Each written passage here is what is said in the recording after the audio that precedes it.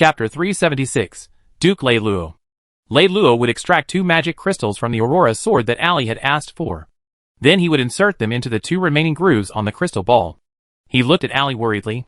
Seeing the worried look in Lei Luo's eyes, Ali said, "I'm fine. Let's speed up." Lei Luo calmed himself down. "Sit tight. We're about to rush out." He controlled the magic conductor to accelerate continuously, straight into the sky. After rushing to the outside of Shida's city, Lei Luo looked at the other 3 people. "Are you okay?" "I'm fine. I'm fine." Arthur and Morton answered with pale faces. They tried their best to inhale and puff up the chest that had been pressed against their backs. Lei Luo looked at Ali, who was beside him. The powerful acceleration made Ali spit out another mouthful of blood from her chest. She fainted again. "It's okay. Her ribs aren't broken. She just fainted."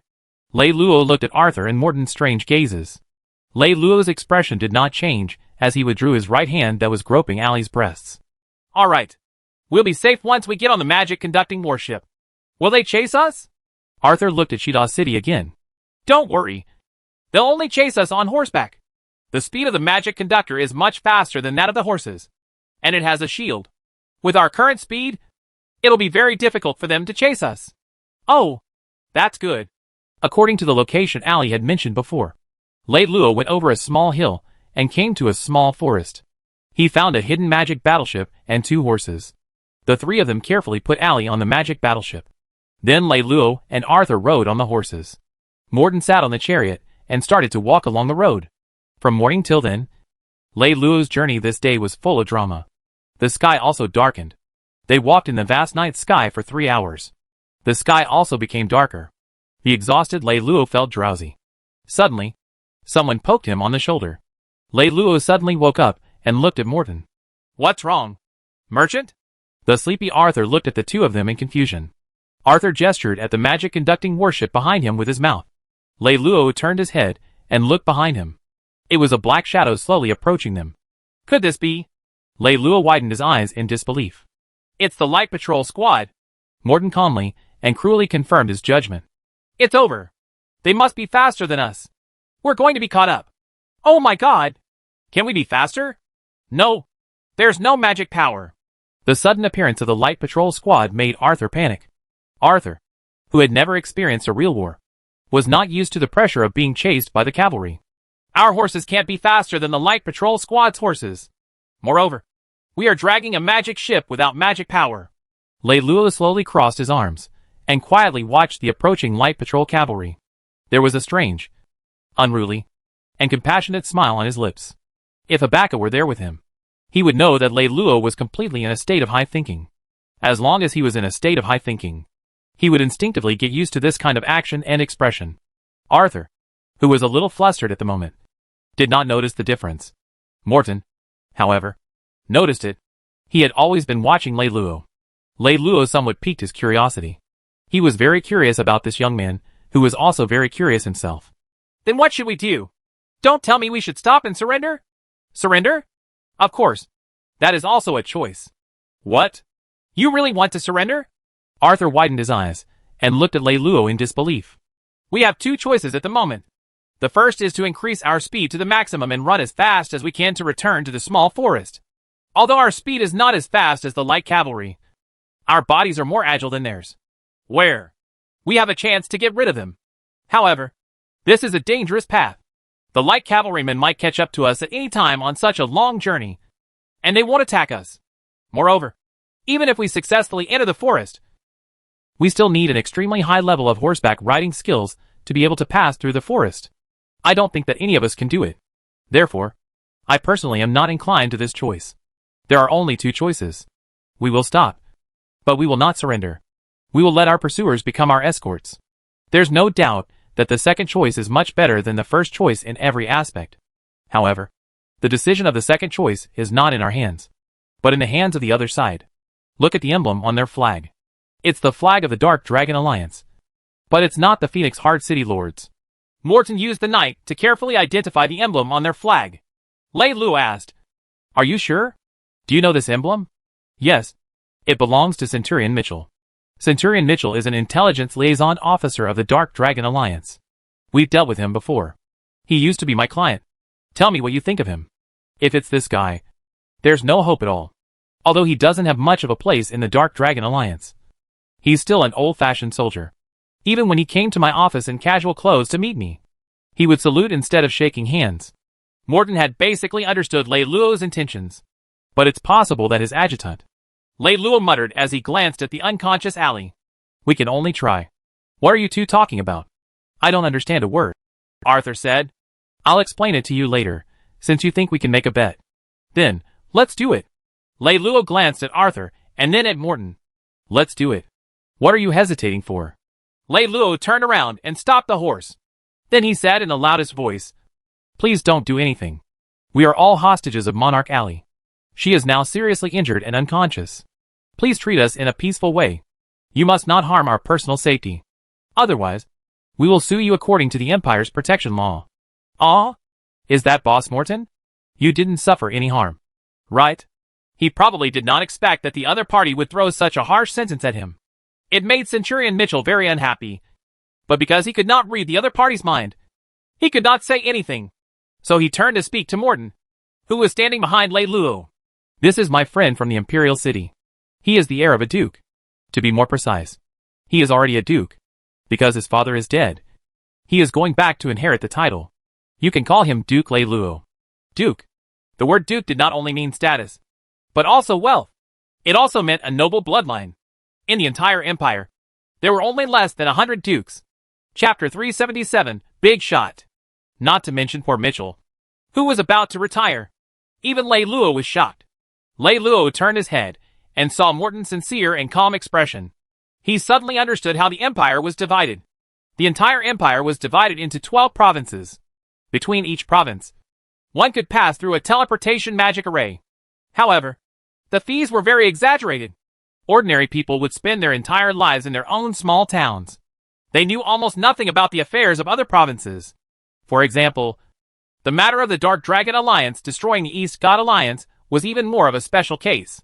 Since that was the case, in a short period of time, it was impossible for Mitchell to have any other way to investigate this matter, since he wanted to say that someone else had betrayed him. Naturally, he had to say how powerful he was. No matter what, Morton used to be the boss of Morton Trading Company. Although his assets were gone, his credit was still there, and it was obvious that Morton's words quickly played out as expected. Lei Luo, Duke, regarding your unhappy encounter with us, I represent. In the legends, a person who had the title of Duke was highly privileged. This title would allow him the chance to speak at the Empire's assembly.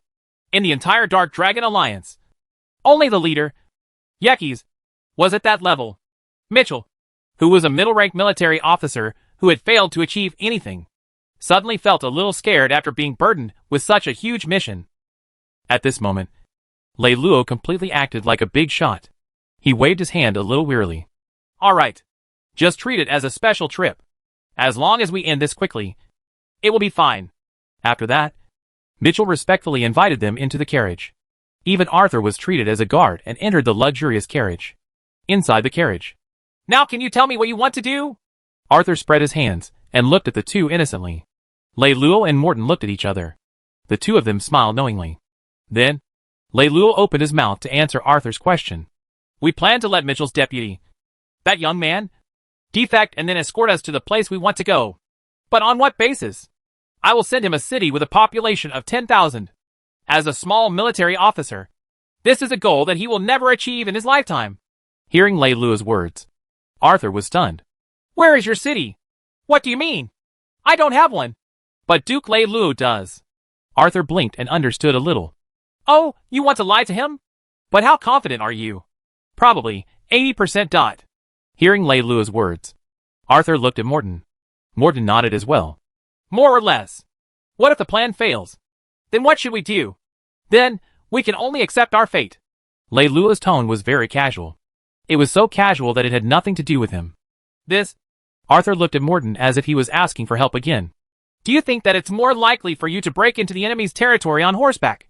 Or is our plan more likely to succeed? 5 minutes later, Lei Luo and the others took a simple rest and were invited into their tent. After a few simple greetings, Lei Luo and the other two were welcomed into the tent in a highly polite manner. Everyone planned to set up camp and rest. However, Despite being small, the camp looked very good. From this, it could be seen that the Dark Dragon Alliance was proud of themselves. They liked to show off their noble demeanor everywhere. This was not just a legend. The prosperity of the second province is well known. It is said that there is everything there. Almost all the good things in the entire empire are there. I wonder why Duke Leiluo would think of coming to our third province for a trip. Only Mitchell, Leiluo, Morton, and his adjutant were in the tent. It seemed that Mitchell had really been fooled by Leiluo. Not a single guard was left in the tent. Before coming, Leiluo had been worried that Arthur would lose his cool. But Arthur's performance had exceeded his expectations when he acted like a big shot and did not say a word. He stood behind Leiluo as a guard and stood straight with an extremely cold expression. It was as if he had been a guard for a long time and didn't care about anyone. Morton and I are good friends. When I heard that his business had failed, I specially came over to see him. I didn't expect to encounter such a thing. Morton, what was that woman's name? Leiluo turned his face slightly and looked at Morton. Allie. It is said that she is the daughter of the former East God Alliance. She is related to the royal family, so she has the title of princess. Oh, I see. She is a member of the royal family. She is indeed very good-looking. Leiluo had specifically asked Habakkuk back then about what he needed to do to become a big shot. Habakkuk then replied, First, you have to speak slowly. Leiluo had asked Habakkuk what he meant. He wanted to know what exactly he had to do. He felt like it was an uncomfortable ordeal. Habakkuk had thought for a moment and replied to him. Just imagine that you are eating air. If you eat fast, you will choke to death. And now, Leiluo spoke as if he was eating air. It was as if he would choke to death if he spoke any faster. His appearance had actually shocked Mitchell and his adjutant. The two of them widened their eyes. They did not dare to turn their eyes as they stared at him. And just as he was about to say that, Leiluo's voice suddenly stopped. And at this moment, Morton also followed up at the right time. Mitchell, why did you capture Allie? Was it the order of the city lord? Feng Xian's subordinates almost killed all of us. The city lord was too bold and offended all of you. On behalf of the Dark Dragon Alliance, I would like to express my deepest apologies to all of you. We are not here to capture Princess Allie. Instead, we are here to protect her. What is going on? Leiluo and Morton looked at each other. Huh? That's a long story. Back then, Lord Feng Xian and Lord James were married through a political marriage. But James had already had someone in his heart. And that person was Princess Allie. Princess Allie and James are in love. But the son of the king of the Northern Territory, Ulysses, has always had a soft spot for Princess Allie. The leader of the East God Alliance also has the same idea. In addition, Feng Xian just happened to choose James. So the East God Alliance kept James in the dark and separated the two of them with great righteousness. Chapter 378, Inciting a Rebellion. Later, the East God Alliance and the Dark Dragon Alliance fought. And Princess Allie was injured. James abandoned Feng Xian and rushed to the battlefield. Later, the East God Alliance was destroyed. And James died in battle. City Lord Feng Xian was so angry that she joined the Dark Dragon Alliance. However, she hated Princess Allie, who had taken her husband away. This time, she received news that Princess Allie had snuck into Shida City alone. So she ordered that Princess Allie be captured alive. Although we don't want to be involved in this woman's war, the Dark Dragon Alliance has a deep relationship with the King of the Northern Territory. In the Empire, the King of the Northern Territory takes care of Princess Allie. We absolutely can't let Princess Allie, who Prince Julius loves, get hurt in our negatives. However, when we received the news, it was already too late. When we rushed over, we received news that Princess Allie had escaped from Shida City. So we searched all the way here. Thank God that nothing major happened. After all this time, so that's what happened. Leiluo felt as if a huge weight was lifted off his heart. Then what do you plan to do with Allie now? As far as we know, although Prince Ulysses fell in love with Princess Allie at first sight, Princess Allie only has the deceased Sir James in her heart. So she has never agreed to this marriage. In addition, after the destruction of the Eastern God, Princess Allie's whereabouts became even more uncertain. Later, the people around Prince Ulysses spread the word that Prince Ulysses would heavily thank them for helping him send Allie to his city, and that the people of Ulysses were still alive in the alliance.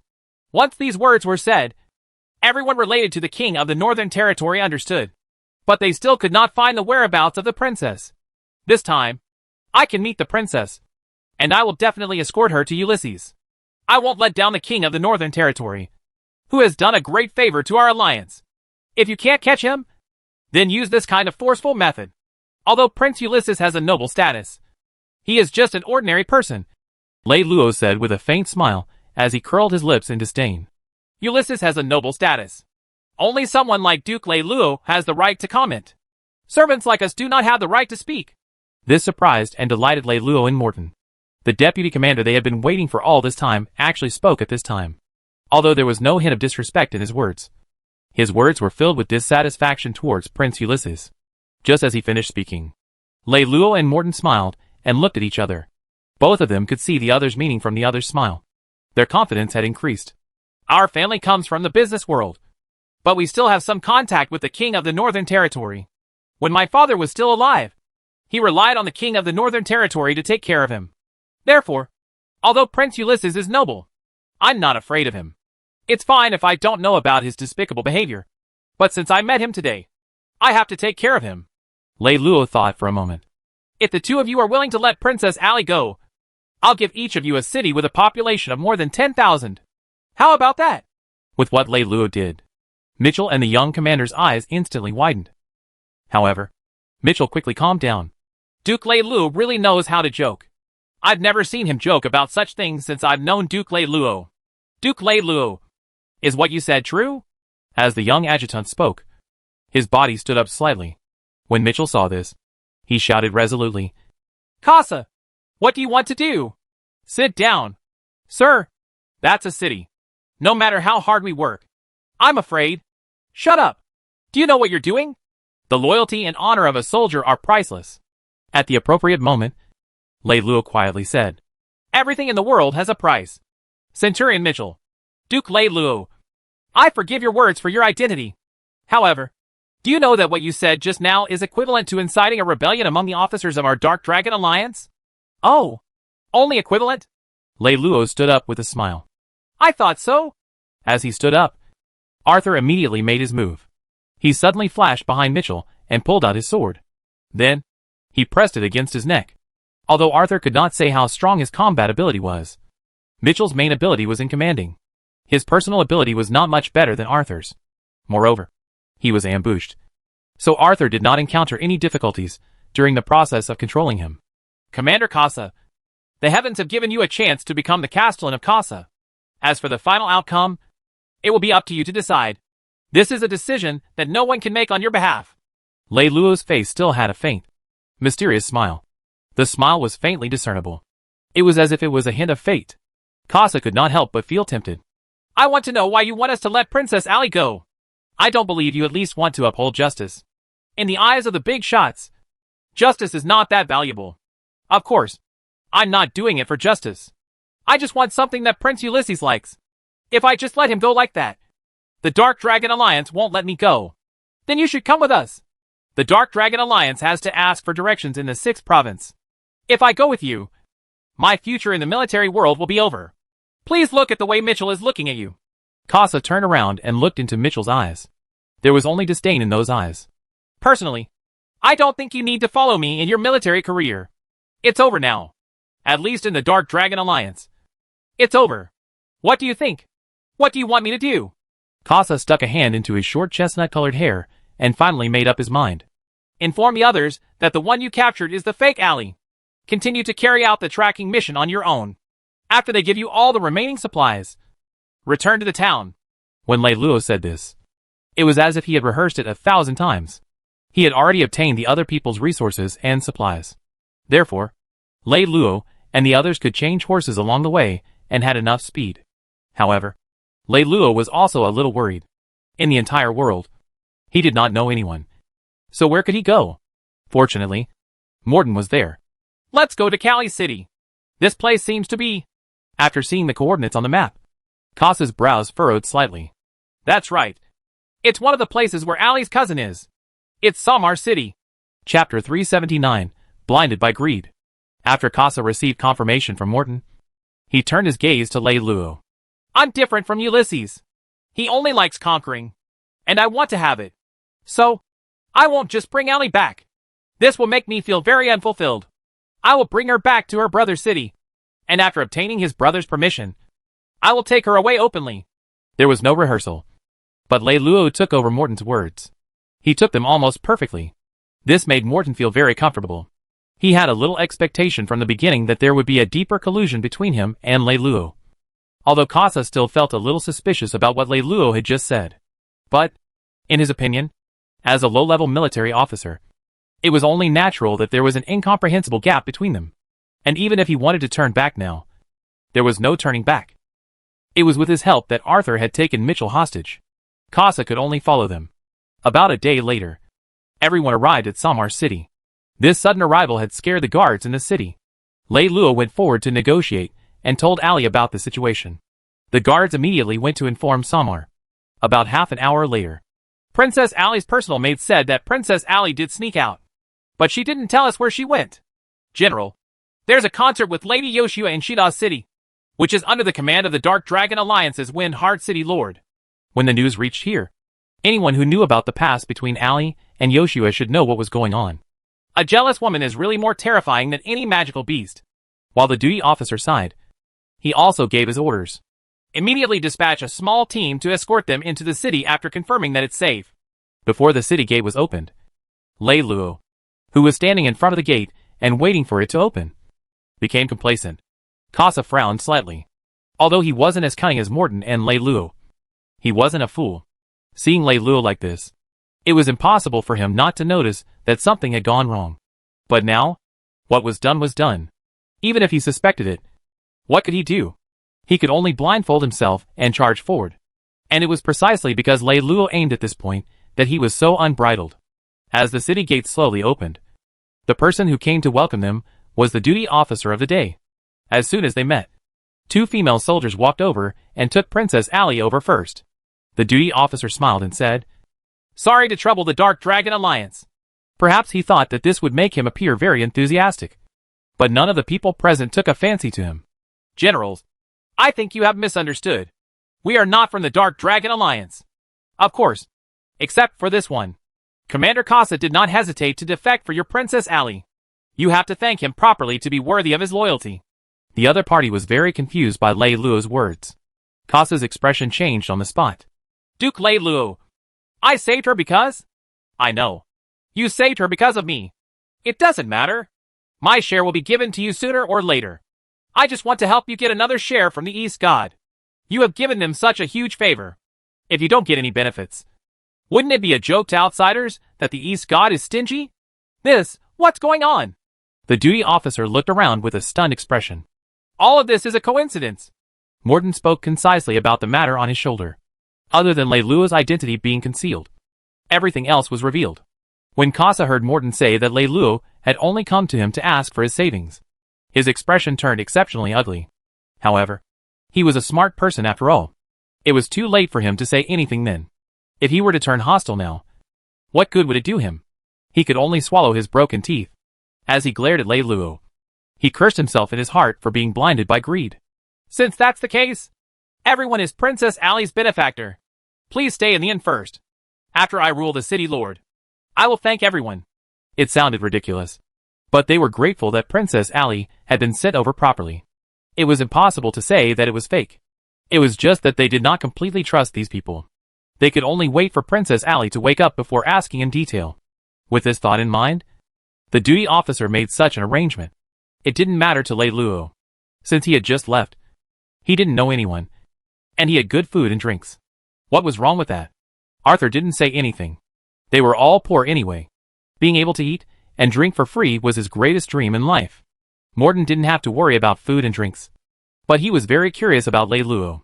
Therefore, everyone was very satisfied with the arrangement of the duty officer. Only Casa was very angry. He took such a big risk and took such a big responsibility of betraying the alliance. He was counting on the promise of Lei Luo's city. Who would want the gratitude of a broken city lord? Although there was fire in his stomach, he could not say it. He could only force it in his stomach. No matter how down and out he was, this was still his territory. Besides, he had done such a thing, and there was no place for him anywhere else. No matter how unwilling he was, he thought that he could only rely on these people for the rest of his life.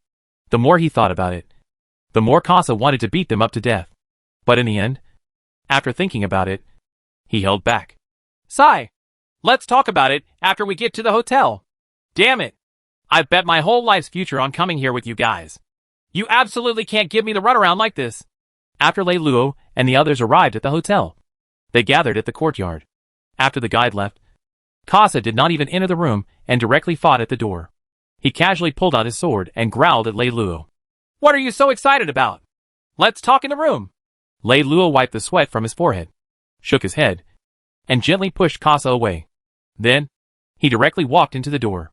As soon as he entered the room, Lei Luo threw his coat to the side. Casa, who was holding a sword, did not take it seriously. Morton also walked in with a smile on his face. When he saw Arthur, who looked a little nervous, he sped up a few steps, trying to stop Cassar.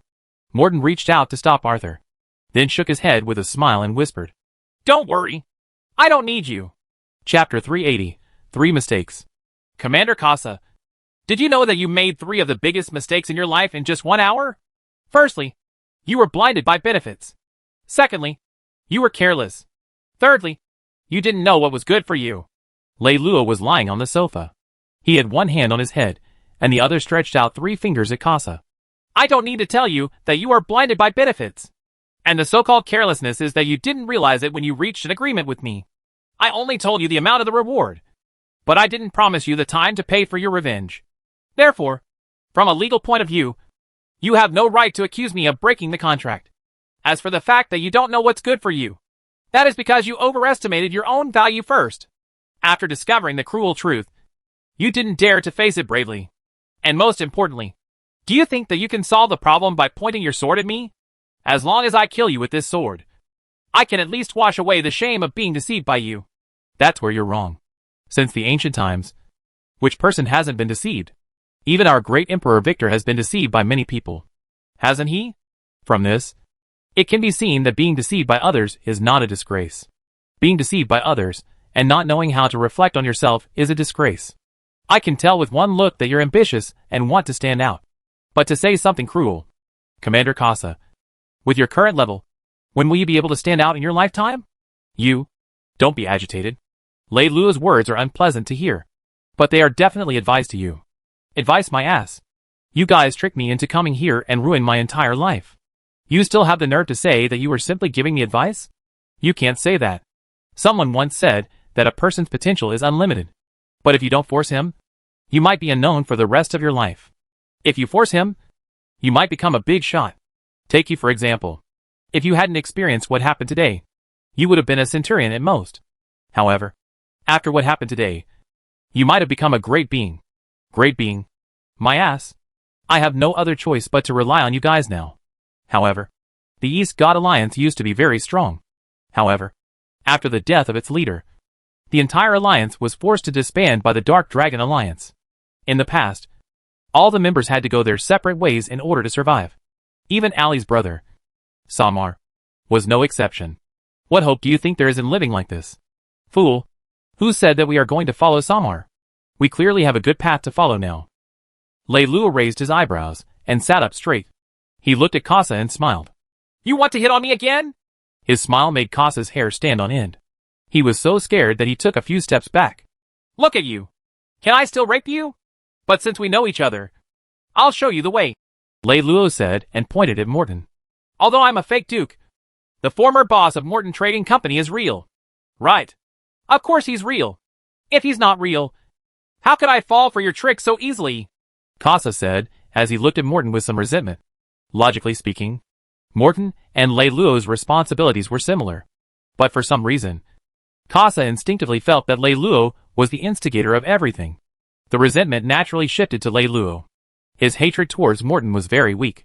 Look, all of your equipment, supplies, and horses are currently worth around 20,000 to 30,000 gold coins.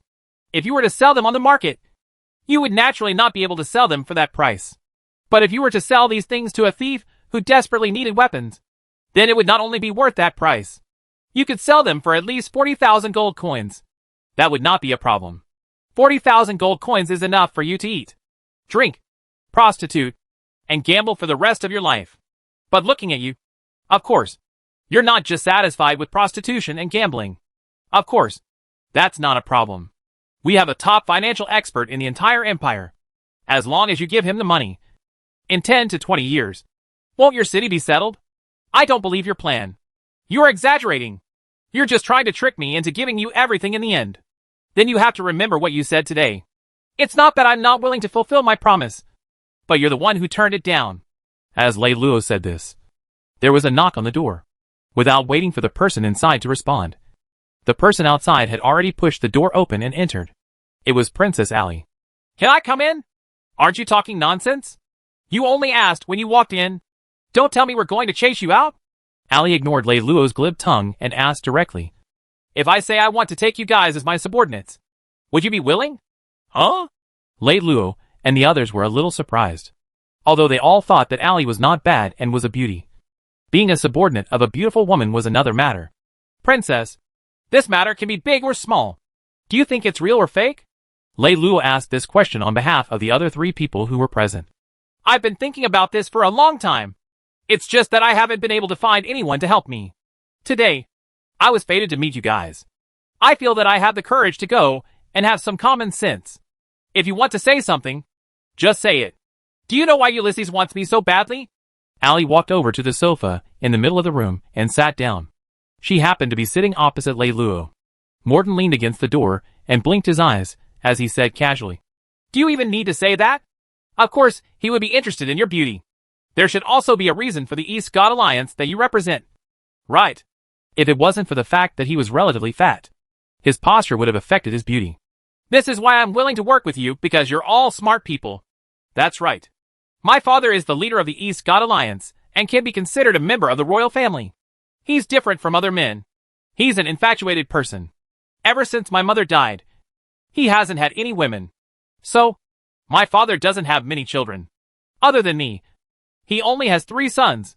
I originally thought that this would make it easier for our family to compete for the inheritance compared to other families. Chapter 381. The Law of Succession in the Empire. I want to make a point here. About 300 years ago, a certain nobleman pushed a bill like this in the Senate. This bill was called the Law of Succession in the Empire. This law was different from what the feudal lords were used to. All the noblemen had no right to appoint an heir, whether it was a duke or an earl. All their descendants had the same right to inherit. Fighting for the right to inherit was protected by the Empire Senate. In a fight for the throne, it could even break the Empire's law. All wars were reasonable. So, unless one of the sons was publicly recognized as exceptionally outstanding, all heirs were qualified to fight for the throne. The original purpose of introducing this bill was to restrict the alliance group formed by the dukes and nobles, to prevent them from being too arrogant. They had to work together. However, this bill was introduced less than 50 years ago. The originator of this bill, the noble, was killed by his own son in his home. The war between the sons would never end. This was the symbol. The inheritance method of the entire empire was decided by the elders, and the strong were respected. From a certain point of view, this further increased the turmoil of the empire. At the same time, it also increased the competitiveness of the human race. From the final results, I think everyone knows that my 3 brothers are on their own, attacking each other. They all want to get the position of the leader of the East God Alliance. During the process of the 3 of them fighting each other, James has been preparing for war, but he did not join any side. He did this because he had long noticed the ambition of Doomsday. 10 years later, when the East God Alliance fell apart due to the conflict between my 3 brothers and became weaker and weaker, Doomsday took the opportunity to invade across the provinces. Even though James fought hard, it was useless. In the end, all 3 of my brothers died in battle, and I was the only one left in my father's bloodline. And as a warrior, I had no way to inherit the great cause. Everyone in the East God Alliance saw that there was no hope, so they scattered and left. However, I still have an attachment to East God. Ulysses took a fancy to this point, so he used the name of loving my beauty. In fact, he wanted to subdue me to indirectly rope in the remaining forces of the East God for his use. And you can't accept Prince Ulysses because you like the dead James. Right. Ali looked at Lei Luo, who was speaking, and slowly shook her head. Of course there's a reason, but I'm not that stingy. If we can revive the East God Alliance, then I won't hesitate to sacrifice myself. But if the East God is able to be reborn in this way, do you think that our members will receive the glory and respect they deserve? In the end, aren't we just cannon fodder, living on the other people's faces? Therefore, if East God is to rise again, He must stand on his own feet. What is lost on the battlefield can only be recovered on the battlefield. Isn't that the case? I really want to know how much capital you have. As a businessman, he knew how important money was. Therefore, out of his professional instinct, Morton's first question was this. When my father was still alive, he had already obtained the title of Earl for me in the Empire. However, because of my woman, my father didn't want me to be too tired, so he only helped me by the identity of an Earl. However, there was no land to be granted, so I was only an empty Earl. Other than that, I had nothing. In other words, you have no capital at all? Lei Luo's eyes widened. That's not the case. The title of Earl is worth about 300,000 gold coins in the Empire. You can sell your identity as an Earl as well. In the end, you have no choice but to sell your title. It's nothing new in the Empire. Although a second-hand noble doesn't sound like an official title, you can sell it for about 100,000 gold coins. That's not a problem. It's also a large sum of money. After Lei Luo finished speaking, Morton immediately corrected his mistake. If it's 100,000 gold coins, then the situation will be completely different. When Lei Luo heard this, he immediately looked at Ali with a lot of respect. However, his eyes became lazy and unruly again. The reason was very simple. It was because Ali had completely cut off their path. You don't have to think about that. The title of Earl is the only inheritance my father left me. Not to mention that even when my cousin was poor, he once wanted me to sell the title of Earl to help him. I kept saying that I would rather sell myself to Ulysses than sell the title. So he gave up. You don't have the strength at all. With such a big hat. Don't you feel bad? As Lei Luo said this, he immediately thought of something. Oh right. Doesn't she still have the title of a princess? How much is this worth? It's not cheap. This is even more expensive than a count. It costs 10 million gold coins. Because this is an honorary title. There are only 99 in the entire empire. Although this title is expensive when you buy it, it's not worth a cent when you get it. This is because an honorary title cannot be sold.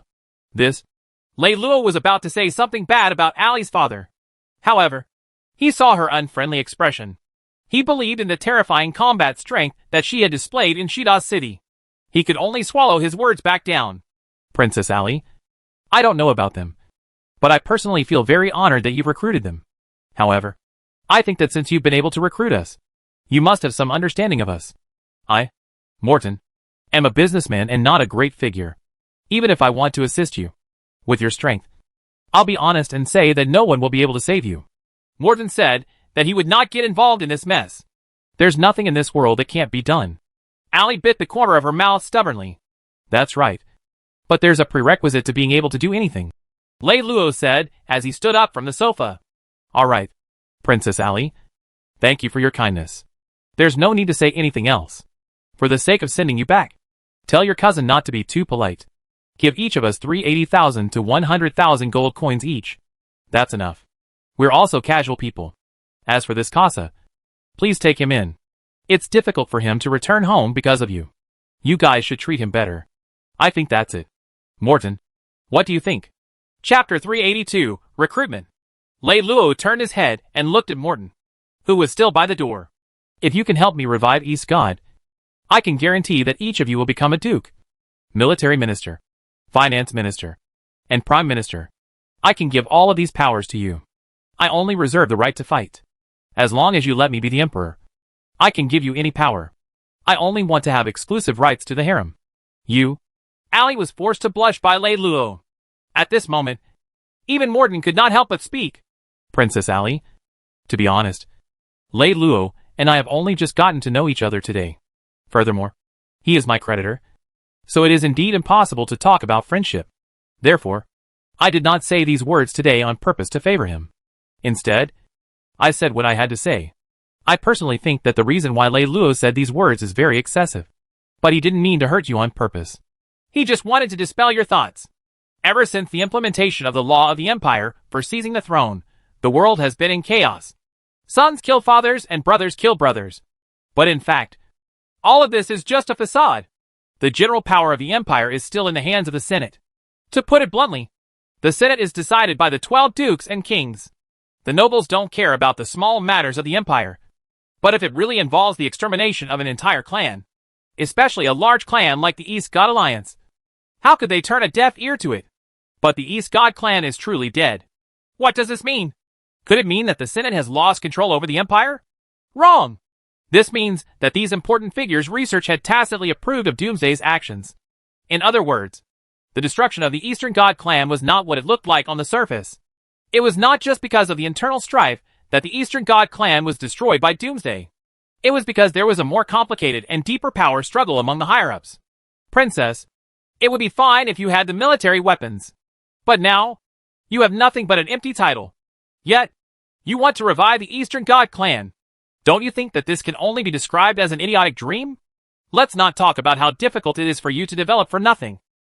Let's talk about the Doomsday Dusk that the East God enmity hates. Let's talk about those who have decided to abandon the upper echelons of the East God Alliance. Between the two of them, which one of them are you strong enough to fight against? Is it possible that they will sit by and watch you grow? Princess, the path that you choose is one that is extremely close to death. Since that is the case, why don't you sell your title and become a blissful ordinary person? I understand what you're saying. I only hear one sentence. Which one of you is willing to follow me? This time, Allie made it clear. To put it bluntly, the reason she came here this time was only because of Lei Luo and Morton. It was best if both of them could be used by her. If not, then at least one of them had to stay. I'm sorry, Morton. I'm afraid I'll have to waste Princess Allie's good intentions. Morton saw that it would be difficult to convince Allie, though he had already said so much. He shook his head in disappointment. What about you? Allie's gaze finally landed on Lei Luo's eyes. There are many things in this world that are foolish. There are also many things that are unreasonable. For example, when a moth flies closely to a flame. But my Princess Allie, even if I want to be foolish, you have to give me something that is enough to make me foolish. Right? But what can you give me? As long as you can help me build a main army. No matter who it is, I can marry him. Princess Allie's words almost came out of her mouth. And from her expression, it did not seem like she had thought of it at the last minute. She must have already thought of it on their way there. According to the Empire's popular organization, the current organization of a main army of an army level was about 5,000 heavy armored knights, 10,000 light cavalry, 30,000 infantrymen, 20,000 archers, and 1,000 mages, as well as various logistics troops. When Princess Allie mentioned this condition, it gave the people in the room a shock. Morton and Lei Luo looked at each other almost at the same time. They were both shocked and puzzled. Both of them were stunned for a while. Lei Luo tried to probe again. It's easier said than done to build a Legion-level main force. I don't even know how long it will take to succeed. I'm asking for an advance payment now. Allie gritted her teeth and stood up abruptly, saying coldly, I've already booked a room at the side. Come with me. At this moment, Lei Luo's emotions were very complicated. I'm just testing you. Don't take it seriously. Sit down first. If you have something to say, we can talk about it slowly. What I don't understand is why do you value the two of us so much? To the extent that you're willing to lose your innocence because of this? Hearing Lei Luo ask her to sit down, Allie closed her eyes. She let out a long breath. Her entire nervous body relaxed a lot. The moment she sat down, tears welled up in the corners of her eyes. However, in order to not let others look down on her, she forcefully restrained herself. She spoke as usual. I'll be honest. Before I went to Shida City to look for Yoshua this time, I had already decided that after settling my grudges with Yoshua, I would leave my cousin. I want to restore the glory that my father left behind on my own. Even if I was beaten to death from the start, I would still be willing. At least when I see my father after death, I would not embarrass him. It seems that you still have self-awareness. If you really did that, then you would really have been beaten to death from the start. Lei Luo said, deep in his heart. However, he had already begun to secretly admire Allie's determination and loyalty. At the same time, he felt sympathy for her current situation. However, his sharp tongue had become his most prominent instinct, and he could not get rid of it at all. I don't need you to say it. I also know that this is courting death. However, so what if I don't die? Is there any pleasure in living in this world as someone else's plaything? I don't understand. What's the difference between Ulysses having sex with you and me having sex with you? Don't tell me that I'm more handsome than him. Are you more willing to have sex with me? Even if I have sex with you, if I'm unhappy, I can chop you up at any time. Can I do this to Ulysses? Allie's patience had finally reached its limit. She finally could not help but yell at Lei Luo. Lei Luo, don't say such unkind words. Your mouth won't rot. Morton could not help but act like he was trying to advise her. Lei Luo looked at Morton with disdain and closed his mouth, not saying another word. Allie was interrupted by Lei Luo, and forgot what she wanted to say. So she asked Morton, "Where was I?" Chapter 383, Courting Death. "You just said that you're courting death." "Yes, I know that I'm courting death." At this point, Allie couldn't help but pause. She felt a little awkward, but she couldn't figure out what was so awkward, so she could only continue. "However, this time, by chance, I met the two of you. I feel that this is my opportunity." There's no need to mention Morton. No matter what, he used to be the boss of a large trading firm. Although he used to be a businessman, as long as he sincerely helps me and goes through a few years of experience, he will definitely become my right-hand man. As for you, Allie looked at Lei Luo. According to what I said earlier, if the entire plan was designed by you, and you were able to get along with this kind of attention, and complete it in such a short period of time under such a tense environment, I don't know how talented you are. But based on this point alone, I know that you are not an ordinary person. Moreover, even Morton was willing to play a cooperative role in the plan. This further proves that you are a capable person. Allie added, "It's just that your mouth is really too cheap." When Lei Luo heard Allie's words, he laughed lightly. "There's nothing I can do. I've spent all my time with my teacher. Ever since I was a young boy, he always uses all sorts of theories to pressure me. If I don't memorize them, it would be more difficult for me.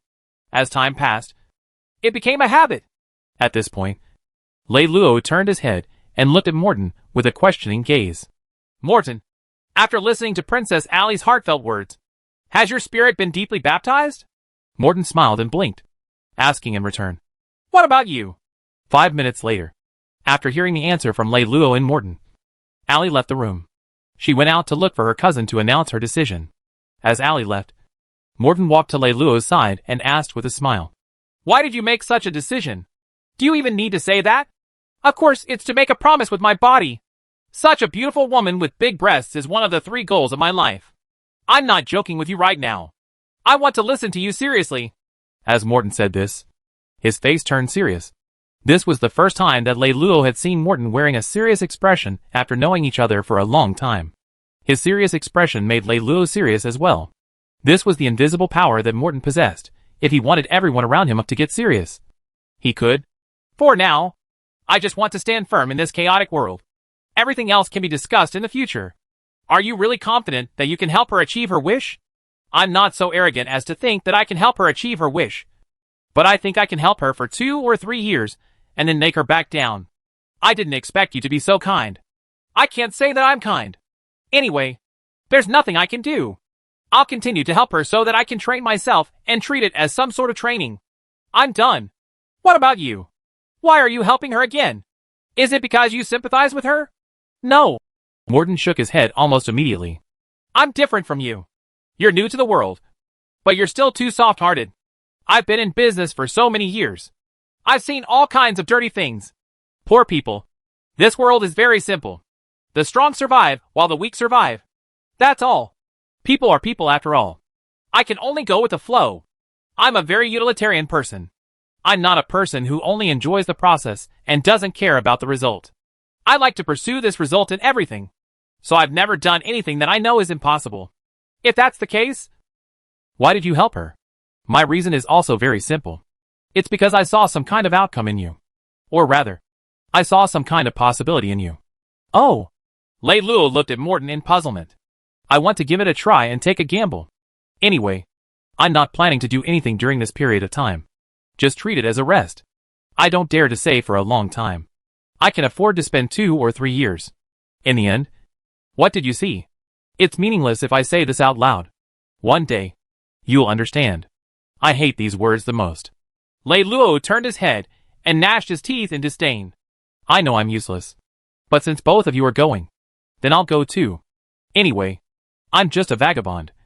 And I'm not doing well. I might as well go with you guys. Maybe I can make a name for myself." It was Arthur who spoke. His innocence could be seen from the way he spoke.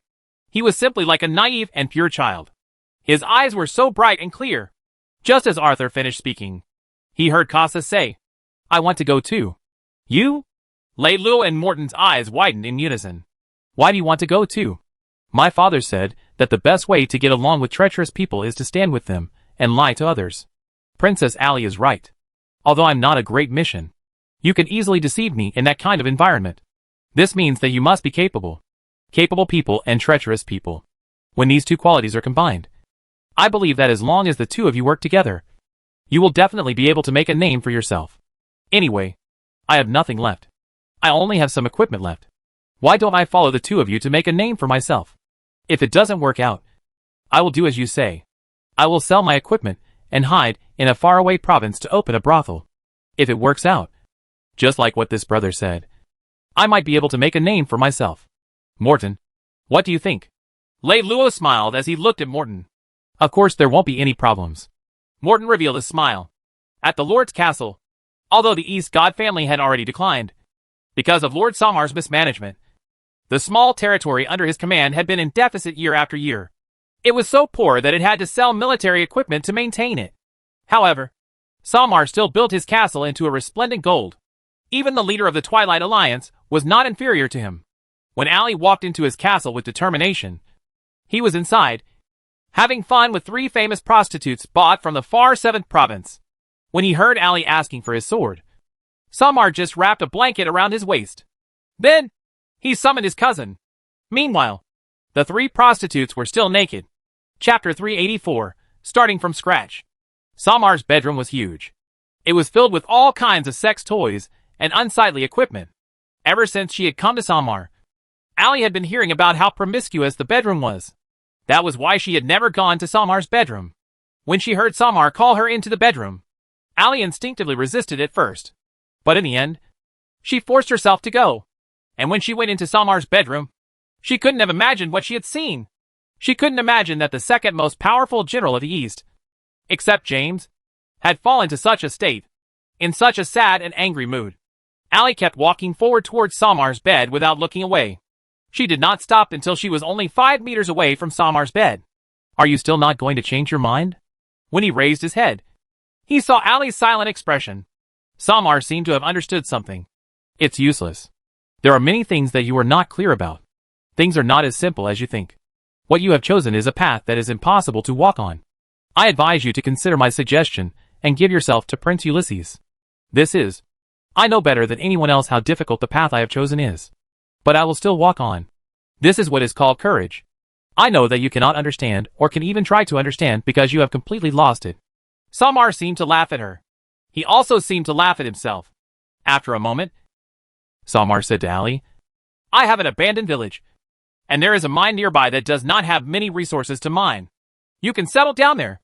I will give you 20 horses, some food, 8 carriages, 2 sets of armor, 5 swords, and 3,000 gold coins. You can go. That's all I can give you. Thank you for your generosity. After hearing Samar's offer, Ali stood there in a daze for a while. But in the end, she bit her lip and did not let herself explode. Instead, she coldly said these words and turned around to leave. What? 20 horses? 5 baskets of food, 8 carriages, 2 sets of refined armor, 5 swords, and 3,000 gold coins? My God, isn't your cousin 2F** King generous? When Ali brought these back from Samar's place, Lei Luo almost jumped up on the spot. He covered his face with both hands and shook his head in disbelief.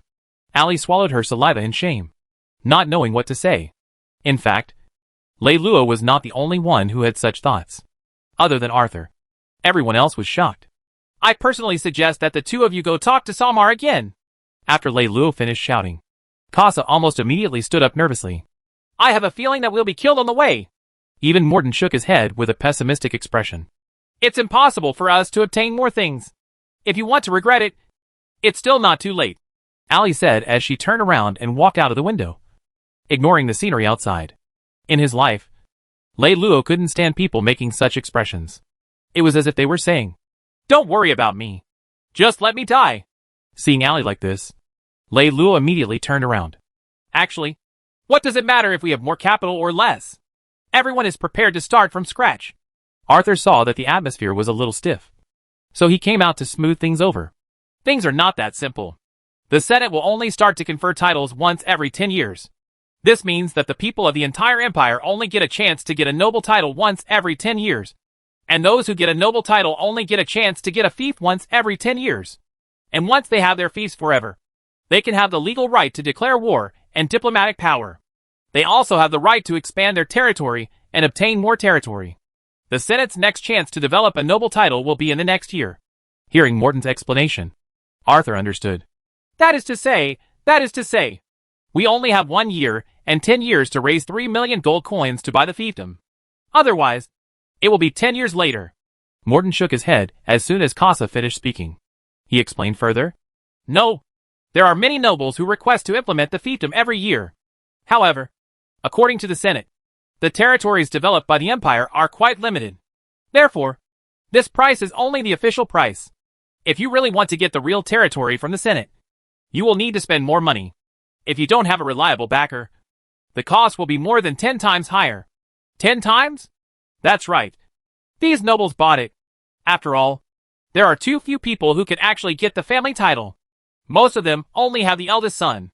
In other words, we have to use our current trash to earn more than 3 million gold coins in a year's time? What kind of joke is this? It's impossible for us to have so little wealth now.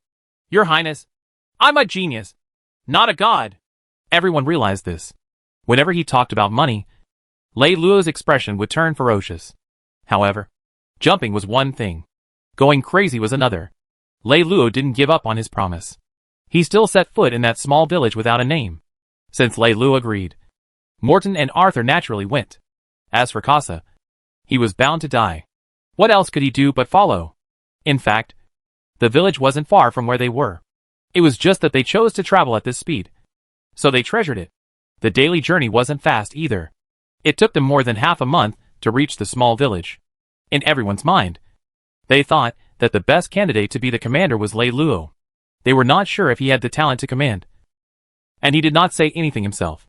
However, everyone still relied on their instincts and thought that he was the best commander. However, once Lei Luo got on the carriage, he and Morton stayed in the carriage and didn't come out at all. Arthur and Allie were both warriors, and commanding the carriage wasn't something they were good at. Thus, Commander Casa had to be the commander. At first, everyone thought that Lei Luo was just angry and would come out in a few days. But no one expected that Lei Luo would stay in the carriage for a whole month. And what was even more incredible was that Morton stayed in the carriage with him for a month. It had gotten really weird. Even Allie found it all strange. One day, Allie sneaked to the carriage and peeked into what they were doing, and she didn't expect what she had seen. Chapter 385, Bad Guy. Do you think this will work? Morton was a little excited. But at the same time, he scratched his head. Let me ask you, do you think it won't work there? Lei Luo asked back. Actually, you've noticed all the details, and it will work. It's just that no one has ever done something like this before. To think that you used to run a business. Don't you know that no one has ever done such a thing before? Which is the biggest profit? That's true. But the essence of this matter is to swindle the Senate. Morton raised his head and looked at Lei Luo. A pair of small eyes flashed with excitement. The two big hands kept rubbing against each other. Looking at his expression and actions, it was more like encouragement rather than dissuasion. He was obviously eager to give it a try. Seeing Morton's expression, Lei Luo smiled and said, Isn't this poverty? Evil is evil. After 2 months, a convoy arrived at the abandoned village. Almost none of the buildings here were intact. Every house needed large-scale renovation. Moreover, there was not even a single villager. It had become the world of all kinds of plants and animals. These weeds with tenacious vitality grew everywhere. How could such a miserable situation be described as simple poverty? This was simply a pile of ruins. No, that was not right. It was even worse than a pile of ruins. After some calculations, Morton came up with the data. If they wanted to renovate all the houses here and make them usable, they would need a total of 50,000 gold coins. This was not something they could afford at the moment. Lei Luo scolded them indignantly. It's better to rebuild it. It's much cheaper to rebuild it. Morton reminded him. Allie is only a nobleman, not a noble lord. So there's no way to apply for help from the Senate. What should we do? Seeing her miserable state, even Allie, who thought that she had prepared for the worst, could not help but frown. She shook her head and sighed. I personally think that we should give this village a name. I feel annoyed just looking at this stupid place. Why don't we call him Bad Guy? Yes, let's call him that. These were the suggestions that Allie's two most trusted aides gave her. After saying these 3 sentences, Lei Luo said to Allie, Morton and I still have some matters to attend to. We'll probably be leaving for a period of time. Morton turned around and patted Casa on the shoulder. He said earnestly, after the two of us leave, this place will all depend on you. This is your first time managing a territory independently. You have to work hard. Only by managing this territory well can you manage your own territory well in the future. After that, lay Luo and Morton, while Allie was dumbfounded, threw the whole mess of bad guy to the back of their minds. Then, they made a carriage that was arranged and left. The carriage sent Lei Luo and Morton to the nearest official magic teleportation portal, and Lei Luo and Morton lost contact.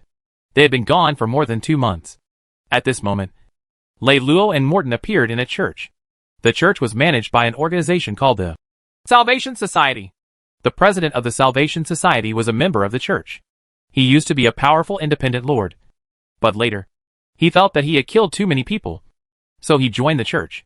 Gradually, people no longer remembered his birth name, but knew that he was called Priest Robert. After Lei Luo and Morton came to the church, they said that they were willing to donate a huge amount of money to the church.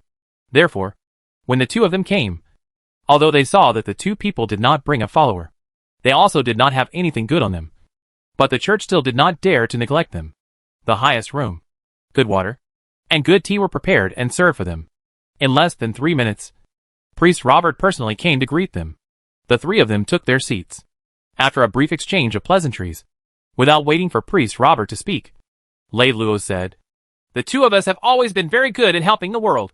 We don't have much money in the world, but we are still willing to contribute a little more for the World-Saving Society." Priest Robert nodded, but there was not much of a smile on his face, because his eyes were also very vicious. When he saw Lei Luo and Morton's appearance, a plan arose in his mind. The two people in front of him probably didn't just come to donate money. "I wonder how much money you two want to donate to the association. Our abilities are meager, so we can only donate a mere 20 million. Don't look down on us, President." Hearing Lei Luo's words, Priest Robert finally revealed a smile. "To an individual, 20 million silver coins is already extremely valuable. If there aren't many people in this world who have such a kind heart. President, you seem to have misunderstood my meaning. What we want to donate is not silver coins, but gold coins." Lei Luo smiled faintly and corrected Priest Robert's mistake. "What? 20 million gold coins?" Priest Robert's face changed color on the spot. His eyes were wide open. This was a considerable amount of money. It was almost equivalent to a duke receiving a year's worth of taxes. With so much money, how much could he do? "I'm afraid that even the World Service Association won't be able to take this money so easily." He was shocked by the figure and lost his composure. He was, after all, someone who had once been a lord, and he knew what it felt like to have such a large amount of money in his hands. When he saw that Lei Luo was still smiling when he said this, he immediately regained his vigilance. "It's not difficult to say, and it's not easy to say either. Everything is just a thought of the president." As Lei Luo said this, he picked up the tea on the table, put it to his mouth, and pursed his lips. He lowered his eyebrows and only looked at the ground. "If you have anything to say, you can speak freely. It's meaningless to deliberately make things mysterious." Priest Robert stopped smiling and sat upright. Morton saw that the atmosphere was almost over, so he immediately smiled and went to the side of Priest Robert and said, "As far as we know, as a church, the World Service Association has 10 free quotas for mercenary missions below F rank every year." "That's right. The Senate gave us this privilege so that we can issue mercenary missions and arrest those bandits who attack our church. This privilege sounds nice, but even the highest F-class thieves only need to pay 30,000 gold coins to issue it. I wonder how this will help you too." Chapter 386, Media Crystal. Robert looked at Lei Luo and Morton in confusion. He had no idea what they were up to. "Let's say a bandit group attacked the church, and you send a bandit character to arrest them. However, a team completed the bandit character according to your requirements. Then, they only need to pass your certification. Can this team automatically get the money from the reserve center of the mercenary guild given by the Senate? Of course, since it is a free F-class quest. Then naturally the reward is also given by the Senate. Even if we calculate it according to the highest F-class reward, it is only 30,000 gold coins. We can only publish it 10 times a year at most. This is nothing to the Senate. Even if I give you all these 10 opportunities, the total will not exceed 600,000 gold coins. Guild leader, you've misunderstood us. Of course, we don't want guild leader to give this opportunity to us." Morton paused for a moment. "Guild leader, Have you ever thought about the possibility of you submitting an F-grade bandit mission? After that, did you think that because you were busy with official business, you set the completion of this bandit mission as an automatic magic authentication? Automatic magic authentication? That's right. For example, as long as you set it to obtain the blood authentication of the bandit, you would be deemed to have succeeded in capturing him. After that, a team, after going through a lot of hardships, finally captured the bandit leader and used him to pass the magic authentication. Guild leader, at this time, will you be able to receive this sum of money on the Mercenary Guild's mission card? Even after hearing this, Priest Robert still didn't quite understand what these two people were trying to say. He didn't say anything and just nodded. After receiving this amount of money, and said that this team should hand over the bandit leader to the guild leader. But unfortunately, the moment they received the money, this cunning bandit leader actually ran away again. So, after going through a lot of hardships, the team caught the leader of the bandits again. Originally, they shouldn't have accepted the money, but the leader of the team was a little greedy, so he passed the certification again. Then, would he be able to get another sum of money from the Empire Assembly? That's impossible. After the mission is completed, the mission will be cancelled. It's impossible for him to have the time to get the certification twice. That might not be the case, as far as I know, because of the complexity of the Senate's affairs. They have divided the departments very meticulously. For example, the announcement of the thief mission belongs to the Mercenary Guild, and the issuance and cancellation of the thief mission is another part. The confirmation of the completion of the thief mission and the submission of the reward is another department. The logic of the thief mission is like this.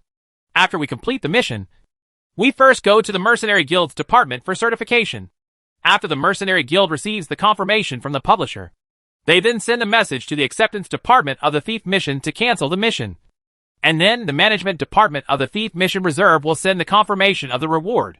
After the acceptance department of the thief mission receives the message, it confirms the cancellation of the mission and then sends a message back to the certification department of the thief mission to cancel the certification. Even with the current speed of the transmission of magic information, a message needs an intermediary to spread to the entire empire. In other words, if the part in the hands of the thief mission is placed between the third province's intermediary and the next one, there will be a delay if the distance between the two is more than a certain distance. Let's also assume that if the part in the hands of the thief mission's intermediary crystal is placed between the third province's intermediary and the receiving department of the thief mission, there will be a delay of more than 10 minutes. This is impossible. The Senate has placed media crystals in every province. The distance between each other is not too far, so it is impossible to create so many delays. Hearing this, Priest Robert immediately shook his head and smiled bitterly. That's true. But what if the media crystal of a certain council of elders happens to be destroyed? Then can this only be sent to the nearest other media crystal? This was what Lei Luo said. But as the instigator, he couldn't help but smile a little smugly. And based on my personal premonition, this intermediary crystal that's about to be destroyed happens to be the closest crystal to this place. Don't you think it's a coincidence? Hearing this, he would be a fool if he didn't understand. Robert shook his head in disbelief. And how many times do you have to complete this mission within these 10 minutes? You can't say that. Although the Senate is rich, they will still be anxious if they lose too much meat. We should just stop where we are. Robert raised his head and looked at the young man in front of him with his brilliant smile. It was difficult for him to describe him as shameless. You know, I can't refuse you. Right. The two people in front of him had already accurately exposed their thoughts. The doubts that Priest Robert had in his heart had disappeared. On the surface, it was time for him to make a decision. But in reality, he knew that the other party already knew his situation. 8 years ago, the Ceylon Mutual Aid Association had just closed down. More than 20 million poor people who relied on the Ceylon Mutual Aid Association had lost their livelihood guarantee. No lord has ever received such a large number of incompetent refugees. And the Senate has never had the habit of helping. Even though I personally feel that they have the obligation to help the weak. In the end, it was the president who took over the Ceylon Mutual Aid Association's list, which made both of us deeply admire him. I believe that in the third province, there should be many people who admire the president as much as we do. But sympathy and admiration, which have no cost, are things that no one will give. As for actually escaping with the money, that's another matter. Although the president has tried his best to do all kinds of publicity, the donations you received are only a drop in the ocean compared to the expenses of the World Service Association. The president once applied for funds from the Elder Council, But it was delayed by all kinds of complicated procedures. Even if the money was stripped away, it would not exceed 1 million gold coins. Now, all the funds of the society can only be supported by the president himself. However, this is not a long-term solution after all, if there are no new assets to be injected into society. In that case, within a year, I think that the Society of Elders will not be as good as the Salon Mutual Aid Society. Chapter 387, Thief Mission. You guys have calculated it very clearly. It seems that you have made sufficient preparations beforehand. Of course. After all, we are taking food from a tiger's mouth. How could we come here unprepared? Is the person you arranged in the medium crystal reliable? An ordinary mage. Even though he works for the mercenary guild, his monthly income is only 30 silver coins. We only need to let him accidentally knock on the medium crystal, and he will be able to earn 10,000 gold coins. In addition, he doesn't have any specialties, but he still has the dream of becoming rich. Before Lei Luo could finish his words, he was interrupted by Priest Robert. Alright, we won't discuss this person. But if the magicians of the Senate sense it, they would rush over as well. What a coincidence. On that day, a part of the teleportation magic circle of the Senate was damaged and could not be used. And one person would receive another 10,000 gold coins. Priest Robert sat quietly. He began to think of any loopholes in this matter. The reason why his reaction was slow was not that he was much dumber than Lei Luo. After all, he was once an independent lord. However, he had never thought of doing such a dirty trick in his life. So it was understandable that his reaction was quite slow. If you want to get so many gold coins, you need to send a carriage to get them. If you want to get so many gold coins, you need a special carriage team to get them. Moreover, it will take time for your carriage team to go to the Mercenary Guild's vault to receive the money. If the Mercenary Guild reacts during this time, what will you do? Once we confirm that the Thief Quest's vault has given this amount of gold coins, we will immediately exchange this money into silver coins through the exchange firm. Then, all the silver coins will be transferred into a designated amethyst card, and then it will mysteriously disappear. Trading firm exchange? Gold coins for silver coins. Just the handling fee alone will lose 2/3. That doesn't matter. We only need to triple the number of times that quest is submitted. How can you ensure that the Mercenary Guild won't be able to find out after your silver coins enter the Chamber of Commerce? Hearing Lei Luo point at him, Morton said confidently, My partner was once the most outstanding boss of the trading firm in the 3rd province. He was once the president of Morton Chamber of Commerce. Speaking of these methods, I know more than the Mercenary Guild. If that mage is caught, then we are registered with the lowest level mercenary group. The highest level of missions we can accept is F grade. The businesses that accept gold coins may leave traces behind. However, the people you mentioned above will disappear without a trace within the Empire, as if they never existed in this world. When Lei Luo said this, he looked at Priest Robert and smiled. Since you were once an outstanding lord, I think you should know that to the masses of civilians, the Senate is simply a tax collection agency. It doesn't have a strong governing mechanism for the common people. Those seemingly strict management systems are only effective for honest people, but it's meaningless for smart people. Okay, one last question. How much money do you want from the Senate and the Mercenary Guild? 90 million gold coins. And we just promised the president 20 million gold coins. We will get the remaining money. Priest Robert picked up the teacup and drank a mouthful of water. When he put down the teacup, he said, Then I'm afraid you can only get 50 million gold coins. Morton immediately raised his head and glared at Priest Robert. Meanwhile, Lei Luo was filled with resentment, but he still smiled and said, President, I'm afraid this is not very fair. Right. There's nothing unfair about it. You can make other evidence and insiders disappear, but you can't make an insider disappear, because he still has to manage the livelihood of thousands of refugees. Even if it's a secret fee, it won't be as much as 40 million. Right. Lei Luo answered with a smile. If it's a secret fee, of course it won't be that much. But if you add in the responsibility fee, then this price can be considered benevolent and righteous. When Priest Robert said this, he also glanced at Lei Luo. Everything you've done seems to be ingenious. But in reality, there can only be one result, and that is to have the Senate Assembly point all the blame at me. In the end, they will definitely think that all of this was instigated by me behind the scenes. Do you think that this responsibility is worth 40 million? Even so, the Senate is only guessing, and there is no direct evidence. They have no way to punish you. Our society needs to ask for money from the Senate every year. According to the rules of the Senate and the Citizens' Congress, each union cannot lose more than 100 million, while we only need 90 million. Therefore, the impact of this matter is limited to the mercenary union. The nobles in the Senate won't even know about this matter. So this matter has no effect on you applying for assistance from the Senate. 50 million is the highest price I have given. I believe that the amount of money you have invested in this matter so far will not exceed 30,000 gold coins. This is 1,000 times the profit. You should be satisfied. After Priest Robert finished speaking, he turned his face away. Lei Luo and Morton looked at each other. They knew that they could not win against this priest. All right. That's it then. We have 2 addresses here. These are the 2 key figures that we promised to pay 10,000 gold coins to. Please give them the money within 3 days. Lei Luo shook his head helplessly. A week later, the Church of Salvation issued an F-class bandit mission. They claimed that their church was attacked by unknown bandits. Because of the help of adventurers, they captured the bandit leader during the battle and obtained his blood. But they claimed that the cunning bandit leader escaped, while the guards were caught off guard. The Salvation Society was extremely indignant about the attack on the church. Hence, they issued this mission. They also changed the method of completing the mission from wiping out the enemy bandit group to capturing the leader of the bandits. As long as the blood and magic authentication were completed, the mission would be considered completed.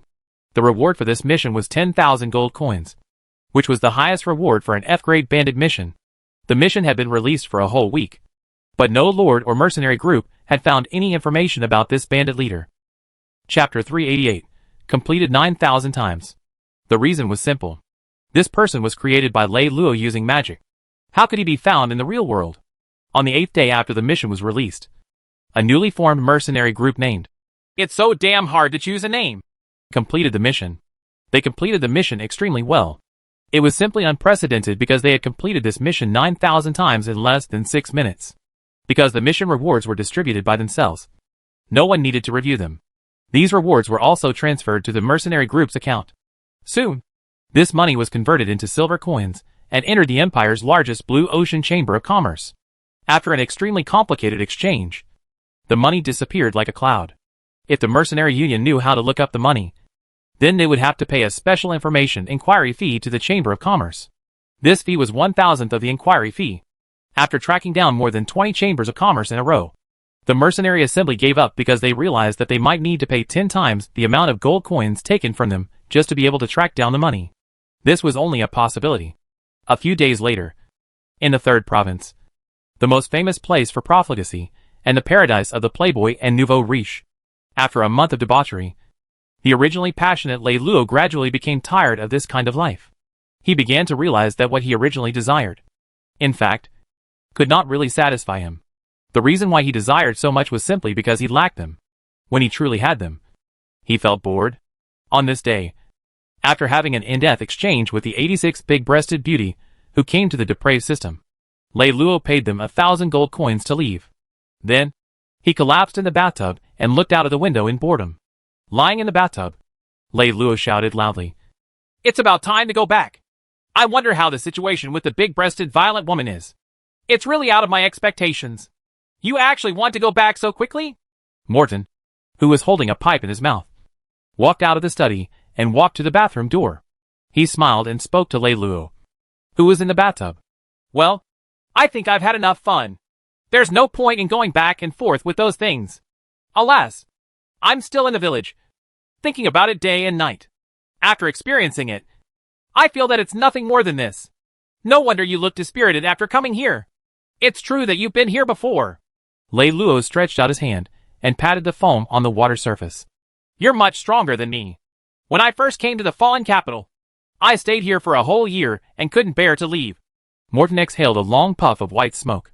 "Well, speaking of which, I've been with you for a few months, but I actually don't know much about you. You've never told me about your past." "Past? You're interested in my past?" "I'm interested in it. Of course.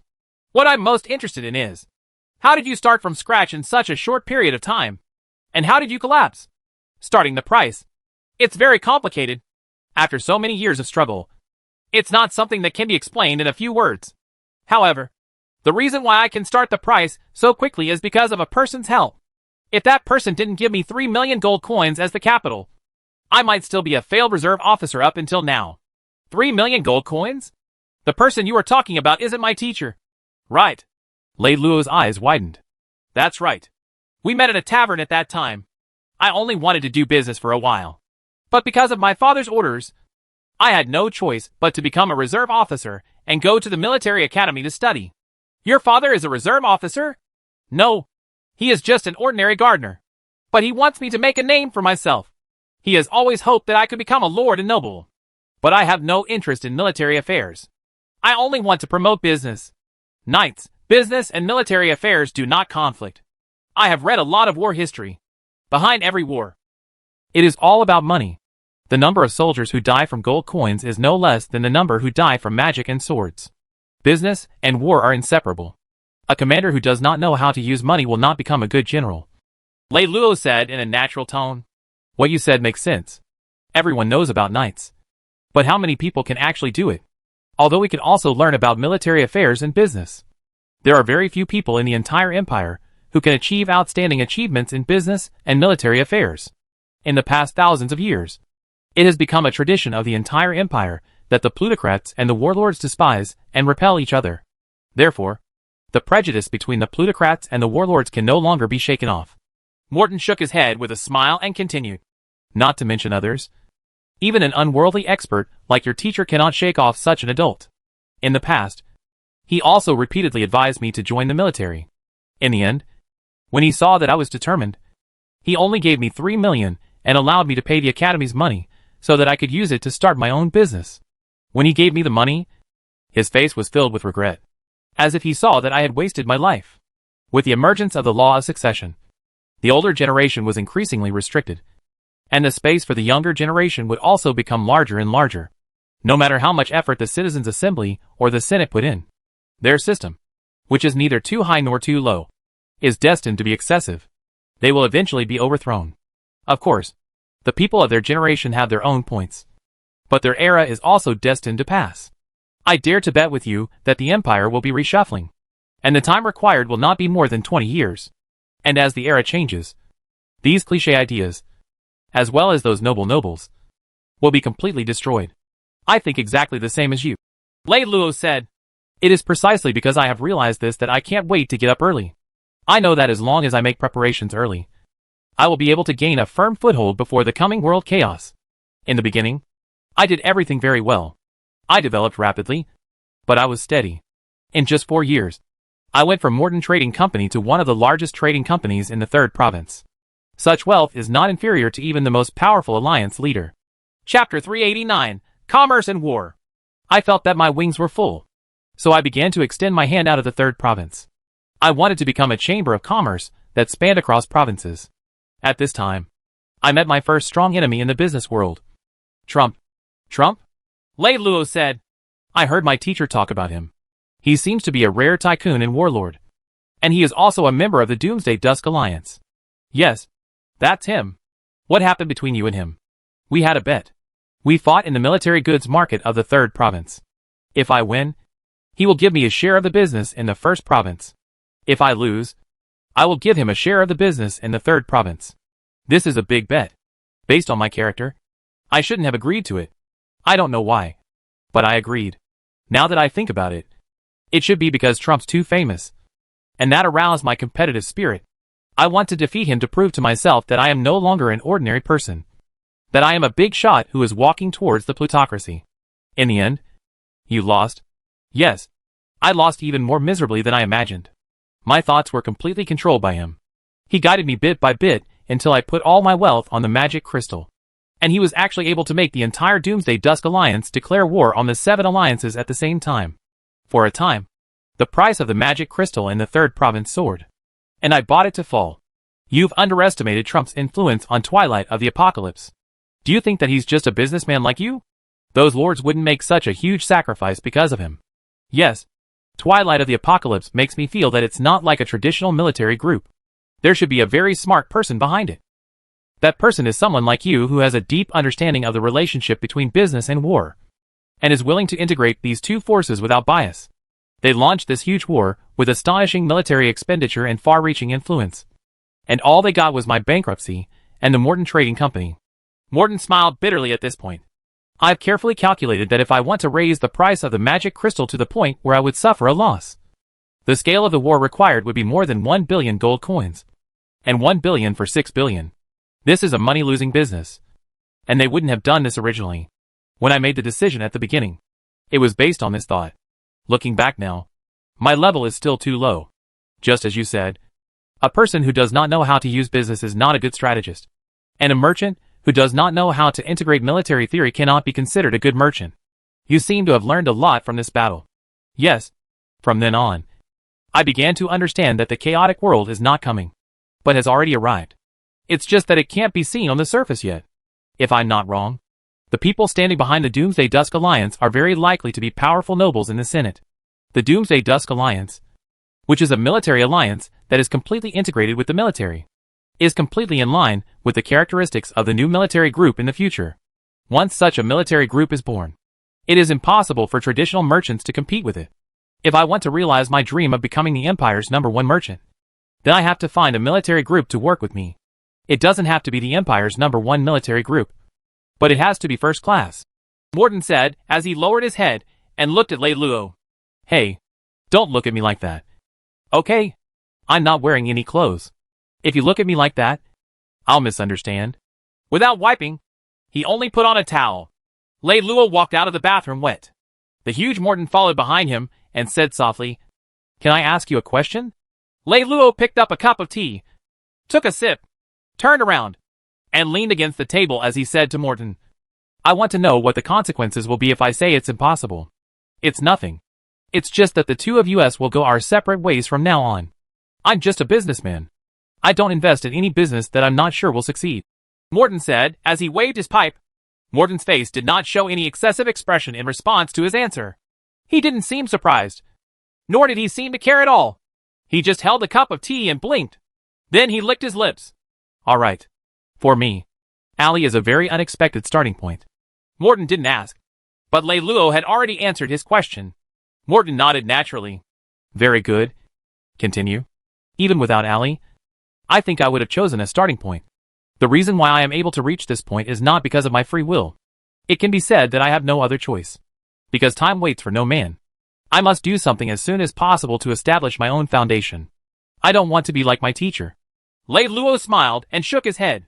"To me, I would rather be a grass-head king than an uncrowned king. It is precisely because you have something similar to your teacher and something different from your teacher that I am so interested in you. From what I see now, I was actually right all along. In that case, do you think you have seen through me?" Lei Luo asked with a smile. "I actually thought of a plan, but I gave up on it after a while." "When?"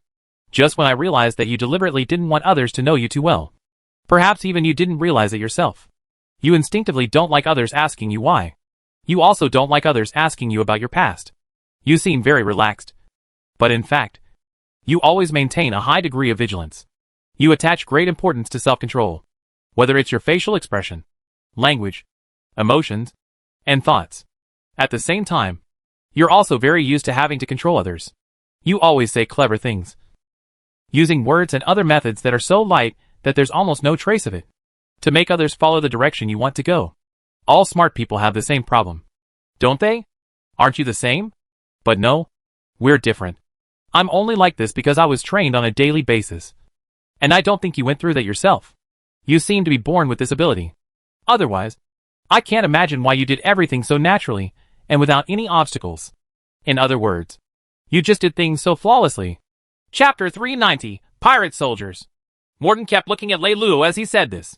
Lei Luo turned his head slightly. He was also silent and wore a smile on his face. "Since you want to hide it from yourself, as someone who wants to work with you for a long time, I don't think I have to disobey you." Morton took a puff of his cigarette, shrugged his shoulders, and revealed a smile. Although Lei Luo was smiling, the atmosphere was more or less stagnant. He wanted to change the atmosphere. "Morton, I want to ask you a question. I want you to answer truthfully." Lei Luo's expression suddenly became serious. "Do you think I treat you as a friend?" "To be honest, I'm not sure, but I treat you as a friend." "That's right. You do have the habit of hiding yourself, and sometimes even to the extent of performing. But you also have a warm power in your body. This warmth makes me involuntarily believe that you won't hurt your friend." Lei Luo smiled happily. I feel that there are some things that I need to let you know. What is it? It's about the world falling into chaos and the Magister. 10 minutes later. Morton was so anxious that he jumped up. You clearly know that our time is so tight. Yet you still drag me here to waste so much time. It's really hateful. Morton roared loudly as he dragged Lei Luo, who was only wearing a towel, out of the carriage. Let me explain. I did it because I knew it was going to be the last free moment of my life. Oh my god. I dropped my towel. After almost 5 months, both Lei Luo and Morton are back on each other's bad side. However, they didn't really have a lot of time to argue and fight. They soon arrived in the village entrance that has clearly long been dilapidated. They found that, far from being repaired, the village was even more dilapidated than when they had left it. As soon as he stepped out of the carriage, Lei Luo looked about him and said, "It was ransacked by thieves." How do you know? Morton was smart, but his specialty was business, not war. Any territory should be precious. But Ali's brother would rather leave it abandoned, because it is one of the most famous bandit areas in the empire, and he would rather leave it abandoned than send men to guard it. When Lei Luo said this, he stretched out his hand and looked at the sky. You are a businessman. Your business has never expanded to this area, so you are not very familiar with this area. You must know that in this area, that is only a few hundred miles away, because it is close to the sea, there are actually tens of thousands of bandit groups living here. More than 100 years ago, this area was called Wings of Satan. It was known as one of the Empire's 3 great pirate bases. Since you already knew how dangerous this area was, why did you agree to let Ali come here? You should have thought of this answer. Great merchant. There is no better soldier in the world than a pirate. Within the Empire, all the suzerains placed their attention on the commanders. However, I dare tell you that with the Magic Conductors Rebellion, everyone will slightly change this habit. Apart from outstanding commanders, we also need well-trained soldiers. You actually want to recruit pirates? Please, what kind of people are those?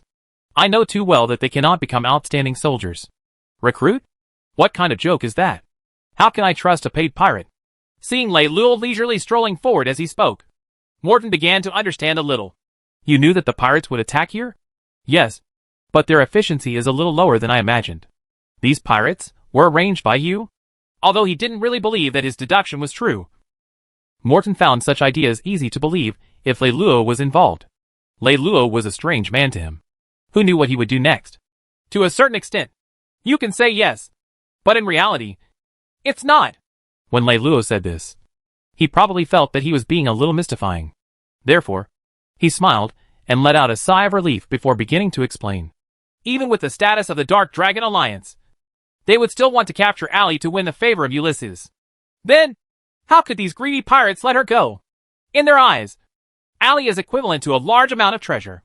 However, what slightly surprised me was that the pirate gang's intelligence was so slow that they only captured Ali after she arrived here for more than 4 months, causing me to waste so much time in the fallen capital. Only then did Morton realize that this was exactly why Lei Luo stayed in the fallen capital for so long. What do you think the pirates will get if they offer Ali to Ulysses? It doesn't have any benefits for me. So the pirates won't offer Ali to Ulysses. Because, after they made their move, someone immediately notified Ulysses' brothers, who were hostile toward him, that their brothers were colluding with the pirates.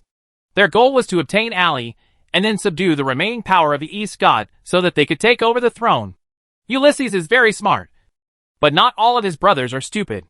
They will think of some ways to make Ulysses completely ignore the pirates who wrote to him. Morton was not a fool. If he were a fool, Lei Luo would not have told him so much. The reason why he had been confused earlier was because he wasn't familiar with the situation of the pirates in this area. He hadn't expected this situation at all. But now, after hearing so much, when the two of them got back into the carriage, he began to make some judgments about the situation. From the beginning, Ali was treated as a bargaining chip by you. Right. You can't say that. I made the decision to let the pirates take Ali when I decided to carry out the plan of extorting the mercenary guild. Lei Luo placed his hand on the edge of the shabby carriage seat and turned his face to look at Morton. You don't have to look at me like that. When I said that you treated Ali as a bargaining chip, I didn't mean it in a derogatory way. When Ali brought us in, we were only a bargaining chip to her. Besides, even if we didn't come, Ali would still have been captured by the pirates. So, I don't think you have any moral responsibility. Chapter 391, Plan. Morton patted the bricks of the house. Although this place is simple and crude, no matter what, The basic operation is still normal. This means that even though Ali was taken away, the bad guy is not completely abandoned and is still in operation. Casa should also know about your plan. Right. Yes. Lei Luo nodded. In terms of character, Arthur is more reliable. But he is too practical and has no talent. He can't control the situation at all. So he can only rope Casa in. Why didn't you tell me this on the way back? Morton asked in a resentful tone. If you had told me so early, you wouldn't have thought so much. Lei Luo looked at Morton. To be honest, I quite like that you don't think and do things for the money. It's good for you. Alright, let's talk about something more practical. Such as the next plan. Morton pouted without being curious. It's very simple. Our next goal is to leave the bad guy within a month and get our own place. After that, Lei Luo marked a city less than 150 miles away from the bad guy on the map. The target is here. Its owner has named it the Blessed. After a month, its name will be changed to Journey. After carefully checking the official information about this empire, Morton shook his head. The defense level of this planet is almost fortress level. This means that, according to conventional battle tactics, even a Lord-level main fleet might not be able to take it down. And now, as Morton said this, he suddenly frowned and turned to look at Lei Luo. Don't tell me you want the pirates to help us fight this battle? Lei Luo's eyes widened, and he acted as if it was something that was implicitly agreed on. Why not? Ali is still a great beauty. After being kidnapped by them for so many days, shouldn't they make some blood? Since you've made up your mind, don't keep us guessing. Tell us the specific plan quickly. After a while, when Lei Luo told Morton everything about his plan in detail, Morton couldn't help but suck in a breath of cold air. Lei Luo, isn't it a little too dangerous for you to do this? If we follow the normal path, no matter how fast we are, it will take 3 to 5 years for us to gather enough strength to deal with the chaotic world. Let's not talk about 3 to 5 years now. It might not even take 3 to 5 months. Using the right path won't work at all. Then we can only use a strange strategy. Do you think I'm happy about it? My plan will be found out by Ali sooner or later. When that violent woman finds out that I intentionally let her be captured, God knows what she will do. Morton thought for a while after hearing what Lei Luo said. It seemed that this was indeed the only way. Moreover, if Lei Luo's plan was successful, his talent as a businessman would also be able to expand. Therefore, he finally nodded. Alright, let's do it. Lei Luo and Morton were in the carriage. After discussing about 60 to 70% of the key details that needed special attention, the carriage had already arrived at another hidden house. This was the new village that was being built. Because of Casa's dispatch and the money Lei Luo had secretly transferred, the hundreds of people who came with them appeared very calm. Their faces showed as if they didn't care if the sky was falling for as long as they were paid on time. Lei Luo pulled Casa to the side and quietly asked, How many people died when the pirates came to steal Ali? Not a single one died, Casa said indifferently. When Lei Luo heard this, he became anxious. What? Who told you to arrange it like this? You should at least beat them up and kill a few people. Otherwise, wouldn't Ali be suspicious? Are you trying to get me killed? By the gods of heaven and earth. This was not arranged by me. The pirates rushed up with 6,000 people at once. I didn't give the order at all. And everyone gave up resisting on their own accord. Lei Luo looked around. These people were either Casa's old subordinates or the disgruntled ones who had been sent there. None of them were willing to be there. None of them were loyal to Ali or anyone in the leadership. Such an army was facing enemies that were 10 times more powerful than them. Giving up on resisting was also a matter of course. Alright, then we'll continue with the plan. I'll give you half a month. Go to the nearby planets to recruit soldiers. Recruit 30,000 people first. These people must all appear at the bad guys within half a month. 30,000 people? Although the territory is big enough to house more than 100,000 people in theory. There aren't all kinds of things here. There's not even a barracks. How can 30,000 people live here? Lei Luo rolled his eyes, revealing the whites of his eyes. This is not my problem. Casa frowned and thought for a while. Alright, I will think of a way. But I need money. You have money. I will give you 1,600,000 for recruitment. And 400,000 for construction. 1 million. Casa's eyes widened. Is that enough? We just started building an army. And we still have to defend against pirates. We must have started from small boats. And each boat only has about 300 to 400 people. 30,000 people. That is 100 boats. This means that we need 100 commanders. Just the cost of these commanders is far more than 1,000,000. These 600,000 people just need to recruit soldiers. As for commanders, there's no need to recruit them. Not recruiting commanders? Then who will be the commander of this ship? I naturally have a way. You don't have to care. Why do you always say I naturally have a way? Do you really have a plan? Looking at Kasa's doubtful eyes, Lei Luo chuckled. Don't you think it's too late for you to doubt me now? Hearing what Lei Luo said, Kasa could only swallow all the words in his stomach. He shook his head helplessly and went to do his business. You're planning to direct all the ships by yourself? Right. After Kasa turned around and left, Morton, who had been standing not far away, walked up. The Senate has controlled the entire empire for almost 400 years. After the Senate took power, the first thing they did was to establish the empire's military academy and take over the right to train military commanders. Apart from a very small number of private education, more than 99% of the military commanders in the entire empire are from the empire's military academy. Today, 400 years later, the total number of military commanders trained by the Senate has already accounted for 80% of the military commanders in the empire. This is a group of military officers who are loyal to the so-called military ethics instilled by the Senate and are even more loyal to their employers. Chapter 392, Grizzly Pirates. Are you worried that they won't carry out your orders while carrying out the plan?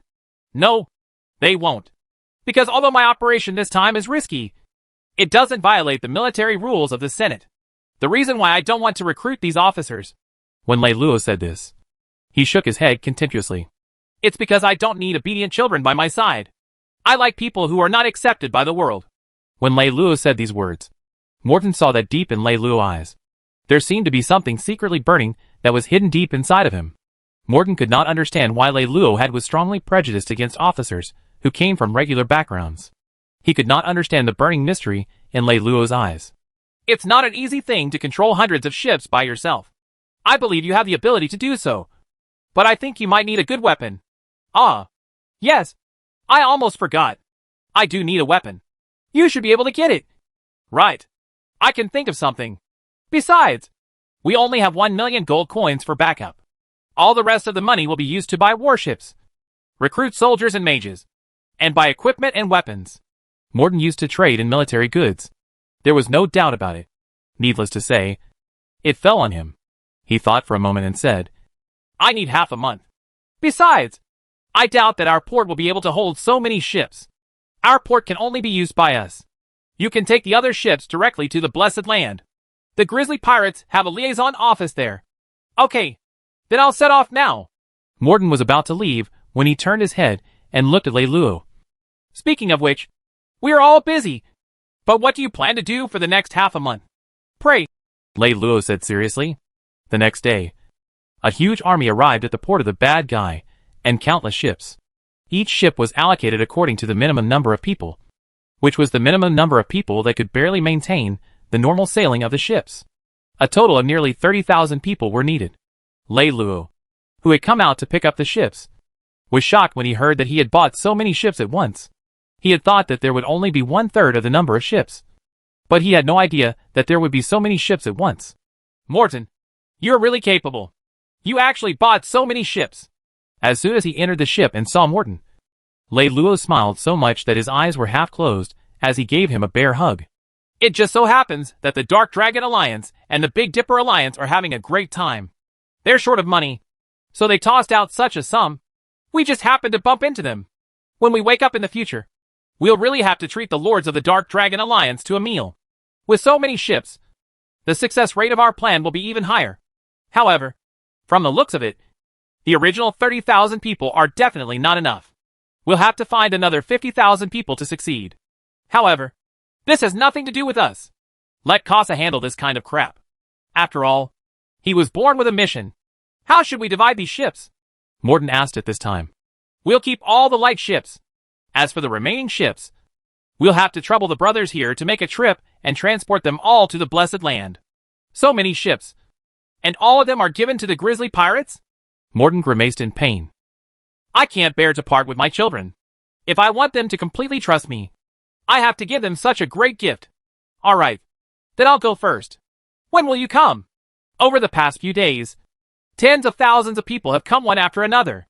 Now that there are so many ships, I have to settle down. I'll just take care of some things. I'll need 3 to 5 days. That's fine too. Anyway, you're acting as a big shot. As a big shot, you have to show off. It's fine if you're a few days late. That night, a piece of news reached Jamu, the leader of the Grizzly Bear Pirate Gang. Ulysses sent someone. The Grizzly Bear Pirate Gang wasn't considered a big pirate gang, because if it was a big pirate gang, they wouldn't bother to curry favor with Ulysses in exchange for benefits.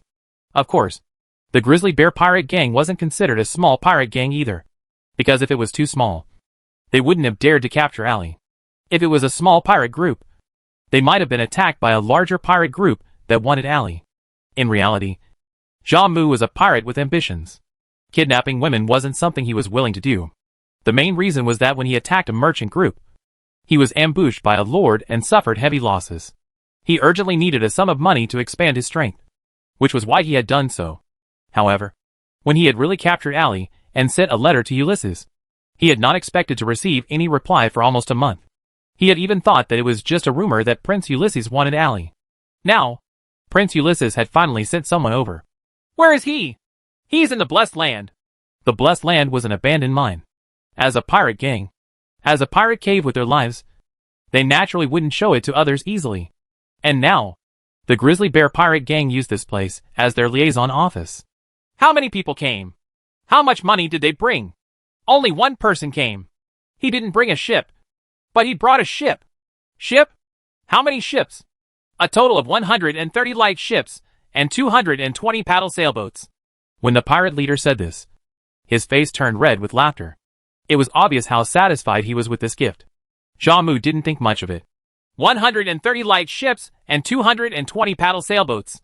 The number is not bad. It's just that Prince Ulysses has such a high status. Why didn't he send a few main battleships instead of sending small ships? Even if it's 2 or 3, it's still good. Our Grizzly Bear Pirate Gang is at a disadvantage because we don't have any main battleships. If we had dozens of heavy battleships, how would we be so miserable?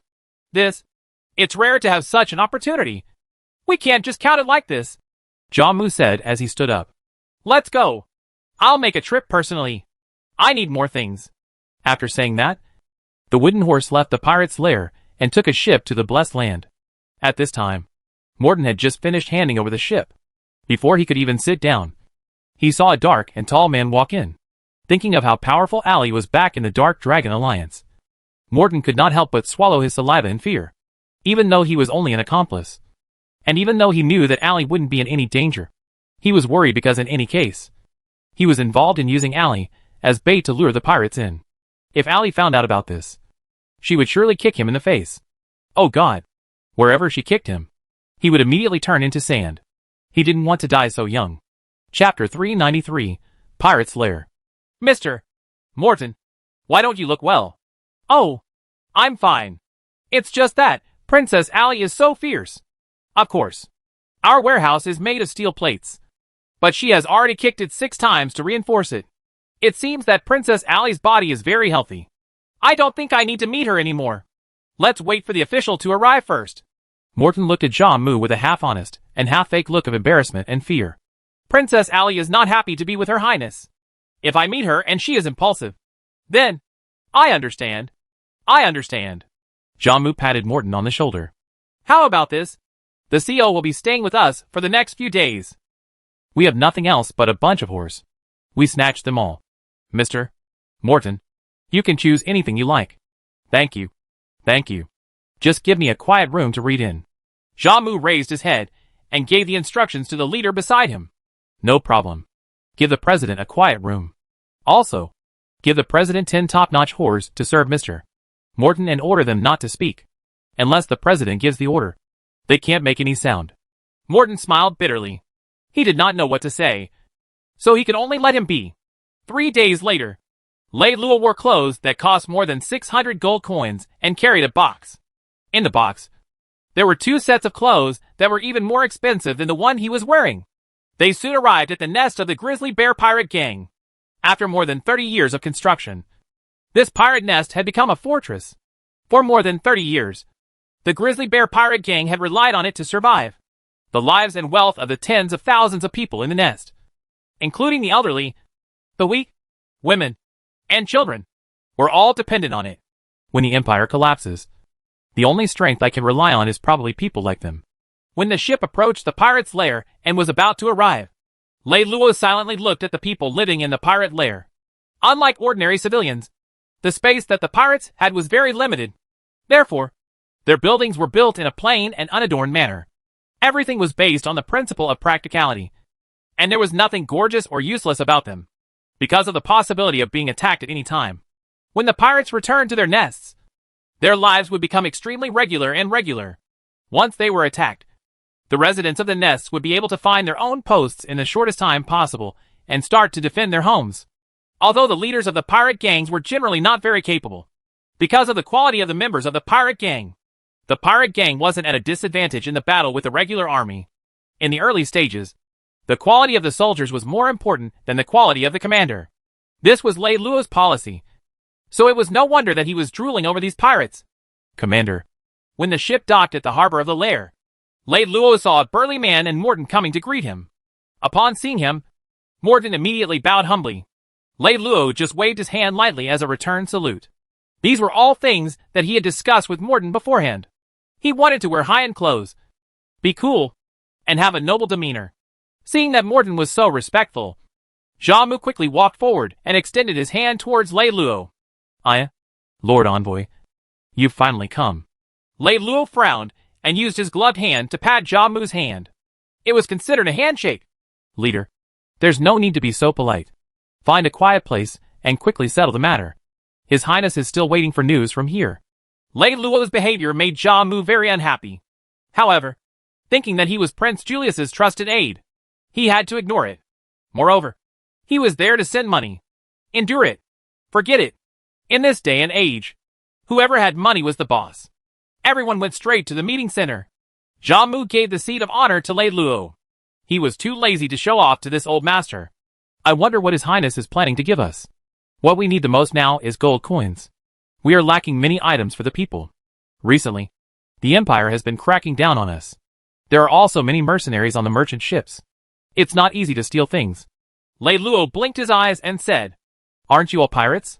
Why are you afraid of mercenaries? Everyone knows that our area is one of the 3 great pirate bases in the Empire. There are tens of thousands of pirate nests wandering in the entire region. We have been committing crimes and breaking the rules since our ancestors. It was the same when Victor was emperor. Now the Senate is in charge. But we are still the same.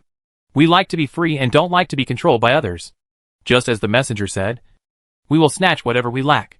We will only be fed with blood. But recently, our days have not been so good. We don't dare to touch the goods that are too troublesome. The main reason is to protect our strength. You are not a regular army. Only a regular army will be weaker and weaker. Pirates are stronger. That's right, messenger. Do you know that there are a total of top-tier mercenary guild pirate missions? One of them is to destroy the Satan's Wings pirate group. I've heard of it. I don't know, but I've never heard of such rumors. Not long ago, the Doomsday Dusk Alliance, which just destroyed the East God Alliance, is likely to accept this mission? Oh, how come I haven't received any news at all? It should be just a baseless rumor. Right? There are more than 100 million pirates in the Wings of Satan, and countless warriors. Even if the Senate were to launch an all-out attack, it might not be successful, let alone an alliance. Although he said that he did not believe it, Lei Luo was actually very interested in it. If the news was true, then his next step would be settled. Just as the messenger said, if the pirates can unite as they did before, then even if the Senate comes to suppress them, we are not afraid. But now is different from the past. Since the birth of the law of succession, many people have come to our area to recruit people in order to fight for the throne. The prices they pay are very high. Although we pirates like freedom, we don't like freedom more than money. Chapter 394, Beautiful Holy City. Those guys paid a lot of money. So in the past 10 years, many of our powerful pirates have turned to mercenary groups. As time goes by, most of the powerful people have left. So the remaining forces have started to expand rapidly. Among them, the 3 strongest pirate groups are Blackbeard, Masra, and Flame. Any pirate gang that was close to them had to hand over 30% of the goods they plundered. Otherwise, they would be wiped out. Many people were unable to endure the disturbance and were forced to leave their familiar shipping routes to look for new shipping routes. But not long ago, these 3 forces suddenly established a pirate union together. They also released news that the Doomsday Dusk Alliance was about to receive the Alliance mission to wipe out Satan's wings. I suggest that all the pirate groups preserve their strength and join the wing of Satan Pirate Union to resist the upcoming disaster. In that case, it's just their one-sided statement. The reliability is very questionable. To be honest, I didn't believe the news at first either. However, the problem is that I saw many things with my own eyes. Several pirate groups that I'm familiar with suddenly disappeared from their area of activity. I asked other friends. Some said that they were taken in, and some said that they were wiped out. However, no one could provide any evidence, which made people very cautious. Therefore, I'm now half skeptical about this news. And I'm only doing half of the things. I don't want to join the Union, but I want to protect my strength. Hearing this, Lei Luo reached out his hand and stopped Jia Mu, who was speaking with confidence. If His Highness is willing to take you as a mercenary group, are you willing? His Highness? Jia Mu was stunned for a moment. Then he laughed. Envoy, you aren't joking with me. Right. What kind of person is His Highness? How can he look up to people like us? Whether he looks up to you or not, it's not up to you. It's up to His Highness. So if there is such a chance, are you willing to cooperate or not? Seeing that Lei Luo seemed to be serious, Jia Mu started to feel tempted. He glanced at Lei Luo, and his eyes started to move. No matter what, there are so many people in the Grizzly Bear Pirate Gang. Even though you're the leader, I don't think one person can make up his mind. It's better to ask for the opinions of others first. There's no rush. As Lei Luo spoke, he acted as if he wanted to stand up. This is a pirate gang, not a Senate meeting. There's no need to hold a meeting to make a decision. I alone can do it. But I don't quite understand. Why would His Highness want to take in people like us? Isn't he afraid that we would be a huge liability? Although His Highness has actually taken you in, His Highness will not give you any written agreement, nor will he admit his relationship with you. But we will give you money regularly, and you will do what we ask you to do. What can we do for His Highness? Who knows? Maybe there will be something for you to do tomorrow. Or maybe you will not be needed for the rest of your life. May I ask, what is the general treatment of the Grizzly Pirates? How many people do you have? 300,000 women and children and 100,000 warriors. In that case, all kinds of daily necessities, as well as the cost of gold coins in the nest, maintenance, and maintenance of the fleet. Your annual maintenance fee should be around 10 million gold coins. Right? Lei Luo did some mental calculations. Yes, about that. 20 million annual employment fee. When we have no mission for you, you are allowed to plunder. Once you suffer a great disaster, we will provide you with a city to take refuge in. Within a certain range, we can also provide you with military support. What do you think of this condition? Although His Highness conditions are good, all these conditions are only spoken by the king. If His Highness turns hostile in the future, what should I do? Don't worry. His Highness has already expected this. In order to avoid your worries, I will sign the contract with you. Although I am not His Highness, I am His Highness's confidant. If you agree to the terms in the contract, then His Highness will have to sever relations with me. To put it simply, he will have to sacrifice me. In other words, His Highness has bet me on you. I wonder if the regimental commander feels that this bargaining chip is enough. Jia Mu didn't expect Ulysses to give him any guarantees. But now, this person who was once a big shot like Morton was willing to give him a guarantee in disguise. That was naturally the best. Alright. The mercenary group standard agreement is very simple. You can download it online. Later, we'll just sign it. Now, let's talk about business. I wonder what His Highness plans to reward us with. Not a penny. Not a boat, he'll give you a city. A city? Lei Luo took out a map and found the city that he had been studying for a long time. Beautiful Saint City, the richest city of Governor Dasha. A member of the Anglo-Immortal Economic Union. Its population is 70 million. And it's the most important weapon production area among the 26 cities under Lord Dasha. In the city's warehouse, there are 3 million gold coins, various military supplies, iron ores, and a total value of more than 50 million gold coins. Everything in this city belongs to you. Lord Emissary, do you know the defense of the Holy City of Beauty? Let's not talk about anything else. Just the 4,000 magic cannons alone are enough to turn us into ashes before we get close. If these defenses work, that is indeed the case. Lei Luo's words were not hidden, and Jia Mu found it hard not to understand. Envoy, do you mean that Lieutenant Deshaw will go easy on us? Unless His Highness gives him permission, he will not go easy on us. But if His Highness gives him permission, doesn't that mean that he has something to hold over us? Do you think His Highness would do such a stupid thing? So, Lieutenant de Shaw won't go easy on us. Then how are we going to get those things? In order to keep the defensive structures in combat state at all times. Basically, all the defensive structures in the Empire are on alert at all times. But even when they are on alert, they still consume magic power. The defensive structures also consume magic power when they are on alert. The more defensive structures there are, the greater the consumption. When they are in a state of war, the defensive structure's alert state will be raised to the highest state. The mana consumption in this state is tens of times more than usual. When the number of defensive structures reaches a certain number, it will bring a heavy burden to the entire mana system.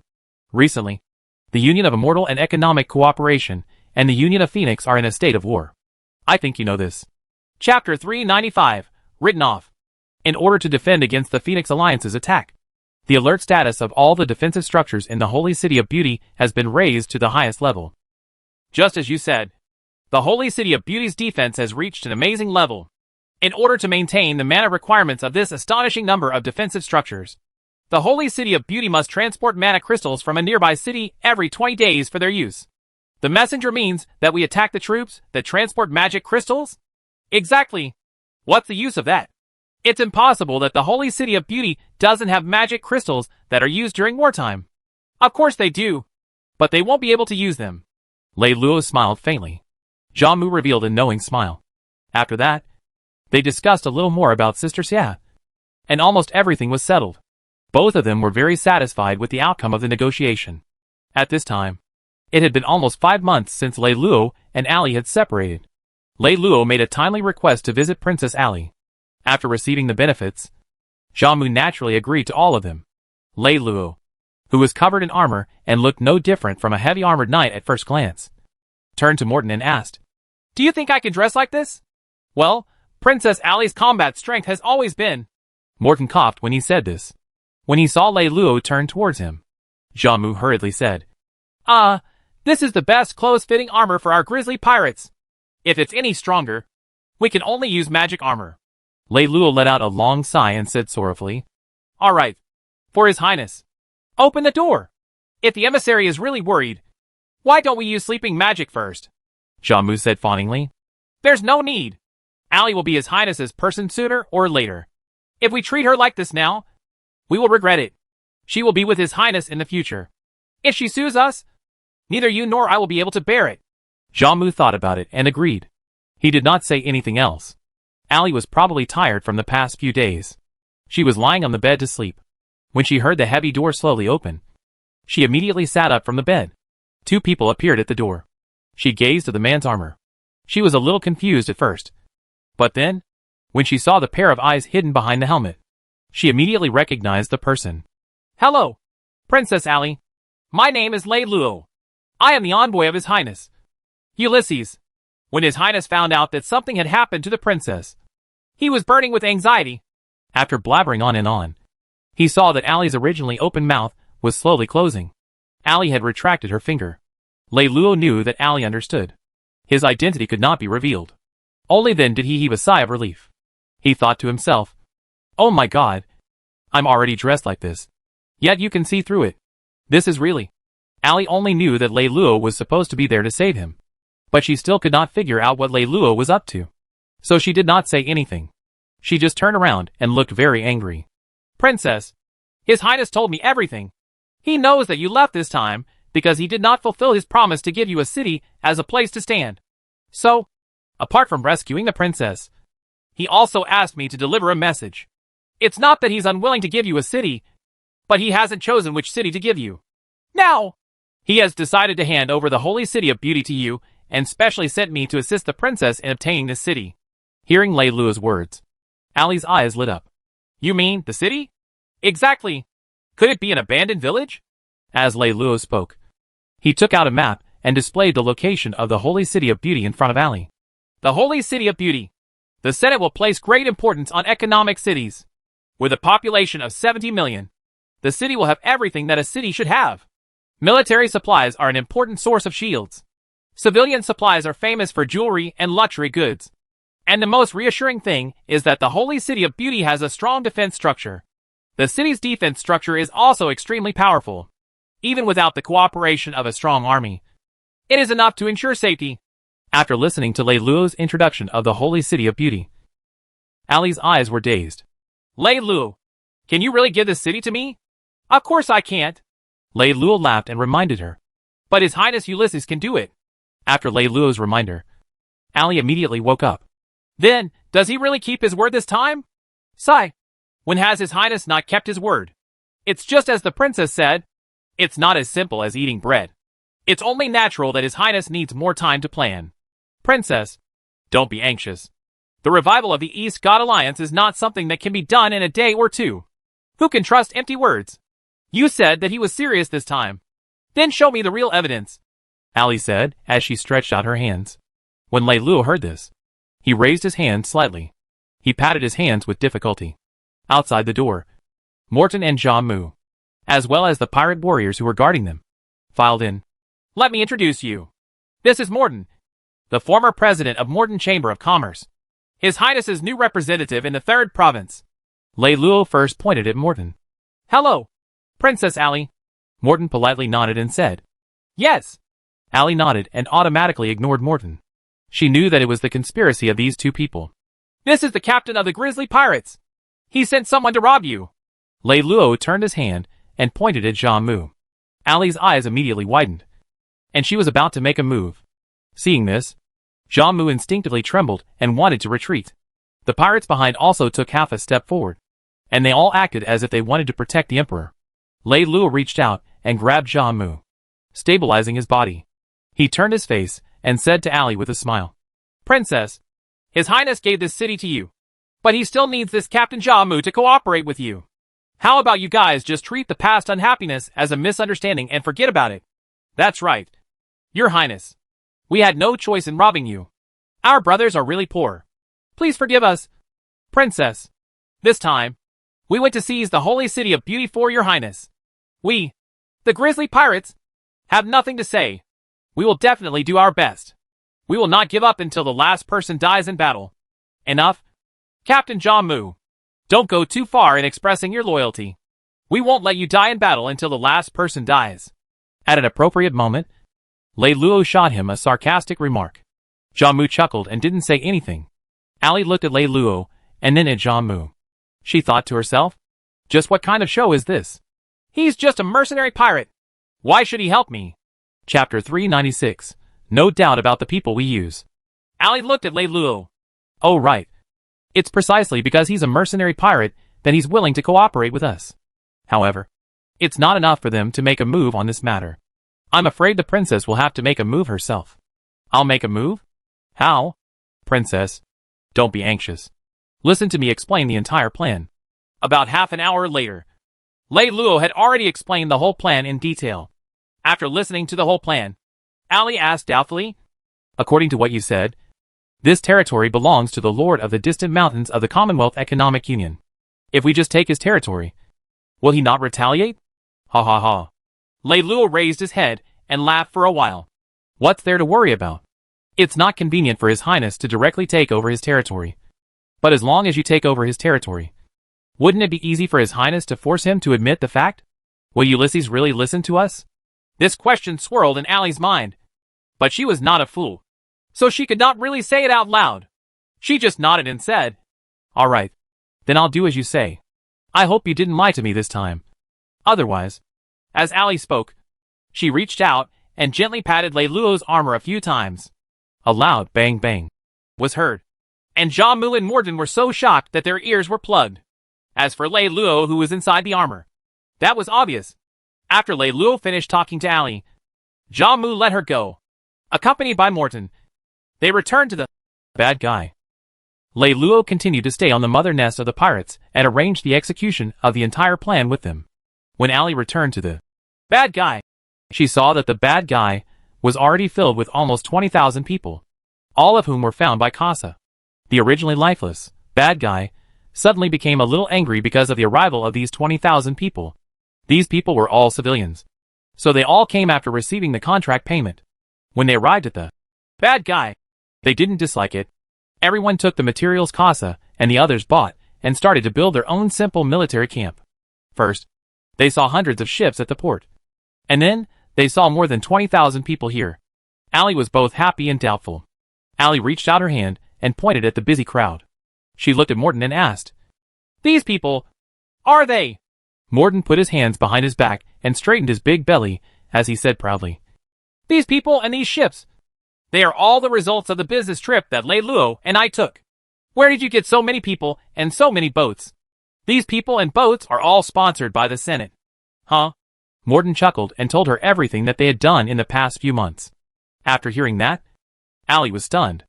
"I knew that kid had a plan, but I didn't expect it to be so big." When Allie said that, she clicked her tongue. She turned her head and looked at Morton. "You said that you've been together with him for the past few months. Do you think he's reliable?" Allie shook her head after asking that. "Stupid question. You've been together with him for so long. And we've only been together for a few days. You should be closer to him than I am." Morton smiled and said, "Princess Ollie, there's something I have to tell you.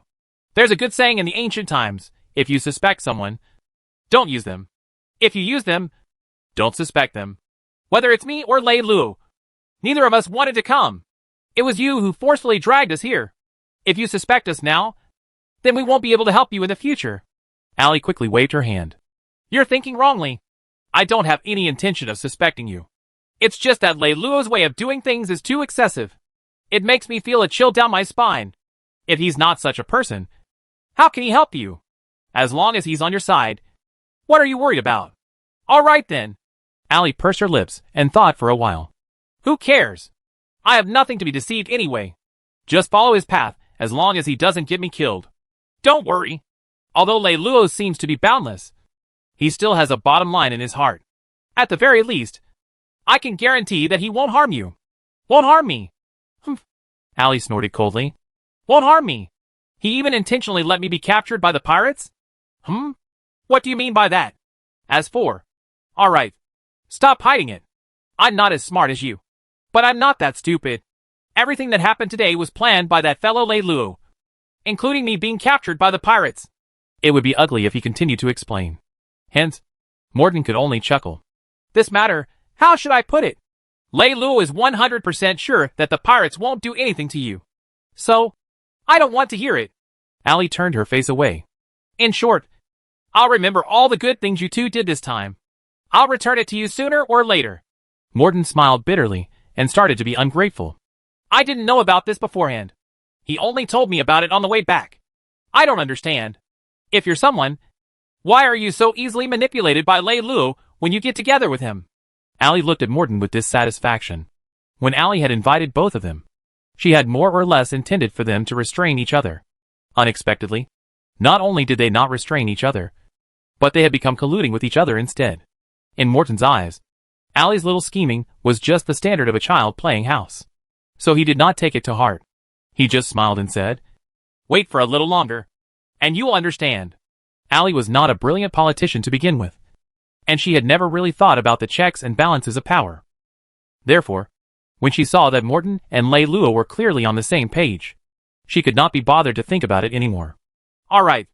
As long as you can help me revive East God, you can do whatever you want. Tell me, what do you want me to do now? There are a total of 60,000 people in the city. It's not easy to manage such a territory. Even maintaining the security of such a large territory is not easy. More importantly, we need a large number of soldiers to help us complete the occupation of this territory. And this is East God's forte. You want me to recruit the old troops of the East God? Isn't that what you want to do?" Chapter 397, Recruiting Old Subordinates. Of course, after East God disbanded, there were indeed a lot of scattered people. The number of these people is not small. As long as I recruit them, I can definitely recruit them. However, empty words. Of course, it's not empty words. As Morton spoke, he handed an amethyst card to Allie. "There are 5 million gold coins in here. You can spend them as you like. Treat it as a gift for them. Also, after we get Holy City of Beauty, we'll keep all these people. We'll try our best to give them good treatment. At the very least, it won't be worse than staying in East God's city. If that's the case, it'll be much easier. Tell me, how many people do you need?" Allie grabbed the amethyst card. Allie, who had been suffering for a long time without money, realized that money was a good thing. Officials, We need about 10,000 soldiers and 100,000 soldiers. That's all. Also, we need about 20,000 to 30,000 basic workers. Don't you need an army commander?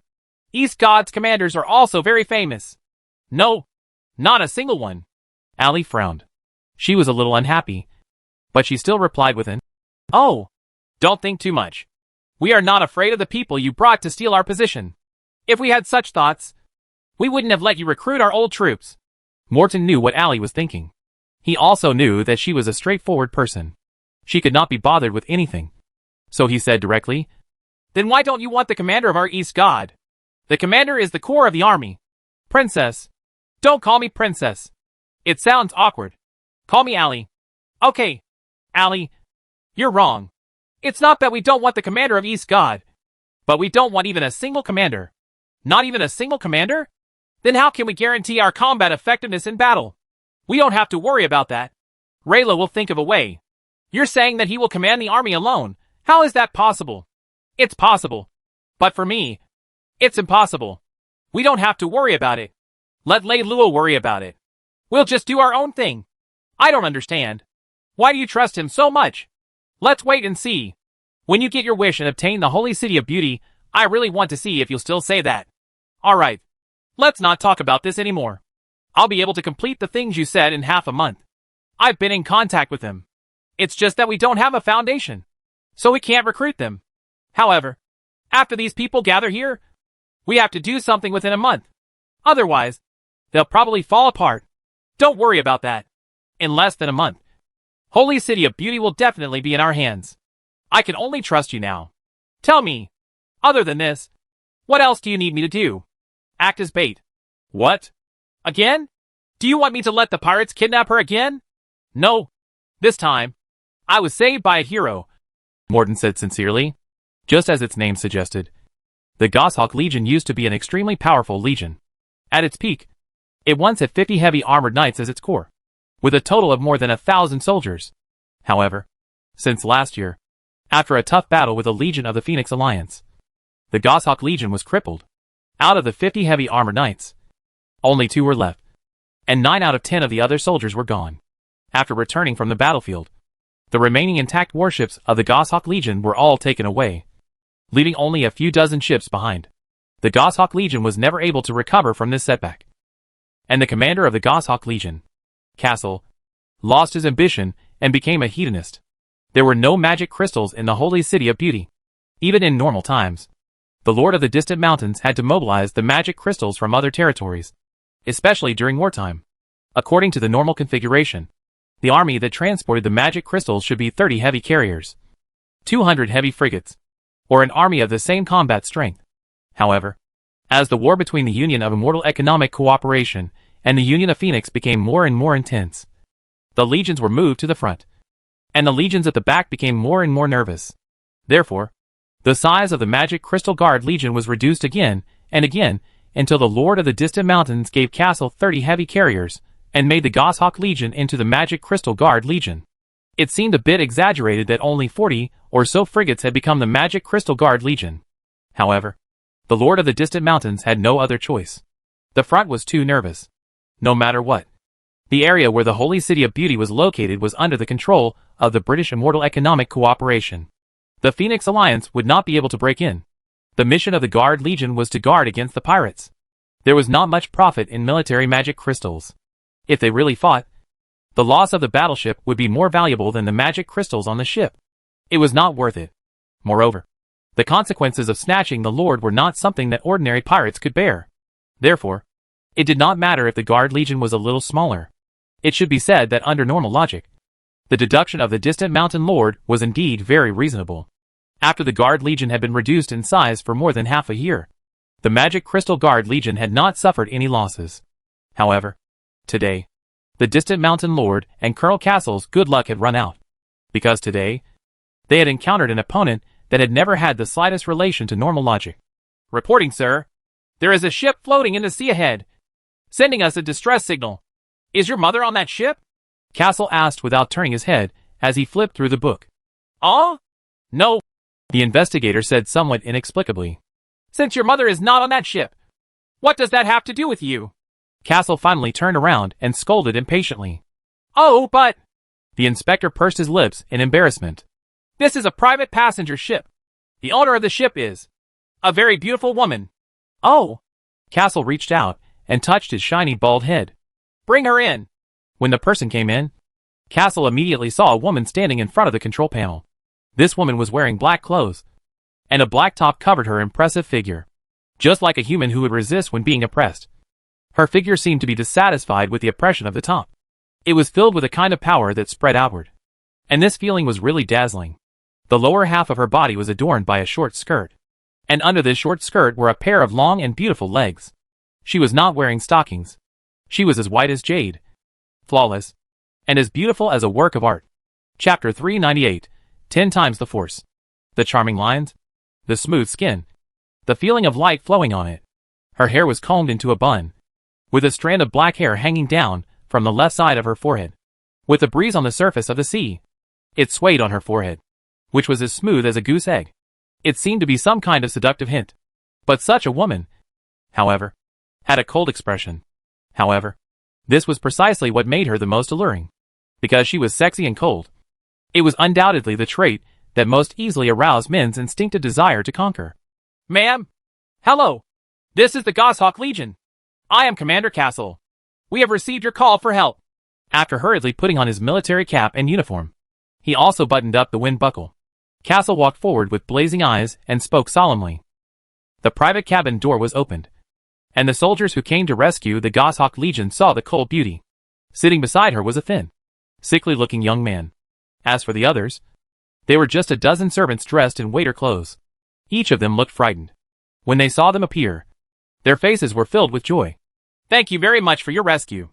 My brother and I would like to meet your Supreme Commander to express our gratitude." Although it was a thank you, the cold and beautiful woman's words did not sound warm at all.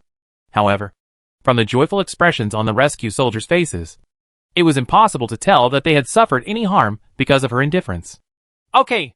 We will arrange it for you as soon as possible." Soon, the dozen or so people on the passenger ship were all rescued, and they were arranged to be in a cabin next to the castle flagship. It was arranged that the cold-looking beauty and the sickly-looking young man would be in a more luxurious cabin. However, they said that they wanted to be with the servants who suffered with them, so the soldiers did not force them. After waiting for about 3 minutes, the cold beauty's request was fulfilled. "Hello. I am the highest commander of the Goshawk Legion, Commander Castle." Castle, who was dressed neatly in his military uniform, exuded the masculinity of a soldier that he had not seen for a long time. He strode forward and extended his hand toward the cold beauty while introducing himself. The cold beauty did not move at first. It was not until Castle's hand was almost in front of her that she suddenly took a step forward. Before anyone could see clearly what was going on, his huge body was already controlled by the cold beauty, who was 20 centimeters shorter than him.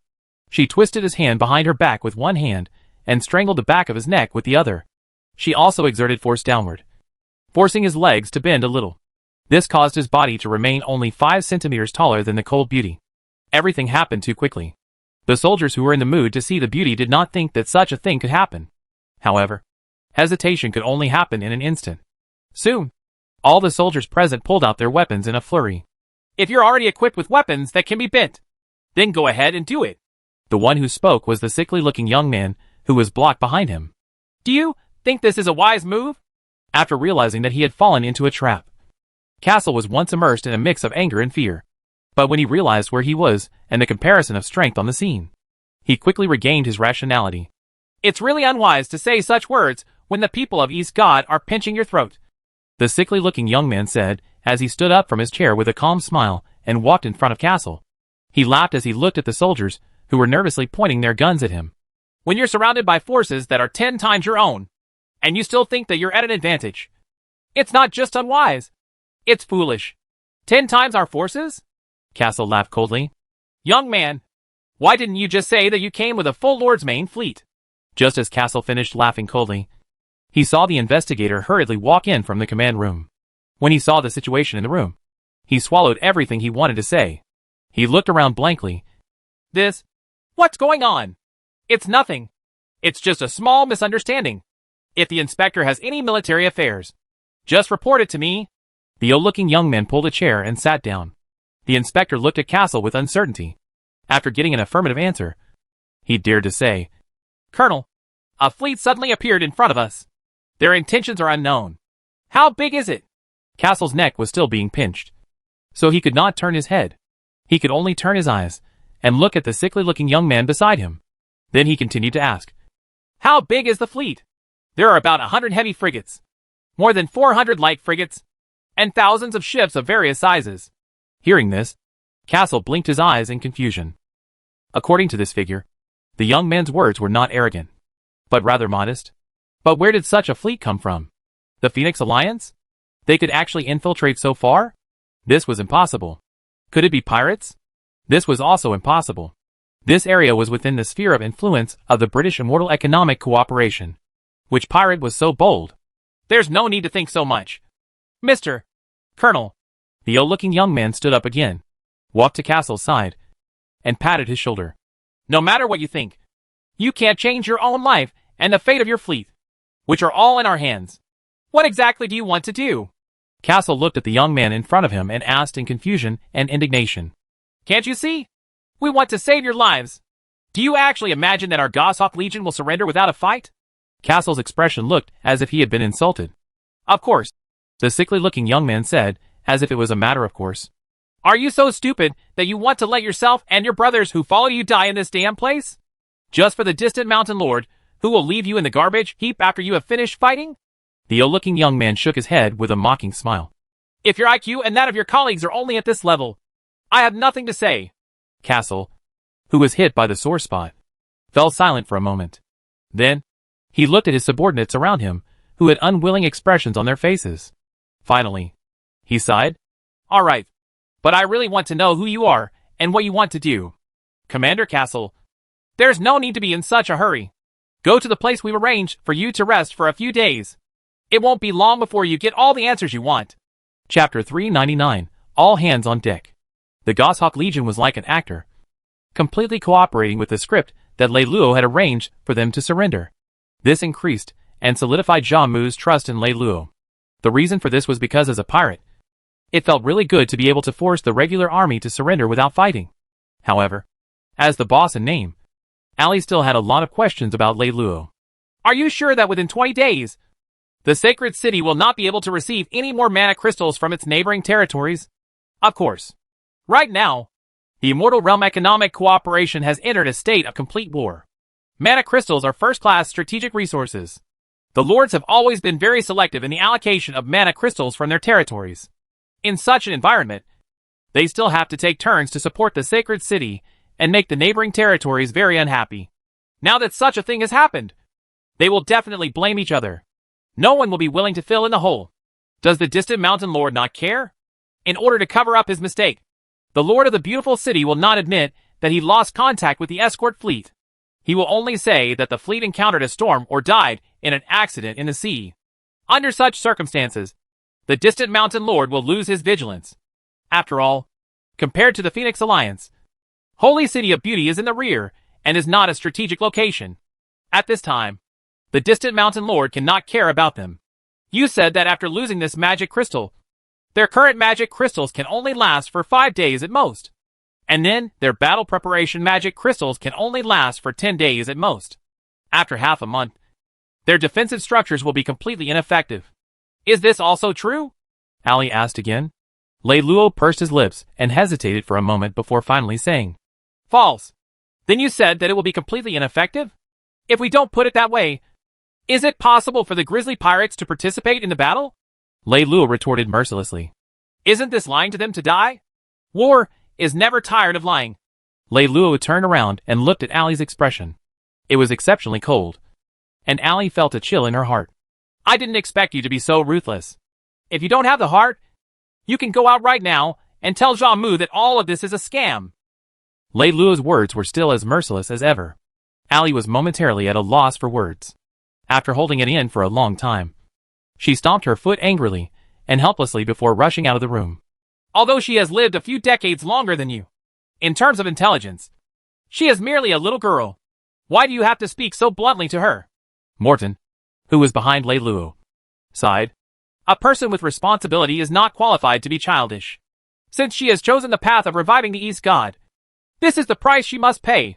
Morton was stunned for a moment and nodded. This is also what I wanted to ask you. In the past 10 days, with a call from Allie, more than 100,000 old soldiers of the East God came. This really surprised me.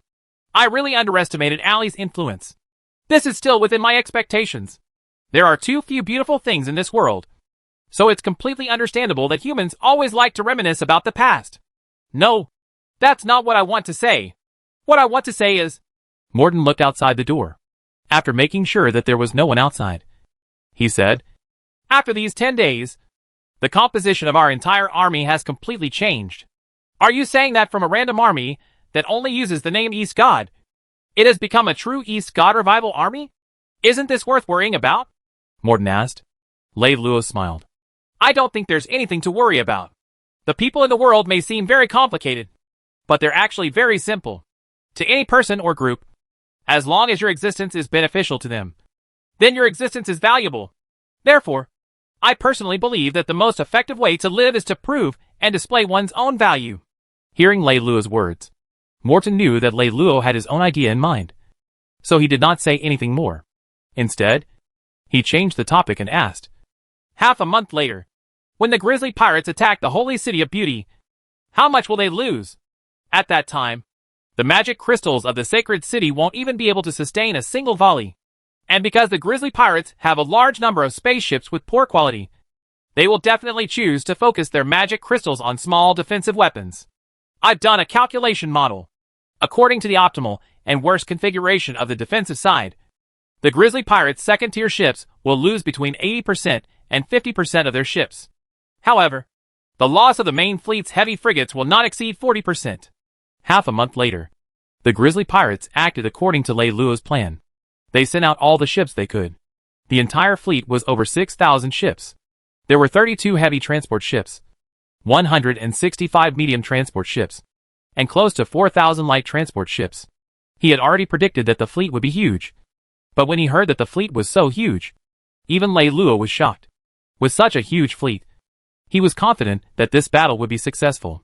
However, when Lei Luo realized that some old and weak women and children were hiding on some carriers, he was furious. This is a war, not a vacation.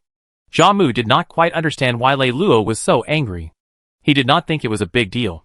After all, it was a battle without any danger, even if he brought the elderly and children to watch the show. What was wrong with that? However, since Lei Luo was so angry, Jia Mu had no reason to argue with Lei Luo over such a small matter. Hence, he followed Lei Luo's instructions and transferred the elderly, the weak, women, and children away, even though everything was done according to Lei Luo's instructions. However, Jia Mu's heart still had a knot. He still felt strange. Why would Lei Luo care about such a small matter so much? This time, we will definitely win, and our losses will be smaller than expected. When the fleet finally started moving, Lei Luo, who was in the captain's lounge on Jia Mu's flagship, looked at Allie beside him with some relief. Have you ever thought that you might arouse Jia Mu's suspicion by banishing the old, weak, women, and children off the ship? I have thought about it. But by doing so, I can at least give myself some self-consolation. Right. As Lei Luo said this, he laughed self-mockingly. When one day in the future, when I think about this scene and feel that it's unbearable, I can comfort myself and say that at the very least, I've chased the elderly, the weak, the women, and the children off the ship. As Lei Luo said this, he turned his head and saw that Allie's mood seemed to have become a little bad. So he raised his head. Hey, I'm just a little scared because it's my first time on the battlefield. So I said some mysterious words to cover up my fear. Don't believe me. Chapter 400, Being on the Battlefield. If you're really afraid, why are you still staying on Jia Mu's ship? You could have found an excuse to leave. I have my own uses for staying here. As for you, there's no use for you to stay here. Why are you following me? No matter what, everything you've done is to revive our East God. I have no reason to leave you alone for such a dangerous matter. Lei Luo smiled and shook his head. It's the duty of a commoner. Allie glared at Raylo and said, Enough. In the entire empire, you're the only one with a brain. Everyone else is a commoner. Because the fleet was huge and the quality of the ships was generally low, they were unable to move quickly. They could only proceed towards the Holy City of Beauty. step by step. 2 days before they arrived, the sacred city had already discovered the traces of the pirate fleet. However, nobody took it seriously. The defense commander did not hesitate to turn the operation of the huge but low-quality fleet into a migration journey for pirates. When the grizzly pirates were only 1 day away from the sacred city, the defense commander started to feel a little strange. They sent a message to the grizzly pirates, announcing that the half-day flight distance from the holy city of Beauty was a no-fly zone. The grizzly pirates did not reply, and they continued to fly forward at their predetermined speed. The defense commander was still inclined to believe that the other party did not receive his message, so he sent another message. At the same time, he ordered all the defense buildings to prepare for battle. At the same time, he ordered them to calculate the optimal combination of the defense buildings under various circumstances. When the fleet received the second warning message, Lei Luo suddenly appeared in the command module. Jia Mu looked at Lei Luo with a smile and gave the order. All the fleets charge towards Holy City of Beauty. The other ships will follow closely behind and charge with all their might. At this point, Jia Mu turned his head and looked at Lei Luo with a smile. Lord Envoy, in such a simple situation, there's no need for any brilliant tactics. Sorry for making a fool out of you. However, the combat strength of our grizzly pirates is definitely not limited to this. In the future, if your highness has any use for us, feel free to instruct us. We will definitely. Jia Mu's flattery seemed to have reached its peak when he suddenly heard a loud bang that shook the sky. When he turned his head back, he saw that the sea outside was a dazzling white. After about 3 to 4 seconds, the dazzling white gradually faded away. Looking again, during the combined artillery attack just now, most of the small frigates of the grizzly pirates had been destroyed. The other light patrol ships and other ships that flew slightly faster also suffered huge losses. Seeing such a tragic loss, Jia Mu was completely stunned. He staggered and looked at Lei Luo in disbelief. You lied to me? Ali, who was standing not far behind Lei Luo, saw Jia Mu and her eyes turned red. She immediately went into a state of alert and was ready to attack at any time. They still have 2 small-scale defensive weapons fired at the same time, or 1 large-scale defensive weapon with 60% of its power fired at the same time. You have 2 choices now. First, retreat immediately. In this situation, the enemy can calmly analyze and mark the position of each of your ships, so they will definitely choose the latter. In this way, you will lose all your heavy patrols and most of your guards, but you won't get anything. Second, continue to attack with all your might. In this situation, the enemy can only choose the former, so you will lose most of your small ships, but your main fleet will basically be preserved, and you will be able to get everything I promised you. You only have 10 seconds to make a decision. Lei Luo spoke very quickly, but his words were very clear, and his voice was very cold. Jia Mu's crimson eyes stared at Lei Luo. 1 second, 2 seconds, 3 seconds, 3 seconds later, Jia Mu shook his head with a desolate smile. Then, he suddenly turned around and roared loudly. Everyone, charge at the city with all your strength. After being bombarded by a cannon, the grizzly pirates were already in a bit of a mess. Many people didn't know whether to advance or retreat, but after hearing Jia Mu's order, only a few ships remained in the retreat position. Most of the ships continued to advance bravely, even the transport ships that didn't have any offensive power. Their purpose was purely to share the fire for the others. A few seconds later, the small-scale defensive weapons fired again, and another piece of the ship was turned into dust and debris. The last artillery attack will definitely wait until the best distance. They still have 40 heavy patrol units in their territory. If you hand over the command to me, I think your losses will be smaller. Before the third artillery attack arrived, Lei Luo finally summoned up the courage to make such a request to Jia Mu. Do you think I will still believe you? Jia Mu's words were as cold as ice water in the deep sea. At this time, your fleet needs the strongest commander, and for you to fall to this stage today, it is enough to prove that I am stronger than you. Right? Lei Luo's words were much more rational and cruel than Jia Mu's. Believe him. He rarely tells the truth. But this sentence is true. Jia Mu turned his head and saw that it was Ali who spoke. Her eyes were filled with pity as she looked at him. Jia Mu saw that his fleet had already fallen apart. The originally scattered formation had completely collapsed at this moment. Other than moving forward, the various warships had no other thoughts. Facing such a situation, Jia Mu lost all confidence. Other than maintaining the courage to charge and survive, he couldn't do anything else. When he understood this point, Jia Mu looked at Lei Luo coldly and didn't say anything. He just took off his cap and placed it on the console. Normally, taking off the cap was equivalent to giving up command. Leader. Zhao Mu's actions shocked the pirates who were watching Lei Luo. From now on, the commander is this person. Zhao Mu looked at his brothers, who had gone through life and death with him with tears in his eyes. He slowly walked to Lei Luo's side and pointed at his face as he spoke in a very soft voice. After saying that, Zhao Mu crossed his hands behind his back and left the command cabin without saying a word. Gentlemen, we are still on the battlefield. Chapter 401. The grizzly pirates are crippled. Lei Luo walked up to the stage and put on the command hat that Zhao Mu had left behind. Although they were filled with a deep-seated hatred for Lei Luo, the pirates in the command module all acknowledged that Lei Luo was indeed a genius commander. The remaining 1,000 warships were almost in a state of chaos, under the command of Lei Luo. In just 3 minutes, they had basically returned to normal. His instructions were detailed to every ship, and the frequency and level of detail that each ship received was also something that the pirates had never heard of. It was under the detailed operation of Lei Luo that the light transport ships with fewer passengers and lower value were placed at the front. After that were the heavy armored ships with powerful firepower and strong defense, followed by the frigates and other auxiliary ships. It should be said that this arrangement was rational enough, but at the same time, it was also cold-blooded enough because it was clear that the passengers on the light transport ship would be cannon fodder. One had to know that even if they were not destroyed by the last volley of shots from Holy City of Beauty, they wouldn't be able to escape the attack of the heavy armored defense forces that were already in the air and ready for battle. Even Lei Luo was prepared for the mutiny of the light transport forces when he gave this order. He was also prepared to make space for the ships behind them to allow the light transport forces to retreat.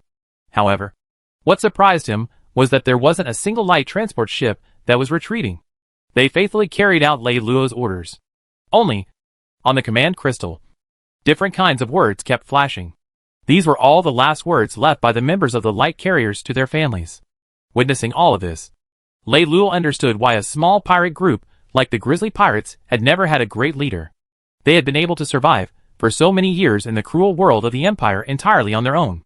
All of this was because of the terrifying cohesion between them. At this moment, Lei Luo felt a little regretful. He thought that he might have been wrong. He had sacrificed something that should not have been sacrificed. However, this was not the time for Lei Luo to think too much. This was because the fleet was close to the moment when the enemy was about to fire their cannons. Lei Luo opened his eyes and stared at the crystal.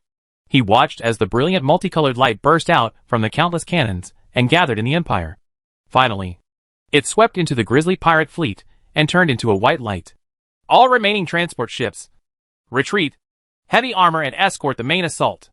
The other auxiliary ships will assist in shooting. Other than heavy armor, all ships will completely abandon their shields. All their energy will be converted into offensive energy. Shoot! Each ship will choose their target. Before the white light dissipated, Lei Luo immediately shouted the order. Now that they were in close combat, both sides were too close to each other. Courage was more important than strategy. Therefore, there was no need to make any detailed commands. Everything seemed to have been rehearsed according to the script. When the white light dissipated, the heavy armored defense team of the city went into battle. Their last defensive force went into battle. When they had just appeared on the battlefield, they were hit by a volley of shots from the fleet of the Grizzly Pirates. Before they could figure out what was going on, they had already lost half of their heavy armor. Among them, the captain of the defense fleet was also hit. With the battle going on like this, there was no suspense at all. The fleet of the Grizzly Pirates, which had the upper hand, easily broke through the defense of the defense fleet of the city. With only 16 heavy armored defense fleets remaining, the fleet announced their surrender. They had finally taken down the city. And as the price, the Grizzly Pirates were completely crippled. Among the 16 heavily armored ships that surrendered, the Grizzly Pirates only had 70 or so heavy armor, 100 or so guards, and 300 or so support ships. When they received the surrender message from the defensive fleets, the pirates that were originally amazed at Lei Luo's commanding ability immediately raised their swords and aimed at Lei Luo, who was their commander just a second ago.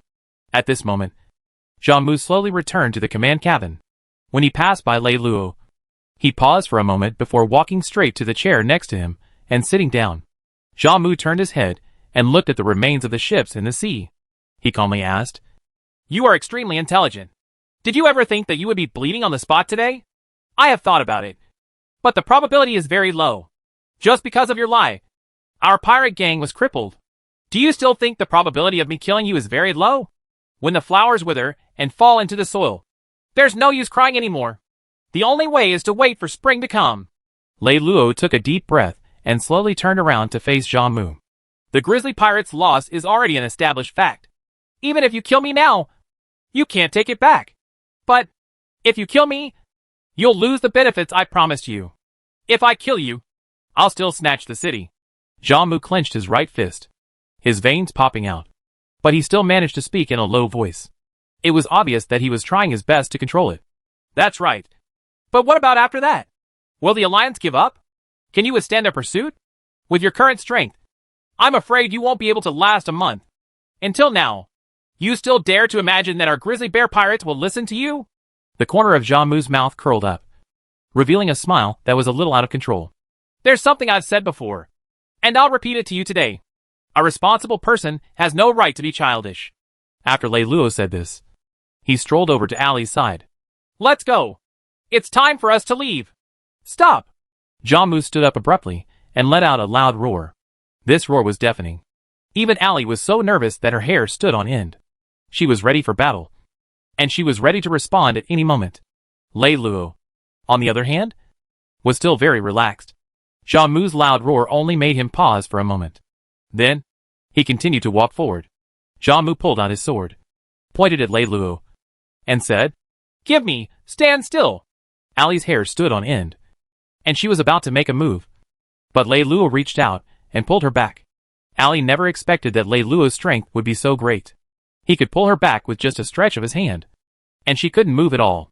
This shocked Ali to the extreme. What kind of person is he? Leader, look. Chapter 402. I will always protect you. The sudden appearance of hundreds of black dots on the crystal caused a pirate to cry out. Zhang Mu turned around and fixed the black dots. When he zoomed in, he saw that it was a light frigate that won with speed. There were more than 200 frigates in total. It was obvious that this was a brand new symbol on the ship. It was the symbol of the East God. This time, the pirates in the command center looked at Lei Luo with even more hatred than before. Their eyes sparkled, and they wished they could swallow Lei Luo whole. One of the pirates waved his arm and angrily roared. Leader, don't be afraid of him. F***CK. It's just 200 light frigates. We'll give up our old assets and destroy them. However, his sorrowful cry didn't receive any response. Although the other pirates were as angry as him, they knew that this suggestion would result in their deaths. Under the current situation, once the war started, the 16 heavy armor ships that surrendered would definitely turn against them, attacking from both sides. The grizzly pirates were at a disadvantage, with Lei Luo's ability to command a fleet. As long as there was one person in the fleet who was equally capable, then their strength advantage would be lost. Under such a situation, the victory would only be 50-50. Moreover, even if they won, the grizzly pirates gang would truly disappear from this empire. Just as everyone was painfully hesitating, Lei Luo and Ali's figures had already disappeared from the command center. When they could no longer see this person, Zhang Mu, whose entire body was tensed up, finally let out a long sigh and fell onto the command chair. The other pirates also heaved a sigh of relief. They had no choice but to choose something that was extremely painful. They knew it was so painful that they did not want to choose at all. This kind of burden was not something that anyone could bear and face. In the end, Zhang Mu gave Lei Luo a sightseeing boat and allowed him and Ali to return to the East God fleet that came to welcome them. When the sightseeing boat slowly sailed through the sea, the shattered pieces of the ship, the broken limbs floating in the sea, as well as the scattered blood, were all scattered around the sightseeing boat. The reason why Zhang Mu gave Lei Luo a sightseeing boat was to let him see all the scenery around him. Although he was sitting in the sightseeing boat, he was protected by a tight protective barrier. However, they were still able to smell the faint smell of blood. The grizzly pirates released the corpse-collecting boat. These mechanical monsters that looked like octopuses continuously waved their tentacles and sucked the limbs that were floating on the sea into a huge container. Each of them emitted a bright light that illuminated the surrounding space, making the hellish scene around them even more threatening. Because of this, Ali could not resist vomiting. Although she had grown up in the major leagues, Ali was a warrior-type person. East God would never allow her to go onto the battlefield. Therefore, this was the first time she had encountered such a scene where hundreds of thousands of lives were instantly sent to heaven. What made her feel strange was that Lei Luo actually did not have any adverse reactions. He just lay on the bed silently and stared at the chaos that he had directed. What's so good about this? How cold-blooded. Allie wiped the filth from the corner of her mouth and rinsed her mouth at the mouth of the sightseeing boat. Allie saw that Lei Luo was still lying there motionlessly. So he said naturally, I'm very tired. Can you let me rest for a while? To Allie's surprise, Lei Luo did not refute her this time. Instead, he simply turned around and smiled at her. This was the first time she had seen Lei Luo speak so politely, and his voice was so gentle. For a moment, she was at a loss. Okay. Thank you. Lei Luo took off his coat and laid down on the sightseeing chair. Then, he covered his head with his coat, as if he had really fallen asleep. Allie noticed that the sightseeing chair was at least 2 meters tall. It was taller than Lei Luo, but Lei Luo didn't stretch his body fully. Instead, he curled up into a ball.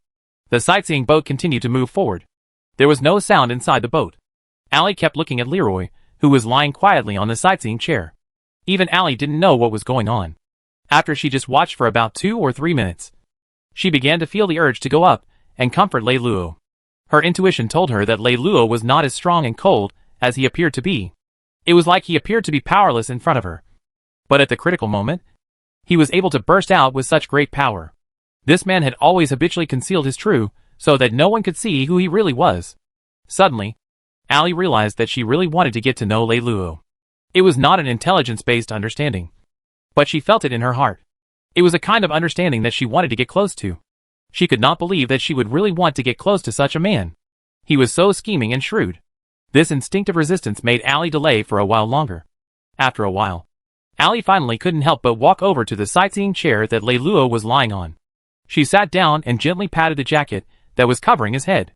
Hey, what are you doing? Can I borrow your shoulder for a while? Without Allie's permission, Lei Luo suddenly sat up and hugged Allie. Allie almost instinctively wanted to push Lei Luo away.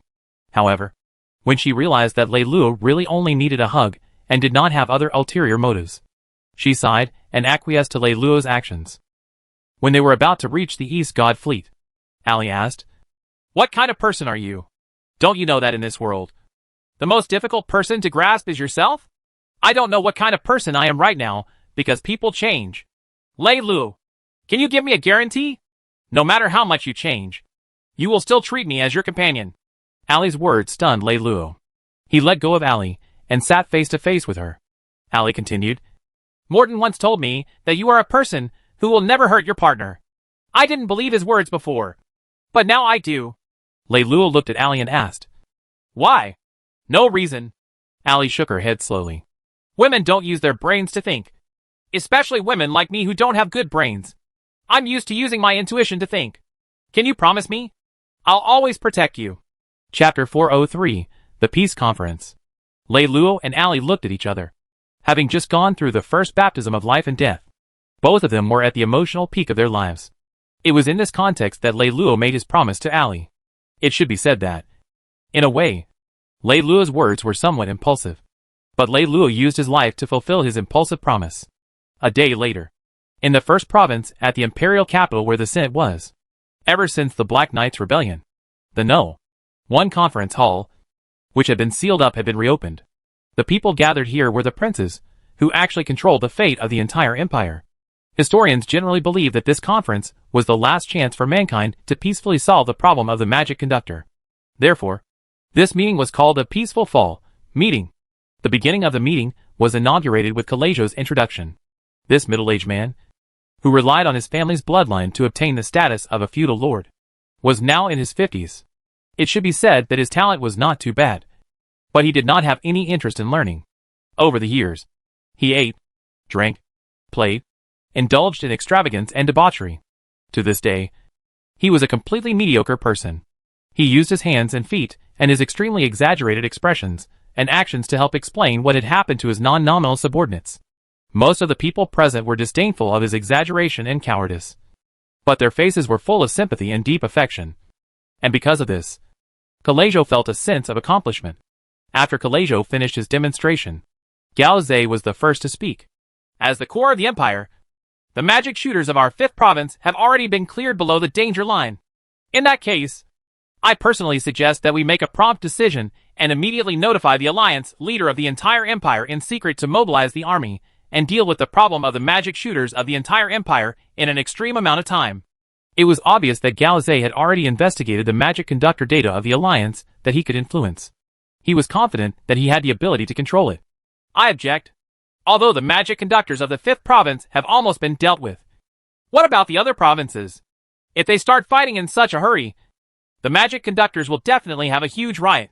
Everyone, please don't forget that. To a certain extent, the magic conductors have the ability to replicate. Even if magic conductors are at a disadvantage in certain aspects, their terrifying ability to reproduce will offset all the disadvantages. If they really cause a ruckus, the situation of the riot from back then will be repeated. Griffin almost immediately voiced his opposition. Even though Griffin had already thought of ways to hint to the Alliance leaders and suzerains that they should consider reducing the number of magic conductors.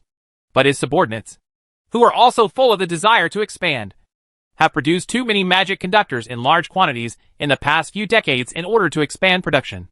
Even if the production has shrunk in the past few years, the total number is still extremely shocking.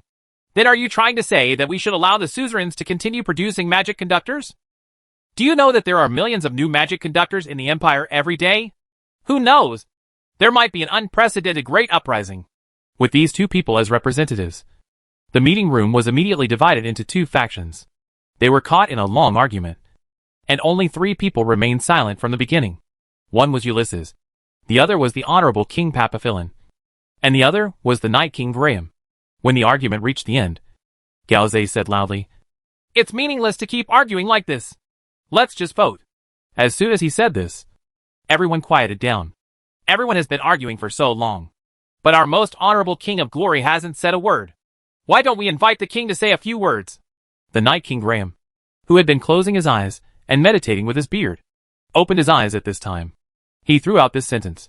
Papaphyllon seemed to be a little surprised to hear Graham say this. He first glanced at Graham indifferently, then turned his gaze to Ulysses. I'm not the only one in the entire meeting room who hasn't said a word. Although Prince Ulysses is young, his reputation as being extremely intelligent has already spread throughout the Empire. We old fellows might as well be humble and listen to the opinions of the young people. Hearing Papaphyllon's words, Morse could not help but show some displeasure on his face. Meanwhile, Papaphyllon's words also made Ulysses feel very surprised. The reason why he did not speak was not because he was arrogant and thought that he was amazing. It was because he knew that there were not many people who were inferior to him in terms of intelligence. It was only because everyone had their own ulterior motives that they would act so mediocre at the meeting table. Thus, he had been studying silently for the past few hours. But now that Papaphyllon had said so, and since everyone's eyes were on him, it was impossible for him to remain silent. After pondering for a moment, Ulysses stood up and bowed to everyone present. Seniors, in my opinion, I think we can issue the Senate order, the Magic Guide Preferential Treatment Law, which states that all magic guides must have the same food, clothing, and other conditions as before and cannot be changed. As long as we do this, then 99% of the magic guides will not cause trouble. At this point, Galazé continued, although there is only a 1% chance, there are 65 million magic guides who can give birth. Moreover, the reason we allow them to give birth is precisely because these magic guides have to carry out more complicated work. Their thoughts are also more complicated. They are the elites among the magic guides. What should we do with these people? Ulysses bowed to Galazé before replying.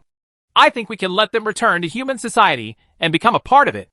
This is a very good suggestion, but I feel that this is an impossible task. Papaphyllon finally spoke. Everyone's gaze naturally focused on him. First of all, for a long time, many people no longer see magic conductors as humans but as beasts. There are many such fundamentalist lords. This is no longer the era of the Empire, and the Senate does not have the authority to order the lords. Even if we issue such an order, the lords might not follow it. I believe that when that time comes, there will be endless cases of people secretly torturing and killing magic conductor Caillou. A fox mourns the death of a rabbit. It is difficult for the surviving magic guide Caillou to not feel fear. Chapter 404, 195 billion gold coins. Moreover, the status of the fertility magister is special. I don't think that they will be able to integrate into normal society, because the so-called normal society is actually a cruel world where the strong prey on the weak and bully the good and fear the evil. Not to mention those conceited elites. Even the commoners will probably discriminate against them. In the long run, it is inevitable that they will feel resentment when the two are added together. Sooner or later, these fertile sorcerers will still be in chaos. After Papaphilin's eloquent speech ended, everyone present fell silent. A few people in the middle nodded in agreement. Papapilin picked up his teacup and took a sip of tea. There are only two long-term solutions now. The first is that we set aside half of the province as a special area for the sorcerers. We will relocate all the fertile magic conductors in the empire to live here. In this way, the relocation fee will be a huge expenditure. Many lords may not be willing to do it, and this will require the Senate to bear a certain amount of expenses. At the same time, all the magic conductors are engaged in military work. They lack experience in producing civilian products and have no experience in organizing society. Therefore, the Senate will give them all kinds of assistance. I've calculated that it will take about 30 years before we can completely let go of the magic shooter and let them develop their own. This money will have to come from the Senate again. How much does it cost? Among all the people present, no one was more greedy for money than Calajo. Half of the money of the Senate went to the various expenses of the Senate, and the other half was shared by all the members of the Senate according to the voting rights. Spending the money of the Senate was equivalent to spending part of the money of the dukes. Thus, when Calajo heard that he was going to use the money of the Senate, he immediately spoke up. I've calculated. On average, each fertile sorceress needs to spend up to 300 gold coins. In total, they need about 195 billion gold coins. Hearing this number, almost everyone in the meeting room cried out in unison.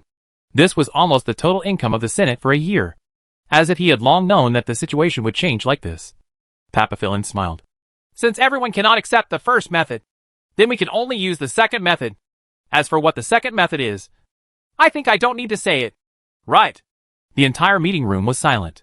The opportunity for peace quietly passed in this silence. Not to mention 65 million people. Even if 65 million people are just flies, it won't be so easy to kill them. The empire is so vast. Even if the Senate were to coordinate, it would take at least 2 years for them to communicate with each other. After the meeting, on the way back from the meeting center to the port on the Empire ship, Morsi, who was full of worry, said to her brother, "How can there not be any changes in such a long time?" Morsi was not an ordinary person, but he lacked a sense of urgency. His talent had not been put to much use, and he had been mediocre in terms of strategy. It was not until he realized that his position was likely to be threatened by his younger brother in the past few years that his intelligence began to grow. However, he was not considered a brilliant person. As a lazy person, what he wanted to do the most was to safely inherit King Baichan's position as a vassal according to the tradition of the firstborn sons of the various dukes and kings. To him, any unrest that could affect this matter would not be tolerated. And with his intelligence, he also knew that the plan approved by the Senate today to exterminate the fertility magister in the entire empire would inevitably bring turmoil to the empire, and even change the entire structure of the empire. For this brother, who had talent, could not bear the loneliness of learning. He was so immersed in the pleasures of reality that after years of learning, he had always been a middle-class strategist. Ulysses actually did not think much of him. However, due to his identity, Ulysses had always been respectful to him on the surface. Ulysses smiled at his brother and asked in return, "Big brother, do you really think that today's meeting is only about the issue of the magic conductor?" Morsi looked at his younger brother and felt a wave of disgust in his heart. He hated Ulysses' faint smile the most, even though his face was filled with humility and respect. But he knew that his younger brother looked down on him from the bottom of his heart. Every time he saw this smiling face, he could not help but feel the urge to rush up and give it a slap, because this smiling face seemed to have 7 big words carved on it. "Stupid fellow. I'll tolerate you. Younger brother. Just say what you have to say." "We're brothers. What's the point of keeping it in suspense?" Morsi turned his head unhappily and looked out of the window. In today's meeting, almost no one spoke the truth. The so-called issue of the mana guide is actually just a pretense. Today's meeting is actually discussing the issue of redrawing the boundaries of influence. And the reason why the proposal to exterminate the fertile mana guide was passed in today's meeting was because the power to change the status quo was greater than the power to maintain the status quo. In fact, these two powers existed from the very beginning. However, in the past 100 years, the former's power has gradually increased. Just like the mysterious Doomsday Alliance, an unknown new alliance actually annihilated the East God Alliance. The proposal to punish it was actually stopped by the Alliance Disciplinary Committee. This decision was not a coincidence. As Ulysses spoke, he sighed. The changes in the empire have been going on for a long time. It's just that today, this kind of quantitative change has finally accumulated to the extent of a qualitative change. Big brother, take a long look. In just 3 to 5 years, this empire will become completely different from what you imagined. The position of the stars is about to change. Morsi turned around to look at his younger brother. He saw Ulysses with his hands behind his head, half leaning back on the chair. His eyes were deep and cold as he looked at the ceiling. At this moment, Morsi suddenly felt a little discouraged. As time passed, his younger brother's growth rate did not slow down at all. He had been advancing rapidly. He felt that he was on a completely different level from his younger brother, whether it was in terms of intelligence, thinking, or ruthlessness. It was the same. 5 hours later, in the 5th province of the Alpha Empire, the city under Prince Ulysses. Ulysses had just returned home. When he reached the door, he saw his teacher and his most trusted assistant, Deity, come out to welcome him. Chapter 405, Lord's Complaint. He was also the chief advisor under King Deity. Ever since Ulysses was born, he had volunteered to be Ulysses' teacher. King Deity thought that this would destroy the balance of power between his sons. But Deity insisted. He even made the decision to resign if he did not agree, forcing King Deity to make concessions and hand Ulysses over to Deity for education and training. When Ulysses turned 18, Deity, as King Deity's chief advisor, was seconded to Ulysses as his administrative officer. Ulysses' reputation and more than half of his strength had been blessed by his teacher. This had also led to Ulysses' rise among King Deity's sons. It directly affected the originally stable Moor's right of inheritance, causing King Deity a headache. In recent years, King Deity had been plagued by illness, but he did not recuperate well. Instead, he began to indulge in sensual pleasures. He probably felt that he did not have much time left, so he indulged in his pleasures. As a result, his health became worse, and his confidence began to drop. It was to the extent that he started to become suspicious of his sons. He even suspected that one of his sons wanted to kill him and usurp the throne. Among them, the one he was most afraid of was Ulysses. There were a few times when the King Deity almost wanted to kill Ulysses. It was all because of Deity's mediation. That was why he gave up on the King Deity's idea. It was precisely because of this kind of relationship. Therefore, Ulysses and Deity, who were called master and disciple, were actually like father and son. Teacher, what's the matter? Seeing Deity come out to welcome him, Ulysses looked a little strange. The distant mountain lord of the Union of Immortal Economic Cooperation has sent news. Deity replied. Union of Immortal Economic Cooperation? Ulysses ran through his mind and finally remembered. It's from the 3rd province. Right? Yes. I don't have much contact with the Union of Immortal Economic Cooperation. As for the distant mountain lord, that's even more. Ulysses was a little lost. He told us that the people of the East God Alliance had occupied the city of a lord of the Alliance. The East God Alliance? Ulysses raised his eyebrows. Who? It's Princess Ally. Ally? Her beggar fleet? They couldn't even stop a small pirate fleet. They were even tied up. How could they still take over the colony star? Ulysses pondered for a moment and asked. What city is this? Is it a new village? The walls haven't been built yet. This city is called Holy City of Beauty. It's the most heavily defended city in the Alliance. As Deity spoke, he had already pulled out the map of the 3rd province. Here, Deity stretched out his hand and pointed at the location of the said city. Soon, they saw a city appear in front of them. Around the city were all sorts of data about the city. As one of the people who valued intelligence the most in the empire, Ulysses had been fully developing spies ever since he had obtained his main city at the age of 14. To this day, the level of spies in his hands was quite high. These spies helped him to scout around the entire empire. This information would eventually be gathered in Ulysses' hands and become part of his intelligence database. It was also because of this that Ulysses was able to know the world like the back of his hand without leaving his house. After skimming through the data of this city, Ulysses was even more confused. He asked Deity in disbelief. How did Ally conquer this city? Princess Ally conquered this city with the help of the grizzly pirates. Deity replied. What? Ulysses was even more confused. Wasn't she kidnapped by the grizzly pirates? Why would the grizzly pirates help her fight? This is the reason why the distant mountain lord complained to you. Princess Ally hired the grizzly pirates under your name to help her conquer this city. Deity explained the whole story to Ulysses. After hearing it, Ulysses was stunned. Who came up with this battle plan? I want to see him. Hearing Ulysses' words, Strachey laughed. Your reaction is also within this person's expectations. Princess Allie also sent a message to see you. Princess Allie also sent a message. Heh. No wonder teacher knows so much. I think these details were relayed to you by Princess Allie. Right. That's right. Princess Allie is a battle-type person. Such a genius and cold-blooded plan is definitely not something she can do. Of course. But Princess Allie said that she's already on her way. In half a month. She will arrive at Ulysses and explain everything to you in person. However, as a condition, you must guarantee the safety of the holy city of beauty during the month that she travels back and forth. Allie has a capable person under her. Ulysses clapped his hands and asked Strachey, in your opinion, what do you think I should do? Someone who can come up with such a plan is definitely not a nobody. I don't believe that such a person would be willing to assist Allie. Therefore, I believe that he either has a far-reaching plot of his own, or he intentionally did something shocking to attract her attention. If it's the former, then we must kill him without hesitation. The world is currently in the midst of a great war. Just by looking at his actions this time, if such a person allows him to become a force to be reckoned with, he will sooner or later become a disaster for you. Who cares about the entire empire? And if it's the latter, then no matter what kind of high position you give, no matter what price you have to pay, you must take him into your pocket. Yeah, I think so too. All right. Regarding the distant mountain lord, reply that I'm in the Senate for an important meeting and can't communicate with the outside world. We can't confirm this matter. Please don't act rashly for now, and wait for me to come back before giving him a reply.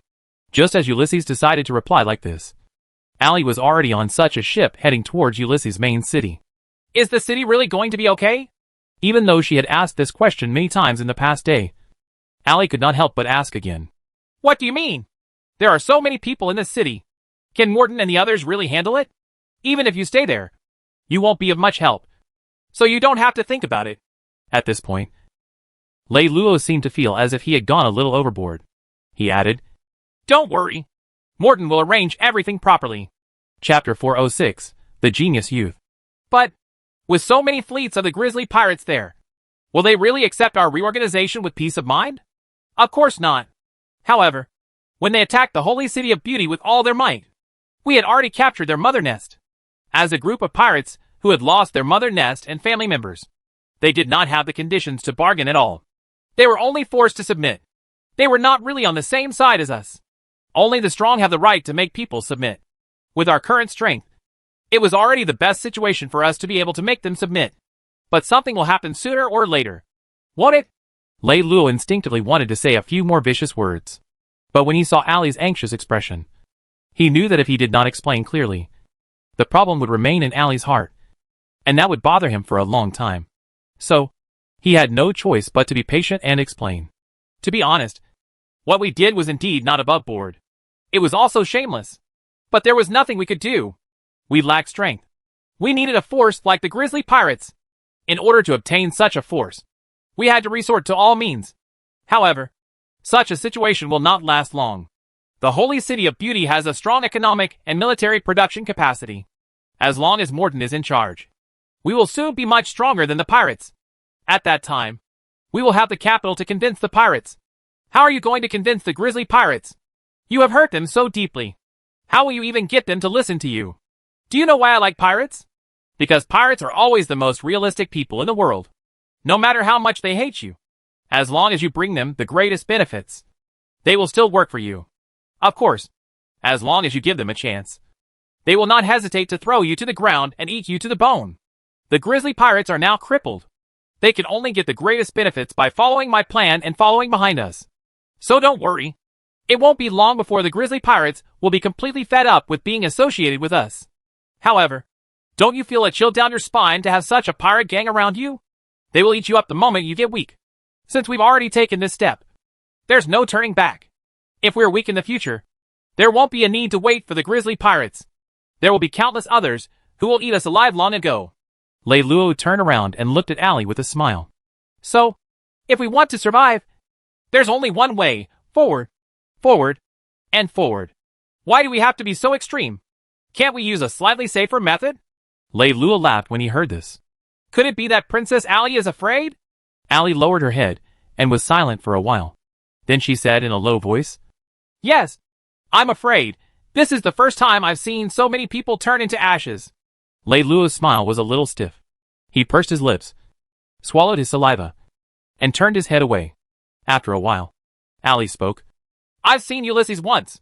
He's a smart guy with smoke coming out of his head. Do you really think you can deal with him? I know him better than he knows me. I think the odds of winning are very high. The only thing that's worth worrying about is his teacher, Strachey. At this point, Lei Luo shook his head emotionally. Most of the time, no matter how stubborn a middle-aged man is, he's still more difficult to deal with than a genius youth. You say you know Ulysses. Have you seen him before? A face-to-face conversation is indeed a way to understand him. But the way to understand people is not just that. Alright, stop talking nonsense. Let's get down to business. How do you plan to deal with Ulysses? It's very simple. Just adapt to the situation. That's easy for you to say. Adapt to the situation. Do you think it's that easy? If you do your homework well and keep your mind steady, it's that easy. Then tell me, what kind of person is Ulysses? On the surface, Ulysses seems to be a righteous, dignified, and graceful person. But in fact, his heart is filled with insecurity, the coldness, anxiety, paranoia, and a certain degree of brutality brought about by this insecurity form the main part of his true character. Ali's heart trembled when she heard what Lei Luo had to say, because Lord James had once given a similar evaluation to Ulysses. Anyone who had truly come into contact with Ulysses' heart knew how dangerous and terrifying he was. Due to Ulysses' talent and self-control, as well as his ability to cleverly conceal the thoughts in his heart, most people were deceived by his elegant and magnanimous appearance. Ali did not interrupt and listened to Lei Luo seriously. Ulysses took great pains to maintain this image. For this reason, he deliberately put on his usual solemn appearance, making it difficult for people to get along with him for a long time. This was to keep a distance from others, so that his inner world would not be spied on. In this world, the first person to fully realize Ulysses' true personality is probably his father, King Bacon. The second person is his first instructor, Strachey. In terms of Ulysses' personality, there was a total of 2,300 votes in the Senate that ruled the empire. Among them, the 12 marquises held 1,300 votes. In other words, as long as the 12 marquises were united, they would definitely be able to control the Senate. However, in reality, this was almost impossible. The 12 marquises feared each other the most. So how could they be united? Although this situation has not spread to the succession of the marquises until now, it does not mean that the hearts of the descendants of the marquises have not changed. Once the Pandora's box is opened, it will be hard to control. Everyone knows that the succession of the marquises is similar to those of the plutocrats and warlords. It is only a matter of time. Chapter 407. Where is that person? The hearts of the people who grew up in this era are more or less distorted. As for Ulysses, who was at the center of the vortex, because of his outstanding talent, he suffered the jealousy and hatred of all his brothers from the day he was born. They wanted to kill him every chance they got. There were a few times when Ulysses almost died. It was only until his father sent Strange to be his first instructor and received his protection that he was able to live this long. Hearing this, Ali finally could not help but interject. In that case, the only person Ulysses can rely on and trust in his life is probably. Lei Luo smiled faintly and said, If that's the case, then I won't be coming this time. Ali raised her eyebrows and looked at Lei Luo. I mean, how can Ulysses, who grew up in such an environment, be normal? Then again, how can a person who grew up in such an environment, a person who doesn't even dare to trust and rely on his own biological father, completely trust a person? No, absolutely not. Never. His only eternal ally is himself. Even if the empire is reversed and time and space reverse. It is also Ulysses' belief that he will never change. And this is his greatest weakness. Lei Luo raised his hand slightly and clenched it into a fist. As long as there is a weakness, it can be used by me. Half a month later, Lei Luo and Ali's carriage arrived at Ulysses' city. On this day, Ulysses was in his study studying the daily routine of war cases with Strachey when his adjutant suddenly walked in from outside. Your Highness, Princess Ali has arrived. Ulysses raised his eyebrows and asked, Where is she now? She's in the living room. The adjutant answered, Is she alone? Yes, Your Highness. She's alone. Ulysses turned around and glanced at Strachey. Alone? Then he waved at the adjutant and said, Go. Tell her that I'm in class, and we'll see her soon. After the adjutant answered yes and left, Ulysses looked at Strachey and asked, Teacher, she's in the living room. We just need to ask her, and we'll know everything. Although Ulysses was young, he had a dignified personality. Usually, his subordinates would be in awe of him when they saw him. The only one who could speak in such a tone beside him was Strachey. Ulysses nodded. Teacher, you should go too. Strachey heard Ulysses and stood up. He bowed and said, Yes. 10 minutes later, Ulysses came to the living room with Strachey. When she saw Ulysses enter the room, Allie immediately stood up and bowed to Ulysses and Strachey. When James was in trouble, as the messenger of the East god, Allie had seen Ulysses once. However, she did not receive Ulysses' help. Instead, she received Ulysses' request to take her as a side chamber. When he saw Allie again this time, he found that Allie had totally changed. Before, Allie appeared fierce on the surface, but her heart was filled with fear. Her actions were impulsive, and she did not know how to use words. She always had a strong sense of unease. But now, Allie's words and actions were very appropriate. Although it was clear that she still feared him, her feelings were completely within her control. And the biggest change for her was the sense of steadiness that came from the depths of her heart. As expected, there's someone capable to help. Only when I feel confident will I be so calm.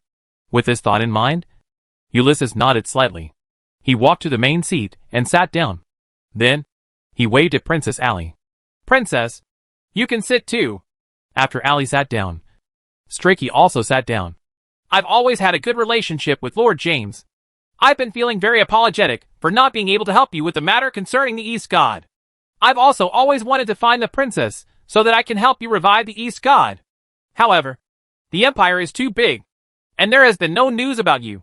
Princess, not long ago, I heard the news that the grizzly pirates kidnapped the princess. I was going to rescue you, but because of the constraints of my family, I understand all of your highness' intentions. However, I'm not here to reminisce about the past, so it's fine if I don't talk about the past. Allie spoke in a low voice, neither servile nor overbearing, according to what Lei Luo had taught her. Hearing Allie's words, Ulysses was stuffed with all the information he wanted. Unconsciously, Allie had the initiative to control the conversation between the two of them. Oh, Ulysses pondered for a moment. I wonder why the princess came all the way here to look for me. What do you need my help for? Indeed, I need your help. I think your highness understands exactly what I need your help for. Hearing this, Ulysses could not help but smile faintly. He thought to himself, Good fellow, you are not here to ask for my help. You are clearly here to collect your debt. Ulysses held his hands together and rubbed them for a few rounds.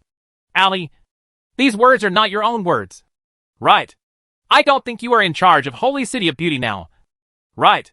Hearing Ulysses' change of address, Allie knew that they could finally talk about practical matters. His Highness is only half right. These words are indeed not mine. But I'm still in charge of that city. You're still in charge of Holy City of Beauty?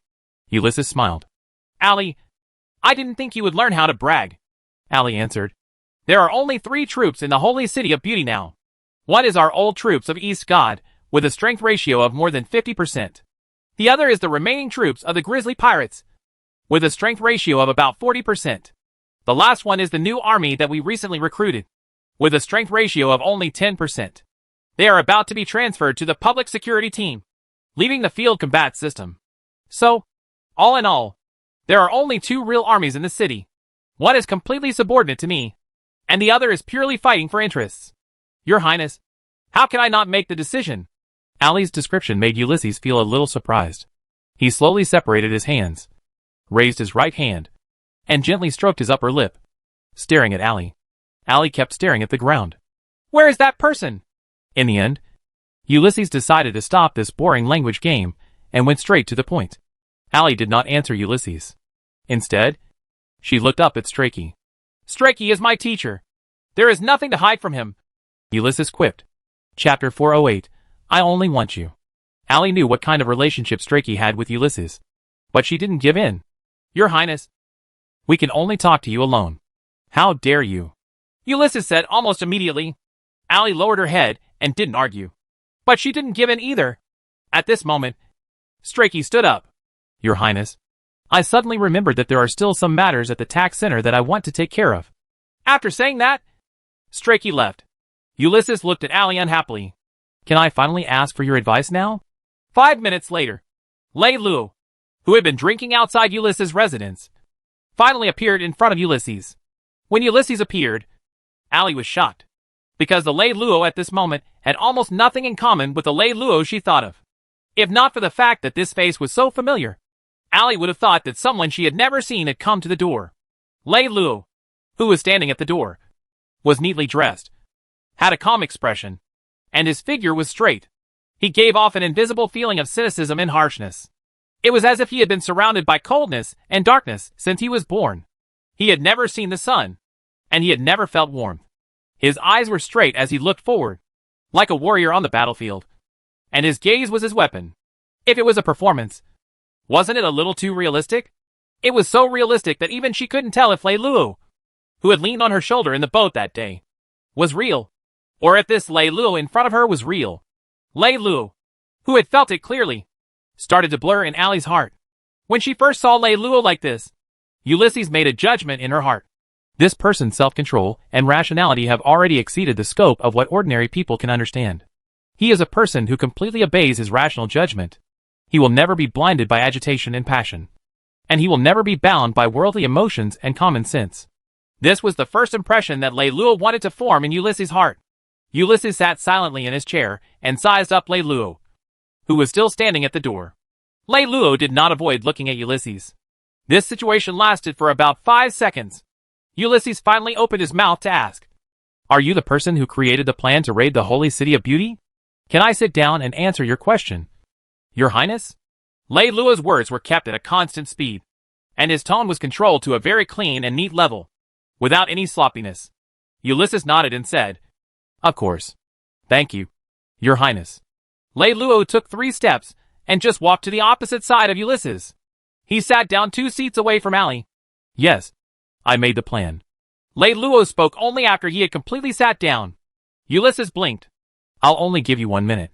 If you can't convince me in 1 minute, your life will be over. Personally, I think that given the current situation, it's best for His Highness to use his wisdom elsewhere.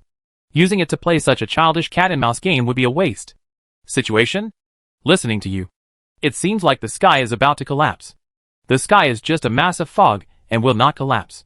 However, a complete change in the situation of the empire is already unavoidable.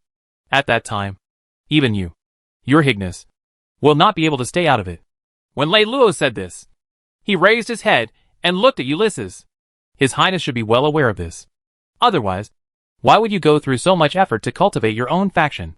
Why would you want to use the name of taking Princess Allie as a concubine to gain control over the remnants of the East God?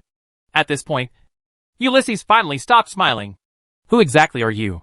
"A traveler who has wandered around the depths of the empire for many years. A traveler whose past cannot be traced even with your abilities, Your Highness." Ulysses stood up and started pacing around the living room. What Lei Luo said was true.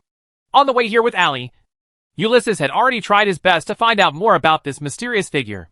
However, the earliest trace of all the investigations was only to the blood-red pearl from a few months ago. Who he was, what his personality was, and what his likes and dislikes were all unclear. All the intelligence reports submitted by the intelligence agents ended up with almost nothing useful and relevant. "I know you came here to trade with me. I know what you want from me. But I don't know what you want to give me in exchange. But that's not important. I don't want anything. I just want you." After pacing for about a minute, Ulysses suddenly turned around and pointed at Lei Luo. Ulysses' words made Allie stand up immediately. "Your Highness." Ulysses reached out to stop Allie from speaking. "As long as you are willing to be my subordinate, no matter what the conditions are, no matter what you want from me, I can agree to it. I can also agree to it. As long as you submit to me, I will give you the rank of second in command, Major General, and Feudal Lord." Hearing this, Allie opened her mouth and was about to speak, but she was unable to do so. She had never expected that the moment she met Ulysses, he would immediately start recruiting Lei Luo. Moreover, he did not make a move. But the moment he made a move, it was already so heavy. It was not an exaggeration to say that as long as Lei Luo agreed, he would immediately go from a worthless brat to a dazzling new star of the empire. Tomorrow, his name would spread throughout the entire empire, and all the online weekly magazines would have his face on the cover. This was something that anyone could only dream of. Allie herself did not know what was going on, but she felt that Lei Luo would not accept it. She felt like he would have no legitimate reason to support Ulysses. She just had a hunch that Leiluo would not agree. However, even if she felt that way, Allie could not open her mouth to stop Ulysses from recruiting her. In any case, this was a great opportunity for Leiluo. She could not give him anything right now, but she felt like he was ruining his future. This could not be justified. I came here today not only to offer myself, but also to offer the entire East God to His Highness. Hearing Leiluo's words, Allie frowned slightly. Other than that, there was no other reaction. Ulysses, on the other hand, was not moved at all. He knew that the benefits of being smart were not so easy to take. So he was in no hurry to speak, and just kept looking at Leiluo. He was still waiting to hear what he had to say. Chapter 409, Losing to Human Nature. When the dark nights were in chaos, King Baichen's body was injured and his health was damaged.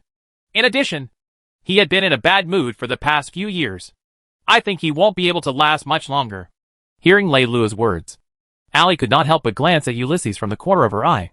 But when she saw that Ulysses did not even raise his eyebrows, she immediately thought to herself, these two are really a match for each other. They are fellows who completely disregard human relations and ethics. Without a doubt, everyone in the Empire knows that His Highness is the most outstanding person. For an outstanding person to be in the position of His Highness, there are only two paths that can be taken. One is to go up and become a person of unparalleled fame, or to go down and quietly die in a corner that no one knows about. And judging from the current situation, His Highness will most likely end up in the latter. Ulysses' eyebrows twitched slightly, but he still did not say anything. His Highness might feel uncomfortable when I say this, but my advice is harsh to the ear. Your Highness, between you and your brother Morse, only one person can have the title of King Baichen. When one of them wears the crown, it will be the other person's head falling to the ground. Ulysses raised his hand and interrupted Leiluo's words. You don't have to repeat this to me. I know this better than you. Just tell me why you think I will fail. In terms of intelligence, personal charm, reputation, and even the morale of the people, Your Highness is above Morse. If Your Highness is going to lose, there is only one thing you can lose, and that is human nature. Humanity? Ulysses looked at Leiluo, his eyes revealing a hint of confusion. Yes, humanity. Humanity is lazy. Humanity is realistic. Humanity is cowardly. And humanity is fickle. Humanity is lazy. So unless there is a violent external shock, people are used to obeying the rules, and the eldest son inheriting the throne is the rule. Humanity is realistic. So people only look at the present, not the future. Even though everyone knows that His Highness has unlimited potential, they would rather rely on Morse's current strength than on His Highness's potential. Human nature is cowardly. So even if people like you more, they will be happy to support you when you gain power. But when you are about to encounter a disaster, they will not have the courage to help you. Your Highness, human nature is fickle. So all the adoration and admiration for His Highness today is only temporary. With a little instigation, all of His Highness' good reputation will turn into bad reputation. Since you're all smart people, there's no need to be so mysterious. Just say what you want to say. What I want to say is actually very simple. His Highness's greatest advantage is fame, and Morse's greatest advantage is strength. If this doesn't change, then all of His Highness's advantages now, apart from sending you to your grave faster, are meaningless. When Leiluo said this, he once again looked straight at Ulysses. Your Highness, Lord Strake's nurturing and help has brought you today's fame and opportunity. However, in the middle of the night, did you ever feel frustrated with Lord Strake?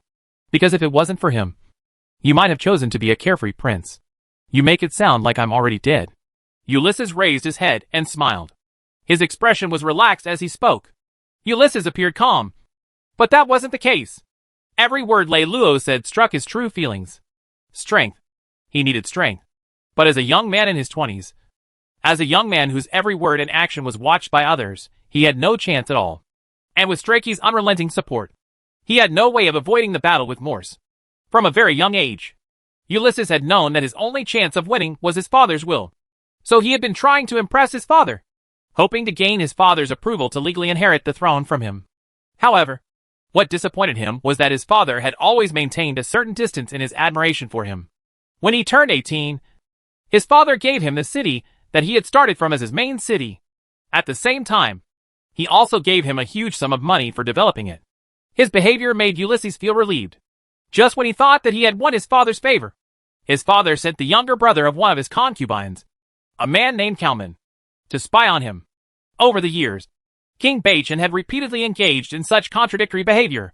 Ulysses had always appeared calm and composed on the surface, and he had always been elegant and graceful. However, in reality, he was immersed in deep anxiety every day. Waking up from a nightmare was nothing new to him. Your Highness, you need a powerful Eastern god, who not only obeys you in name, but also listens to your orders completely. You say it nicely. But why do you have to obey me? Because we need you. Your Highness. That is now. In the future. When you are strong. What will happen? Will you still be loyal to me then?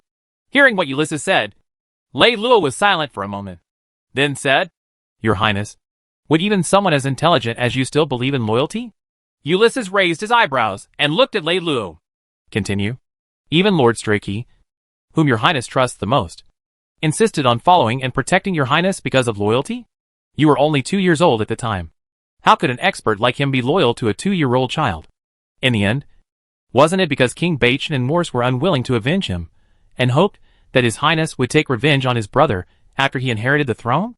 If even a person like Lord Strachey did not follow his Highness because of loyalty, then whose loyalty can be trusted in this world? Then, according to you, what can be trusted? Of course, its benefits. His Highness shouldn't be thinking about how to obtain the loyalty of his subordinates, but how to maintain the interests of his subordinates. As long as the benefits of following his Highness are greater than working alone, then we will undoubtedly follow his Highness. And if following his Highness is better than working alone, then even if we serve his Highness, I'm afraid it would be difficult for us to do it alone. Right? Ulysses was silent for a moment before he nodded. You've said it clearly. All right. After saying so much, let's get down to business. How do you want to trade with me? We don't need his Highness to give us arms. Nor do we need his Highness to give us funds. We only need to borrow your reputation. Your Highness. Chapter 410, City Decoration Tax. We don't need his Highness to help us obtain the legal possession of Holy City of Beauty. We only ask his Highness to ask the distant mountain lord to agree to lend to us for 3 years. We also don't need his Highness to help us obtain the real name of the Lord and restore the name of the Alliance. However, we need his Highness to buy some licenses of the Senate for us when necessary. Is that all? Before we make relative contributions to his Highness. That's all we have for now. Then what do you plan to give me?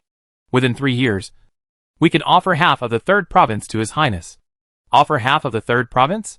After repeating this sentence, Ulysses shook his head with a smile of disbelief. You actually want to completely unify the 3rd province within 3 years? 3 years is already the longest time limit.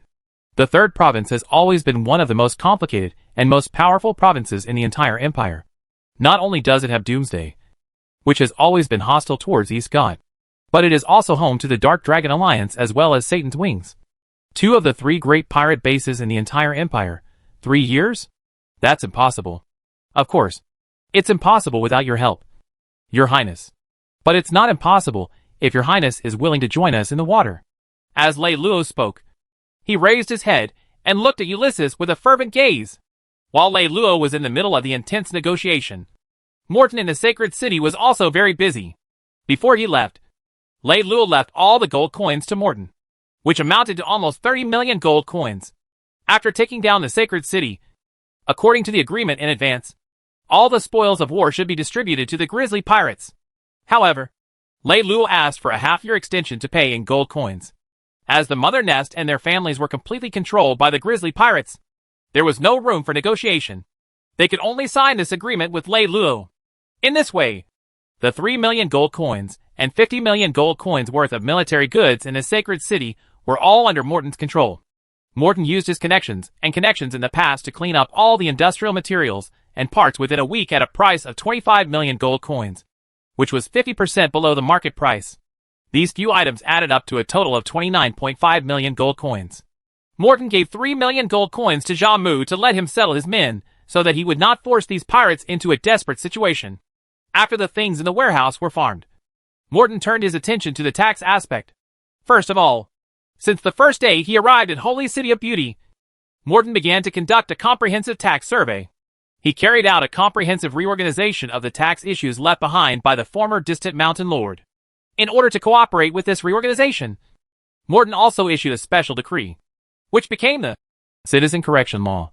The law stipulated that anyone who evaded taxes and was reported for tax evasion must pay a fine ranging from 3 to 10 times. It also stated that the whistleblower could receive 20% of this amount. The deficiencies were offset by various real estate. Apart from that, Morton also imposed a special tax on the citizens of the Holy City of Beauty, which had a population of 70 million. The name of this special tax was infuriating. It was called the City Decoration Tax. The tax was also insane. It was 60% of the annual income of all citizens. And as a compromise, Morton promised that he would not impose any tax on the city for the next 10 years. It had been 6 days since they last met, and it had been more than 20 days since they had left the city. Allie did not say anything when she saw Lei Luo's carefree expression, but her heart was beginning to pound. She thought to herself, why is Lei Luo so confident? What will he do if Ulysses does not do as he expects? Don't worry. The letter of protest from the distant mountain lord should have filled Ulysses' mailbox. The things Ulysses has prepared for us should have been prepared as well. Lei Luo laughed confidently. Are you saying that Ulysses wants to give you something? Of course. I came all the way here and didn't give you anything. Wouldn't that be too stingy? But why should he give you anything? He doesn't owe you anything. That's right. He doesn't owe us anything. But he wants us to owe him something, Lei Luo said, and drank the wine in his hand in one gulp. Then he walked to the hotel sofa and collapsed. How about sleeping for another half an hour, and then going to the market with you? I suddenly remembered that I didn't buy anything for Morton. That guy should have an opinion. As soon as Lei Luo finished speaking, someone knocked on the door. Allie stood up, walked over, and opened the door. It was the confidential adjutant of Ulysses standing outside the door. His Highness invites the two of you. Hearing the confidential adjutant's words, Allie turned around and looked at Lei Luo. At this moment, she saw Lei Luo, who had a lazy look on his face, sitting upright with a serious look on his face.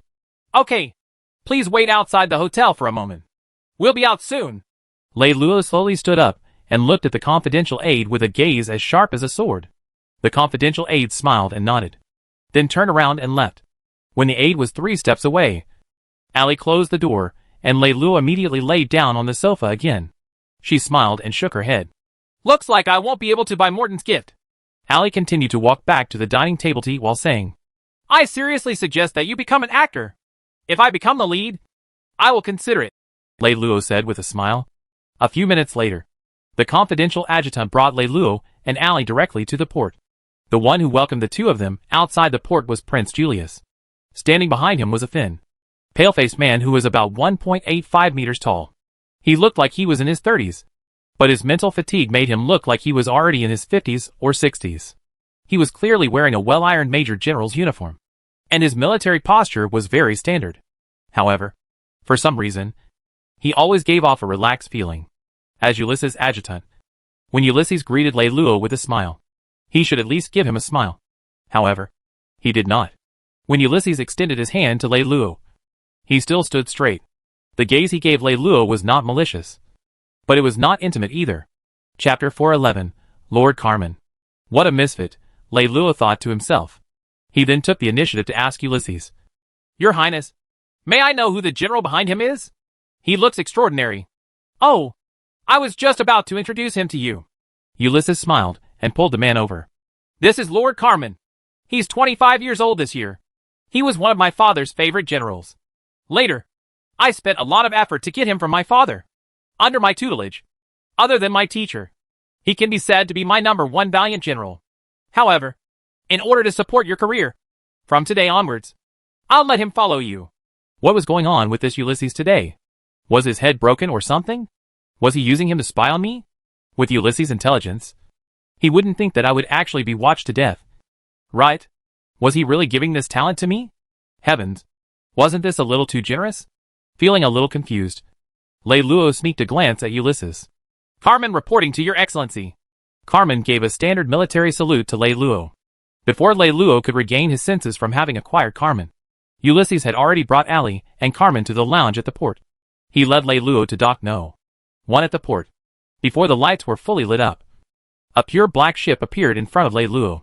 When he saw the ship, he was a little surprised because it did not seem to be a common imperial ship, and he had never seen the likes of it in public before.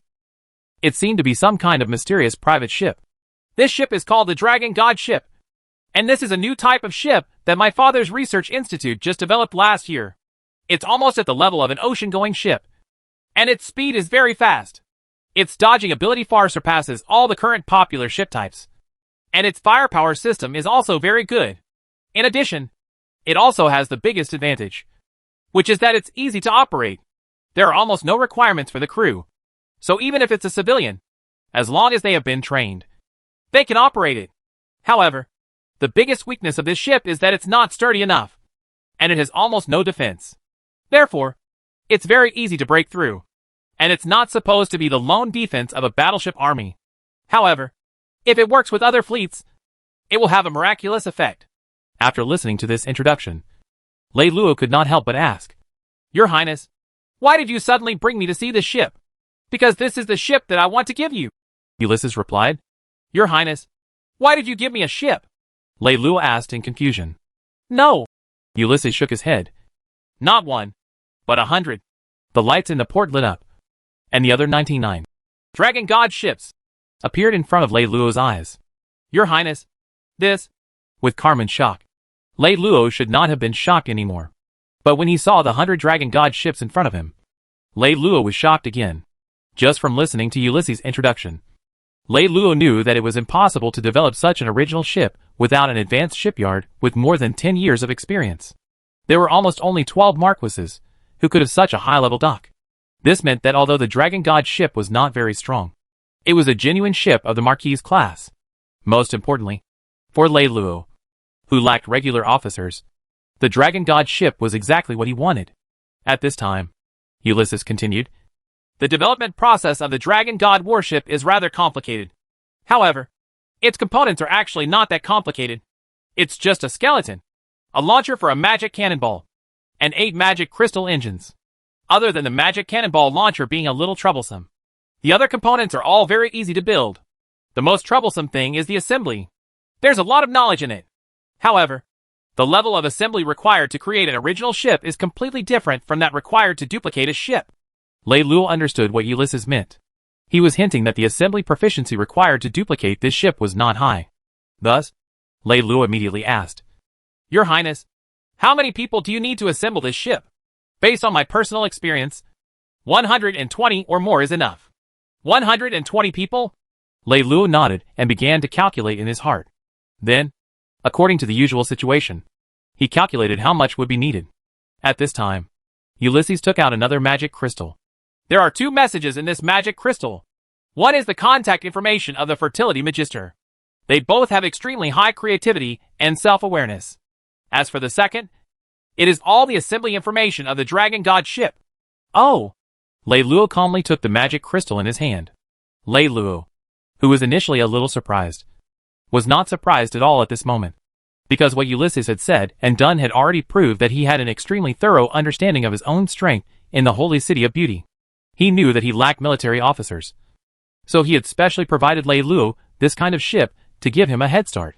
He knew that he needed to develop rapidly and explosively, and he had no time to slowly develop his technology. So he directly handed over the research materials of this type of ship to him. And in this world, there were many times where greed was hidden behind the generosity. The more he gave, the more he naturally wanted. Therefore, after placing the memory card in his hand and flipping it back and forth a few times, Lei Luo turned his face and looked at Ulysses. "Your Highness, what do you want from us?" Ulysses smiled and looked at Lei Luo for a while before saying, "I'm sincere. Your Highness, don't you think that these 2 words are too illusory?" "Yes, it's indeed illusory. However, the most valuable things in the world are often not real." As Ulysses said that, he smiled and put his hand on Lei Luo's shoulder. "All right, Lei Luo, you and I are both very clear about the situation in the holy city of beauty. I know that you've always wanted to go back. This is the first time you've talked to me. I know how much acting there is in your expression and your words. I've also guessed a little about your ambition and your train of thought for development. Moreover, I also know that I'll know everything." Lei Luo's originally tense expression suddenly broke into a smile at this moment. "I came here this time to bet that His Highness is a person with absolute confidence. Now it seems that I have made the right bet. I hope that His Highness will not take the many tests and performances from before to heart. Judging is one thing, but the truth is another. You did that because you were being cautious and wanted to protect yourself. There is nothing to blame." Chapter 412, Allies. However, You will be leaving soon. Can we speak a few words of truth? Of course. Your Highness. Please. Lei Luo said. All right. Ulysses nodded. He did not give in and said it himself. Use 4 words to describe my current state. It's like walking on thin ice. I dare say that as long as I can ascend to the throne of Bachan King, I won't care about any of the people on the stage right now. However, the crux of the problem is that I might not be able to ascend to the throne right now, because I have an older brother who is a few hundred years older than me. He is an older brother who has been in business for a few hundred years more than me. No matter how capable I am. I'm only in my 20s. I've only been in business for a few years. I'm just like a few-year-old baby. No matter how strong I am. How can I defeat an adult? You're right. I may seem famous. But I'm actually full of danger. To me, this reputation is a fortune. But it's also a disaster. It forced me to have no way out. I have to move forward. However, the truth is that with my current strength, unless my father supports me, I've carefully calculated that my chances of winning don't exceed 10%. Therefore, I have been secretly enduring. I am waiting for a variable. I have never known what this variable is. But I always believe that this variable will come. At that time, I will be able to turn the tables. Until a week ago, I waited for you. After I finished talking to you, I am sure that the variable I need is you. You are smart enough, cold enough, flexible enough, and at the same time, you know how to make a choice. Almost from the moment I finished talking to you, I made up my mind. As Ulysses said this, he looked at Lei Luo with a serious expression. Lei Luo, you and I both know that we are not open and above-board people. There are dark corners in our hearts that cannot be known by others. However, I think you also know that people like us are not completely devoid of blood and sincerity. It's just that we can't meet the right person. And today, I, Ulysses, am willing to swear to you that with the 5th province as the boundary, as long as your influence has not developed to this point, I will always be your ally. No matter what happens to you, I will do my best to support you. Are you willing to make the same promise to me? This time, I want you to tell me the truth. Ulysses' words were like a medium-sized stone thrown on the surface of a lake. It left a ripple in Lei Luo's heart. It was only at this moment that Lei Luo finally had a sincere respect for this prince in front of him. Your Highness, if I succeed, sooner or later, I will pass the 5th province. After a long silence, Lei Luo finally spoke frankly.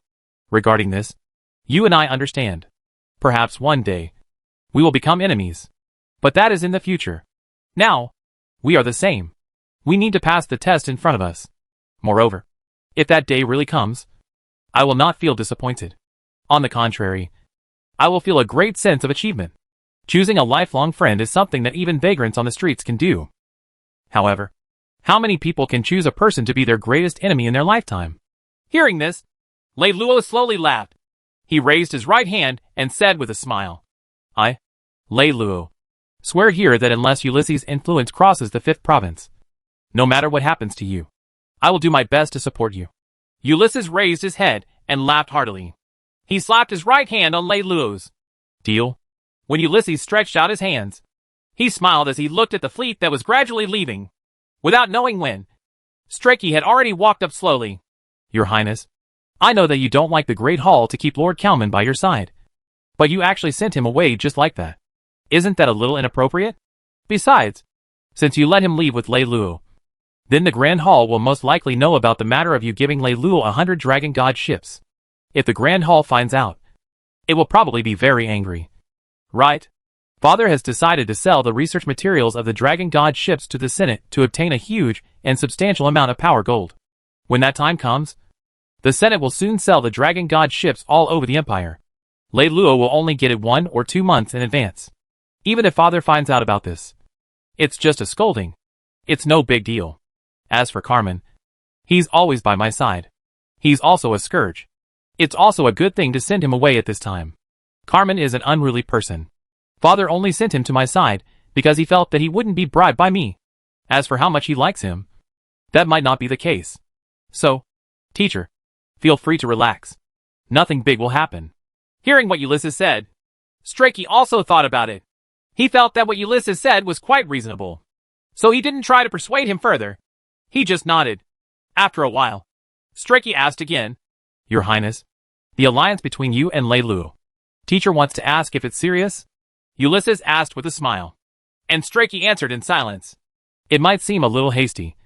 But teacher, in that chaotic world in the future, perhaps this hasty alliance between him and I will be the one that lasts the longest. Ulysses smiled confidently when he said this. After thinking for a while, Strachey asked again, why did it have to be him? There aren't many people who have the ambition to participate and have a clear understanding of the general situation of the empire. And Leiluo feels that it's one of them. Moreover, the development of the situation is much faster than we imagined. We don't have the time to choose a more suitable candidate than him. As Ulysses spoke, he took out a piece of white paper. This is the meeting record of our meeting in the imperial capital. Teacher, you can take a look.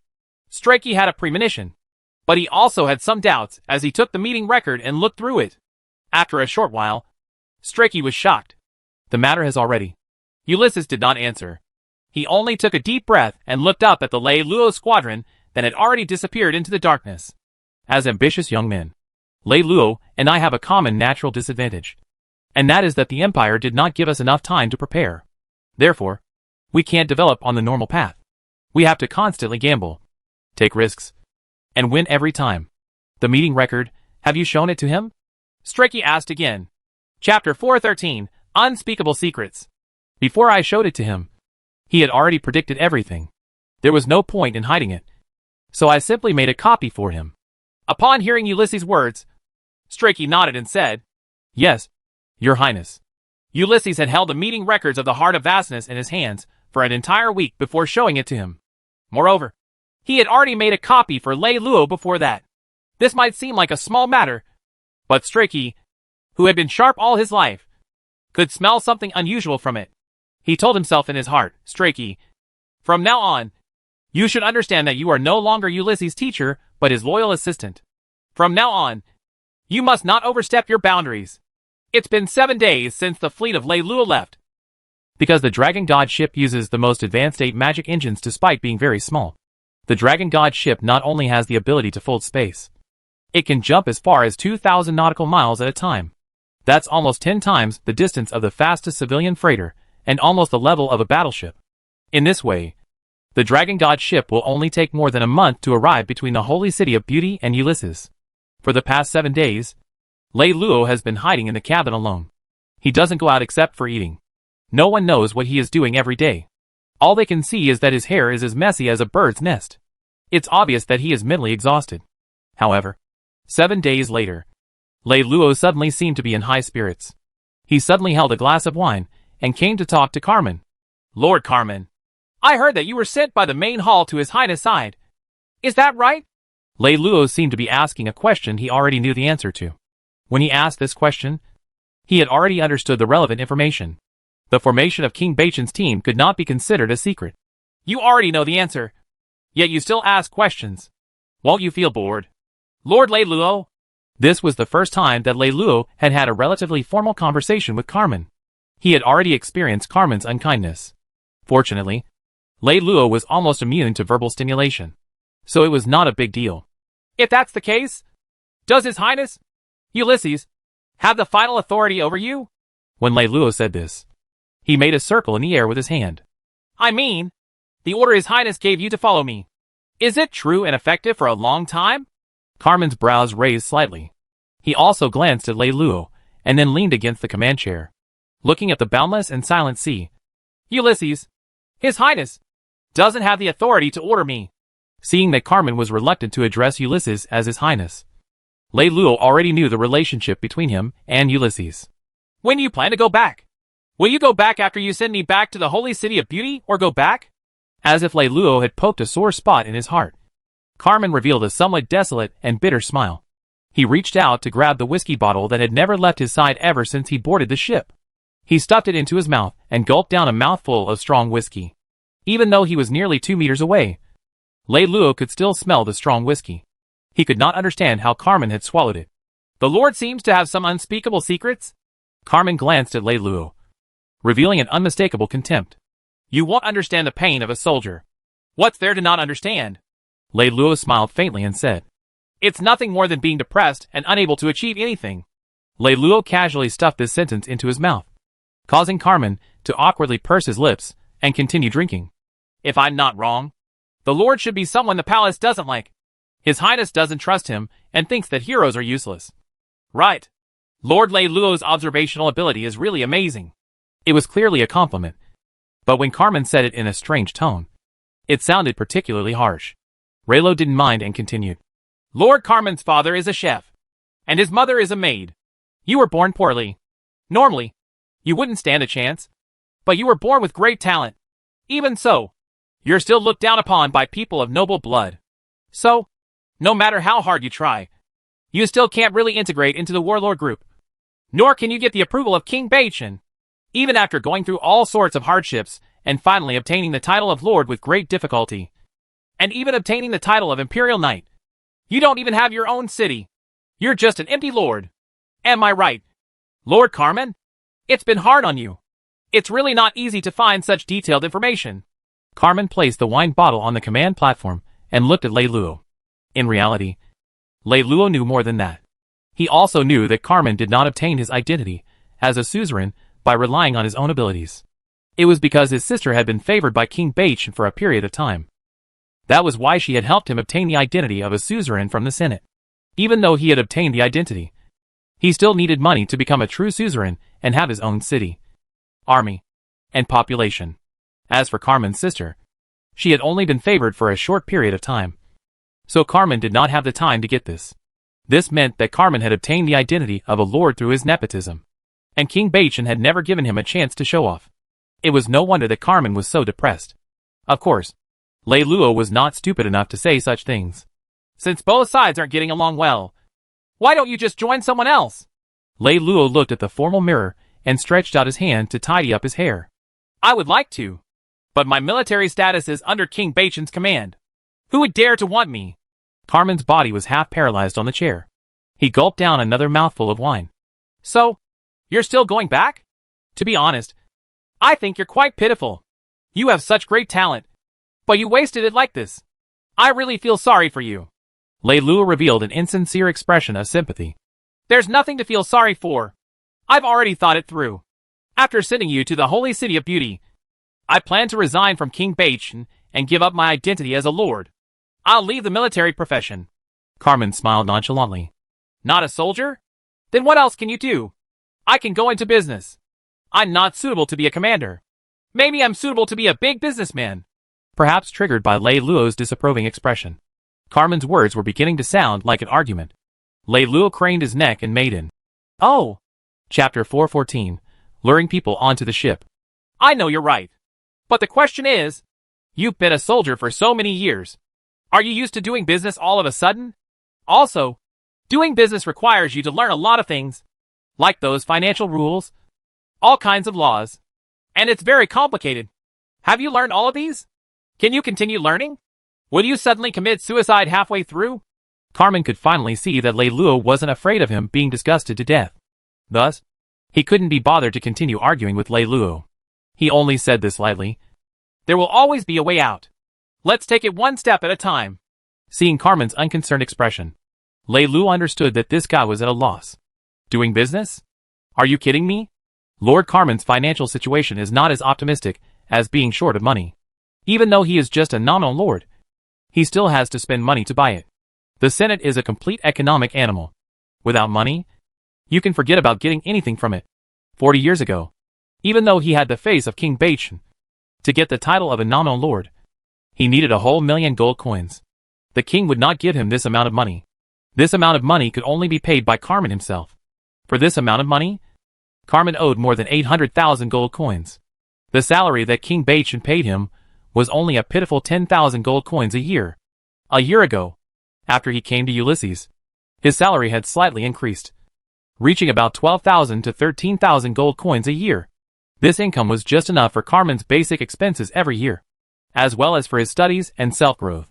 Today, although the people who lent money to Carl were all friends who gave him the most touching low-interest rate, Carl's wealth still went from minus 800,000 gold coins to minus 2 million gold coins. How about I partner with you? Feeling that it was almost time, Lei Luo suddenly turned his head and looked at Carmen with a smile. You? Carmen opened his eyes wide and looked at Lei Luo. Do you have to be so surprised? Lei Luo opened his eyes even wider than Carmen. You've been going around me for a long time. So you want to tell me this? But why should I cooperate with you? As Carmen said this, he raised his head and laughed proudly. It's very simple. I have money. Compared to those plutocrats, it may not be much, but I can easily invest 3 to 5 million gold coins. Besides, since I can take down the holy city of beauty, I still have some fleets. In addition, the dragon god fleet that Ulysses gave me can be considered to have some capital. While Leiluo said this, he thought to himself, with your wealth, you actually said that you want to do business. From this, it can be seen that your personality is very optimistic. A few million gold coins and a pheasant fleet is nothing to a true lord. But it's a pity that you are just an empty lord with no city, no money, and no ships. Stop being so high and mighty and quickly follow me, young master. Just as Leiluo thought. When he thought about Leiluo's advantage, Carmen's heart indeed palpitated. In the past few decades, he had been afraid of being poor. After so many years of hardship, he had been high-spirited and arrogant in the past. He had long been stifled into a sour mood. Although the person in front of him did not have much capital, he knew a little about his experience. It took courage to say that he had no future at all. Although his mind was active, he had looked down on him just now. If he accepted the invitation now, it would be a little embarrassing. After hesitating for a long time, Carmen cleared his throat and said, I have a very bad temper. Even King Bachin and Prince Julius can't tolerate me. I don't know if Sir Leiluo and I can get along. We're doing business together, not dating.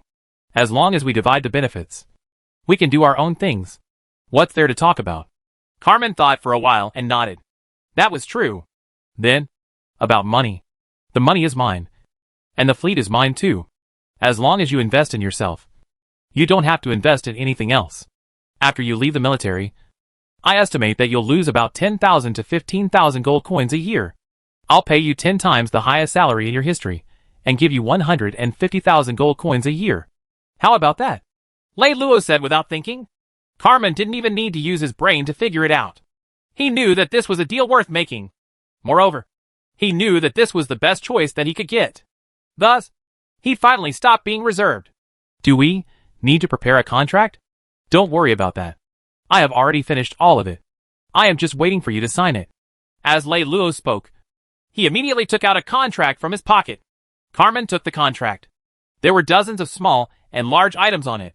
When he saw these things, Carmen couldn't help but laugh. I say, you've been cooped up in the cabin this week. Are you just thinking about how to trick me into getting on your ship? Leiluo smiled very kindly and said truthfully, that's not it. I'm not just trying to trick you. One wouldn't know if one didn't look carefully. After a closer look, Carmen realized that he wasn't the only one that Leiluo had tricked. That was because he and Leiluo weren't the only 2 people on the guild list. There were a total of 5 people. They were Leiluo, Ali, Morton, Jamu, and himself. What made Carmen feel even more curious was that the largest member in the guild was not Leiluo, but Ali. She had 51% of the voting rights in the entire guild. Leiluo was not even the second largest member. The second largest member was Morton, who had 20% of the voting rights. As for Jamu, just like himself, he also had 10% of the voting rights in the guild. On the other hand, Leiluo only had 9% of the voting rights. Upon seeing this, Carmen immediately questioned him. Could this be a fake? Of course not. We are building a real guild. We don't play tricks. All of our fleets, including the Dragon God fleet, will be classified as belonging to the guild. If that's the case, why do you have so little voting rights? Faced with Carmen's questioning gaze, he laughed. I really want to tell you that the real reason is because I'm indifferent to fame and fortune. But I know you won't believe me. So you can think whatever you want. You can imagine that I'm having an affair with Ali. Her voting rights are actually completely under my control. You can also understand that I'm doing this with ulterior motives. Chapter 415, A Mob. It doesn't matter. You just need to know that your interests will be guaranteed. That's what I'm going to ask. How do you guarantee my interests? Seeing Carmen ask this question with a straight face, Leiluo could not help but laugh again. Carmen, I'm starting to feel that you do have a talent for business. Leiluo smiled and said casually, as long as you sign it, this Dragon God fleet and all the fleets under East God will be reorganized by you. You can use regular officers from the Senate. You can hire your trusted aides. And you can establish a complete command system that only listens to your orders. Not only can you use your own dividends to maximize the expansion of this fleet, but after you apply for it, the guild will also support you in expanding this fleet. Lei Luo's words caused Carmen to be silent for a long time. After a long time, he asked, "Do you know what this means?" Having a fleet that only listened to his orders was a path that any warlord would want to take and acquire. And Lei Luo's words almost meant that he wanted to turn Carmen into a real warlord. Lei Luo smiled, curled the corners of his mouth, and asked in return, "What do you think? Do you trust me that much?" Carmen asked in disbelief. "Why not?" Lei Luo smiled again and asked in return. "We've only known each other for a week. Before today's conversation, we didn't have more than 30 conversations. Don't you feel uneasy that you've given such an important power to me so quickly?" Carmen frowned and turned his head with a troubled expression. It seemed that he was really troubled by Lei Luo's completely disorganized way of doing things. "A week? Hee hee." Lei Luo laughed. "Back then, when Morton, Ali, and I decided to work together, we had only known each other for a day. The time I spent observing you was 7 times longer than theirs." When Lei Luo said this, he pointed at the 2 words that flickered in the air. "As for Commander Zhang Mu, he views me as his enemy. He's the same as you. Not only is he a member of the guild, but he'll also maintain his own fleet. The guild will also give him additional ships and troops as appropriate. I don't need to worry about him. What do you think your current situation is worth?" Carmen was truly confused. He opened his mouth and wanted to say something, but after thinking about it, he did not know what to say. It seemed that nothing he said was appropriate. "A motley crew, do you really want to say these words?" Lei Luo straightened his originally casual body and stared straight at Carmen, although he still had a faint smile on his face. Behind that smile, there was an unconscious sense of pity and disapproval. This made Carmen feel an inexplicable sense of oppression, like a cold current that had not been predicted, making him feel uncomfortable and stunned. As if realizing that his casual attitude had made Carmen unhappy, Lei Luo lowered his head and walked to the other end of the command room 3 to 4 meters away from Carmen. "Carmen, in your opinion, how should you investigate a person? Listen to his words, observe his actions, and observe his personality. How long will you have to investigate before you can determine whether a person can be trusted? If it's a low-level position, it will take at least a year. If it's a big job, it will take at least 10 years. Lei Luo nodded, crossed his hands behind his back, and continued to walk. "If I had done it 100 years earlier, I would have told you what I would have done. I would have joined a well-known lord and become an officer. Then, I would have used 20 years to accumulate battle achievements, wealth, and reputation. In another 20 years, I would have established my own network and organization. After that, I would have been able to establish my own family and become a lord. Then, I would have joined an alliance that was neither too big nor too small. I will use 30 years to fight for this alliance. During this process, I will not only expand my own strength, but I will also expand my own team. I will also train a perfect system of officer selection and reserve officers. After that, I will usurp the position of alliance leader. In the next 30 years, I will use military, diplomatic, commercial, and other means to maximize my strength. At the same time, I will accumulate enough allies. When everything is completed, I will sit quietly in my study and wait for the chaotic world to come." At this point, Lei Luo suddenly changed the topic. "However, not only has it not been 10 years, it hasn't even been a year. Speaking of the worst, it is likely that it hasn't even been a month. At this time, moving forward slowly is equivalent to courting death. Not even a month? Is time that tight?" It was not that Carmen had not noticed the information that Lei Luo knew. However, because he was not trusted by King Baichen and did not have a good relationship with the other suzerains, he did not have any concrete information. This also caused him to misjudge the situation. From his point of view, the large-scale unrest in the empire would probably take another 10 years, or at the very least, 5 years. Lei Luo did not answer him. He only handed the meeting records that Ulysses had given him to Carmen. "Listen to it for yourself. See if I'm exaggerating or not." Carmen received the meeting records from Lei Luo with doubt. After reading for less than 3 minutes, he hurriedly flipped to the end. When he saw the final outcome of the meeting, a strange smile appeared on Carmen's face. That smile seemed to be filled with disbelief, but it also seemed to be saying that it was as he had expected. "This is why Prince Ulysses chose me as his ally. Because he didn't have the time to choose a better ally than me. Similarly, the reason why I chose these people, including you, To become my teammate was also because I didn't have the time. He and I are the same. Anyone above the standard is a precious asset for us. We are not qualified to be picky. We must unite every such person and make the best of them. Kalman shook his head disapprovingly. But even if everyone, including me, listens to your arrangements and stays together for the time being. However, such unity is always temporary. The rabble is, after all, a mob. Unless you can bring it unexpected victories time and time again, it won't be long before the team falls apart. Chapter 416, The Cape of Good Hope. As soon as Carmen finished speaking, Lei Luo almost immediately followed up with a dilemma. Then create unexpected victories again and again. But what if there is a setback in the middle? Then it will immediately be a situation beyond control. Gathering like a gale. Defeat like loose sand. From the ancient era of the Empire to the era of Emperor Victor's struggle for hegemony. Are there still many cases like this? Then we will resolve the setback. Lei Luo sat down. He was sitting in a chair. But his back was straight and did not touch the back at all. His left hand was naturally placed on his left leg. And his right arm was quietly placed on the command platform.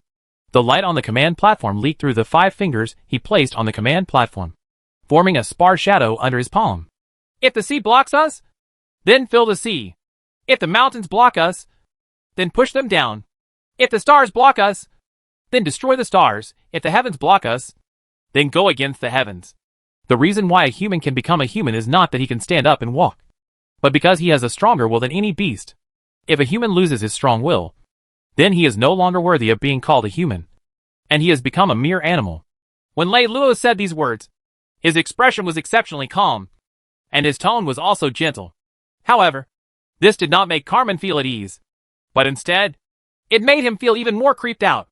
This made him believe even more that the words of this young man in front of him did not come out of a moment of hot-bloodedness and arrogance, but came from the bottom of his heart, from the depths of his heart.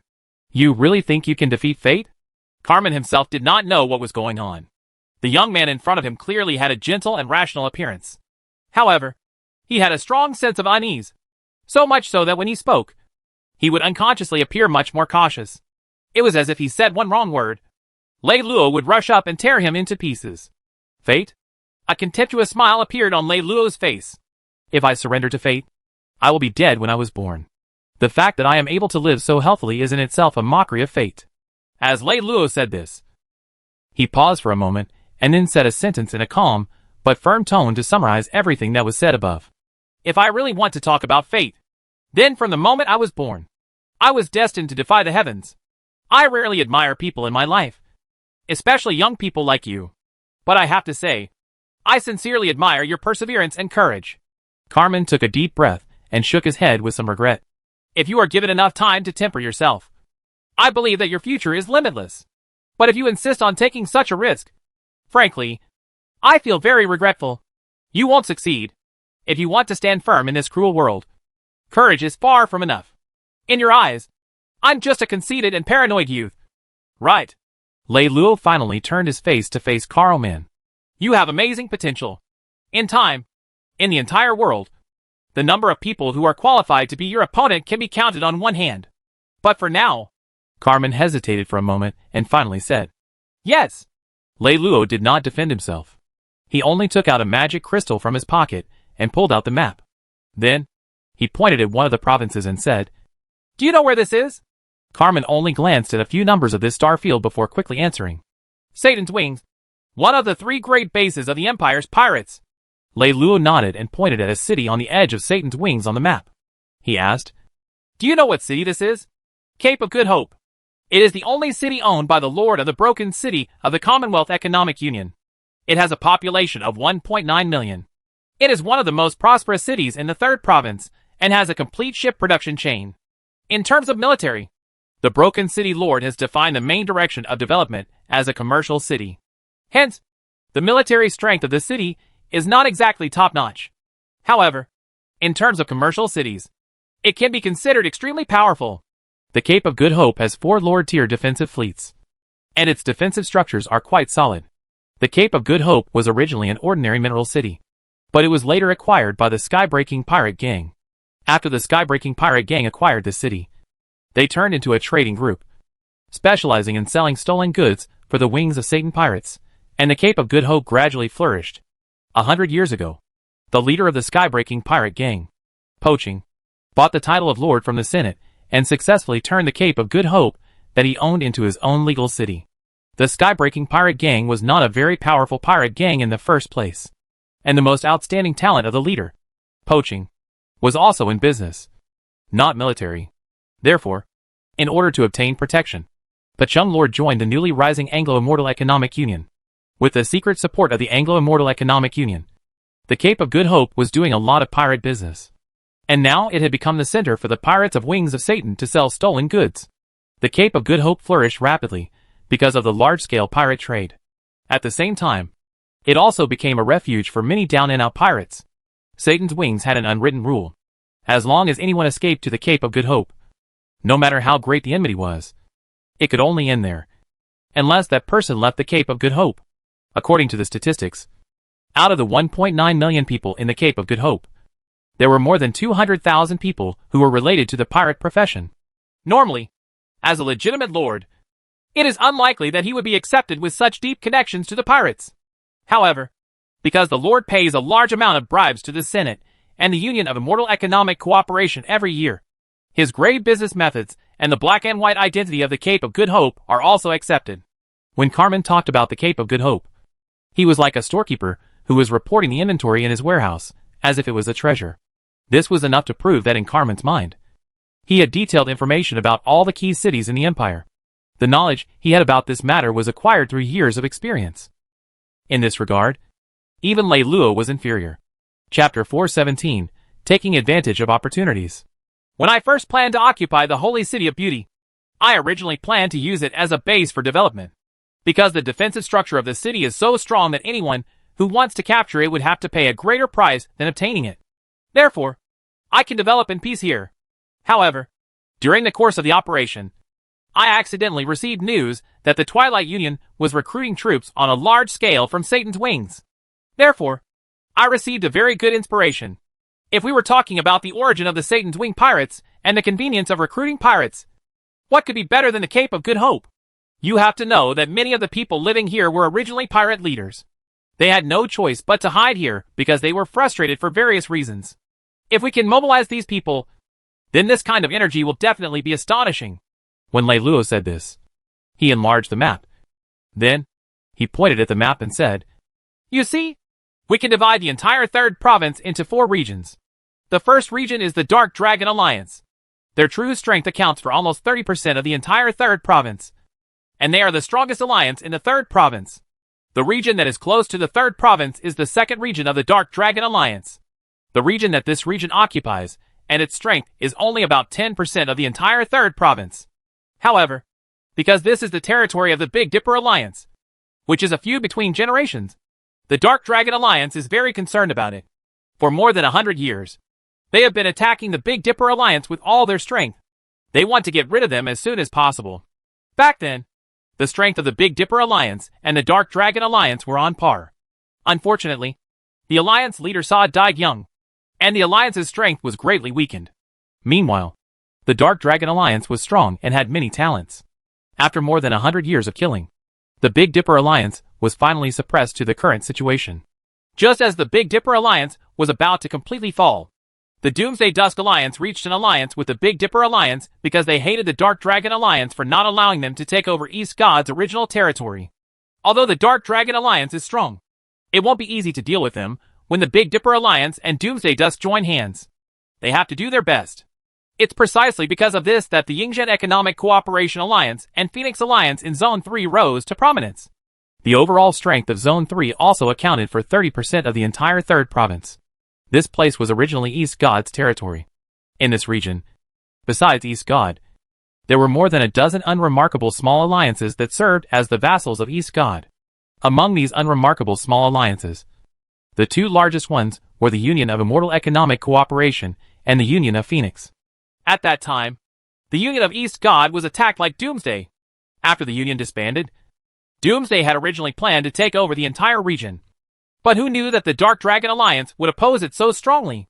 On one hand, the Dark Dragon Alliance was willing to go all out. On the other hand, they were trying their best to mobilize their connections in the Senate to prevent the Senate from recognizing Doomsday Dusk's occupation as legal. After doing both, Doomsday Dusk had no choice but to leave this region unwillingly. Doomsday, who was unwilling, turned around and formed an alliance with the Big Dipper Alliance to deal with the Dark Dragon Alliance. In this way, East God was destroyed. Doomsday left, and the Dark Dragon Alliance had no power to interfere. Zone 3 suddenly became a vacuum of power.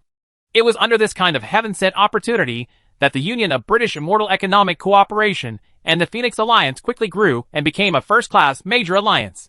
The Union of British Immortal Economic Cooperation and the Phoenix Alliance are both new alliances that have been rising for less than 200 years. Although their strength is not considered to be the best, the leaders of the two alliances are very aggressive. Unifying Zone 3 and becoming a top-tier alliance on par with the Dark Dragon Alliance is the same wish of the two alliances. For this reason, the two alliances have been fighting for more than 10 years, and they can be considered mortal enemies. Because they are busy fighting each other, they cannot fully conquer the other small alliances. Therefore, in Zone 3, there are still 7 small and big alliances. The total strength of the 7 of them is about 40% of the total strength of Zone 3. Zone 4 is monopolized by Satan's wings. The Cape of Good Hope is stuck between Zone 3 and Satan's wings. As long as we obtain the Cape of Good Hope, as long as we maintain a friendly relationship with the Alliance, we can get huge amounts of money economically by selling stolen goods for the pirates of the Wings of Satan. As for the military, we can also easily absorb and change the strength of the Satan's Wings pirates. At the same time, we can also obtain the permission of the Alliance, and with their cooperation, we can divide the strength of these 7 small alliances. If everything is arranged properly, then at the earliest, about a year and a half, we can open our own alliance, establish an alliance, and become a medium-sized alliance. At this point, we can truly have our own foundation and use a more formal method to steadily advance. When Leiluo said this, he finally finished explaining his train of thought to Carmen, who only affirmed his courage, but was unwilling to affirm his wisdom. After listening to Leiluo's long and tiring introduction, Carmen somewhat returned to his cynical nature. Everything is planned very well, except for the Cape of Good Hope, which doesn't belong to you. You say it as if you've already got it. Leiluo threw the map on the command platform and said with a faint smile, Perhaps in your eyes, the Cape of Good Hope is just an unattainable dream. But to me, it is almost no different from being in my hands. I really want to know, with this little bit of strength in your hands, how can you take down the Cape of Good Hope? Although the military strength of the Cape of Good Hope was not super first-rate, it was not weak, and there were no obvious loopholes. The opportunistic method you used to deal with the Holy City of Beauty is ineffective against it. Carmen put away his contemptuous expression and asked with a serious and expectant face. He knew that Leiluo was not the kind of person who would shoot off without a target. Although Carmen's expression was not so contemptuous, Leiluo could still hear the casual contempt in his words. Between the lines of Carmen's words, he did not think much of his plan to take down the said city. He only thought that he was opportunistic and lucky. Chapter 418, Blue Ocean Guild. Now is the time to stun this arrogant fellow, Leiluo thought to himself. He kept quiet and only pursed his lips into a smile, then lowered his head and softly repeated those 3 words from Carmen. Based on what? After Leiluo repeated his words, he maintained his silence, a mysterious smile hanging on his face. Finally, Carmen couldn't hold it in anymore. Tell me, I really want to know what you can do this time. If you want something, why do you have to snatch it? Can't you let others give it to you? Leiluo raised his head and looked at Carmen with a smile. Give it to you? Are you saying that the Broken City Lord will give his city to you? Carmen couldn't believe his ears. Of course, the Cape of Good Hope belongs to him alone. If he doesn't give it to me, who else would? But why would he do that? Carmen's eyes were wide open and his face was filled with curiosity. Someone would force him to do that. Leiluo waved his hand. That's the end of the question. That's all I can say. I can't say anything more. Then, no matter how much Carmen pestered him, Leiluo only used one sentence to answer. I can only tell you one thing now. The Cape of Good Hope will definitely be in my hands.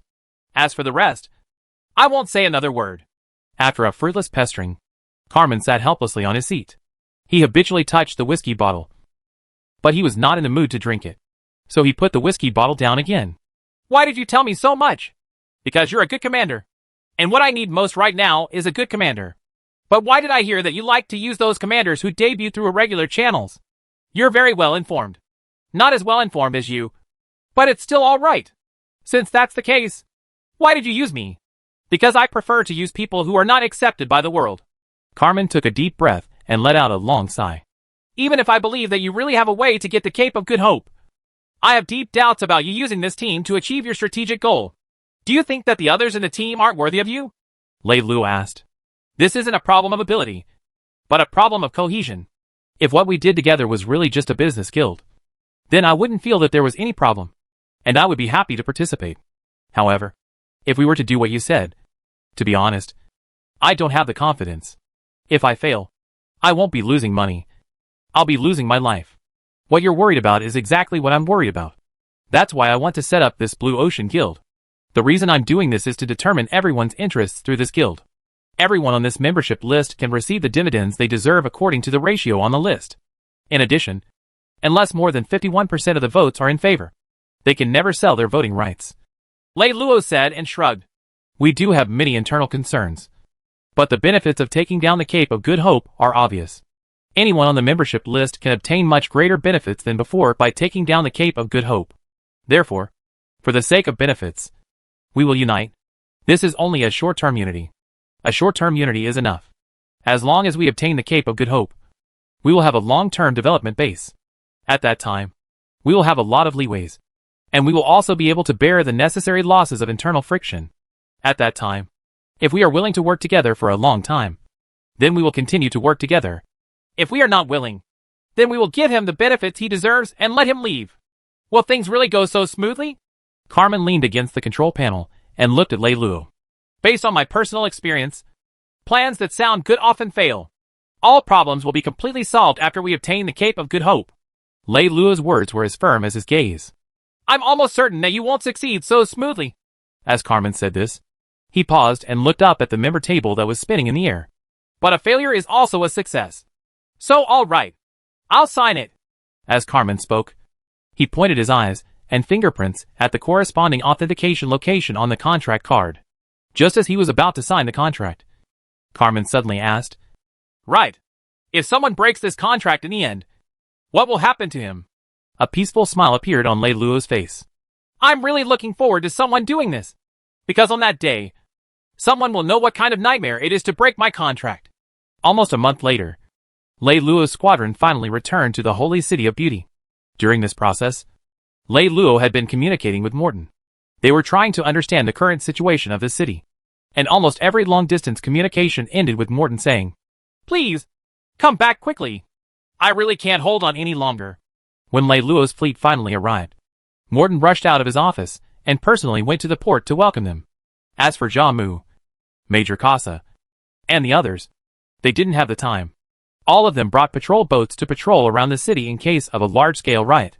Even Arthur took on the role of garrison commander temporarily. He brought 100,000 heavy armor warriors to guard the safety of the sacred city.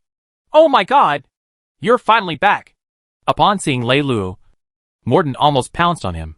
Fortunately, Lei Luo was agile and dodged to the left. Otherwise, with Morton's figure, Lei Luo would have fallen to the ground immediately. What's wrong? Is there a need to be so excited? Lei Luo asked with a smile. 1 month. At most 1 month. I can't stay for another day. If we stay for another day, we'll be plunged into the ocean of the People's War. What are you panicking about? Isn't this all within expectations? Lei Luo smiled calmly. How can you laugh and smile about this? You can even think of such a thing as a city decoration tax. Now that I've taken the blame for you, my reputation is ruined. Right now, I sleep with one eye open every night. Without the protection of 180 heavy armor warriors, I don't dare to go out on the streets at all. I might be shot in the dark wherever I go. When the time is right, do something unusual. Besides, it seems like I'm the one who came up with all the bad ideas. If it weren't for your idea of letting the little banker participate in the tax collection, how would we have been able to earn so much money? Chapter 419, Meeting. Lei Luo turned around and pointed to Carmen. All right, big businessman. Nagging isn't your style.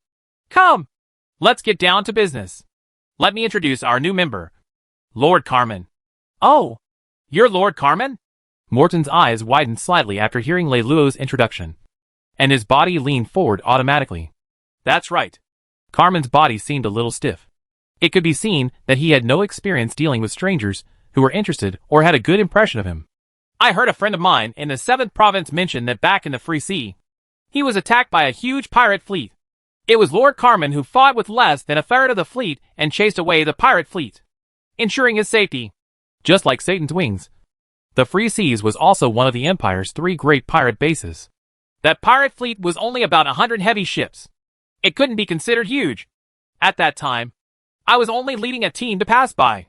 There wasn't any fierce battle. We only had a little contact. And the other party was afraid of King Bachan's deterrence and automatically retreated. Hearing Carmen's words, Morton glanced at Lei Luo from the corner of his eye. His meaning was very clear. Why is the person you brought here so inconsiderate? Lei Luo smiled awkwardly and leaned over to Morton's ear. That's his problem. How did you poach King Bachan's subordinate? Morton also leaned over to Lei Luo's ear and asked quietly. I didn't poach them. I picked them up. Even a commander like that has to be picked up? Then hurry up and pick up a few more tomorrow. Lei Luo and Morton stood there whispering to each other for more than a minute. It wasn't until Allie couldn't stand it anymore that she raised her hand to her mouth and coughed a few times. Only then did the two of them stop whispering. Lei Luo walked back to Carmen's side and said, Come, let me introduce you. This is Morton, one of the members of Blue Ocean Guild. He is also our future chief financial officer. Hello. Carmen's attitude towards Morton was so good that even Lei Luo felt a little jealous. He actually took the initiative to extend his hand to Morton. It's done. There's no need to stand on ceremony here. Let's hurry to the meeting hall to discuss business. We don't have much time now. As Lei Luo spoke, he turned to the 2 bodyguards behind Morton and said, Immediately inform Commander Zhao Mu to come to the meeting hall. The meeting held in the meeting hall began with Lei Luo giving everyone present a contract card. The way Lei Luo divided the voting rights surprised Allie and Zhao Mu. Isn't my voting rights a little too high? Allie was the first to speak. Those who take advantage of me will be secretly happy. As Lei Luo spoke, he turned around to look at Zhao Mu, who opened his mouth to speak. But it was clear that he didn't know if he should say it or not. All the supplies and replenishment of the Grizzly Pirates are converted into guild costs. This 10% is purely a dividend right. You didn't suffer a loss. After the first sentence and the second paragraph, Lei Luo blocked Allie and Zhao Mu. As Lei Luo's most trusted partner, these plans were all the results of the discussion between Lei Luo and Morton. On the way back, Lei Luo and Carmen had already discussed it, so neither of them had any objections. With this, in less than 100 words of discussion, Blue Ocean Trading Group's voting rights were decided. Next, Lei Luo used about 10 minutes to explain the specific distribution of the guild's rights and benefits. Regarding these distribution, Morton and Lei Luo had repeatedly discussed it during their series of long-distance communications. They had fully considered the feelings of all sides. Thus, basically, Lei Luo read the whole way and didn't have much to discuss. Around 12 to 13 minutes later, everyone signed the contract for Blue Ocean Trading Group, although it was a democratic process. In reality, Lei Luo was the only one talking to himself, and the situation was set in stone, because his mind was filled with too many things. Lei Luo didn't pay much attention to the expressions of everyone in the meeting room. Thus, Zhao Mu's thick eyebrows expressed dissatisfaction. Carmen's slightly raised mouth showed a smug expression, but none of these entered his line of sight. As for Casa, who was not qualified to enter the conference room, the malicious gaze from outside the conference room did not catch Lei Luo's attention. Lei Luo was too busy. His mind was filled with all kinds of grand plans and ingenious schemes. As for these details that did not seem too obvious at the moment, he really did not have time to consider them. After seeing everyone sign the contract, Lei Luo hurriedly announced the next agenda of the meeting: military and economic deployment. After cleaning and maintenance, we still have a total of 102 heavy cruisers, 116 cruisers, 204 destroyers, and 250 frigates that we can still use. We've replenished all kinds of ammunition and ship parts. Apart from that, we've ordered 80 heavy battleships, 120 battleships, 500 heavy cruisers, 300 cruisers, 800 destroyers, and 1,000 frigates. We bought all these ships from the 16th province, which has the least amount of war and the lowest price of warships. After deducting the cost of transporting and replenishing all kinds of ammunition, the total is about 30 million gold coins. I was informed yesterday that all of these ships will arrive in our city tomorrow night. During this period of time, in order to adapt to the situation of rapid expansion, we have recruited all kinds of pirates, wandering soldiers, and East God's old troops on a large scale. So far, The total number of troops we have has already exceeded 4 million, of which 400,000 are heavy armor soldiers from East God, and have very strong groundbreaking abilities. The remaining 3.6 million, 1.5 million, are ground-based security maintenance troops. In essence, they are equal to security. Basically, they are the security forces that took over the former holy city of Beauty. These people's combat ability is extremely low, and they can only maintain security. The remaining 2.1 million are all combat troops, which is about 1.6 million ship-operating soldiers. The ground assault force is 500,000. Among them, about 800,000 are all kinds of pirates, including the grizzly pirates. The other 1 million are the former troops of East God. The remaining 300,000 are wandering soldiers from all over the world. Among all our soldiers, including the current commander of the grizzly pirates, about 4,000 of us are qualified to be the minimum commander. The grizzly's pension, plus the recruitment fee for all, costs about 5 million gold coins. Chapter 420, Fleet Allocation. Our main expenses are these two items, together with the other miscellaneous expenses of about 4 million, as well as the maintenance fees for the entire city, and the resources we've collected over the past few days. Almost all of them have been changed into gold coins, totaling about 46 million gold coins. At present, our surplus is about 7 million gold coins. Based on the current situation, our tax on the Holy City of Beauty has almost reached the limit that the citizens of the city can endure. Currently, we can only collect 300,000 to 500,000 gold coins a day. Moreover, as far as I know, resistance organizations are brewing everywhere and could erupt at any time. Many citizens are also using their connections to seek help from the surrounding suzerains. It's hard to guarantee that there won't be people taking advantage of the situation. Therefore, politically speaking, our situation in the sacred city of America is basically at risk. Based on my personal estimates, we'll only stay for another month or so. After that, we'll have no choice but to fall into a bloody cycle of suppression. And once this happens, the political and military pressure we'll face will be unprecedented. In fact, apart from Ali, no one was listening to Morton's subsequent report. Jamu and Carmen only cared about one thing, and that was the distribution of the fleet. To the two of them, this was the key. Lei Luo did not keep them in suspense. After Morton finished his report, he quickly laid out the distribution plan for the new fleet. The distribution of the fleet is very simple. Carmen will form a Lord-tier main force fleet, and the rest of the warships will belong to Commander Jamu. According to the Alpha Empire's current structure, a Lord-class main force fleet would be formed. There would be 50 heavy battleships, 100 battleships, 300 heavy cruisers, 200 cruisers, 400 destroyers, and 600 frigates. This meant that Jamu would be given 30 heavy battleships, 20 battleships, 200 heavy cruisers, 100 cruisers, 400 destroyers, and 400 frigates. It should be said that this replenishment was already massive for the grizzly pirates. However, Jamu found it hard to say that he was satisfied with what Carmen had received. Carmen has just arrived, and our grizzly pirates have already paid the price of being crippled for our guild. 9 out of 10 of our fleets have been destroyed.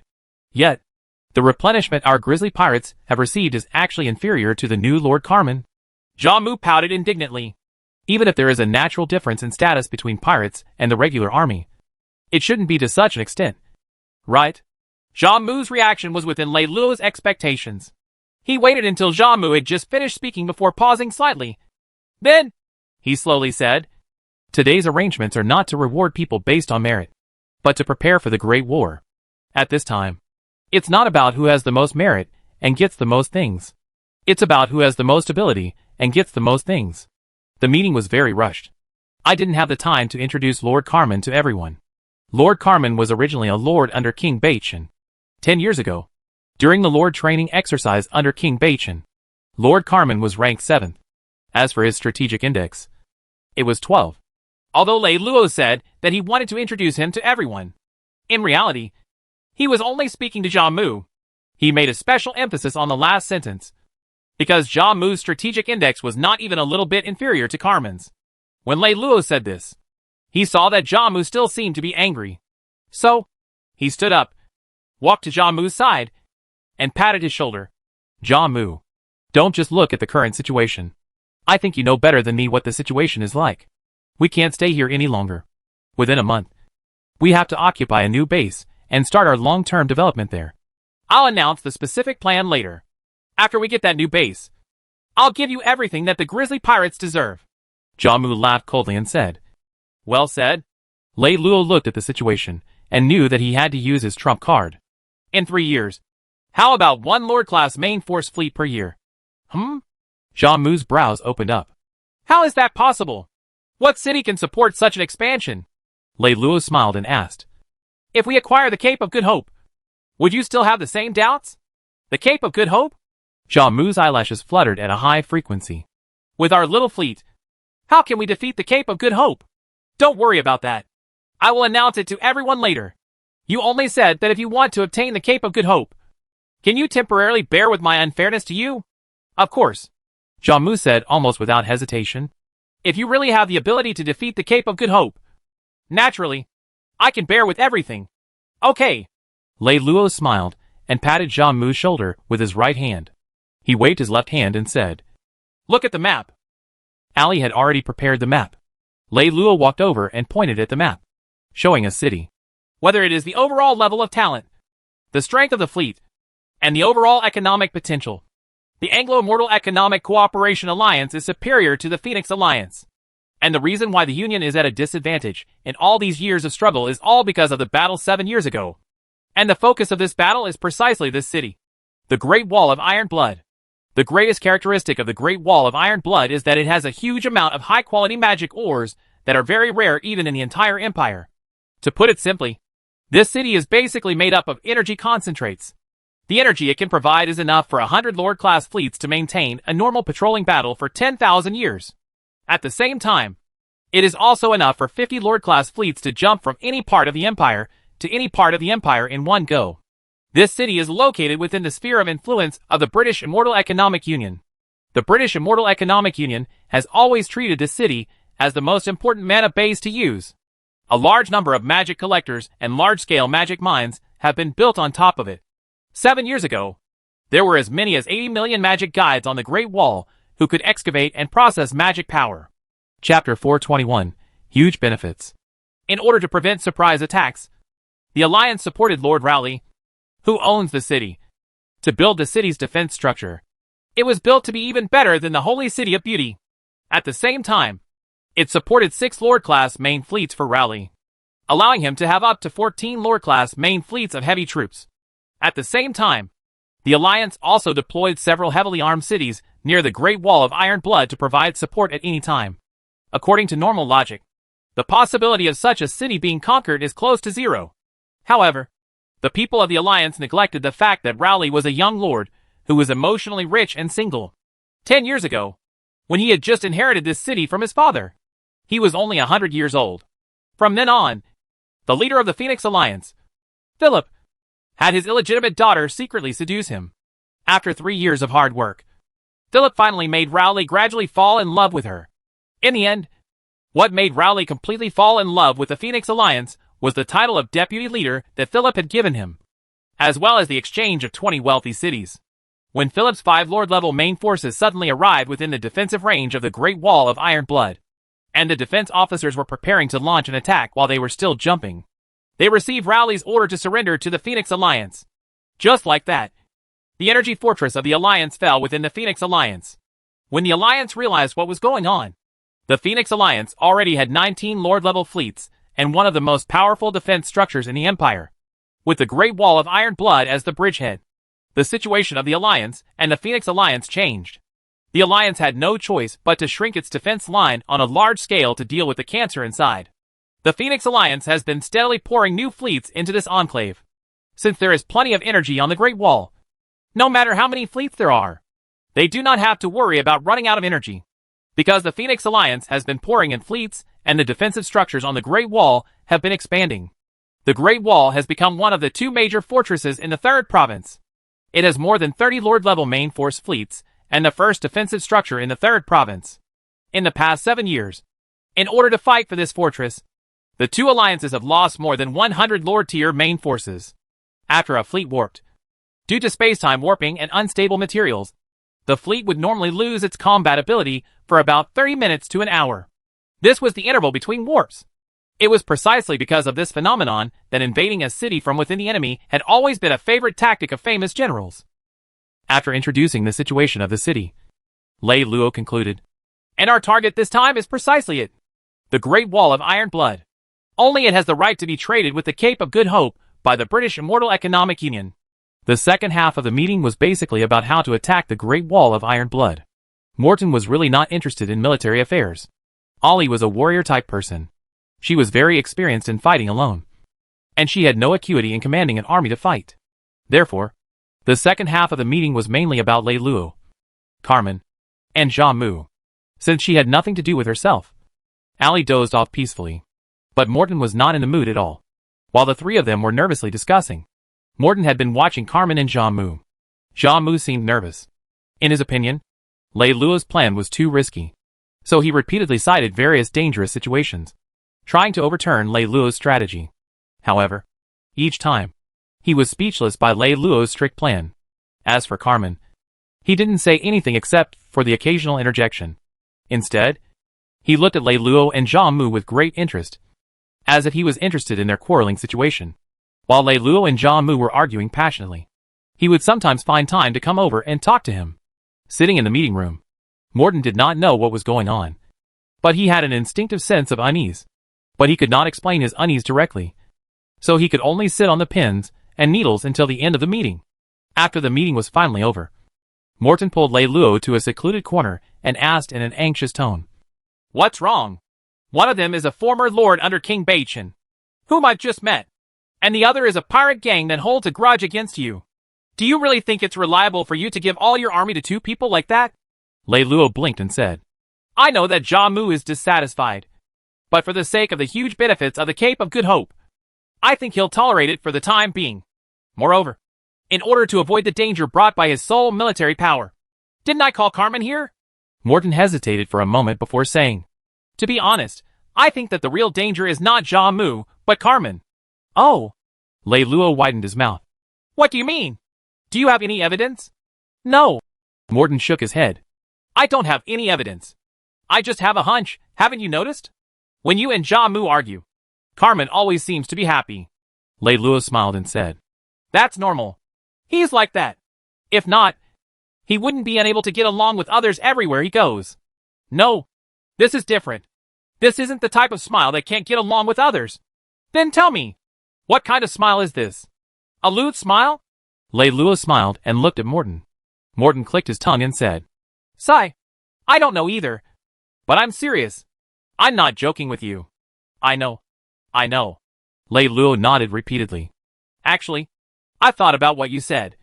But I still have to do it in the end. There are several reasons.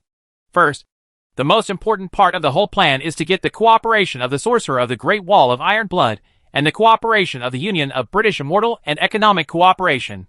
On the side of the Union of British Immortal and Economic Cooperation, Allie's father had an old relationship with the Union leader of the Union of British Immortal and Economic Cooperation. So they had something to say. The reason why the Lord of the Distant Mountains has been holding back from attacking us for so long is not only because of his own strength and Ulysses' relationship, but also because of the Alliance leader. Saxton. Chapter 422, Birthday Celebration. With this relationship in my plan, they will definitely be interested. So the alliance on the Anglo-Immortal Economic Union side will not be a big problem. The real difficulty lies in the cooperation with the Magic Conductor, who our collaborators are, how we should cooperate, and how we should help them completely organize within a month. These are all fatal things. I can't just hand these things over to others. I have to do it myself. In this way, the only reliable person here is you. But you don't know anything about military affairs, so I can only make arrangements like this. As for Carmen, I know in my heart that using him isn't without risks. But, as I said before, this is the last resort. You know the current situation. We have no way to establish a foothold in the holy city of beauty in the long run. We have to fight our way out in the short run. And at this juncture, I don't have the time to reorganize the army. I'm not completely at ease with letting Jia Mu do all the reorganizing. That's why I thought of poaching Carmen. Apart from the previous reasons, I used Carmen for two other reasons besides his own ability. First, although he said that he wanted to leave King Baichen's military status, no matter what, he was once King Baichen's man, and it was Ulysses who arranged for him to stay by my side. If he didn't get Ulysses' authorization and created trouble for us without permission, he wouldn't have been able to get past Ulysses. And I can tell that Ulysses and I are sincere in forming an alliance. He would never let Carmen do such a thing. Morton opened his mouth, wanting to say something, but before he could say anything, Lai Luo continued speaking. Even if Carmen is extremely bold and wants to do something, I don't think he will be able to do it. The reason is simple. The people we handed over to him are basically people from the original East God. These people all acknowledge Ali. So how could they acknowledge him? Moreover, from now on, it will be less than a month at most. Even if he manages some of his armies during this period of time, it will be impossible for him to completely control this army in such a short period of time. Although I'm a businessman and I'm not as good at strategic military strategy as you, I still feel that there's a dead reason. I'm always terrified when I don't control the army in my own hands. Then what do you think we should do? You and Ali don't know anything about military affairs, and I have to go outside again. How about this? How about I go for you on the side of the magic conductor? You'd better stay in the holy city of Beauty to reorganize the army and let Carmen be your deputy. I think this is more appropriate. No. Lei Luo rejected the idea very straightforwardly. If the alliance with the magic conductor on the Great Wall of Iron Blood is to disappear, I have to go personally. I'm not doubting your ability, but this matter is too important. I can't tolerate even the slightest mistake. Lei Luo smiled and patted Morton's shoulder. Don't worry too much. As long as we reach the Cape of Good Hope, I'll settle everything. Morton saw that Lei Luo's attitude was very firm, so he could only sigh in the end and say, I hope that I'm worrying over nothing. All right. Go ahead then. I have a lot of things to do with my finances. As Morton spoke, he was about to leave when he asked again, when do you plan to depart? Tonight. I still have to explain to Ali how to talk. After that, I'll depart tomorrow. After I've done most of my work at the Great Wall of Iron Blood, I'll send you a message. At that time, Ali will be able to depart directly. Set off tomorrow? So soon? Aren't you going to stay for another day or two? Brother, how can I have time? Don't you know what kind of environment we're in now? Lei Luo smiled and patted Morton's shoulder. When he saw Morton's slightly disappointed expression, he asked again, Why? Is something the matter? No. Morton smiled and shook his head. Arthur's birthday is the day after tomorrow. He said he wanted to treat us to a drink. What's a man's birthday? He's not a woman. Lei Luo raised his head and laughed. Hey. Morton waved his hand. Actually, we're just looking for a reason to get together and have a chat. Unknowingly, we've been together for more than 8 months, but we don't really have much time to get together. I'm fine with you. I always have the opportunity to talk to you, but Arthur never had the opportunity to talk to you. Arthur was completely convinced of you. He always thought that you were his idol and felt that it was his lifetime fortune to be able to meet you. Although his ability was limited, during these 8 months, within the limits of Arthur's ability, he worked desperately so as not to embarrass you. For example, if you let him be the commander of the capital's security force, it would have been an unimportant idle job. Sooner or later, we'll have to give up on the holy city of Beauty. Our group isn't around, so there's nothing good to guard. But Arthur still worked hard and led his brothers well. Each and every one of them called him brother. It's very popular.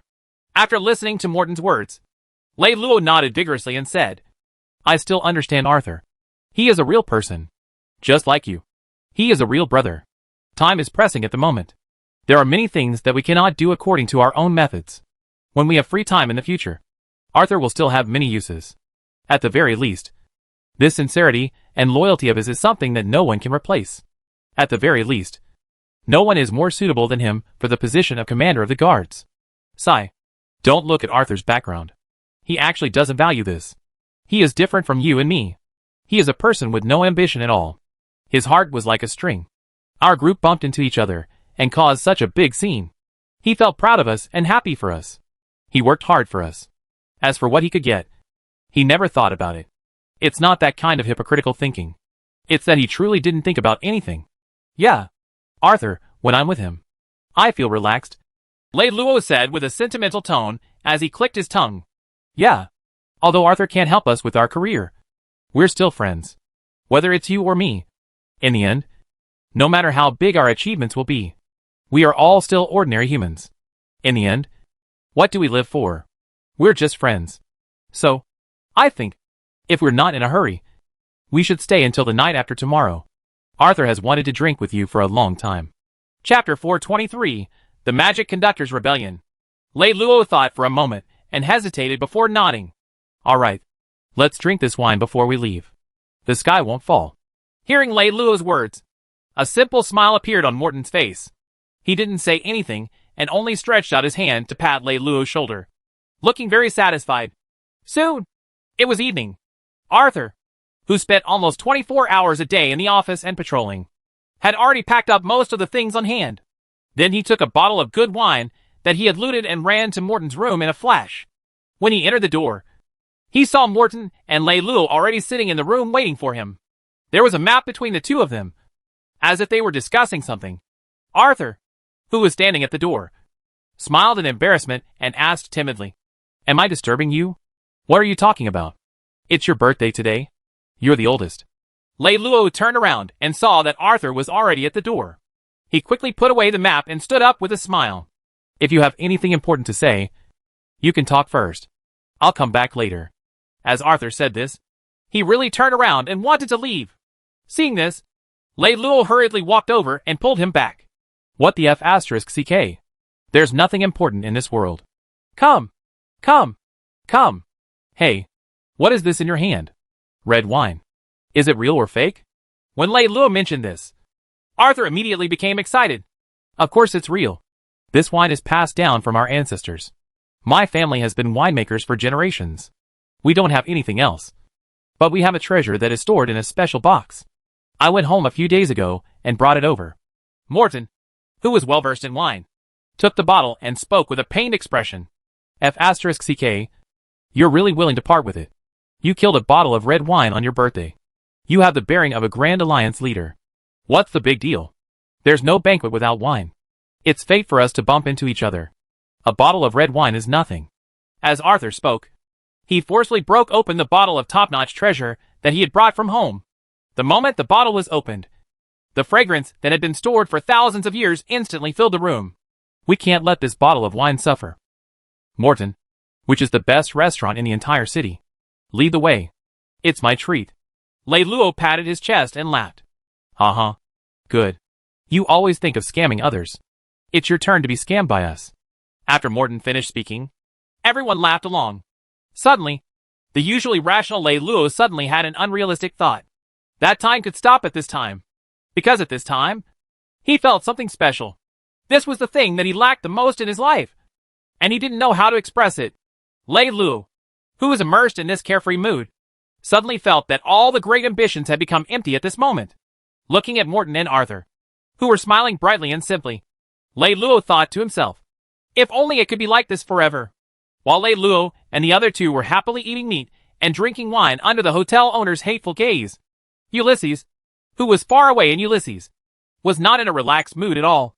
Last night, he had just received bad news that Marquis Calajo had died in the rebel army of the Magic Conductor. A dignified marquis had actually died in the hands of the Magic Conductor. From this, it could be seen how serious the matter had become. And this was not the only thing that made Ulysses anxious. After such a serious matter had happened, the other marquis could not sit idly by. This time, Papaphiline had taken the initiative to gather all the marquis kings for another meeting. However, this time, Ulysses did not receive an order from his father to attend the meeting. Instead, Morse went to attend the meeting alone. Ulysses thought that this was undoubtedly an unusual signal. However, he could not see through his father's intentions at once. His old father always seemed to like doing things that he could not understand on purpose. Whenever there was a problem, Strakey would always come to him to discuss it. But for several days, Ulysses didn't see Strakey and didn't know what he was busy with. Ulysses was depressed. He walked in the garden for half a day, but he couldn't get rid of the anger in his chest. So he strolled to Strakey's apartment. Ulysses' apartment was made up of a group of buildings on a hill. Strange's apartment was one of these buildings. Therefore, Ulysses walked from the garden to Strakey's apartment in less than half an hour. The apartment was an independent villa. It was decorated in the style of the ancient times that Ulysses liked. Ulysses came to the door of Strakey's apartment and saw that it was closed. He walked up and knocked on the door. But after a few knocks, there was no response. Ulysses thought that Strakey had probably gone out to buy something with his servant. He knew that his teacher had this hobby. When there was something that he could not figure out, He liked to personally bring his servant to the market to buy things. With this thought in mind, Ulysses walked back. However, after a few steps, he saw Strachey's only servant walking over with a bag of vegetables on his back. Your Highness. Upon seeing Ulysses, the servant hurriedly bowed to Ulysses. Why don't you change this bad habit of yours? Don't be so polite when there's no one around.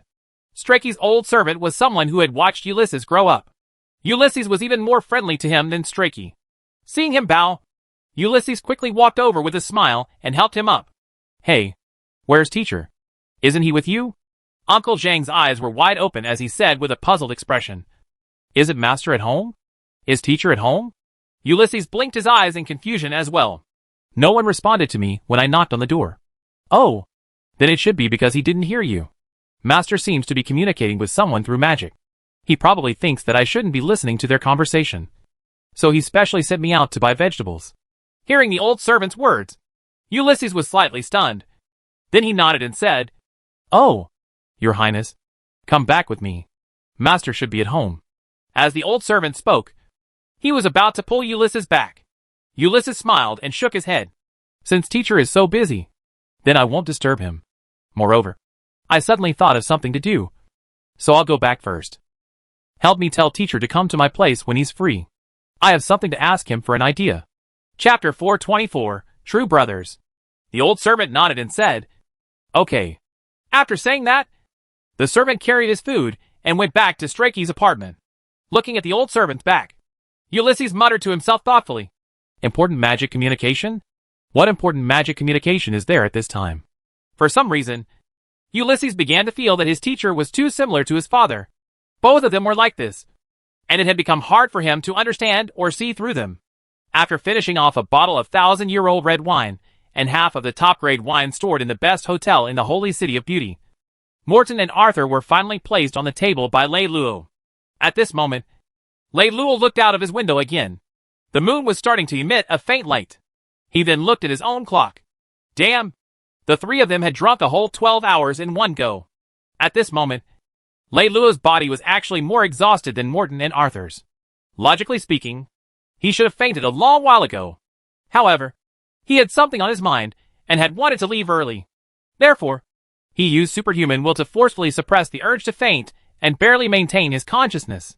However, although his consciousness was clear, Lei Luo's body was as limp as a ball of dough. Even turning his head to look out of the window took a lot of effort. Therefore, Lei Luo slowly closed his eyes and focused all his attention to feel the changes in his body. After about half an hour, Lei Luo finally gained control of his body. Lei Luo stood up and first loosened his muscles and bones. Then he smiled and looked at Morton and Arthur, who were lying on the table. He whispered, Brothers, let's meet at the Great Wall of Iron Blood. After saying that, Lei Luo took out a card from his pocket and put it beside Arthur. Then he left. The card was made of paper and was made by Lei Luo himself. Apart from the words, Happy Birthday, on the front, Lei Luo also wrote a sentence on the back. Brothers support each other and don't compare. As long as there is a difference in heart, you are not a real brother.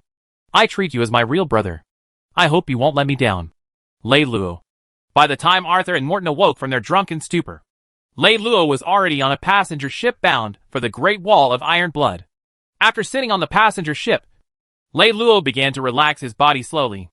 After about an hour, Lei Luo finally returned his body to the state he wanted. At this time, his face had already turned red, and the effects of alcohol on the brain came back to haunt him. Lei Luo ordered a cup of sleeping fluid with the steward and simply fell asleep. Under the effects of the sleeping potion and alcohol, Lei Luo fell into a deep sleep. Even if you beat him up like a pig, he would not feel anything. 10 hours later, Lei Luo finally woke up. He felt that he was awake. Looking at the time on the passenger ship, there was still about an hour before the Great Wall of Iron Blood. After ordering another bowl of noodles, Lei Luo placed it on his temple and began to review the information he had prepared. There were more than 10 billion magic conductors in the entire empire, and the number of high-level magic conductors among them was as high as 65,000. But in the documents that Ulysses had given to Lei Luo, there was only a total of more than 300,000 information about magic conductors. From this, it could be seen that those who were qualified to be on this list could be said to be the cream of the crop among the magic conductors. Among these lists, There was only one person who was on the Great Wall of Iron Blood. His name was Cronin. In the categorization of the information, it was like this: Cronin. Design age 100 years old. Age 85 years old. Top-notch assembly engineer. Self-taught top-notch doctor. He had a strong appeal among magic conductors.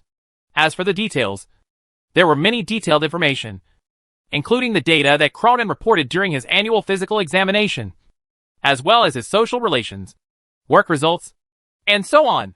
Lei Luo had read all this information more than 100 times. However, in the end, Lei Luo found that none of the information had the portrait that was posted in the summary, and it was more informative. The appearance of a person is a portrait of the heart. The appearance expresses and reveals the entire personality of a person. In a person's life, his behavior, mode of thinking, and state of mind were often accompanied by many subtle expressions that he was not aware of. These expressions would be imprinted on his face after countless repetitions. The deepest impression was in his eyes. A person with an empty heart would never be able to pretend to be wise. This was why Lei Luo was so obsessed with this portrait. Because he was too old. His skin had become as rough as sackcloth, dry, and deeply wrinkled like a canyon. His face was completely tied together, and his hair, which was about 2 fingers long, had turned white. It was a little messy at the back of his head. If this is all you have to pay attention to, then this portrait is absolutely a perfect specimen of the cruelty of life. However, when you look at the eyes on this face, you will find that everything has been turned into magic. It is a pair of eyes full of vitality. So much so that you can feel just by looking at this portrait how lively the eyes will project. And when the eyes merged with the face, one could get the entirety of the portrait, an old man with a tolerant, humorous, and slightly sad expression. In terms of age, Morton was actually not much older than Cronin. And Morton was also a wise man. However, for some reason, although they had not met yet, Lei Luo could not help but feel that from a certain point of view, this Cronin and Morton were not on the same level at all. I really want to see this person as soon as possible. It was with this kind of mood that Lei Luo came to the Great Wall of Iron Blood. First, he stayed in the civilian area for 2 to 3 days. After getting a clear picture of the situation, Lei Luo thought of a way to disguise himself as a communication soldier of the Phoenix Alliance and entered the military zone. Because he had investigated everything carefully beforehand, Lei Luo used less than 15 minutes to arrive at Cronin's house. It was a very old house. Before he went to knock on the door, Lei Luo raised his head and confirmed the address of the door. That's right. It was here. Creak! With the sound of the wooden door opening, which was already hard to hear, Lei Luo saw the old man in the portrait appear in front of him. Hashtag. Chapter 425, Communication Soldier. What's the matter? Cronin asked first. Lei Luo didn't answer him. He just stood a meter away from Cronin and observed the old man. When he was looking at the portrait, Lei Luo had always felt that there was a magical power in the old man's body. But now, when they stood face to face, he couldn't help but wonder where the magical power in the old man's body came from. Cronin was a little surprised at first.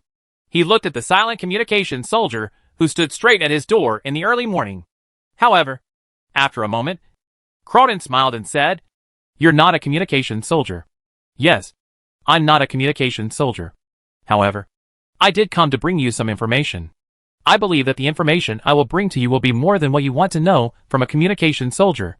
Unknowingly, Lei Luo had used honorifics on Cronin. I have always heard that the Ghost Shadow military advisor, Sir Lei Luo, is young and promising. His wisdom and bravery are unparalleled. Seeing you today, you really live up to your reputation. Cronin looked at Lei Luo for a while, and suddenly threw out such a sentence that shocked Lei Luo. However, his face did not reveal a trace of emotion. He only smiled and said, "Mister, Bai is only half right. I did come here on the order of Sir Lei Luo, but I'm not Sir Lei Luo." "Said here?" Cronin raised his head and smiled faintly. "The matter here is so important. Can Sir Lei Luo trust anyone?" Lei Luo was shocked again, but he just stood there. For a moment, he didn't know how to respond. It didn't feel good to be exposed twice. When Cronin saw him like this, he smiled again and said, "Sir Lei Luo, you are quite calm. Aren't you afraid that I will expose you?" Lei Luo restrained his smile and replied calmly, "Since I was able to sneak in, I naturally thought of a way to escape unscathed. The Ghost Shadow military advisor really lives up to his reputation. Just his composure alone is very impressive." When Cronin said this, he moved aside giving Lei Luo space to enter the room. Seeing this, Lei Luo did not doubt him, and walked in with his head held high. When he entered the room, the tables, chairs, and benches were all made of wood. The best part was that there was actually a wooden bookcase. There was actually a mountain of books on the bookcase.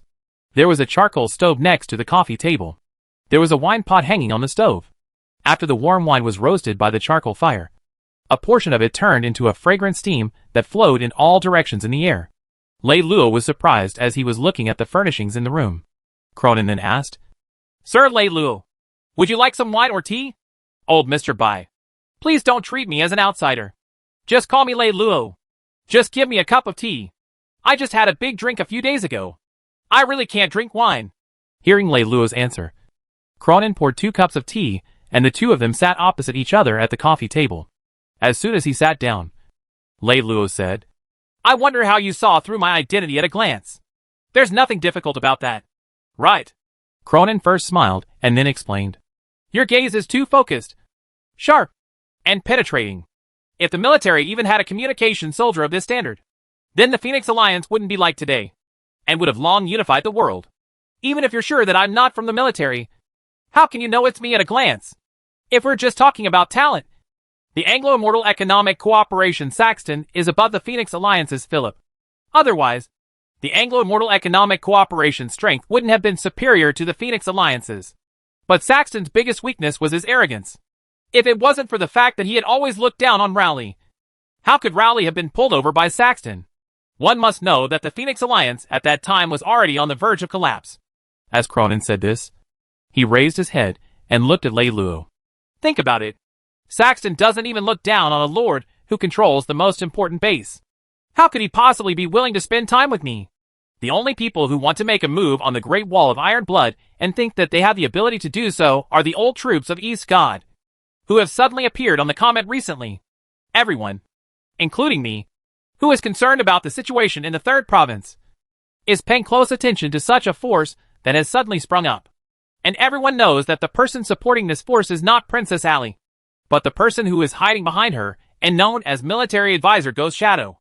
Based on your actions in the holy city of beauty, everyone knows that you don't want to stay there for long.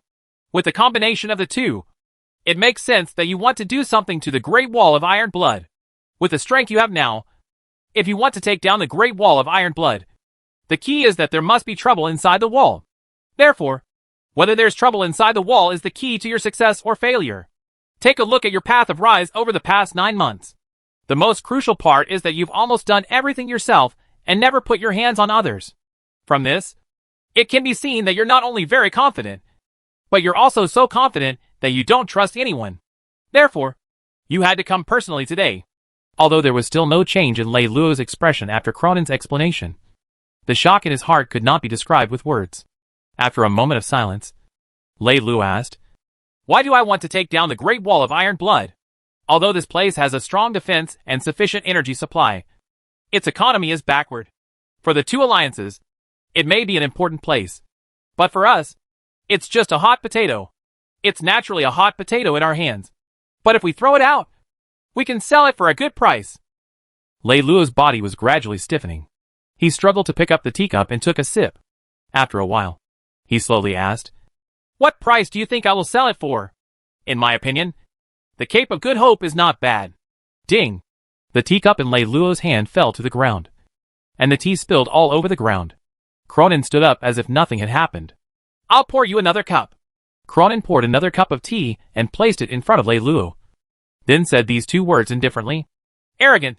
Lei Luo reached out and held the teacup in his hand. His eyes looked at Cronin, but he did not dare to speak. No matter how modest a native is, in front of a magic conductor, he will always carry this kind of emotion in his bones. And you are no exception. Cronin drank his tea as he slowly continued to speak. "You are just a magic conductor who will not live to be 100 years old. Even if you have some influence with a magic conductor, how strong can you be? In the depths of your heart, you will always be unable to resist muttering to yourself like this." Hashtag. Chapter 426, The Massacred. Lei Luo continued to remain silent. Cronin had given him enough shock. Enough to make him humble and cautious. Therefore, until now, he still did not say a word. He just listened to Cronin's words with a calm head. After a while, When he was sure that Cronin had no intention of continuing to say anything for the time being, he raised his head again. He looked at Cronin very seriously and asked, I thought that I had enough evaluation and respect for you. But this level of evaluation and respect is completely unworthy of your wisdom. Therefore, first of all, I would like to sincerely apologize to you for the rudeness and arrogance in my heart. There's no need. This is not a problem for you alone, but a problem for many. Just like how a tiger will always look down on a wild wolf. It's not a crime for a native to look down on a magic conductor. The reason why I said so much to you just now is because I have a special understanding of you. I think that there might be a real in-depth communication between us. Cronin's words made Lei Luo's eyes light up. So, there's still a possibility of cooperation between us? Of course. Otherwise, why would I tell you this? Cronin asked with a smile. Lei Luo smiled in relief. He thought for a while, and then asked tentatively. I don't know why, but I suddenly have a feeling that you seem to have been waiting for me to cooperate with you. If you don't appear within 10 days, then we will very likely send people to contact you. Cronin's words once again surprised Lei Luo. He was stunned for a long time before he asked. But why? Then why are you confident that you can convince me? Cronin asked back. Because I have some bad news for the magic conductors. I think that after you see this news, you will cooperate with me, Lei Luo said. Some regions of the Empire have already started a large-scale purge of the Magisters, resulting in a riot. Is this it? Lei Luo was no longer shocked, because he was so shocked that he was somewhat numb. How did old Mr. Bai? Cronin smiled faintly. To be able to obtain such confidential information, it can be seen that Sir Lei Luo and Prince Ulysses should have formed a reliable alliance. Congratulations, sir. However, not only the massacres, but also those who were massacred know of this news. Are you saying that it's the news from the Magister in the riot zone? In order to consolidate its rule, the Senate deliberately tore apart the connections between the provinces, the alliances, and the lords. Thus, in this advanced magic era, the Senate still has a way to block the relevant information. However, as the victims of the massacre, we don't have such a torn relationship. A long time ago, we gradually established a connection, and in recent years, this connection between us has covered the entire empire. Has a complete system been formed between the magic conductors? When Lei Luo put the teacup on the table, his right hand trembled slightly. We have only established a perfect connection, but we have not formed a perfect system. Because like the natives, the magic conductor is also a human, and our interests are not completely unified. However, at the very least, we can communicate with each other. Hearing this, Lei Luo gently exhaled and said with a self-deprecating laugh. Smart people always like to think of themselves as chess players and others as chess pieces. But why haven't I thought about it? Why don't others think of themselves as chess players? When I'm thinking about how to use others as chess pieces, why don't others think about how to use me as a chess piece? With your pride? It's already rare for you to say this. When did you start paying attention to me? After you outsmarted and acquired the holy city of beauty. I only occupied a small city, and the lords of the third province are as numerous as the stars in the sky. Why did you pay attention to me? Although there are many stars in the sky, they can't hide the brilliance of the giant stars. Your show in the city not only shocked us, it also caused a small commotion in the third province. You're probably too busy and haven't had time to pay attention to it. Many organizations have already listed you in the highest level database and are starting to conduct in-depth research on you. You even have the nickname of military advisor Ghost Shadow. Is this move worth the time you spent waiting for me?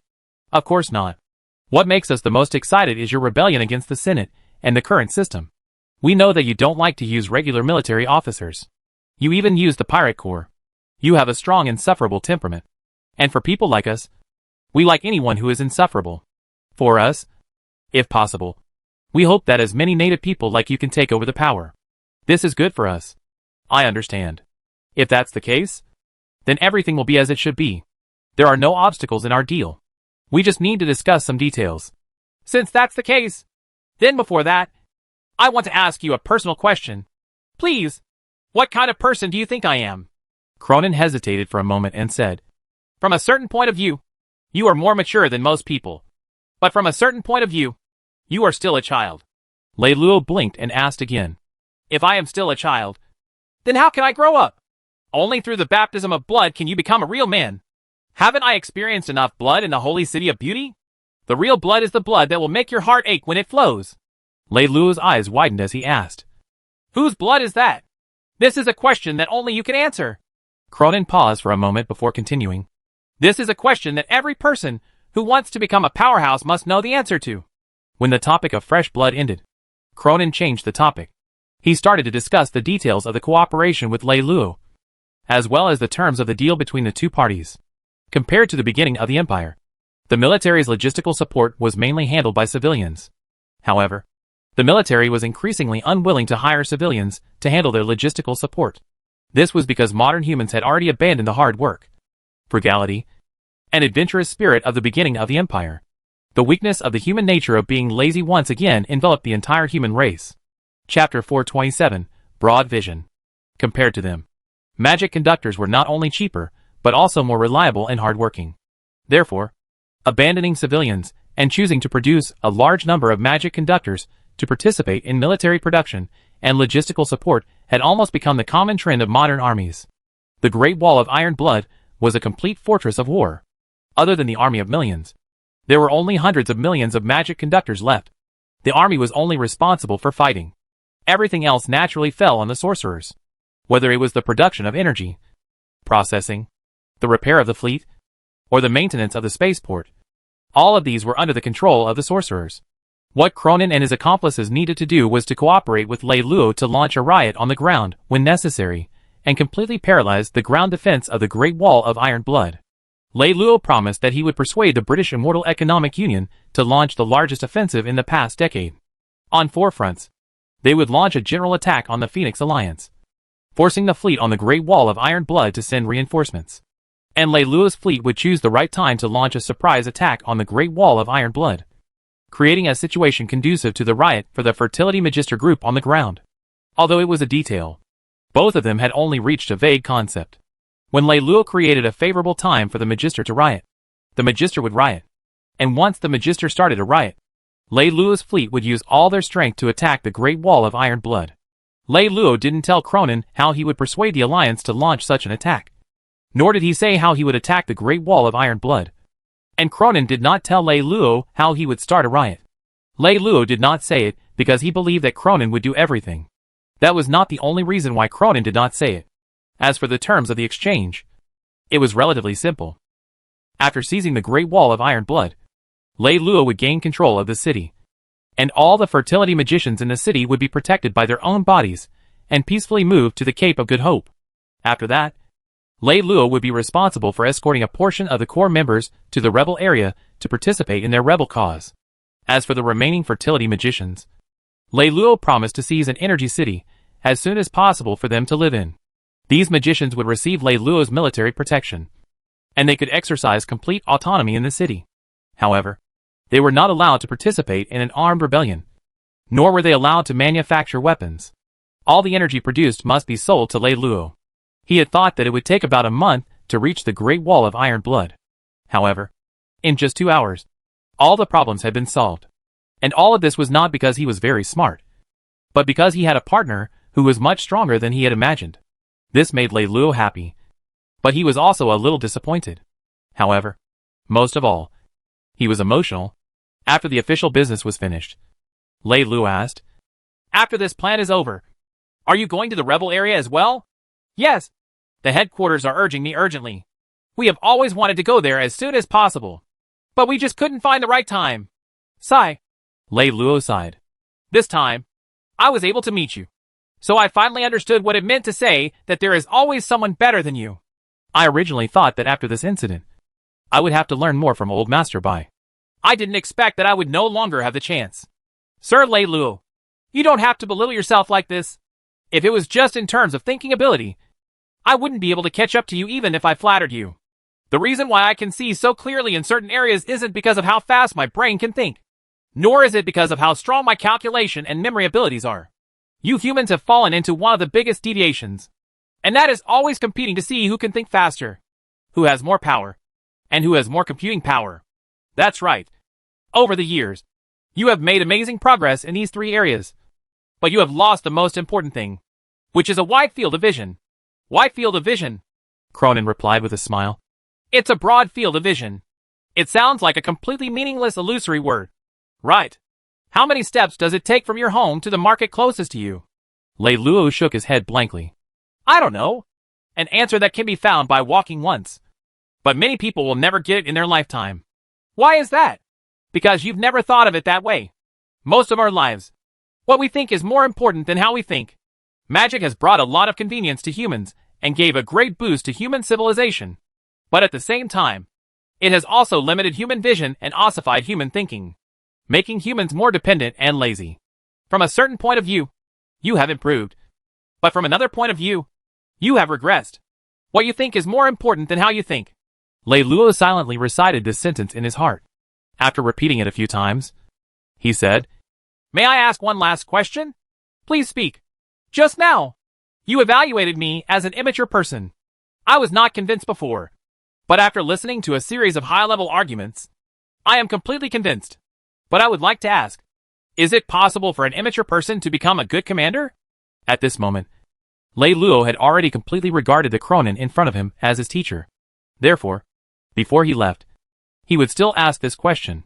Cronin smiled and said, "A truly good commander wouldn't ask this question, because a good commander wouldn't doubt himself." "Thank you. I understand." Lei Luo nodded, stood up, and was about to leave. "Wait a minute." Cronin raised his hand and motioned for Lei Luo to sit down. "You are now a first-rate staff officer, a second-rate general, and a third-rate commander. If you are a king, then you are not even a ninth-rate commander. If you are already old, then there is naturally nothing to say. But the problem is that you are still so young, and you have a strong ability to reflect on yourself. You have enough qualifications to be optimistic about your own prospects. No one is born to be a king." When Cronin said this, he hesitated for a moment before saying, "Speaking of which, we have hit it off quite well. I have something to say to you." Lei Luo leaned forward. "Please speak." "Sir Lei Luo, you probably don't understand what happiness feels like." "Right." Cronin's words stunned Lei Luo for a moment. Hashtag. Chapter 428, A Broken Heart. Is there anything in Sir Lei Luo's life that must be obtained? Is there anything in Sir Lei Luo's life that must be protected? Only the most shameless and sinister people can ascend to a high position. All history is the history of conspiracies. This is the most accepted view of history. However, this is also the view of history of the weak. The weaker and inferior the person, the more willing they are to believe in conspiracy theories. They like to classify everything that cannot be explained as a conspiracy.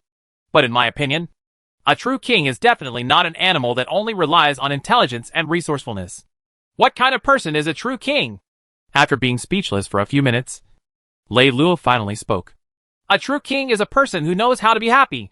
Not only can he feel happiness, but he can also transmit this kind of happiness. A true king gives hope to those who are in despair, goals to those who are lost, and collectives to those who are lonely. A true king needs to have extraordinary intelligence and a strong personality. And most importantly, he needs to have the strength to warm people's hearts. When Cronin said this, he took a deep breath. Sir Lei Luo, you already have extraordinary wisdom and a strong personality.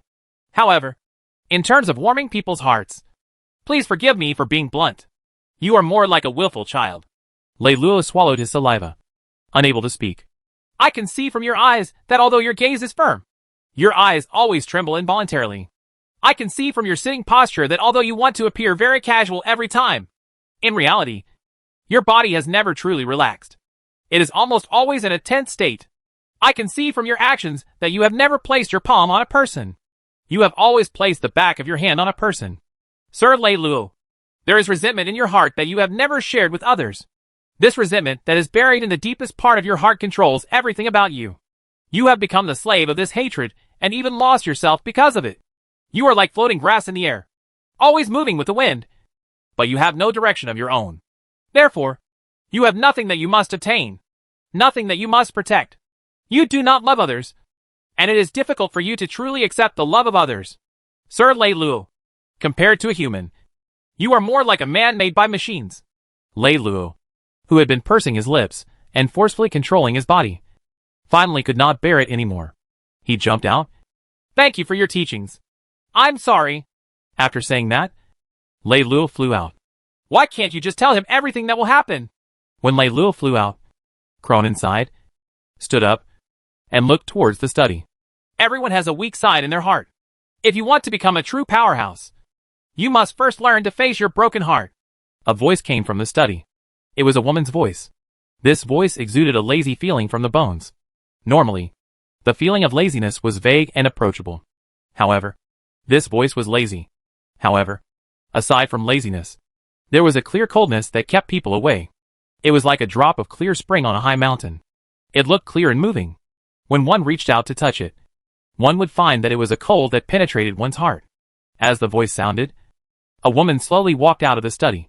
Just like her voice, her face was languid and cold. And in her eyes, there was a look of insight and helplessness. When people see a woman who is pleasing to the eye, they call her beautiful. When they see a woman who is pleasing to the eye, they call her beautiful. And some women don't get any evaluation. All they get is a sigh. They were so beautiful and yet so far away that there was no room for imagination. This woman was such a woman, and people could only sigh. However, if Lei Luo was present, he would not think too much, because he would only think of one thing: this woman was exactly the same as the woman on the cross. But no matter what, he's only an 18-year-old child. Maybe we should give him more time. Cronin shook his head, unable to bear it. Don't get emotional easily. It'll affect your judgment. As the woman spoke, she turned her head and looked outside the door. Since Melly was able to give him God's time, she naturally had high expectations for him. Although Melly has a bad temper and is narrow-minded, she still has a good eye for people. You should believe that this young man will not collapse so easily. Although that's what he said. I don't know why. But when I saw him lowering his head and forcing himself to sit there and listen to me, I suddenly felt that I was very cruel. After saying this, Cronin smiled faintly at the woman. Your Highness, perhaps I'm really old. Now is not the time for such meaningless feelings. I've already met this person. In the future, you will be the one to communicate with him. Now, it depends on whether he can survive this trial on his own. If he can, then you can continue to help and monitor him at the same time. Then, what if he can't get through this trial? The woman paused for a moment and shook her head. No, in my opinion, he should be able to get through it. As I said before, Melly's shortcomings are piled up like a mountain. But her eyesight is not bad. That's all. I'm leaving. If there's anything, contact me at any time. As the woman spoke, she turned her body towards the door. Cronin bowed respectfully and said, Yes, Your Highness. Farewell, Your Highness. The woman did not say anything and just walked towards the door. Just as she was about to leave, she suddenly stopped, turned around, and said to Cronin, If the situation that you're talking about really happens, then take God's time from his arms as soon as possible. There are only 4 of those. If he can't do it, we must immediately find a successor. The time until the gate of the Devil Realm opens is getting tighter and tighter. We have no time to waste. Yes, Your Highness. Cronin bowed respectfully once again. The night, the endless night, the night that seemed to never end, descended from the sky like an airtight black cloth, covering Lei Luo's face. In the beginning, he didn't feel much. He only felt light fog like air. But soon, Lei Luo began to experience some breathing difficulties. Chapter 429, I like your laugh. In an instant, the difficulty of breathing turned to suffocation. He reached out with all his might, trying to tear the thing off his face. But the harder he pulled, the harder the black thing pressed against his face. Eventually, it even seeped into the skin of Lei Luo's face. It was a burning pain that was so real and penetrating. It made Lei Luo clench his teeth, and his whole body couldn't help but twitch. Ah! Finally, Lei Luo couldn't stand it anymore. He opened his mouth wide and shouted out loud with all his strength. With a shout, Lei Luo woke up from his dream. When he woke up, he saw all the lights in the hotel room were on, and his head was full of sweat. He didn't know whether that shout was in a dream or in reality. He got up and drank a mouthful of water. Lei Luo sat on the bed, unable to fall asleep again. So, Lei Luo decided to take a hot bath. When his whole body was in the bathtub, and the warm water flowed over the surface of his skin, Lei Luo's nervous mood was slightly relieved. However, what followed was a faint sense of loneliness. Lei Luo scratched his head and took out his communication crystal. After hesitating for a moment, Lei Luo still chose to contact Ali.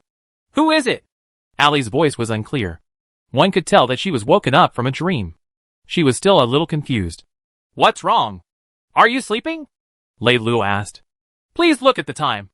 Ali's voice was still not very clear, but it was much better than before. Did I wake you up? Then I won't disturb you anymore, Lei Luo said somewhat embarrassedly. Oh my! You've woken me up. It doesn't matter. What's wrong with you? You don't sound like you have something urgent to do. Could it be that you've gone there feeling lonely and are beginning to miss me? People in the dark were always more emotional and cute than during the day. Especially women. Allie was no exception. If it was during the day, she would never have said such a joke. But at night, even she didn't know what was going on. So she just blurted it out. Allie's joke stunned Lei Luo for a while. After a while, he nodded and said in a very low voice, Yes! Lei Luo's voice was very low. But Allie was very quiet. So she heard his answer perfectly. This time, it was Allie's turn to be in a daze.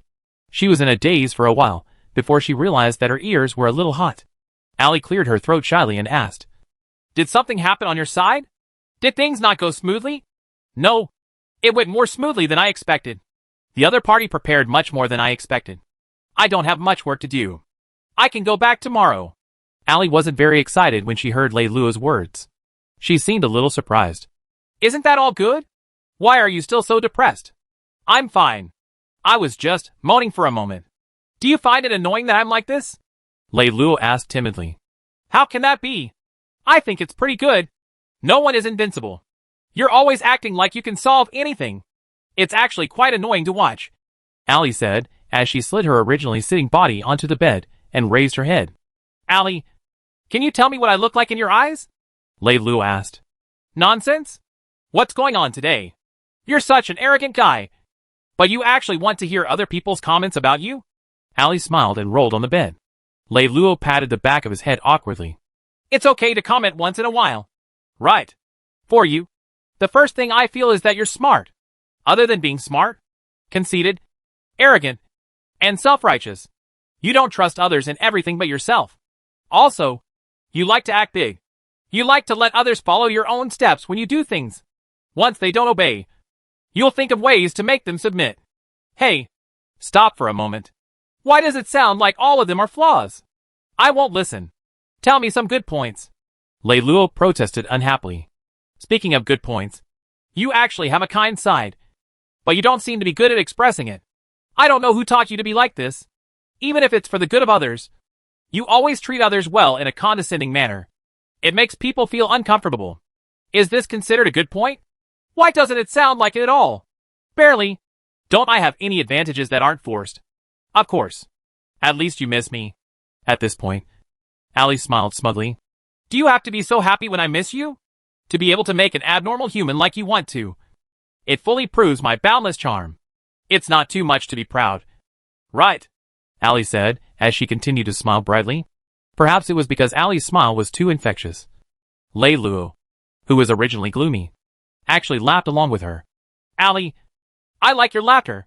This sentence came out of Lei Luo's mouth, and this sentence once again caused a short silence between the two of them, as if realizing that he had made a mistake. Lei Luo explained in a tone of explanation. I mean, I like your laughter. I know, since you don't have anything to do over there, then I want you to accompany me to see Saxton. Can you do that? You can treat it as helping me, or you can treat it as a recuperation before the Great War. No problem, Lei Luo answered without even thinking, just like what he had been doing for the past month or so. Although he was very dissatisfied, Zhao Mu was still diligently leading his subordinates around the holy city of beauty. During the day, he had to be calculated with Morton to receive and inspect the ships under his command. He also had to clean up his own internal affairs and restore the formation of those fleets that had been broken up. Every captain and high-ranking commander had to be reappointed. At night, he still had to bring his mecha team members and the other old, East God subordinates to patrol the civilian areas that were filled with the rumors of a civilian uprising. That night, just as he was dressed neatly as usual and was about to go out to patrol, he unexpectedly bumped into Carmen in the corridor of the police station. Just as Zhao Mu lowered his head and was about to brush past him as if he hadn't seen anything, Carmen called out to Zhao Mu. Commander Zhao Mu. Zhao Mu stopped and forced a smile. Lord Carmen. Chapter 430, Swords and Blood. Carmen smiled as he slowly walked towards Zhao Mu and asked, Is the reorganization of the fleet going smoothly? Because the amiability that Carmen displayed at this moment was completely different from the arrogance that he usually displayed. Even Zhao Mu felt a little uncomfortable. He cleared his throat slightly and nodded. It's all right. I heard that Captain Jamu seems to be lacking in manpower. Is there anything that I can help you with? I have a few hundred old subordinates coming over to join me recently. They are all very good captains. If Captain Jamu needs them, I can spare some for you. There's no need. Our Grizzly Pirates gang doesn't lack captains for the time being. Jamu was about to leave. At this time, Carmen continued to say with a smile, but why did I hear that during the battle for the Holy City of Beauty, the Grizzly Pirates were almost wiped out? They had no choice but to open their recruitment doors to some small pirate groups and wandering pirates. The hateful face has finally been exposed, Jamu thought so in his heart. He turned around and said to Carmen, the pirates of the world are one family. It's not for the regular army to worry about as pirates. After saying that, he ignored Carmen and turned around to leave. I wonder how Captain Jamu felt when he saw his brother turn into dust. Behind Jamu, Carmen said slowly with a calm expression. Every word and sentence pierced Jamu's heart like needles. But he still suppressed the anger in his heart and stood where he was. As pirates, from the day we set foot on the pirate ship, we have been prepared for that day. You don't have to worry about us. Just as Captain Jamu finished speaking, Carmen raised his voice and laughed. I seem to hear Captain Jamu's hatred is about to pierce through his chest and spew out. After hearing what Carmen said, he remembered that Carmen was brought back personally by Lei Luo. Jamu was slightly shocked. He thought to himself, it's over. I was provoked by this guy. Just as Jamu was thinking about how to deal with this situation, another person walked out from the corner in front of him. A man's hatred should be written in his sword and blood, not in his chest. Jamu looked at the person in front of him and then turned to look at Carmen. While he was terrified, he began to feel confused. What do you want to do? At this moment, the sound of light footsteps could be heard. When everyone heard the footsteps, they knew that it was Arthur. The person standing in the corner quickly hid, while Jamu and Carmen continued to stand where they were. Commander Jamu. Lord Carmen. Both of you are here. That's good. It saves me the trouble of going around to inform everyone that Lei Luo is back. He's gathering everyone for a meeting. Oh, I got it. Jamu nodded expressionlessly. So fast? Is everything going smoothly? Carmen appeared to be a little surprised and also a little flustered.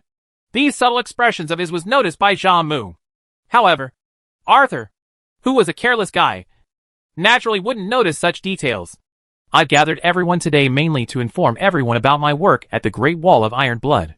After all the members who should be present sat down, Lei Luo spoke in a straightforward manner.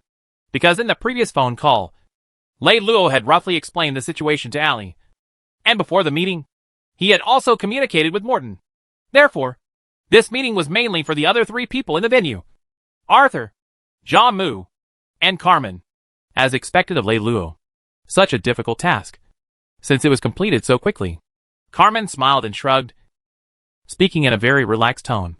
It should be said that Carmen's performance was still very good. Apart from Jamu, no one else present could tell that his smile was a disguise. When he turned around and saw Jamu's meaningful smile, he quickly withdrew his gaze. Morton noticed the special communication between the two of them, but he did not think too deeply into it. He just thought that the two of them did not get along. And in his opinion, with Carmen's personality, it would be difficult for him to get along with anyone. It's not that I'm brilliant, but our partners are stronger and more powerful than we imagined. They have already formed a strong and powerful organization in the Great Wall of Iron Blood. They don't need my help to do any communication or organization work. The magic shooters on the Great Wall of Iron Blood have already formed a strong and powerful organization. At this point, Carmen's face showed an instinctive disgust. This is not good news for us. Once we succeed, we have to get rid of their core members. As a commander who was raised by the Senate since young, I can understand your instinctive defense of the rules of the Senate. But I still have to remind you that the magic guides on the Great Wall of Iron Blood are allies, not enemies. They are now, and they will remain so even after we succeed. Carmen could hear the obvious displeasure in Lei Luo's tone. So, he shut his mouth and did not say anything about this idea. The following meeting was very procedural. It was just to confirm the current progress of the work and to implement the battle plan again. After all this, Lei Luo announced, I'm only going to the U.S. Holy City today. Considering Ali's diplomatic experience is not enough, I intend to accompany her myself on this trip to Saxton. Why not stay? The army needs you too, said Morton. Lord Carmen and Captain Jamu have just made things right. And if I interfere, many things will have to start over again. and changing the day today will not be conducive to our immediate actions. Therefore, let Lord Carmen and Commander Jamu carry on with the military matters as before. Who? When Lei Luo finished speaking, Lord Carmen's heart, which had been on his chest all this while, finally relaxed. Hashtag. Chapter 431, Snobbish. The Alliance leader doesn't have time today. Please return to the inn and wait. This was already the third day he was facing Saxton's expressionless attendant. I want to see the Alliance leader of Saxton. Allie was finally furious. And Lei Luo did not stop her. He just watched coldly from the side. The Alliance leader doesn't have time today. Please return to the inn and wait.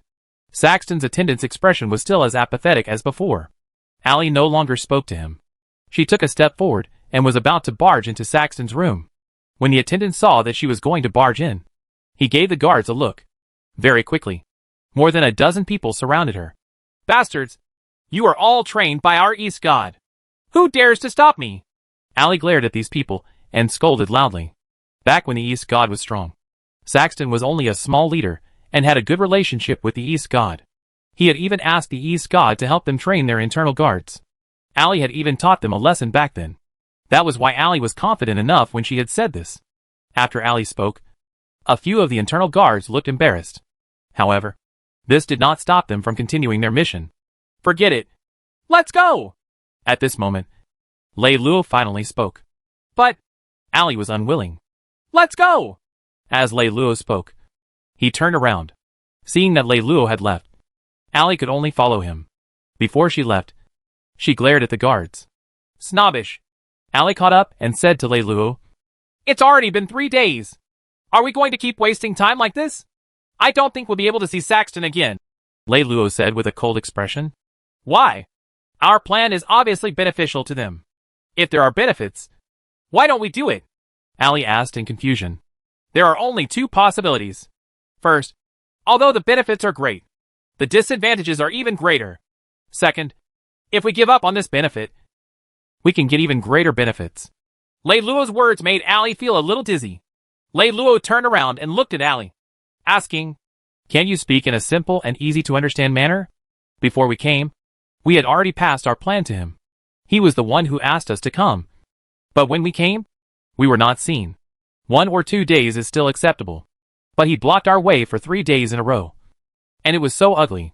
Don't you think there's something fishy about this? Actually, I also think there's something wrong. But what exactly is wrong? Allie asked. Lei Luo did not answer Allie. A terrifying scene began to appear in his mind, which made him shudder. No, it can't be like this. Lei Luo shook his head hard, trying to stop himself from thinking about it. What are you thinking? Allie asked in confusion. Nothing, Lei Luo said and looked at Allie. We're going back now. Now? Allie widened her eyes in surprise. We haven't seen Saxton yet. Why are we going back? Not for now. If Saxton is really interested, he will contact us again. Oh, okay. Let's go back to the hotel to pack up. No need. Lei Luo waved his hand. We'll go straight to the port and leave through the civilian port. Why? Don't ask why. Let's do it first. Hurry. The gloomy thoughts in Lei Luo's mind became clearer, and he felt a little confused. Seeing that Lei Luo seemed a little impatient, Allie did not ask any more questions and just followed Lei Luo's instructions. The 2 of them got into the carriage. Allie looked at Lei Luo and saw that his head was leaning against the window of the carriage. His right hand was unconsciously clenching and then letting go. So she asked, What's wrong with you? Why do you seem a little uneasy? How many of the old troops of the East God on the Holy City of Beauty are you familiar with? Lei Luo asked. Well, I wasn't in charge of military affairs in the past, so I'm not familiar with the commanders. So, Lei Luo looked at Allie and asked, So, you don't know these people? Well, you can say that. Allie admitted it somewhat embarrassedly. Then how did you determine that they were the old troops of East God? Lei Luo asked. In the past, we would all request to see the family emblem of East God. But later, Casa said that it was too long, and many people had lost or pawned the family emblem. I thought it made sense. The family emblem of East God used to be a symbol of glory. But after all, we had been in decline for too long, so it was reasonable for us to lose it. So, we later canceled this identification method. When did this happen? Lei Luo's eyes widened. It happened on the 2nd day after we took over the Holy City of Beauty. How stupid. How could a person who would lose or pawn his emblem be a loyal old subordinate of the East God? How could you believe such nonsense? Lei Luo shook his head in disbelief. As he spoke, he began to become a little impetuous. Oh right. Allie touched her cheek. But I didn't think too much back then. We were really short-handed. So, since Casa said so, I also. Casa. You're the spiritual leader of the old troops of East God. Why don't you have any ideas? Lei Luo was already feeling a little disappointed. Even if you don't have any ideas, why don't you ask for my opinion? After being criticized by Lei Luo for a few times, Allie seemed to have lost her temper. The question is, when have you ever cared about this? Lei Luo was rendered speechless by Allie's words. After hesitating for a long time, he slowly closed his eyes, leaned his head against the carriage, and closed his eyes to rest. I say, what's going on with you? Why did you suddenly? Lei Luo stretched out his hand and stopped Ali's words. Don't say anything now. Let's return to the holy city of beauty first. In Ulysses was reading in the study when Strachey suddenly came to the door. Your Highness. Ulysses looked up and saw Strachey. He hurriedly said, Teacher, come in. After Strachey came in, Ulysses asked, Teacher, what's the matter? It's Saxton from the Union of Immortal and Economic Cooperation. He said that he had a face-to-face meeting with Lei Luo. The two of them had a very pleasant conversation. But he wants to make sure that we are really supporting them. Of course. Tell him that we are supporting Lei Luo, Ulysses said without hesitation. Strachey nodded and replied, Yes. Hashtag. Chapter 432, Civil Rebellion Erupts. Hearing Strachey's reply, Ulysses couldn't help but frown. He thought to himself, why did teacher agree so quickly today? Isn't he prejudiced against Lei Luo? Quick, Morton. Quickly pack your things. On this day, Morton was working in his office when he suddenly saw Arthur rushing and fully armed. Seeing Arthur in such a hurry, Morton quickly stood up and asked, What's wrong? The local security forces have completely rebelled. The local security forces have completely rebelled? Morton's heart chilled. All along, Morton had been most worried about two things. One was that the military power was not directly in Lei Luo's hands, and the other was that the local security forces would finally take up arms and strike a rebellion. The security forces were basically formed from the security forces left over from the era of the distant mountain lords, and their composition was basically all local people from the city. These people all had a deep resentment towards them for being so ruthless. Morton had always been giving them huge subsidies as a way to win them over. At the same time, he kept buying heavy armor and increasing the number of heavy armor warriors to give them military pressure. Unexpectedly, in the end, they had rebelled. Don't panic. Tell me first how many people are there? And where are they rebelling? They're rebelling. All of them. Even in the capital. There are local security forces running around everywhere. Morton slammed the table and said anxiously, Don't talk nonsense. We have such strict supervision. They have no way to establish a strict organization. How can they all rebel? Morton, this isn't nonsense. It's true. Every place is rebelling. Not only the security forces, but also many civilians have participated in this rebellion. The most terrifying thing is that each of these people have weapons in their hands. In my face-to-face with the rebels, I found that they have more than 70 sets of heavy armor in their hands. What? Heavy armor? How could they possibly have heavy armor in their hands? Morton was really anxious this time. I don't know either. At this time, who would be able to understand this? But, Morton, don't worry. With me here, your safety will not be a problem. But we can't stay here anymore. This place is too big a target. This is the first place the rebel army wants to attack. You have to quickly hide. As long as we can hold on until Lei Luo comes back, everything will be settled. Good. Morton was a business genius, but he really knew nothing about war. This was the first time he had encountered such a situation. He suddenly lost his mind. He could only nod and ask his adjutant to help pack up the things. Ask the adjutant to bring the things over later. You go first. Morton, after settling you down, I still have to suppress the rebellion. The only thing left in the capital is the 10,000 heavy armors in my hands. Arthur saw that Morton still wanted to wait for the documents to be packed. So he quickly grabbed him and spoke as he pulled the documents out. It was good that he didn't say it, but when he said it, he felt goosebumps all over his body. What did you say? Say it again. I mean, all the ground mobile units have been sent to the various bases to quell the rebellion. Here in the capital, Only my garrison troops are left. No. You just said that you only have 10,000 people? Yes. Arthur nodded. When he saw that Morton's face was a little pale, he thought that Morton was worried that these troops would not be able to protect his safety. He hurriedly explained, "Don't worry. We have always been very strict. The rebel forces are not strong. The 10,000 heavy armor warriors in my hands are enough to deal with them." No. No. No. After Morton said, "No," 3 times in a row, he slapped his thigh and said to Arthur, "You don't understand. Morton, what's wrong with you? Let me ask you. Isn't there 100,000 people in the garrison? How come there are only 10,000 people? Have the remaining 90,000 people been transferred away?" "You're really muddle-headed. Can't you see that? The rebellion of the security forces is just a catalyst. It's true that they're luring the tiger away from the mountain." "Morton, you mean?" Morton shook his head helplessly and paced anxiously in the room. After a while, his expression returned to normal. He walked back to Arthur and held his hand. "Arthur, remember what you said just now. You have to hold on until Luo comes back. No matter what happens, you have to hold on until Luo comes back. Sorry, you are under border control." When they passed through the civilian port, the border officer stopped Luo and Ali's passports expressionlessly. "Transit control? We are not citizens of your city. Unless you can prove that we have committed any illegal or criminal acts during our trip to your city, you have no right to control us according to the law of the Senate." When he heard that he was being held back by the transit control, Luo's heart immediately sank. But he still argued with reason. "Sorry, you are being controlled by the transit control." The expression and tone of the border officer did not change. Ali's eyes started to look at the port. With her speed, if she charged in, it would only take 2 seconds at most. "Don't move." Luo saw Ali's eyes and knew what she was trying to do.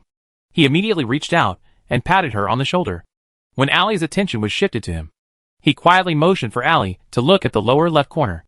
When Ali looked in the direction that Luo motioned, she saw that there were nearly 100 bright spots hidden there. As a top-notch warrior, Ali could tell at a glance that those were heavy armor's laser lamps.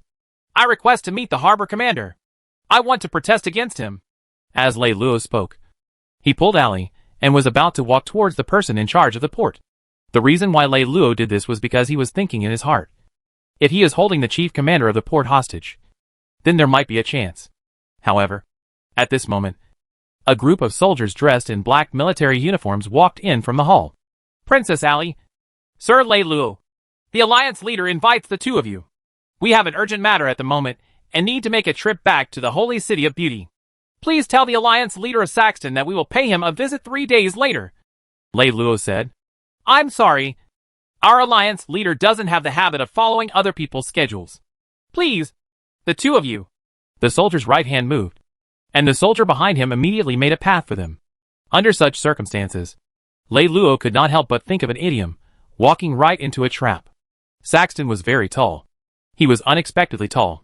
Even if he was sitting on the ground, he was actually slightly taller than Luo, who was already standing. When he stood up, he looked more like a huge tower. From afar, he looked extremely imposing. Hashtag. Chapter 433, A Genius.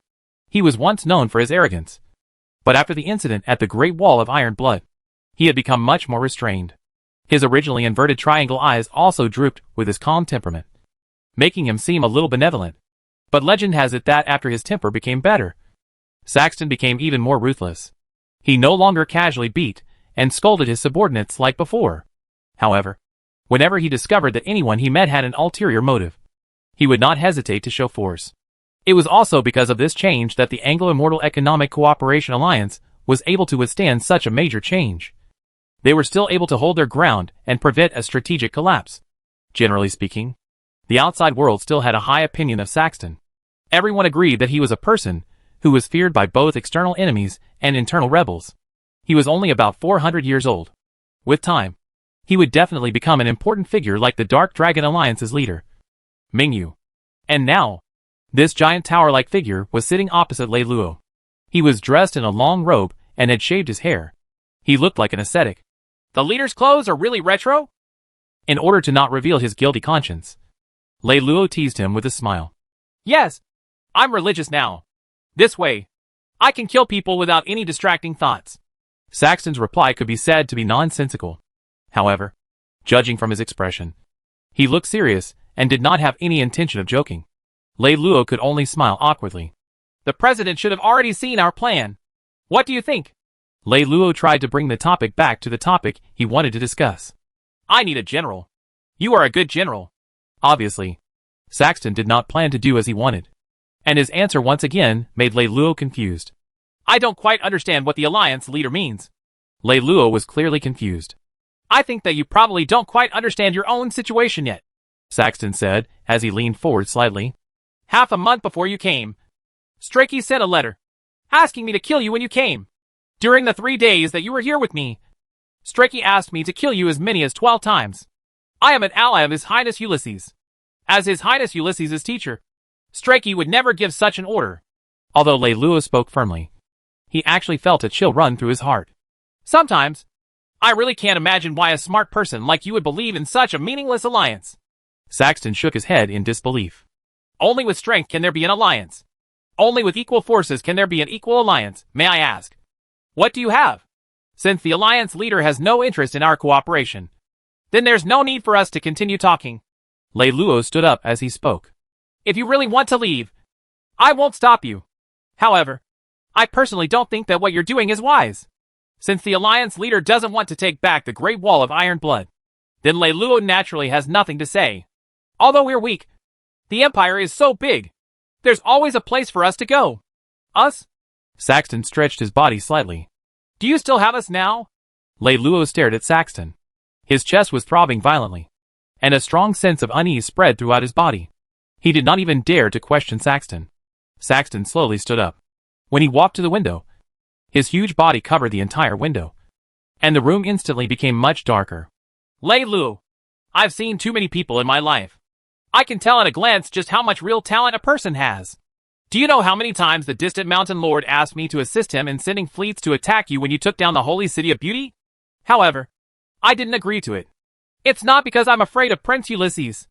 As the leader of the Independent Alliance, I have nothing to do with any of the dukes, let alone Prince Ulysses, who doesn't know what his future will be like. Even if it's King Baichen, why should I be afraid of him? Saxton turned to look at Lei Luo. I did this because of what you did. It made me realize clearly that you are a rare talent. What we need most now is a talent like you. As long as you join us, we only need 3 years to defeat the Phoenix Alliance and become a super alliance alongside the Dark Dragon Alliance. As long as you are willing to join us now, within 3 years, you will be able to become a Deputy Alliance Leader and have the right to inherit. Thank you for your kindness. Alliance Leader, I have already found a job in East God. Lei Luo stood where he was and spoke indifferently. Then I'm afraid you have already lost your job. As Saxton spoke, he walked to the table and took out a magic crystal. Soon, a 3-dimensional projection appeared on the spot. Due to the violent acts of Morton, the galactic financial magnate, in the past few months, it caused a huge public outrage and caused an uprising throughout the entire city. The commander of the First Fleet, the current chairman of the Revolutionary Committee, Lord Carmen, and the Second Fleet's commander, the current vice chairman of the Revolutionary Committee, Commander Zhang Mu, jointly issued an order to execute Morton in Rose Square 3 days from now, using the public outrage. Hearing this, Lei Luo's mind buzzed, and he could not hear anything. This was just released 10 minutes ago in the Holy City of Beauty, Saxton said as he turned off the magic crystal and continued. That's right. You are extremely smart. But why haven't you ever thought that a tree that stands out in the forest will be destroyed by the wind? Do you know that ever since you took over the city, various forces have sent their own people to serve as the old subordinates of the East God? They entered your army in order to catch you off guard at the right time. And the one who contributed the most was none other than your good ally, Ulysses. Do you have anything more to say? Lei Luo's expression was frighteningly calm. No more. Then I'm leaving. As Lei Luo spoke, he turned around and left. Even if you know you're going to die, are you going to go back? I'm going to see Morton. He's probably already dead. Then I need to go collect his body. After Lei Luo finished speaking, he did not say anything more to Saxton and left the living room. When he walked to the door, he saw Allie sitting outside. Allie stood up as soon as she saw him. Her face was pale. She had just learned about the situation in the Holy City of Beauty. Hashtag. Chapter 434, Puppet. Lei Luo smiled as he walked over. He put his hands on Allie's shoulders and said, Stay here for a few more days. I'll go back and settle things. I'll come find you when I'm back. Do you think I'm a 3-year-old child? Ali smiled along. But it was a sad smile. Lei Luo knew that Ali knew as much as he did. There was no point in hiding it anymore. So, he first looked at Ali quietly. Then he reached out and held Ali tightly in his arms. One of us has to survive. Don't let me lose too much. Lei Luo whispered in Ali's ear. I watched my family die in front of my eyes. But I couldn't do anything. 2 times is enough for such pain. I don't want a 3rd time. Lei Luo, the most important thing in life is not life and death. Please, take me away. Lei Luo turned his head. Their faces were less than a centimeter apart, almost touching each other. Lei Luo looked at Ali, as if he was staring at the distant history. In the deepest part of Lei Luo's heart, in the space that was originally filled with endless darkness, a few faces had suddenly appeared. One of them was Ali's begging face. Lei Luo suddenly smiled. At this moment, his smile was like a blooming peony, domineering and brilliant. This was definitely not a fake smile at all. It was Lei Luo's first smile that came from the bottom of his heart. The initial disappointment and pain, at this moment, had unexpectedly been replaced by an unprecedented fulfillment. At this moment, there was nothing more to say. Lei Luo held Ali's hand, and the two of them left side by side. One of Saxton's trusted aides said to Saxton, Alliance leader, you're courting death. Everyone will die. Saxton said calmly. If I were 200 years younger, I might have gone with him. Saxton turned around and went back to his room. I need to rest today. I won't see any guests. Ulysses. The beautiful sunlight shone on Ulysses' study. However, Ulysses couldn't feel the warmth it brought. He had been trying to read all morning, but he couldn't read a single word. He had been waiting for Strakey for 2 whole hours. Strakey finally appeared. He stood outside the door and asked respectfully, Your Highness, you were looking for me. How is the situation in the 3rd province? This was the first time that Ulysses had not called out for Strakey before they started talking. This was also the first time that Ulysses had not asked him to enter the door and sit down. Instead, he had asked him to stand outside the door and answer. The 3rd province. Just as Strakey was about to speak, he saw that Ulysses' eyes were filled with a cold light. He knew that it was impossible to hide the matter anymore. The situation is great. Great? What do you mean? Ulysses asked. Our people have already seized the holy city of beauty. At the same time, we have also reached an agreement with the Persephone Economic Cooperation. We will continue to carry out Lei Luo's plan. We will help them obtain the Great Wall of Iron Blood. In exchange, they will hand over the Cape of Good Hope to us. At the same time, I am also contacting the remaining suzerains of the East God to prepare to reunite them.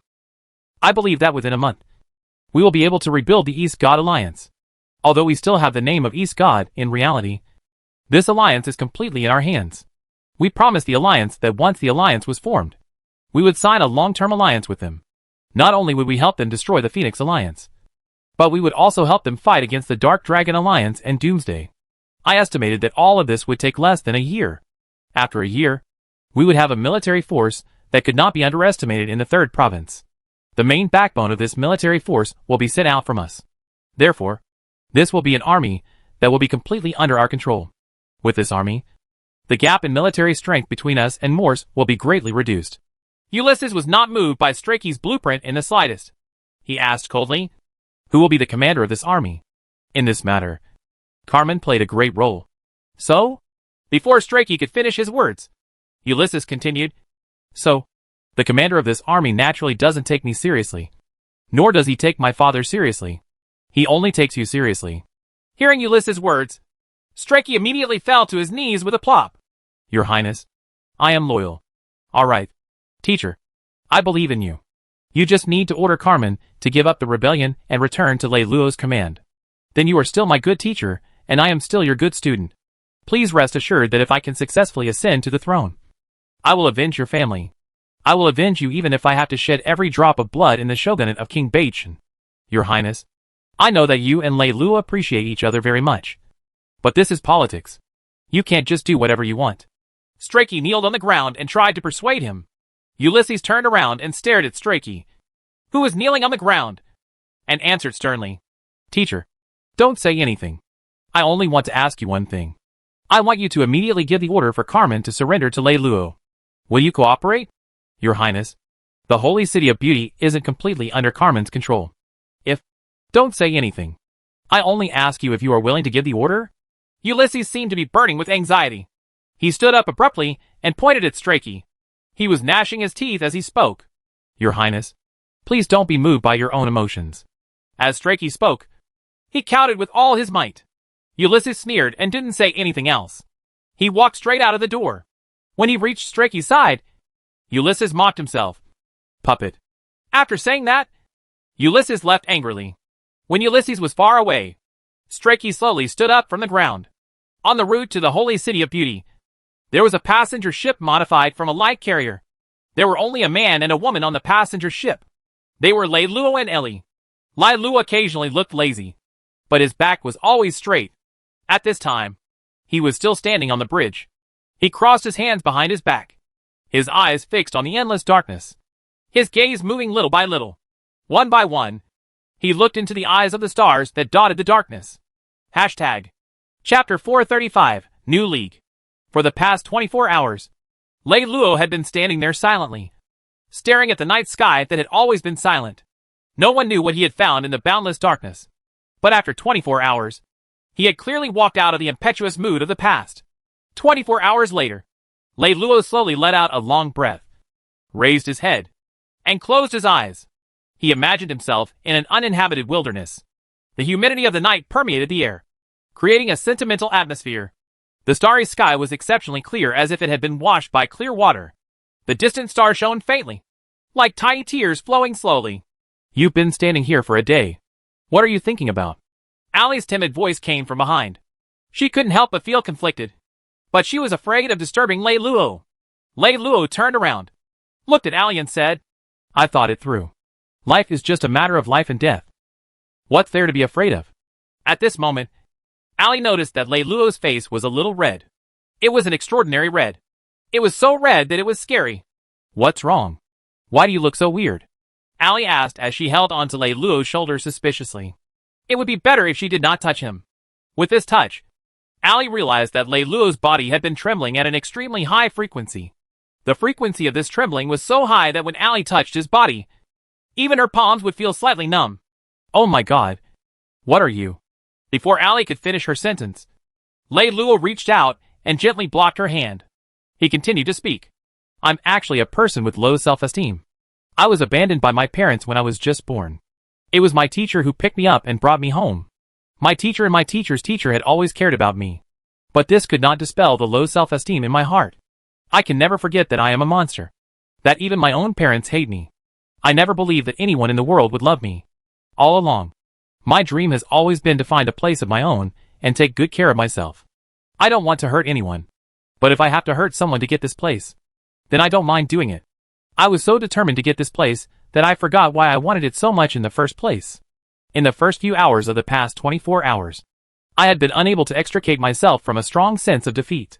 But now, there is only peace in my heart. Leiluo looked at Allie and smiled weakly. At this moment, his face had turned from red to pale. That day, Cronin asked me, is there anything in Lord Leiluo's life that must be protected?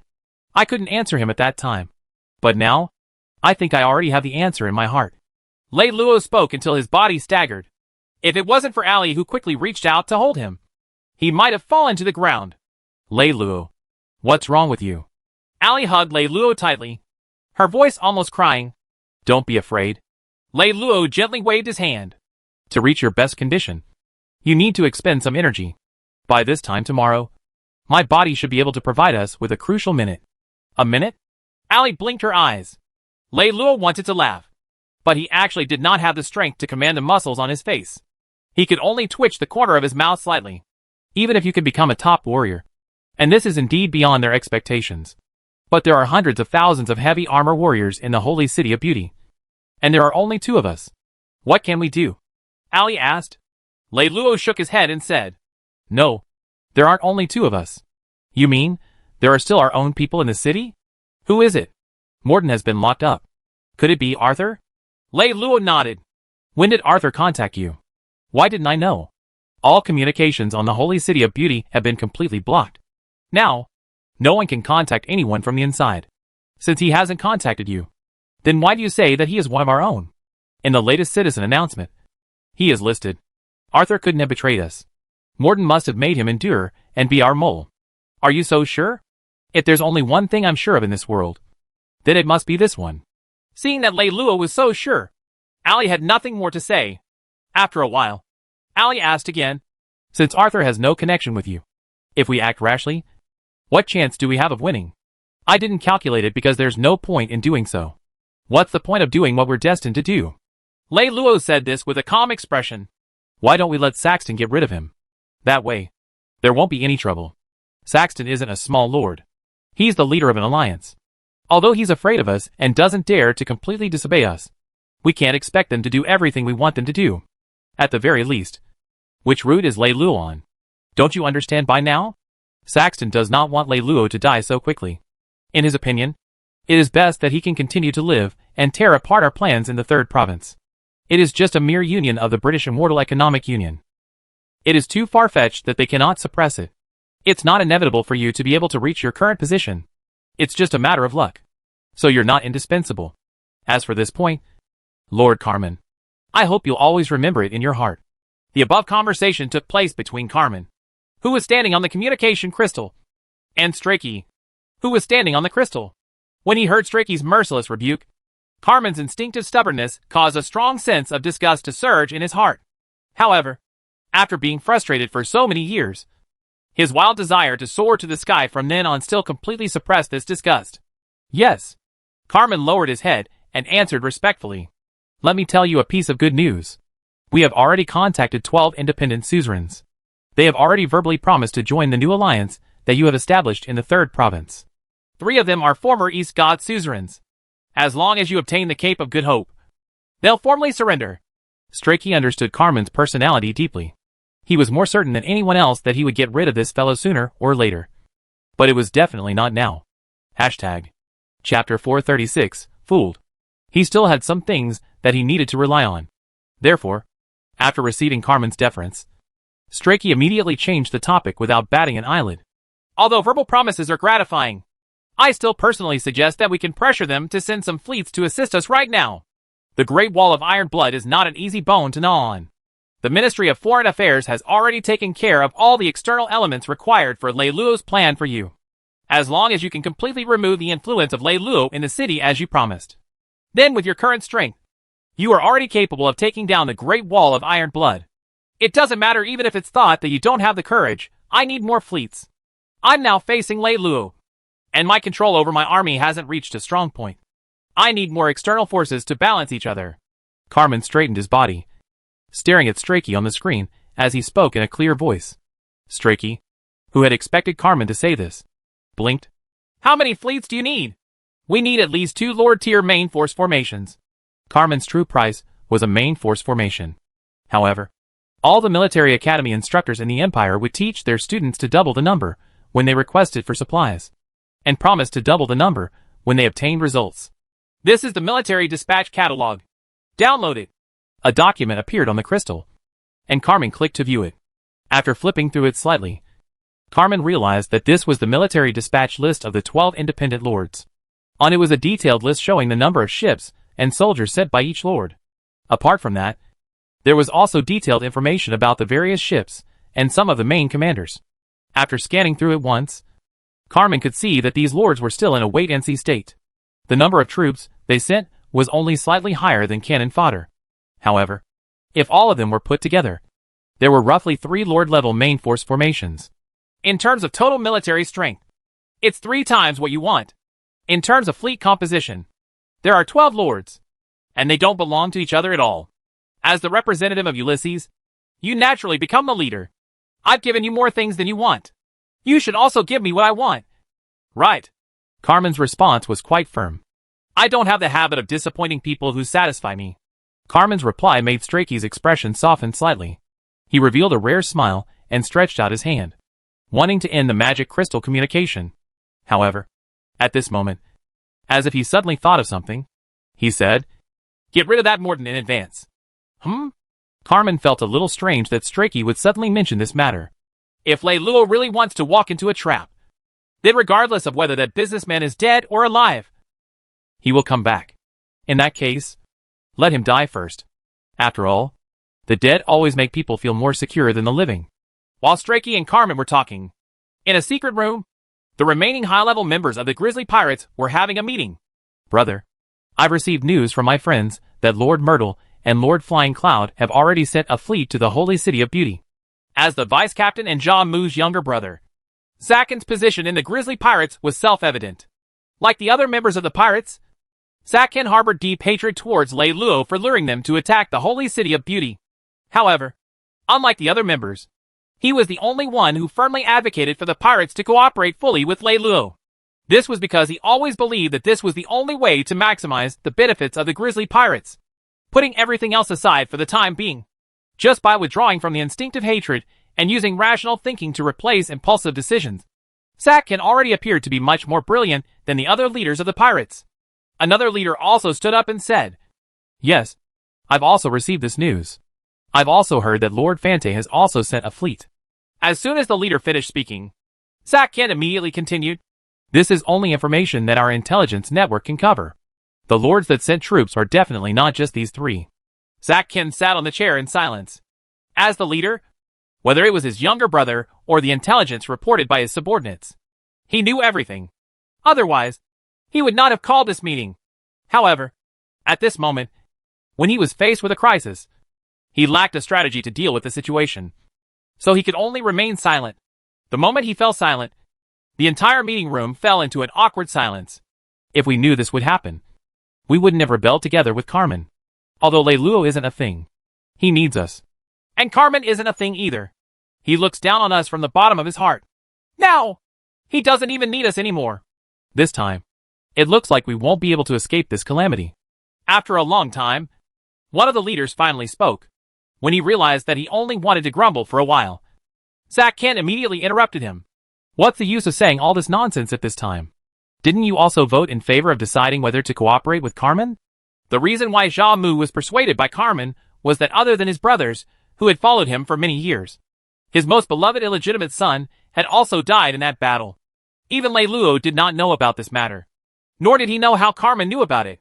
Ja-Moo could barely tolerate other words, but when he was subjected to Carmen's, even his own son was killed. He could pretend that nothing had happened. Is this considered a father? After this provocation, his mind was immediately controlled by hatred. Then, he convened a meeting with his subordinates, who were controlled by hatred like him, and made the decision to cooperate with Carmen. Looking back now, he was completely fooled by Carmen. In fact, even without this leader saying it, Ja-Moo had some faint regret in his heart. However, even though he regretted it, as the leader, his authority being questioned like this still made him instinctively feel disgusted. At this moment, seeing Zaken protect him with all his might, Ja-Moo's heart felt warm. If not for the crucial moment, he would still have to rely on his own brother. Hashtag.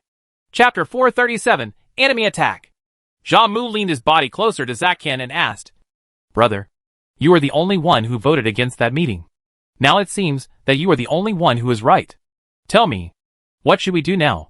Now it seems that we can only escape before Carmen's reinforcements arrive." Zaken did not pause and immediately answered. From his heavy expression, it could be seen that this was a painful decision that had been made after careful consideration. "Run? We have paid such a huge price, and we don't want anything. Run?" Ja-Moo's body shrank and his eyes widened. "Big brother, do you think there is a better way?" Ja-Moo was momentarily at a loss for words. After a short while, he asked, "Then, can we fight?" Zaken did not answer, but only asked in return, "What do you think?" There were not many people left in the original squad of the Grizzly Pirates, and the new recruits had yet to return. Some of the commanders had even been secretly pulled over by Carmen under the name of Ulysses. It was obviously unrealistic to rely on these people to fight Carmen. Ja-Moo sat on the spot and thought for a while. Then, he sighed helplessly and painfully and said to Zack, "Brother, have you ever thought about it? With the current environment, even if we really decide to leave, we will have to pay a huge price. Our Grizzly Pirates have already been crippled. If we take a second heavy blow, even if we can really escape, how can we continue to survive in the Empire?" Hearing Ja-Moo's words, Zaken had nothing more to say. Just as the entire meeting room was plunged into sorrow and negativity, Ja-Moo's adjutant suddenly reported from outside the door. "Leader, there's an emergency report." Ja-Moo summoned his adjutant in and asked, What emergency? Lord Carmen secretly sent people to the special prison. Timothy. They were discovered by our people and blocked them. They asked me to ask. What should we do now? Suddenly Timothy? Jamu stood up, looked around, and waved at everyone present. Everyone. Return to your places and defend your territory. Don't move without my order. Zakkin, come with me to take a look. In just 2 minutes, Jamu appeared outside the special prison with Zakkin and 500 elite heavy armor warriors. When he arrived at the special prison with his troops, he happened to bump into Carmen's deputy, Pandino, who also appeared outside the prison with thousands of heavy armor warriors. The two armies faced off outside the special prison. Why did you bring so many soldiers here for no reason? Pandino was a short man. He stood in front of Jamu and was just right at his elbow. People often found him funny and amusing despite his domineering personality. Your Excellency's troops seem to be more than twice as many as mine, Jamu replied coldly. I heard that there were people who wanted to rebel, so I brought my troops to suppress them, preventing Morton from being executed prematurely. Is this considered a rebellion? Of course. We agreed that it would be 3 days later, and there's still 1.5 days left. Why did you suddenly change your mind? This is an order from Lord Carmen. I'm a pirate. I don't have to listen to anyone's orders. If it was in the Empire, Pandino would definitely take action immediately. However, on land, although he had 10 times the enemy's military strength, Pandino was still not that confident. This was because land warfare was not his forte. Thus, he forcefully suppressed his temper and changed to an equal tone as he asked, I don't understand. Commander Jamu, why do you insist on staying for another day and a half? We agreed in advance that we would use Morton to lure Lei Luo back. After dealing with Lei Luo, we'll deal with Morton. He won't come back. Even a fool knows that he's courting death. No, he'll come back. Jamu looked at Pandino and suddenly revealed a mocking expression. Could it be that Lord Carmen is actually afraid of someone who doesn't have a single soldier? Lord Carmen is afraid of him. Pandino raised his head and smiled contemptuously. In my opinion, isn't Commander Jamu afraid of his own revenge? That's right. I'm afraid of him. What's wrong? Jamu replied in a clear voice almost immediately. His words nearly choked Pandino to death. At this moment, Pandino heard a loud alarm sound in the sky. It was an enemy attack. Pandino immediately contacted the duty officer of the defense center and asked in a stern voice, What's going on? In the sky above the city, an unidentified flying object suddenly appeared. The defensive barrier has determined that it is an intruder. An unidentified flying object? What is that thing? The object is too small. We can't identify it at the moment. Ah, it's an Imperial Knight's heavy armor. Heavy armor? Where's its location now? As soon as Pandino finished asking, he saw the sky suddenly turn red. A ball of white flame rushed in, and a huge cyclone was flying towards the city. When he saw the real body of the mysterious white flame, Zakkin whispered beside Jamu, who was trembling with excitement. It's that Imperial Knight's heavy armor. The direction is Carmen's address. The white flame tore through the sky and crashed into the roof of Carmen's house. With a loud bang, the bottom floor was smashed open and went hundreds of meters underground.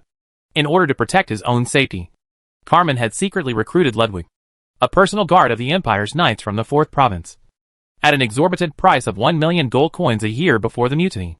Since the mutiny, Carmen had had this Imperial Knight Guard at his side 24 hours a day. The facts prove that this was a smart decision. When the Imperial Knight flying over from the foreign empire was still tens of thousands of kilometers away from the holy city of beauty, Ludwig felt that something was wrong. He immediately carried Carmen into his heavy armor at a speed that only someone at his level could achieve. As soon as he completed this action, the shock brought by the white flame shook the entire holy city of beauty.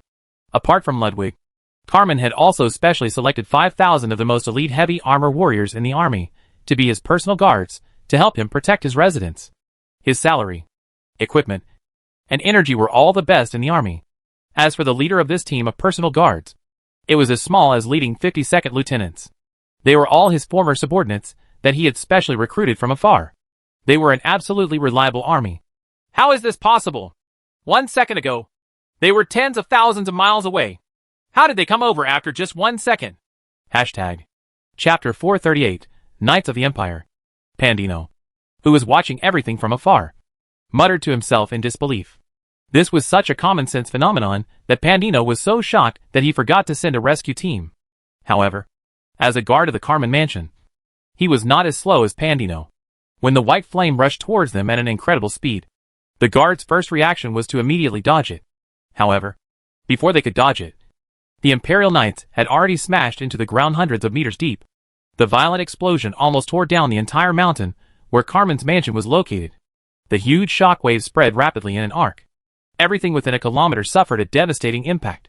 Without the protection of heavy armor, unless one was a super strong top-tier warrior, one would almost certainly die. Even the alloy buildings were cut in half by the shock wave. The hundreds of personal guards closest to the shock wave, except for the highest level Imperial Knights, were all killed on the spot with their armor shattered. However, even after suffering such a heavy loss, Carmen's personal guards still displayed their considerable combat strength.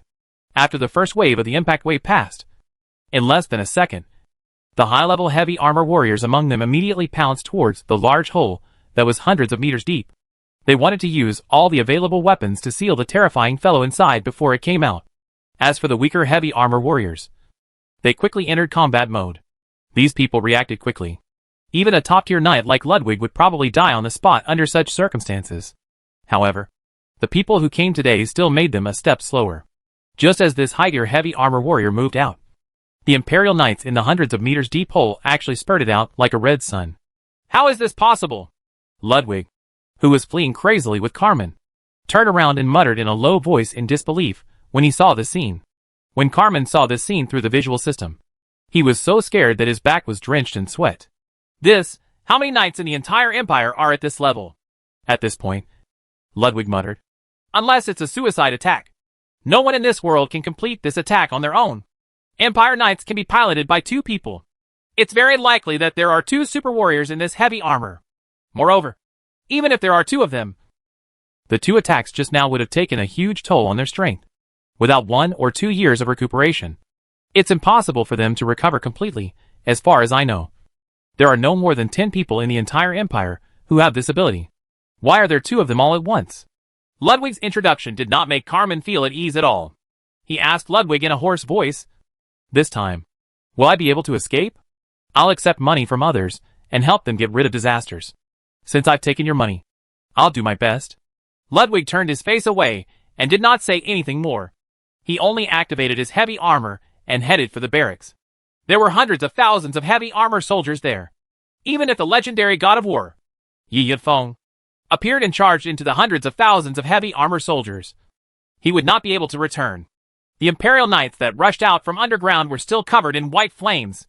The hundreds of large and small fire wounds on their bodies had all melted. Only the strongest core heavy armor was left.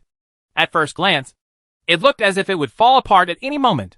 However, after it pulled out 2 magic sabers, no one dared to think about it anymore. The magic sabers of ordinary knights could at most extend to 40 to 50 meters, while top-tier knights like Ludwig could extend to about 200 meters. However, the magic sabers of the Empire Knights, which looked like they were already charred, were more than 600 meters long when they were pulled out. The moment it was unsheathed, 8 heavy armor warriors were pierced by the magic blade and died on the spot. In the heavy armor of the Imperial Knights, Lei Luo and Ali were sitting side by side. On the seat between them, there was a watch inlaid with a countdown timer. 55, 54, 53, 52 inch. Ali was sitting on the main control seat. Her eyes were full of tears. However, she had been clenching her teeth and concentrating on the battle. But she did not let the tears fall. It was unknown whether she was controlling herself on purpose or because her body was in the midst of a high-intensity battle. She was so tense that she could not even cry. In terms of heavy armor training, in the 3rd province, no one dared to claim that East God was inferior. Even in the entire empire, the heavy armor warriors of East God were top-notch. Ali was the daughter of the Alliance leader and had extremely high talent. But even with her physical body, she could fight against a group of fully armed high-level heavy armor warriors and drive the top-notch heavy armor of the Empire's knights. Her combat strength was even more formidable. However, the main point that made this set of Empire's knights shine so brightly was not Ali, who was in the main control seat, but Lei Luo, who was sitting in the secondary control seat. At this moment, other than a slight hint of red on his lips, Lei Luo's entire face had sunk into a nearly transparent white color. The blood vessels and meridians under his skin were so clear that it was shocking to look at. Even his bones could be vaguely seen. He wore a square-shaped human body combat device on his brain. Just 3 hours ago, Lei Luo had risked his life to completely switch to his combat characteristics. In effect, every cell in Lei Luo's body contained a huge amount of magic power. This magic power was not only huge, but also had a terrifying explosive power. If it was combined with a powerful heavy armor, the explosive power would be shocking. And the combination of heavy armor and the human body's combat index was precisely this human body combat instrument. It relied on devouring the powerful potential in the human body to magnify the heavy performance and power of heavy armor. If not used excessively, then this kind of training would be beneficial to humans. It could make the human's genes adapt to the environment and atmosphere of battle, thus becoming stronger. However, if it crosses the line, it will cause harm to the body. If it is overused to a certain extent, it will cause harm and even take one's life. Hashtag. Chapter 439, An Unprecedented Miracle. At this moment, Lei Luo, who had never done this in a day of combat training, was gambling with his life. He had used his life to exchange for a minute of brilliance for this heavy armor of the Empire's Knights. Ali controlled the heavy armor of the Empire's Knights and spun on the spot. After dozens of heavy armor warriors reached the end of the battle once again, no one dared to get close to them. Ali did not want to fight with them. When she flew out of the big hole, she located Ludwig, who was escaping. In a short 3 seconds. It's that heavy armor soldier of the Empire. Ali made a judgment at the first moment. Therefore, after Ali forced back the personal guards, she immediately rose into the air and chased after Ludwig. After she rose into the air, the Imperial Knights, who had unsheathed their dual blades, started burning again due to the friction with the air. In order to conserve her magic power, Ali shortened her magic blades to dozens of meters and placed them diagonally behind her like 2 wings. Meanwhile, the Imperial Knights' heavy armors that were charging forward were like phoenixes that had been reborn from the flames, causing the people on the ground to feel dizzy. Ali turned her head and looked at her watch. There were still 50 seconds left. She then looked at Lei Luo. His eyes were still open, but his gaze was dull and lifeless. However, there was still a faint smile on his face. The Imperial Knight's heavy armor worth 100,000 gold coins is tens of thousands more expensive than the battleships on the open market. If Saxton knew that we would waste it like this, he wouldn't have lent it to us. Right. When he realized that Ali was looking at him, Lei Luo smiled and said in an extremely weak voice. At that time, before Lei Luo was about to leave Saxton's home planet, he asked Saxton to lend him a heavy armor of an Imperial Knight. Saxton agreed to it. Ali thought that Lei Luo had borrowed this heavy armor for her to use, but she didn't expect him to have such a plan. Are you really okay? Now that the heavy armor was flying in the sky, there were no complicated battle movements. So Ali relaxed a little and could say something. Ali's voice was a little choked up, and tears fell uncontrollably as soon as she spoke. If I really die here today, Ali, will you regret it? Even if I have to repeat today's scene 10,000 times, I will choose to do it without hesitation. Ali stared at Lei Luo, who was so weak that he was almost unconscious. The pain in her heart was indescribable. She really wanted to reach out and touch Lei Luo's face, but she did not dare, because it looked like Lei Luo would shatter if she touched him. Lei Luo's internal organs were all twitching pathologically, but he could not feel any pain at all, because every cell in his body was being exploited by the heavy armor. He did not even have the ability to feel pain. Lei Luo's vision was almost gone. He could only feel a faint light in front of him, but he could not see anything clearly. His hearing and touch had completely disappeared, so he could not hear what Ali was saying. Do you know how I feel now? Lei Luo slowly moved his lips and continued. I feel like I've returned to my mother's womb. I've never been so at peace in my life. Ali wiped her tears and turned her face to look ahead. She was getting closer and closer to Ludwig. If I didn't die today, what would be the first thing you would want to do? Ali did not speak because she could see that Lei Luo could not hear anything. She gritted her teeth and tried her best to control her emotions. She focused all her attention on Ludwig. If it were me, I would want to hug you. Lei Luo's lips squirmed as he spoke. However, his mouth could no longer make an accurate sound. Even someone with Ali's acute hearing could not hear what he was saying. Lei Luo's eyes slowly closed, and he completely fainted. In the past paragraph, the forever silent and merciless time, without any interference, still showed its steps on the photon clock step by step. 30 seconds. 29 seconds. Ali finally approached Ludwig. And at this time, the military camp had arrived.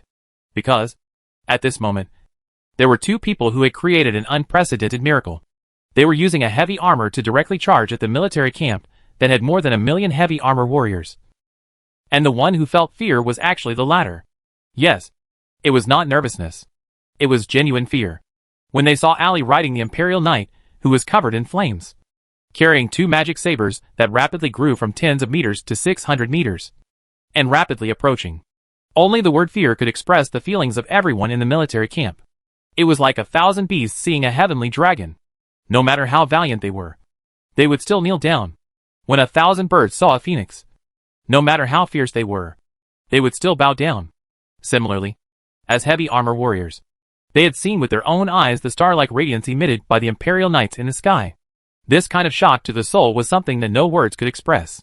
Although there were hundreds of thousands of heavy armor warriors in the military, most of them were not in heavy armor. Even if they were in heavy armor, most of them were repairing and maintaining it. Only thousands of patrol heavy armor soldiers were in heavy armor and had already started their engines. After the initial shock of about a second, these patrol heavy armor soldiers immediately woke up. The enemy was not their idol, but their enemy. Instantly, about 1/3 of the patrol heavy armor horses rushed towards them. Among them, about 400 heavy armor soldiers appeared in the middle of them to intercept them before Ali and Ludwig came into contact. It should be said that these heavy armor warriors were acting out of instinct, not rationality. If they were given even 3 seconds to consider, they believed that there was not a single person present. This instinct took the lives of many people, including many of them. The Imperial Knight's heavy armor that was on fire was already too fast. It was so fast that it broke common sense that heavy armor could fly in the atmosphere. It had also completely exceeded the expectations of these heavy armor warriors. In front of Ali, there were close to 100 middle and low-level heavy armor warriors. Before they could even open their weapon systems, they had already been split into 2 by the magic saber that had arrived quickly. The burning Imperial Knight's body did not seem to be slowed down at all. When it charged out from the hundreds of heavy armor clusters, a series of loud explosions came from behind it. Chapter 440, Kill Carmen. Nearly 100 colorful lights shot out from the explosions, as brilliant as fireworks during a grand festival. The remaining 300 intermediate and low-level heavy armor warriors witnessed all of this with their own eyes. They were so shocked that they stopped in the air and did not have the courage to chase after the Grim Reaper. Who would have the courage to chase after the Grim Reaper? 26 seconds. 25 seconds. The photon clock jumped slightly by 2 squares. In such a short distance, the opponent only had 1 heavy armor. Moreover, its movement speed was so fast that the probability of a long-range weapon hitting its own people was much higher than that of hitting it. Therefore, in the current environment, the only thing that could be used was the magic knife. The momentum of the death of over 100 low-level heavy armor knights was almost 40 Black Knights, 16 Empire Knights, and 20 Glory Knights. In total, there were almost 80 high-level heavy armor warriors. Even if there were 80 times more of them, no one would have the courage to face the death-like Empire Knights head-on. Even if they joined forces, they would not dare to. The strategic intention of these advanced heavy armor warriors was very clear. They wanted to keep Ali busy. At the very least, they wanted to slow her down. As long as they could do that, she would not be invincible. In order to carry out this strategy, the 80 heavy armors, under the command of a knight of the Lieutenant Colonel Empire, spread out their bodies and split up into 4 directions to make way for Ali. At the same time, they used all their strength to lengthen their magic sabers, so that more than 100 magic sabers could fuse together to form a triple magic sabers net. 22 seconds later, the watch jumped once again. At this time, Ludwig had already landed on the ground. More patrol heavy armors were rushing over, and Carmen's personal guards were also coming. Although the momentum was shocking, as long as it was a human, there was still a limit. If they were allowed to complete the encirclement, then the lives of the 2 people might really be lost here. There's no time! Just as Ali was anxiously combining the 2 magic sabers together, trying to force her way in, she suddenly realized that the magic sabers, which had weakened a little after the fierce dash just now, suddenly shone brightly. Even though the blazing white light had been filtered by the system, it was still so piercing that people could not open their eyes. It was almost a piece of cake for Ali to break through the 3 layers of magic sabers with this heavy armor. When the magic power blades of the Empire Knights came into contact with the magic power net, they even caused the magic power blades that formed the magic power net to explode, causing magic power sources to fly in all directions. The heavy armor of the 40J Dark Knights was hit by these magic power sources almost without any warning, causing them to fall to the ground one after another. The reason for this was because the magic power of the magic power blades of the Empire Knights suddenly increased explosively. The degree of magic power that increased explosively exceeded everyone's expectations. When it reached its limit, a lot of excess magic power from the magic blade sprayed onto the magic power net, causing the magic power net to become extremely unstable in an instant and explode. At this time, Allie was only focused on being happy for this sudden good fortune. She did not have the extra energy to notice that beside her, Lei Luo's eyes, nose, mouth, and ears were all oozing fresh blood. Even the bones in his body were slightly cracking. In the face of all this, Ludwig did not run anymore. The reason why he did not run was because he did not know the situation inside the heavy armor. If he knew that Allie could only hold on for another 20 seconds, then he would definitely choose to run, even if he had to run out of the province. Why aren't you running?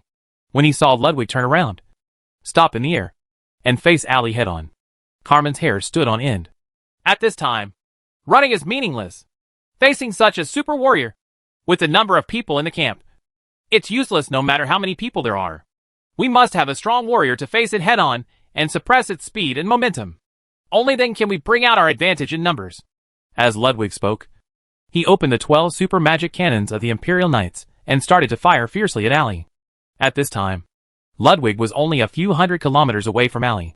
For Allie, it was just a snap of her fingers, and she was already in front of him.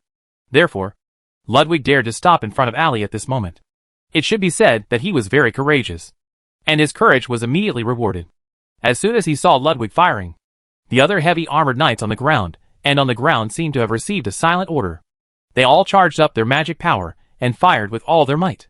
Suddenly, a huge amount of attack magic power covered Allie at the same time. Within a radius of dozens of kilometers around her, there was a sky full of cannon fire. For Allie, this was the most terrifying situation. No matter how powerful a heavy armored warrior was, it was impossible for them to turn a blind eye to so many cannon fire at the same time.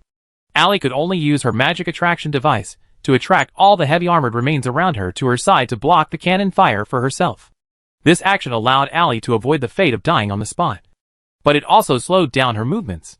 After all, the speed of a single heavy armor moving alone and a heavy armor carrying hundreds of thousands of tons of garbage were completely different. However, no matter how difficult it was, it did not let Allie forget the purpose of risking her life to go there, to kill Kalman.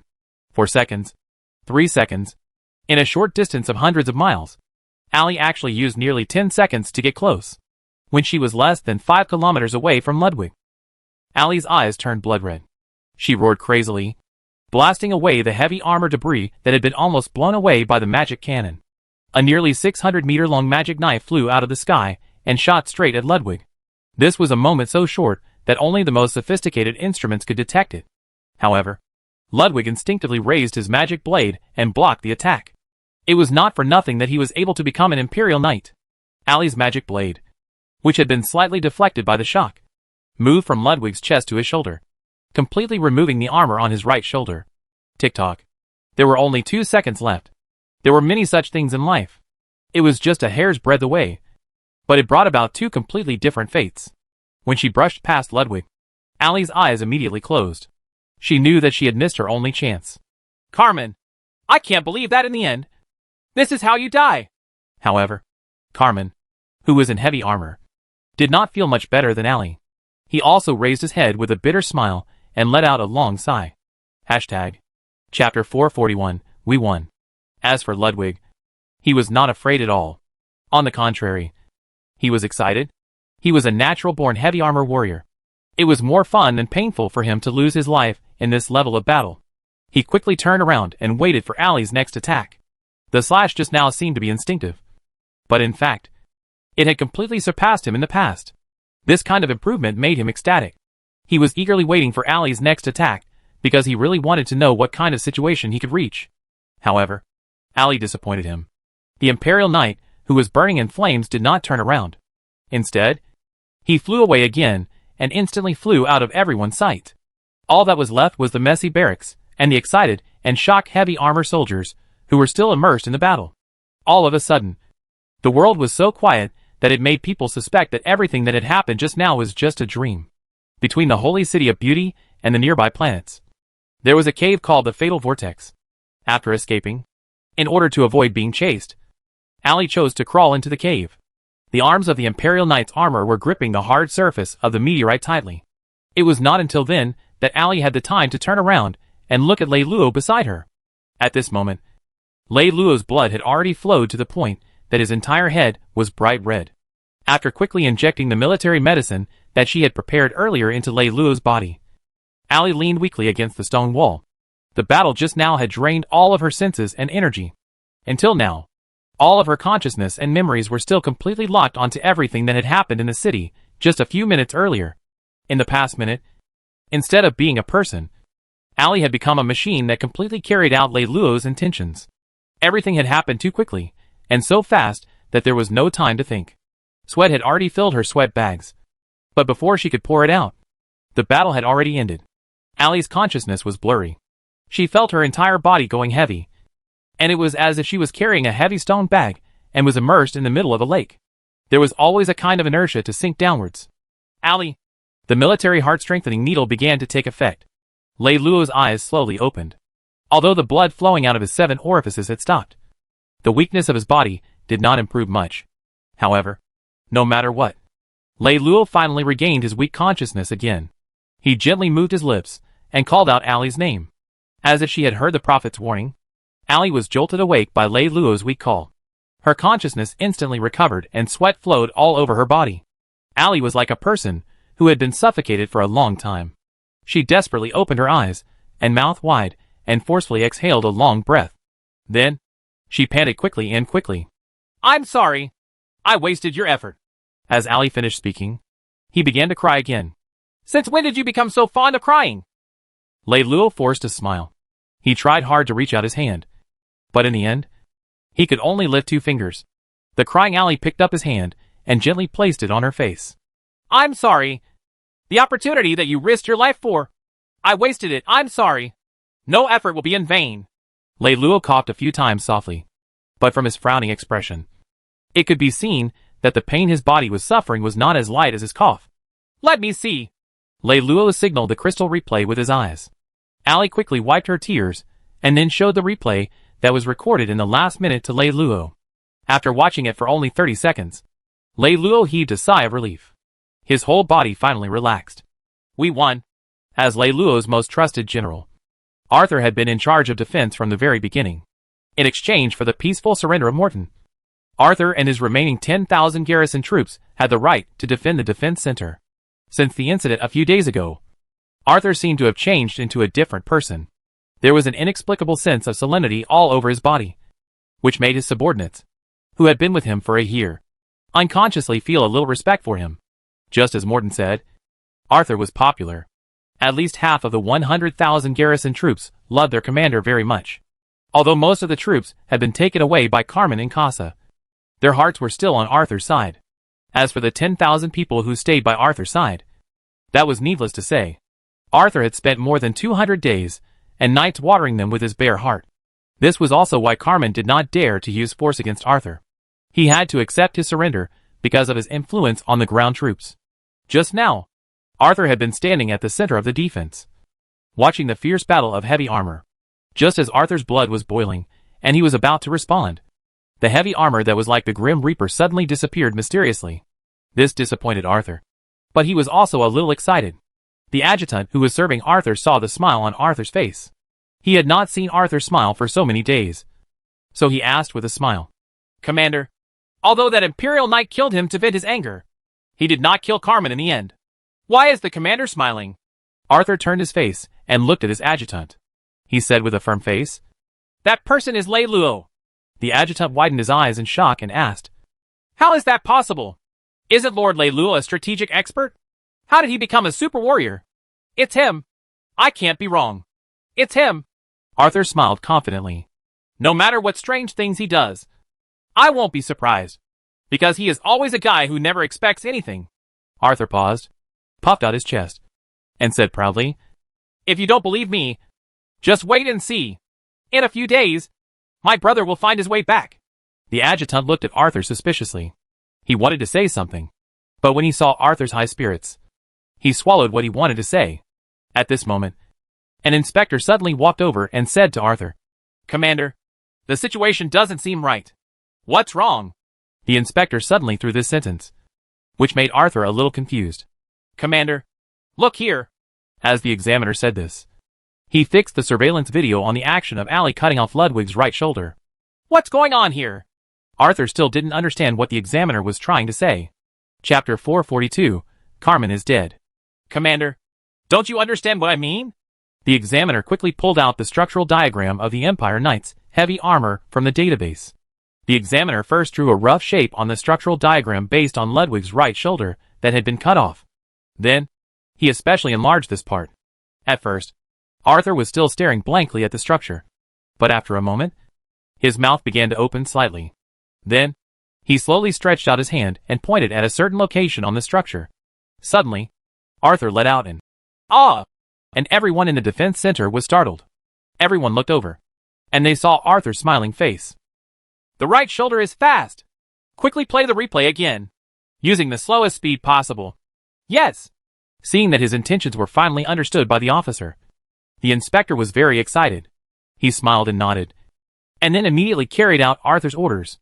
I can't see clearly. Hurry up and arrange for the computer to calculate. Let's see what the chances are that the bastard Carmen died. After a few minutes, the inspector ran back from the center. Commander, the results are out. Arthur grabbed the inspector tightly with both hands and asked impatiently, What's the probability? The probability of injury is about 99.9%. The probability of serious injury is 87%. And the probability of death is 79%. 79%, 79%, 79%. Arthur blinked his eyes and kept rubbing his hands as he kept repeating this sentence. After repeating it for almost 10 times, Arthur pulled his hair anxiously and asked the person beside him, Can anyone tell me what the F***king meaning of 79% is?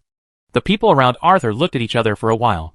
Finally, a bespectacled subordinate said timidly, I think that the meaning of 79% is that if there are no accidents, Carmen should be dead. As soon as he finished speaking, Arthur suddenly turned his head and looked directly at him. The light in his eyes was hot enough to make people feel burning pain. Say what you just said again. Arthur said these words almost word by word. The poor bespectacled man even thought that he had offended this fierce man in some way. I mean, Carmen should be dead. As soon as he said that, a rush of hot blood rushed from his chest to Arthur's head.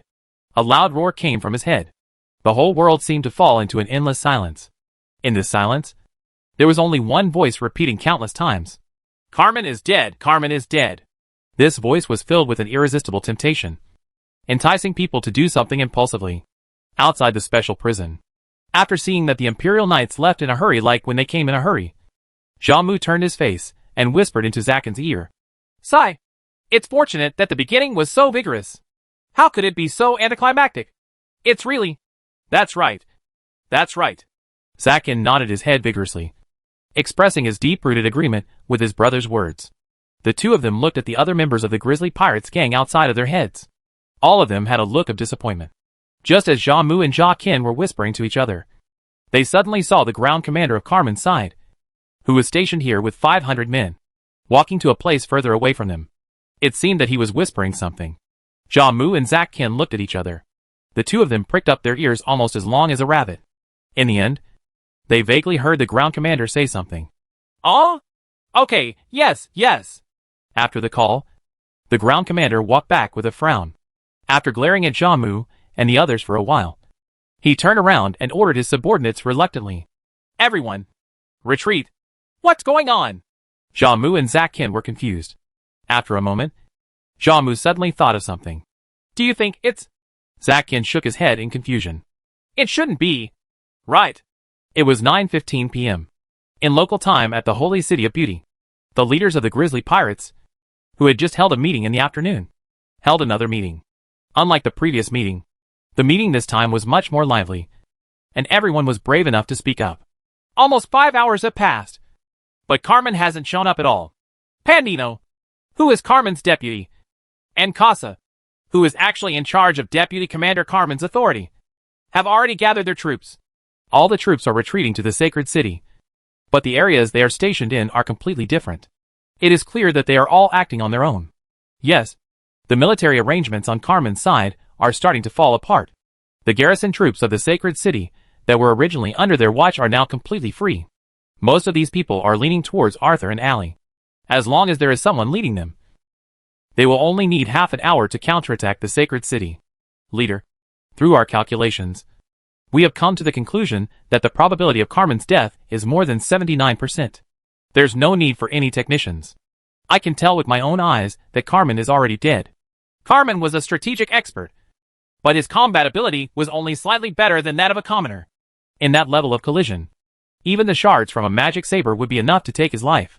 At the end of the meeting, everyone slowly began to move in the same direction. This was a great opportunity, and it was the opportunity to take full control of the city. Leader, make up your mind. Gather all the forces of our pirate gang and move toward the holy city of beauty as soon as possible. Although we don't have the advantage on the warships, we don't have an absolute disadvantage on the ground, especially since the enemy is divided into two factions. As long as we make a move, we can be sure that Arthur will respond to us. That's right, Commander. That guy, Carmen, is definitely dead. Otherwise, with his personality, he wouldn't have stayed hidden for so long. Now that their morale has been lost, victory is in our hands. As long as we succeed in the first battle and successfully obtain the city, with its strong defense, we can totally stop any intruders. Leader, there's no need to hesitate. Carmen's reinforcements will arrive in less than 30 hours at the earliest. We must make a prompt decision. Hashtag. Chapter 443, Conserve Your Strength. Jean Mu felt his heart was in a mess. In fact, in his true heart, he felt the same as his subordinates. His blood was boiling. He could not wait to throw away his sleeves and fight. The reason why he was in a mess was because his younger brother, Zach Kin, had once again raised a completely different opinion from everyone else. This is indeed a good opportunity. However, I don't think that we should attack the sacred city. Instead, we should immediately gather all of our people, grab as many warships as possible, and leave the sacred city. After everyone had expressed their opinions, Zakkin finally expressed his thoughts. What? You must be joking. We've paid such a huge price to finally have this opportunity today. How can we just let it pass? Zakkin, aren't you a little too cowardly? You're really muddle-headed. If you keep running, can you escape from the powerful grizzly pirates gang? I've never heard of such a thing. That's right. Although Casa has a deep foundation in the army, he's just mediocre trash. Pendino's strategy was higher than his, but he had no foundation in the army. He was completely relying on Carmen's power. These two people are like two dogs. In front of such people, we're actually running away. This is too ridiculous. Facing everyone's objections, Zach Kim was not moved at all. Run away and try to preserve our strength. This is our best choice at the moment. Everyone, please be clear-headed. Even if we take down the city, we're destined to not be able to defend it.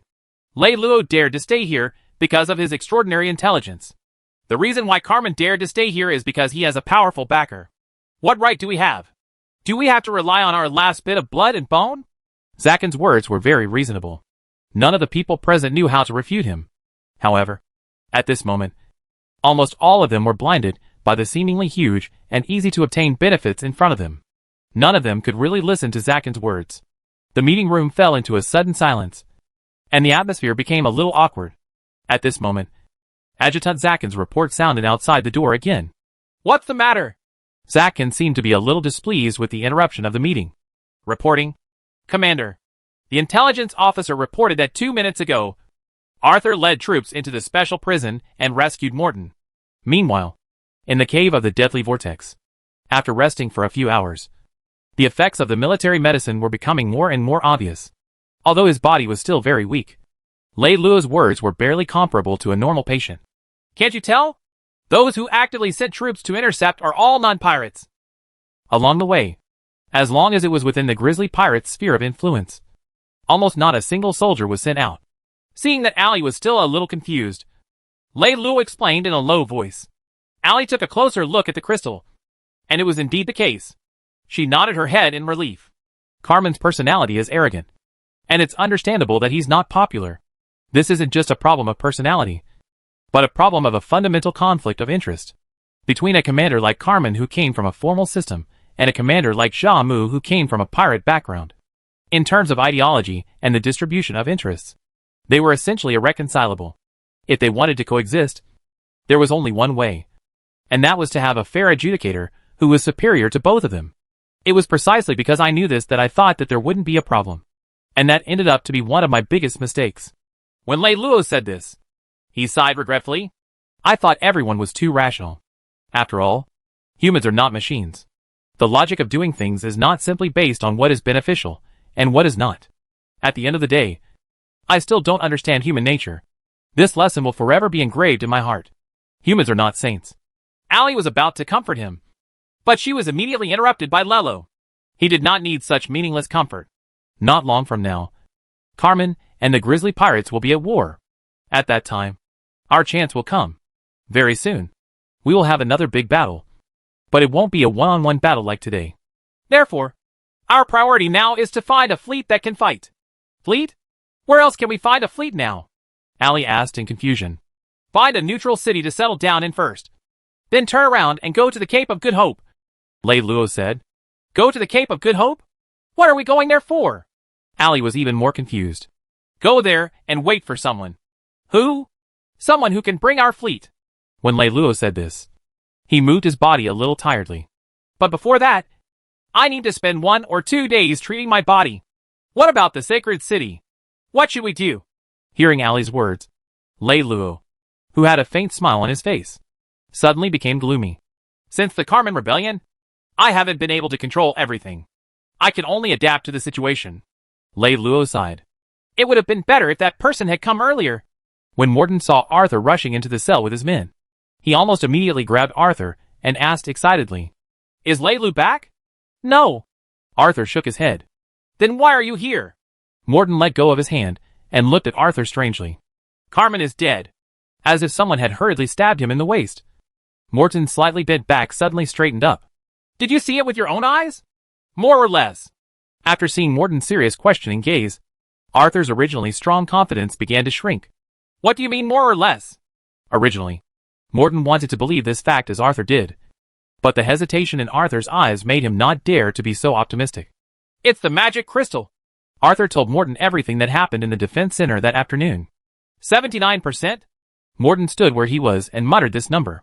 What are the actions of the grizzly pirates? I've already sent people to contact them, but I haven't received any reply. Stupid. Why are you in such a hurry to make a move? Their attitude right now is crucial. Why don't you contact them first? You're really not doing things properly. Morton looked at Arthur with a slightly resentful look. Hashtag. Chapter 444, 2 suggestions. This afternoon, Carmen wanted to make a move on you. I listened to you and stayed at the center of the defense, not daring to leave. Fortunately, the grizzly pirates sent people to stop me. Otherwise, you wouldn't be in this world anymore. Don't you know that? The situation is so chaotic now. What if Cassar or Pandino makes a move on you? What if something happens to you? How will I answer to Lei Lu in the future? Arthur spread out his hands and argued with an innocent expression. After listening to Arthur's explanation, Morton hesitated for a moment and sighed. I think it's not a problem for me to lead these 10,000 people to guard the defense center. But in the current situation, you still have to make the decision. At this time, don't just sigh here. My big businessman. Arthur was anxious. Morton looked at Arthur and walked around in a circle. As long as we guard the defense center, all the defense structures of the city will be under our control. We can't lose this place.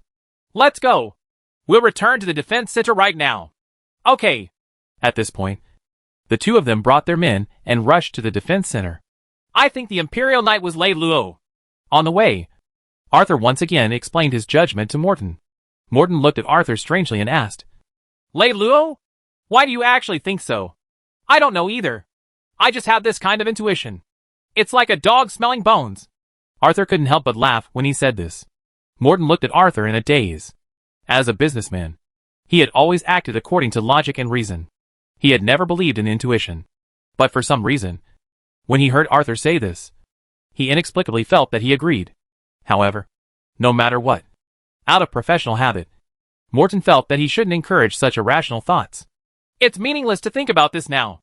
Let's talk about the current situation. The special prison and the defense center were both set up in the holy city of America. The distance between the two was only a few hundred kilometers. Arthur and Morton had rushed back to the defense center only 5 minutes after they left the special prison. During this period of time, Morton basically did not hear any useful information from Arthur. However, at least, He knew one thing. That was that Arthur was basically in a blind state.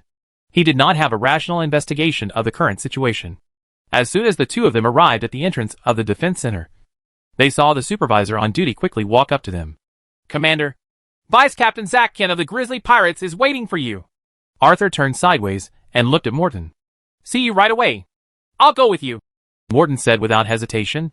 Soon, the two of them saw Zach Ken waiting anxiously in the meeting room. Commander. Seeing Arthur and Morton appear at the same time, Zach Ken instinctively wanted to greet Morton because he knew that Morton should be the one making the decisions now. However, he thought about it. After all, this was the defense center and Arthur's territory. So he decided to greet Arthur first. Commander is not making the decisions now. If there's anything, you two can talk. As Arthur said this, he sat down on the side and gave Morton the seat next to Zakon. Commander Zach Ken. Sit, Morton said as he sat down. Although his actions were fast, Morton did not speak quickly. In addition, he had a faint smile on his face. Unknowingly, Zach Ken felt a sense of security. He also felt a little relaxed. What's the general situation now? After the two of them sat down, Morton asked in a tone that said, How many people are there in your family? Most of us in the Grizzly Pirates believe that Carmen is dead, and the whole situation has fallen into chaos. As a former businessman who was used to collecting information from gossip, Morton keenly noticed that the word Carmen used was believe. This was a subjective wish, and did not represent the truth. Morton looked at Zach Ken and said, Captain Zach Ken doesn't seem to agree with this statement? Yes. We don't have any concrete information to confirm that Carmen is dead. Everything is just speculation. No matter how reasonable the speculation seems. No matter how many kinds of facts echo this speculation. Speculation is always just speculation. It's rare to have such a calm mind in such a situation. Morton nodded approvingly. I completely agree with your way of thinking. Then, I wonder what Captain Zach Ken wants us to do here. I'm not here under my brother's orders, but I came here on my own accord. First, Zach Ken made a statement about his identity. That's not important. Morton waved his hand, signaling Zach Ken to continue. The Grizzly Pirates are now fully assembled. As Zach Ken spoke, he looked at his watch on the wall. In about 3 hours, we will be assembled and set off for the holy city of America. The person the commander sent to contact should be back by now. I believe that you will soon find out about my brother's plan from him. I just finished reading it. Jean Mu expressed that he wants us to coordinate with their actions and attack Pandino and Casa Barracks together with them. Arthur glanced at Zach Ken and then looked at Morton. When they had just arrived at the defense center, the inspector reported Zach Ken's visit and handed the report of the liaison to Arthur. Morton blinked and asked Zach Ken, Since you came here without permission, you must not agree with this idea. Right. That's right. Zach Ken nodded. I came here with 2 suggestions. First, I hope that you as commander can use your reputation and connections to call on the garrison troops of the Holy City of Beauty that are scattered all over the place to cooperate with our operation. They were all under surveillance, but now they are basically free. It's just that they don't have anyone to lead them, so they don't know what to do. Right now, the entire city's internal and external communication networks are in the hands of Carmen's people. I'm afraid I can't contact them. Although he knew that it was time for both sides to cooperate, Arthur was still brooding over the betrayal of the Grizzly Pirates. Therefore, when he spoke, he sounded very impolite. Zach Ken understood Arthur's feelings very well. He glanced at Morton awkwardly, hoping that he would come and rescue him. However, Morton had disappointed him. Yesterday, you said that we were enemies, so you joined them to surround us. Today, you called us your allies, and now you want us to surround them with you, Captain Zach Ken. Aren't you overestimating our self-cultivation? Chapter 445, Mutiny. Zach Ken sighed and nodded. I can understand both of your feelings. However, to be honest, what Lord Leiluo did to the Grizzly Pirates, was that fair? Everything is just cause and effect. If we really look into it, who is right and who is wrong? Who can say it clearly? Hearing Zach Ken's words, Morton and Arthur had nothing to say. If they really had to talk about it, it was their side that was in the wrong. After all, there was only one person on their side who had been in prison for a few days, but almost their entire team had been crippled. Seeing that Morton and Arthur did not refute, Zach Ken also stopped. To be honest, I have always been against the recent rebellion. The reason is simple. With our current strength, it's difficult for us to stand on our own. We have to rely on a strong person to survive. Although Lei Luo has harmed us before, he's still a much stronger person than Carmen. As for the reason, I don't think I need to explain. The two of you should be clear about it. Arthur opened his mouth, wanting to say something unpleasant like, You only know that now? Aren't you smart enough to have figured it out? but this time, Morton reached out to stop him. What do you mean now? Right now, most of our regiment has fallen into an unrealistic fanaticism, thinking that we can monopolize the holy city of beauty. However, there is no doubt that this is an impossible goal. In the end, we still have to return to the starting point, and that is to rely on a powerhouse, regardless of whether Carmen is dead or alive. After our second rebellion, we will definitely break with him. In that case, we only have one choice left. This majority should be everyone except for Commander Zakin. Right. Morton smiled faintly. One sentence had exposed Zakin's skill in using words. This was within Zakin's expectations, so he did not appear to be in a sorry state. This is also why I came to ask for the support of the two of you. Why should we trust you? Arthur suddenly interjected. Because we need each other. Zakin turned his face and looked at Arthur. Emotions are like a storm. Although it can be scary, it will pass eventually. The only thing that determines the long-term survival of mankind and the logic of doing things will always be the need. At this moment, Zakin's gaze was sharp, and his words were neither servile nor overbearing. For a moment, he actually forced Arthur to be a little embarrassed. Morton, who was at the side, quietly stared at Zakin. He thought to himself, what a mistake. I can't believe that such a talent was only discovered today. Do you want to repeat the previous mistake of our grizzly pirates? Or do you want to make a rational choice and cooperate with us? It's a deal between the two of you. As Zakin spoke, he acted as if he was about to stand up. We'll send people to contact all parts of the area now. What's the second thing you need us to do? Although he didn't directly answer the question, Morton's meaning was very clear. I hope that the two of you can defend the defense center to the death. No matter what happens, don't make a move, Zakin said. Zakin's words made Morton frown slightly. Arthur, who was beside him, had already spoken. Why do the mutinies on the ground need the defense center? The defense buildings can't attack the ground. Yes, what I'm worried about is the sky, Zakin said as he pointed to the sky. Are you saying that Carmen faked his death? Morton immediately reacted. So far, we have no way to deny this possibility. The port is not under the surveillance of the defense center.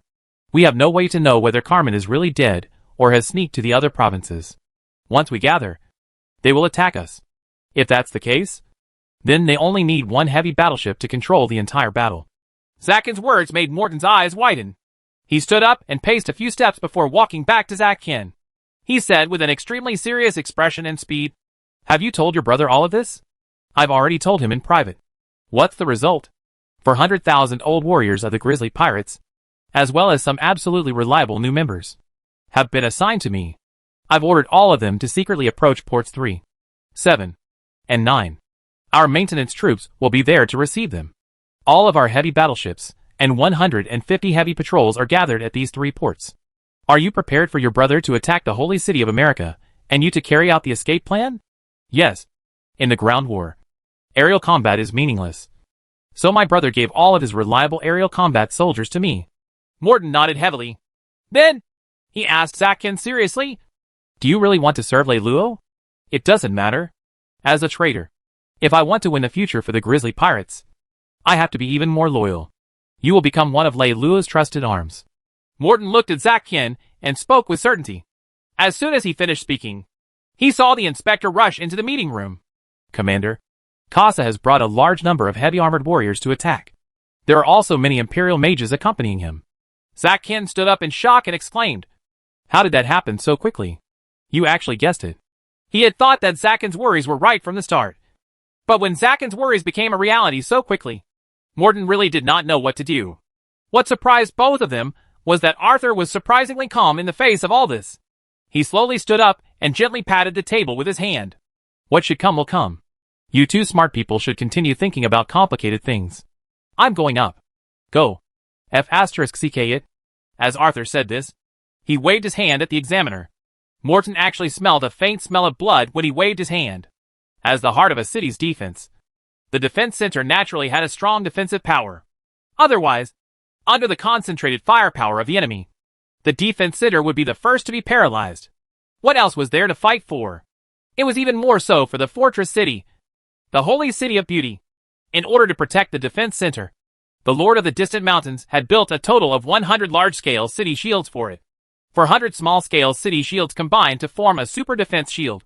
This kind of defense was so solid that it could even withstand the most terrifying magic attacks. There was also a big reason why Carmen was willing to accept Arthur's surrender. It was because he thought that it would consume too much energy to take down the defense center. Level up the shield magic to the highest level. The first thing Arthur did when he rushed from the meeting room to the combat room was to immediately give instructions to the defense officer. Chapter 446. Learn to respect others. Commander. The defense officer looked hesitant. Say what you have to say. Why are you stammering? Arthur was furious that he didn't know whether to say it or not. They have cut off our magic supply. What's there to report? This is a matter of course. Hurry up and use backup magic. In the past few days, we've been using backup magic. Now, we've almost used up all of it. Even if we use our defensive magic to the minimum, we can only hold on for another 10 minutes at most. If we use it to the maximum, we only have 32 seconds left. To the defense officer's surprise, Arthur did not get angry when he heard this news. He nodded and patted the defense official's shoulder. Sorry, it's been hard on you. Do your best. As soon as Arthur finished speaking, he turned around and saw Morton and Zack Ken appear behind him. The conversation between him and the defense official had already been heard by the two of them. Now we can be sure that Carmen isn't dead. All of us have been plotted against by him. Morton laughed bitterly. Speaking of which, Lei Luo's foresight isn't bad. He went out for a stroll and found such a powerful character. It's a pity that his role is in the opposite direction. The most important thing now is to send someone to inform my brother. They definitely don't know about this place. Zacken's request seemed very urgent, but Morton rejected it quickly. No, we won't do that. You? If he still had a gun in his arms, Zack Ken would have pulled it out without hesitation. But unfortunately, he didn't have a gun in his hand, so all he could do was glare at Morton. The real priority now is to send you to the port. Morton looked at Zacken's expression. He was calm and determined. Once you arrive at the fleet, don't have any hope. Lead the team and leave immediately. If he wasn't biased, Zack Ken should be able to understand Morton's decision. This was undoubtedly the most rational and effective decision at the moment. However, in reality, Zack Ken appeared confused and surprised. Carmen's fleet must have made preparations. Once we fall, they will immediately launch a full-scale attack. The people we send can escape Carmen's attacks and escape to your brother's place. Moreover, your brother can also lead the team to the port before we fall. However, that would be meaningless because this will only cause chaos to the team that you originally set up, resulting in the annihilation of the entire team. Morton's voice remained steady and gentle.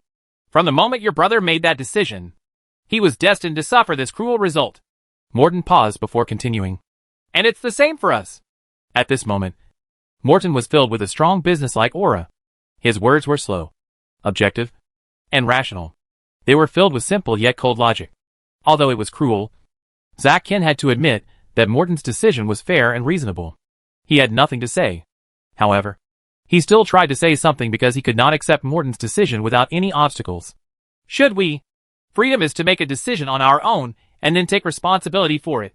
After Morton said that, he looked directly at Zack Ken, who was unable to say a single word. After the two of them looked at each other for a moment, Zack Ken helplessly looked up at the sky and let out a long sigh. The depression in his chest did not disappear at all. At this moment, Morton blinked his eyes and withdrew his somewhat aggressive gaze. I have something to ask of you. Please speak. After you see Lei Luo, please tell him that the more dangerous the situation, the more valuable the trait of being calm is. Do not lose your calm because of our sacrifice. That will only make our sacrifice meaningless. Morton didn't look at Arthur's expression after saying that. He turned his head and said to Arthur, Before I was captured, I instructed you to get someone to modify an armed carriage. It should be ready. Right. It's ready. It's in the basement. After hearing Arthur's reply, Morton turned his head. Just as he was about to speak to Zack Ken, he suddenly felt a pain in his neck and fell into Arthur's arms. Looking at Zack in shocked expression, Arthur calmly explained, You only lost one brother. There's no reason for our Lei Luo to lose two brothers. It's not worth it. Commander. Zacken's gaze turned from shock to respect. If you see Lei Luo, repeat what Morton said to him and tell him that I said it. As Arthur spoke, he pushed Morton to Zack Ken. In 1 minute, you will arrive outside the city in a carriage. Then, you will return to the port from outside the city. This way, you will be able to avoid all attacks. After Arthur finished speaking, he gave Zackin an assistant and was about to leave.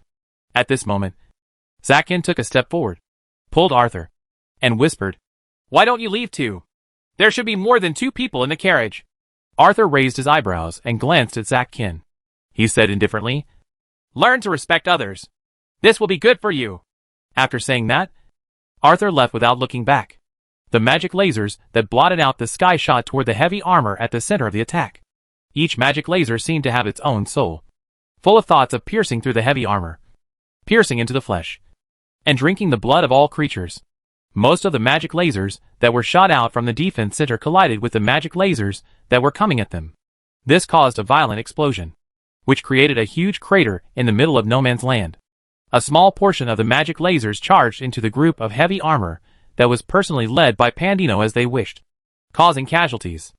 Although they had the advantage of the city shield, the advantage was undoubtedly on Pandino's side. Every magic laser that came from the defense center was accompanied by 10 lasers that shot towards the city shield at the defense center. Because of the lack of magic, they did not dare to turn the city shield's magic to the highest level. Therefore, about a third of the lasers broke through the city shield's protection and directly charged into the defense center, blasting the buildings and the heavy armor that guarded them into pieces. Hashtag. Chapter 447, Surrender. The human shattered body mixed with the shattered metal powder, filling the air with a strange smell of blood. 1 round. 2 rounds. 3 rounds. After many rounds, the potholes in the middle had been blasted into a huge crater. It looked as if it had been hit by a meteorite. In just 2 minutes, the city shield of the defense center was finally completely broken through. The defense center was naked and displayed in front of the heavy armor group led by Pandino. At this time, the defense center's heavy armor had already lost 40%, leaving less than 6,000. Pandino's loss was almost the same. "Ah!" With a shrill cry, an unwilling cry was played through the speaker of the heavy armor. A few hundred meters away from Arthur, a heavy armor broke apart in the air, and a burning human-shaped thing fell from the heavy armor into the air. When the body finally fell to the ground, the soldier did not lose consciousness completely. He opened his mouth slightly and lay back down. He suddenly felt completely at peace. But if he could, he still wanted to choose not to be at peace so soon. After all, he was only 84 years old. There were still many things he wanted to do. He blinked his eyes. For the first time in his life, he found the sky so beautiful. He tried to reach out and touch the lovely sky, but he couldn't because he had no hands anymore. He blinked again and reluctantly wanted to look at the sky again, but he never opened his eyes again. "Surrender. As long as you send Arthur to us, Lord Carmen will forgive your stupidity." Pandino's arrogant voice resounded through the sky. Those who were still by Arthur's side were all loyal old subordinates of the former East God. They were all first-class heavy armor warriors. They were a valuable asset to anyone. Therefore, it was reasonable that Carmen was unwilling to give them up. "It's enough for a subordinate to do what you did. If you do what they did now, I won't blame you." Arthur turned around and looked at the captains around him. After a moment of silence, one of the team leaders shouted, "Commander, we'll give you back the words you said to Zackin." As soon as he finished speaking, everyone burst into laughter. "What a bunch of people who don't know life and death." Arthur looked at his brothers, who had been fighting together for almost a year, and laughed with tears in his eyes. After laughing, Arthur jumped into his heavy armor and pulled out his magic knife. Through the loudspeaker, he shouted at all the heavy armor warriors, "Order! Before we die, everyone must F***King kill one. Our garrison troops will never make a F***King loss." The 6,000 heavy armor warriors pulled out their magic knives at the same time and shouted in unison, "Ha! Kill!" The 6,000 voices gathered together and collided in the air, forming a loud sound that reverberated in the air. It shook everyone's ears on the battlefield. At this time, the military strength of the Pandino army was already 15 times that of the Arthur army. Moreover, there were more than 1,000 Empire fighter jets as support. However, when the sky-shaking sound filled the entire space, many people in the Pandino army felt an inexplicable chill. At this time, Pandino began to feel that it was a mistake for the Empire to always judge the combat strength of an army based on the personal qualities of the commander. In the wilderness thousands of kilometers away from the holy city of beauty, nearly 700,000 heavy armor warriors were pushing forward in a dense manner, with the assistance of 3,000 mages. Due to their large number, they needed to take into account the relationship between the formation and various factors. So the speed of their advance was not considered fast. However, it was not a problem for them to advance to the holy city of beauty within an hour. The spies from the sacred city hadn't returned yet, but the leaders of the grizzly pirates were full of confidence. All kinds of intelligence showed that Casa and Pandino were fighting on their own and that they were united. As long as they killed one of the two forces in one go, then the other force would have no choice but to be like all the other observers. They would obediently prostrate on the ground and submit. At that time, the grizzly pirates would become the true masters of the holy city of beauty. Not long ago, they were just a medium-sized pirate gang. Now, they were about to become the masters of a fortress city. The sense of accomplishment that awaited them was really intoxicating. Unlike all the other leaders, Jamu had the same desire as them. However, there was still a sense of unease lingering in his heart. He did not want to believe Zakin's words, but he knew that the only things that worked in the world were often unfortunate prophecies. Otherwise, he would not have made such an arrangement for Zakin. The closer they got to the city, the more satisfied the people around them were, and the more worried Jamu was. At this moment, someone came from the front and reported, "Captain, we've encountered Casa's people. How many people are there?" "About 800,000. "That many?" The report from the front shocked the other leaders of the grizzly pirates gang, and they even became a little timid. As for the number of enemies and the hesitant answer to his companions, Jamu only had one word: "Kill!" Even though he had doubts in his heart, since he had come this far, there was no turning back. He could only press forward. Hearing Jamu's words, the other leaders were slightly stunned. One by one, they activated their heavy armor and rushed to the front line to command. Although they were at a numerical disadvantage, the difference between 500,000 and 800,000 could be made up with courage. All the leaders of the grizzly pirates had to believe this. This was similar to the recklessness of a recruit. However, this recklessness at least proved that they had not completely lost hope of winning. Although this was in the era of the Empire, it was common for casualties to be in the hundreds of millions. However, this was because before every landing battle, there would always be saturated Empire fire. When heavy armor warriors landed on the ground, the resistance on the ground would usually be exhausted. Therefore, the battle scene of nearly 1,000,000 heavy armor warriors could already be considered spectacular. Unfortunately, due to the fact that they were in the wilderness, the surroundings were dark. This kind of magnificent scene could not be fully displayed. In the darkness, the heavy sound of engines, the sound of magic blades colliding, the sound of heavy armor colliding, and the faint screams formed the most terrifying song of hell. The light from the magic laser that appeared from time to time was always intermittent, illuminating the vast battlefield bit by bit, and illuminating the various aspects of this cruel scene in front of people. Chapter 448, The Real War. They saw their enemy go mad like a demon, screaming through the loudspeaker and cutting their comrade in two. They saw their comrade waving his magic sword. He behaved even more like a demon than the enemy. They heard their own hoarse screams when they felt that their eyes had become blurry because of the blood in their eyes. They felt very deeply for those wars that would kill people hundreds of thousands of kilometers away. What was happening now was like a real war. Yes, it was this bloody thing. The magic sabers cut through the chest of the heavy armor and ignited everything in the air. This was a real war. In the beginning, before everything starts, there would be nothing but fear. But in the middle, as everyone around them started killing enemies, there would be a trace of perverted excitement. However, by the time they reached the end, everyone seemed to have their nerves cut off. They had no intuition at all. They only had the instinct to press the launch button mechanically and wave the magic blade. Rows and rows of heavy armor quickly collided with each other. Then, they quickly fell into the silent wilderness, filling up the ravines in the wilderness bit by bit. Even in such a vast wilderness, the smell of blood was strong, and it was a burning, pungent odor. It also surpassed the smell of the laser explosion, emerging from the ground and spreading in the air. The dry air in the holy city of beauty had become moist. Suddenly, everyone felt a burst of pain in their eyes, and there were many strong lights. The light was as bright as the stars, shining from the sky. The people could not help but put their hands together, thinking that it was a divine manifestation. Yes, to the people of Casa, they were the gods of salvation. But to the people of the grizzly pirates, they were devils. Countless white lights poured down from the Empire, in the direction that these white lights went. Without a doubt, it was the grizzly pirates. Before they could even make a sound, The heavy armor and the Empire's fighter jets that were hit by the white light were disintegrated into the most primitive particles. At this moment, all the craziness came to an abrupt end, and everyone stopped. No one panicked, nor did anyone wail. Everyone from the grisly pirates floated calmly in the air, as if the most devout Christians were waiting for the call of God and waiting for the white light to turn them into the most primitive part of the Empire. Jamu released the control handle, smiled faintly, and muttered to himself softly, "Brother, this must be fate." In the distant Empire, there was a person who grabbed his face with both hands. It was as if he wanted to smash his face. His entire body twisted into a ball, and he could not stop trembling. His waist was somewhat sickly hunched because he wanted to suppress the strong emotions that erupted from every cell. This person was none other than Zakkin, who Arthur had personally sent to the armored carriage. A few minutes ago, he had just arrived at Port 3.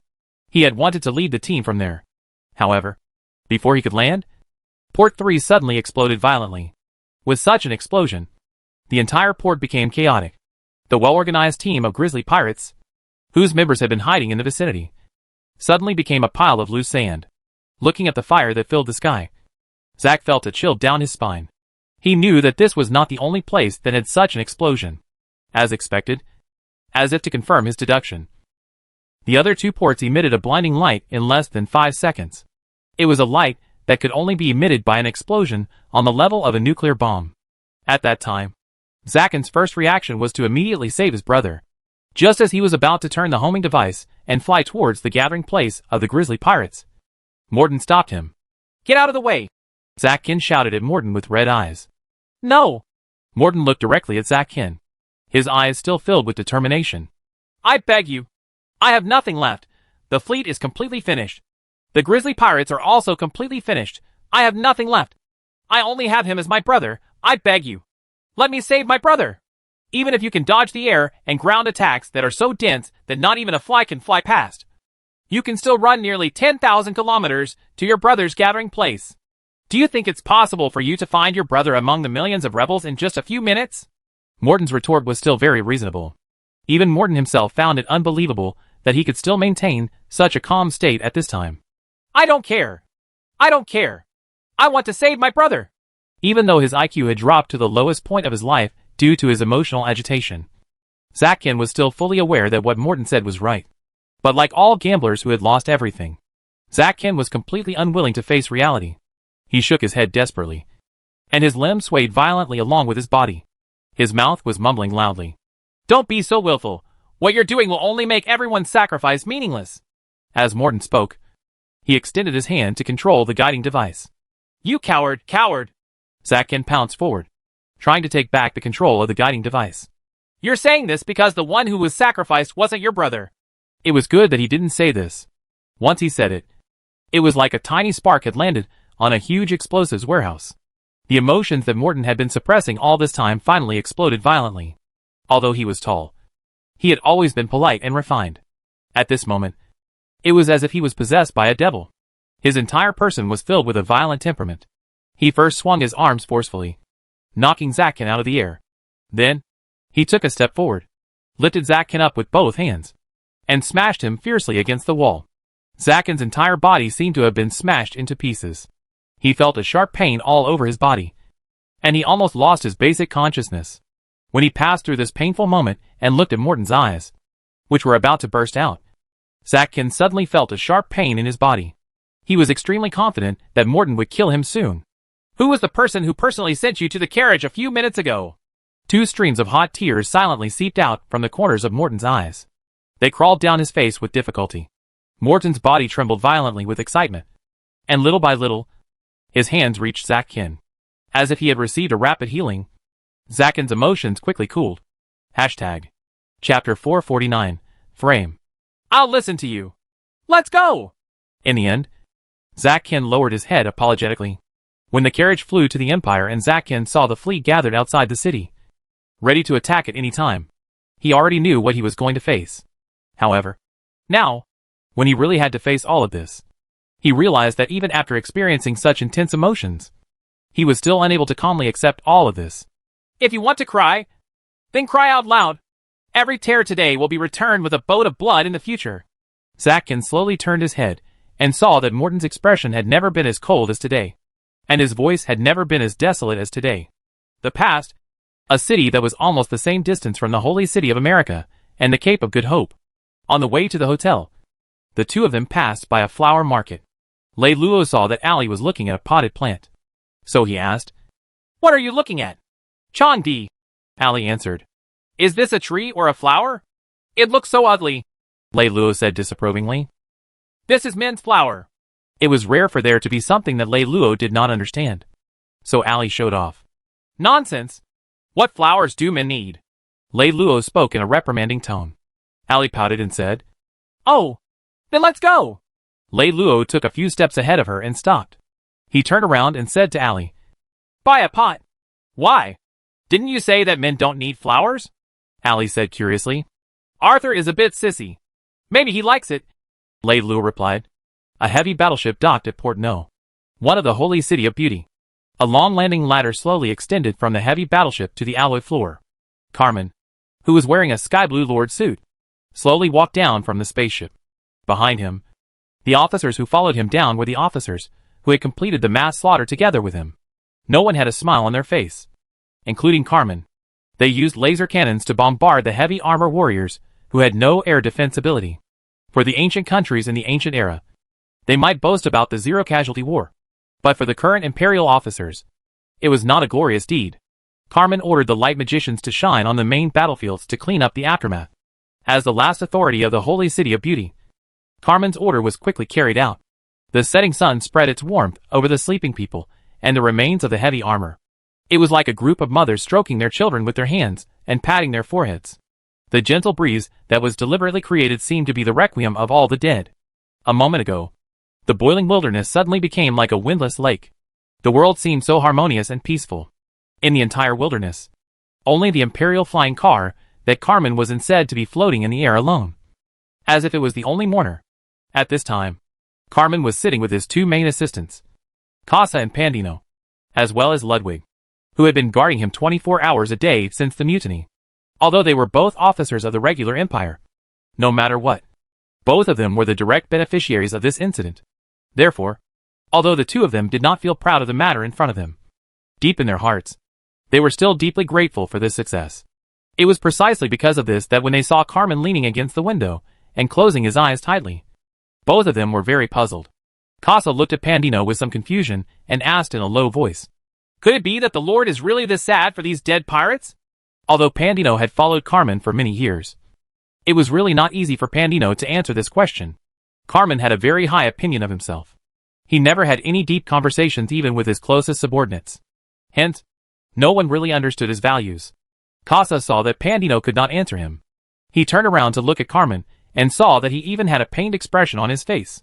After hesitating for a while, Casa reached out to touch Carmen, wanting to comfort him. When he touched Carmen, Casa was surprised to find that Carmen's body was trembling slightly. Casa finally couldn't hold it in anymore and asked, "Lord, what's wrong with you? If they don't die today, we will be the ones to die. You're not that kind. Are you? Do you think I'm sad for these dead pirates?" At this moment, Carmen finally opened his eyes. "If not for them, then Lord, you?" Casa was even more puzzled. "All of us have been framed by that old bastard." "Strikey," Carmen said through gritted teeth. Seeing Carmen's hateful expression, Pandino saw that something was wrong. So he quickly came forward. Lord Carmen, what exactly is going on? Do you see it?" Carmen pointed outside the Imperial shuttle. The ground was littered with corpses, and he smiled miserably. "It would be fortunate if we could have such a happy ending in the future." "Lord, what did you say?" Casa didn't know why Carmen would say that, but he knew that Carmen wouldn't say that for no reason. For the first time in a long while, he felt afraid. "Do you know who launched the attack on us this afternoon?" Carmen looked at Casa and Pandino's eyes, which were already full of red blood. Casa and Pandino were so scared by Carmen's strange behavior that their mouths were wide open, unable to say a word. "It's Lei Luo," Carmen said word by word. "Lord, when did you know about this?" As Pandino spoke, he could not help but clench his fists. "At the moment we fired the cannon, Strikey told me through the news." Casa subconsciously reached out to touch his throat, because his throat suddenly felt dry. "Lei Luo is only in his teens, yet he has such accomplishments today. This can't be out of thin air. His performance in many aspects is too outstanding. Without a strong mentor or a strong teacher group behind him to support him, this is impossible. Before thoroughly understanding Lei Luo's background and whether he has a strong force behind him to support him, Strachey would not have dared to act rashly. Chapter 450. It was me who harmed him. Pandino raised his head and looked at the ceiling helplessly. Now that things have come to this, there's no turning back. We can only obediently be tied to the consequences of Strachey's actions. Sigh. When immortals fight, mortals suffer. At this time, Ludwig, who had been silent all this time, finally said, The Heaven Breaker is also a human. If it's a human, it can be defeated. No matter how powerful Lei Luo is. Isn't he still in dire straits? Why is there a need to lose his will to such an extent? Casa and Pandino looked at him angrily. They knew that even 200 of them could not defeat him. So they could only snort coldly and turn their heads away. Carmen also shook his head helplessly. You are a warrior. So this is not your fault. You will know in the future. I only hope that you can continue to live. It had been several hours since he had laid down. But Lei Luo had not been able to sleep peacefully. His hands and feet were cold. And his head was constantly covered in cold sweat. What made Lei Luo feel the strangest was that even he himself did not know what was going on. His heart was constantly trembling. It was as if there was something that he could not grasp. It always lingered around him, making him feel inexplicably powerless. In this strange feeling, Lei Luo forced himself to sleep, because his body was too weak, and he needed to rest. After a while, when he finally began to fall asleep, he heard his door being suddenly knocked open. Lei Luo wanted to jump up immediately, but he didn't have the strength to do so. He could only open his eyes to see what was happening. As a result, he saw Morton and Zack Kin, who were disheveled, and Ali, who was standing aside in panic.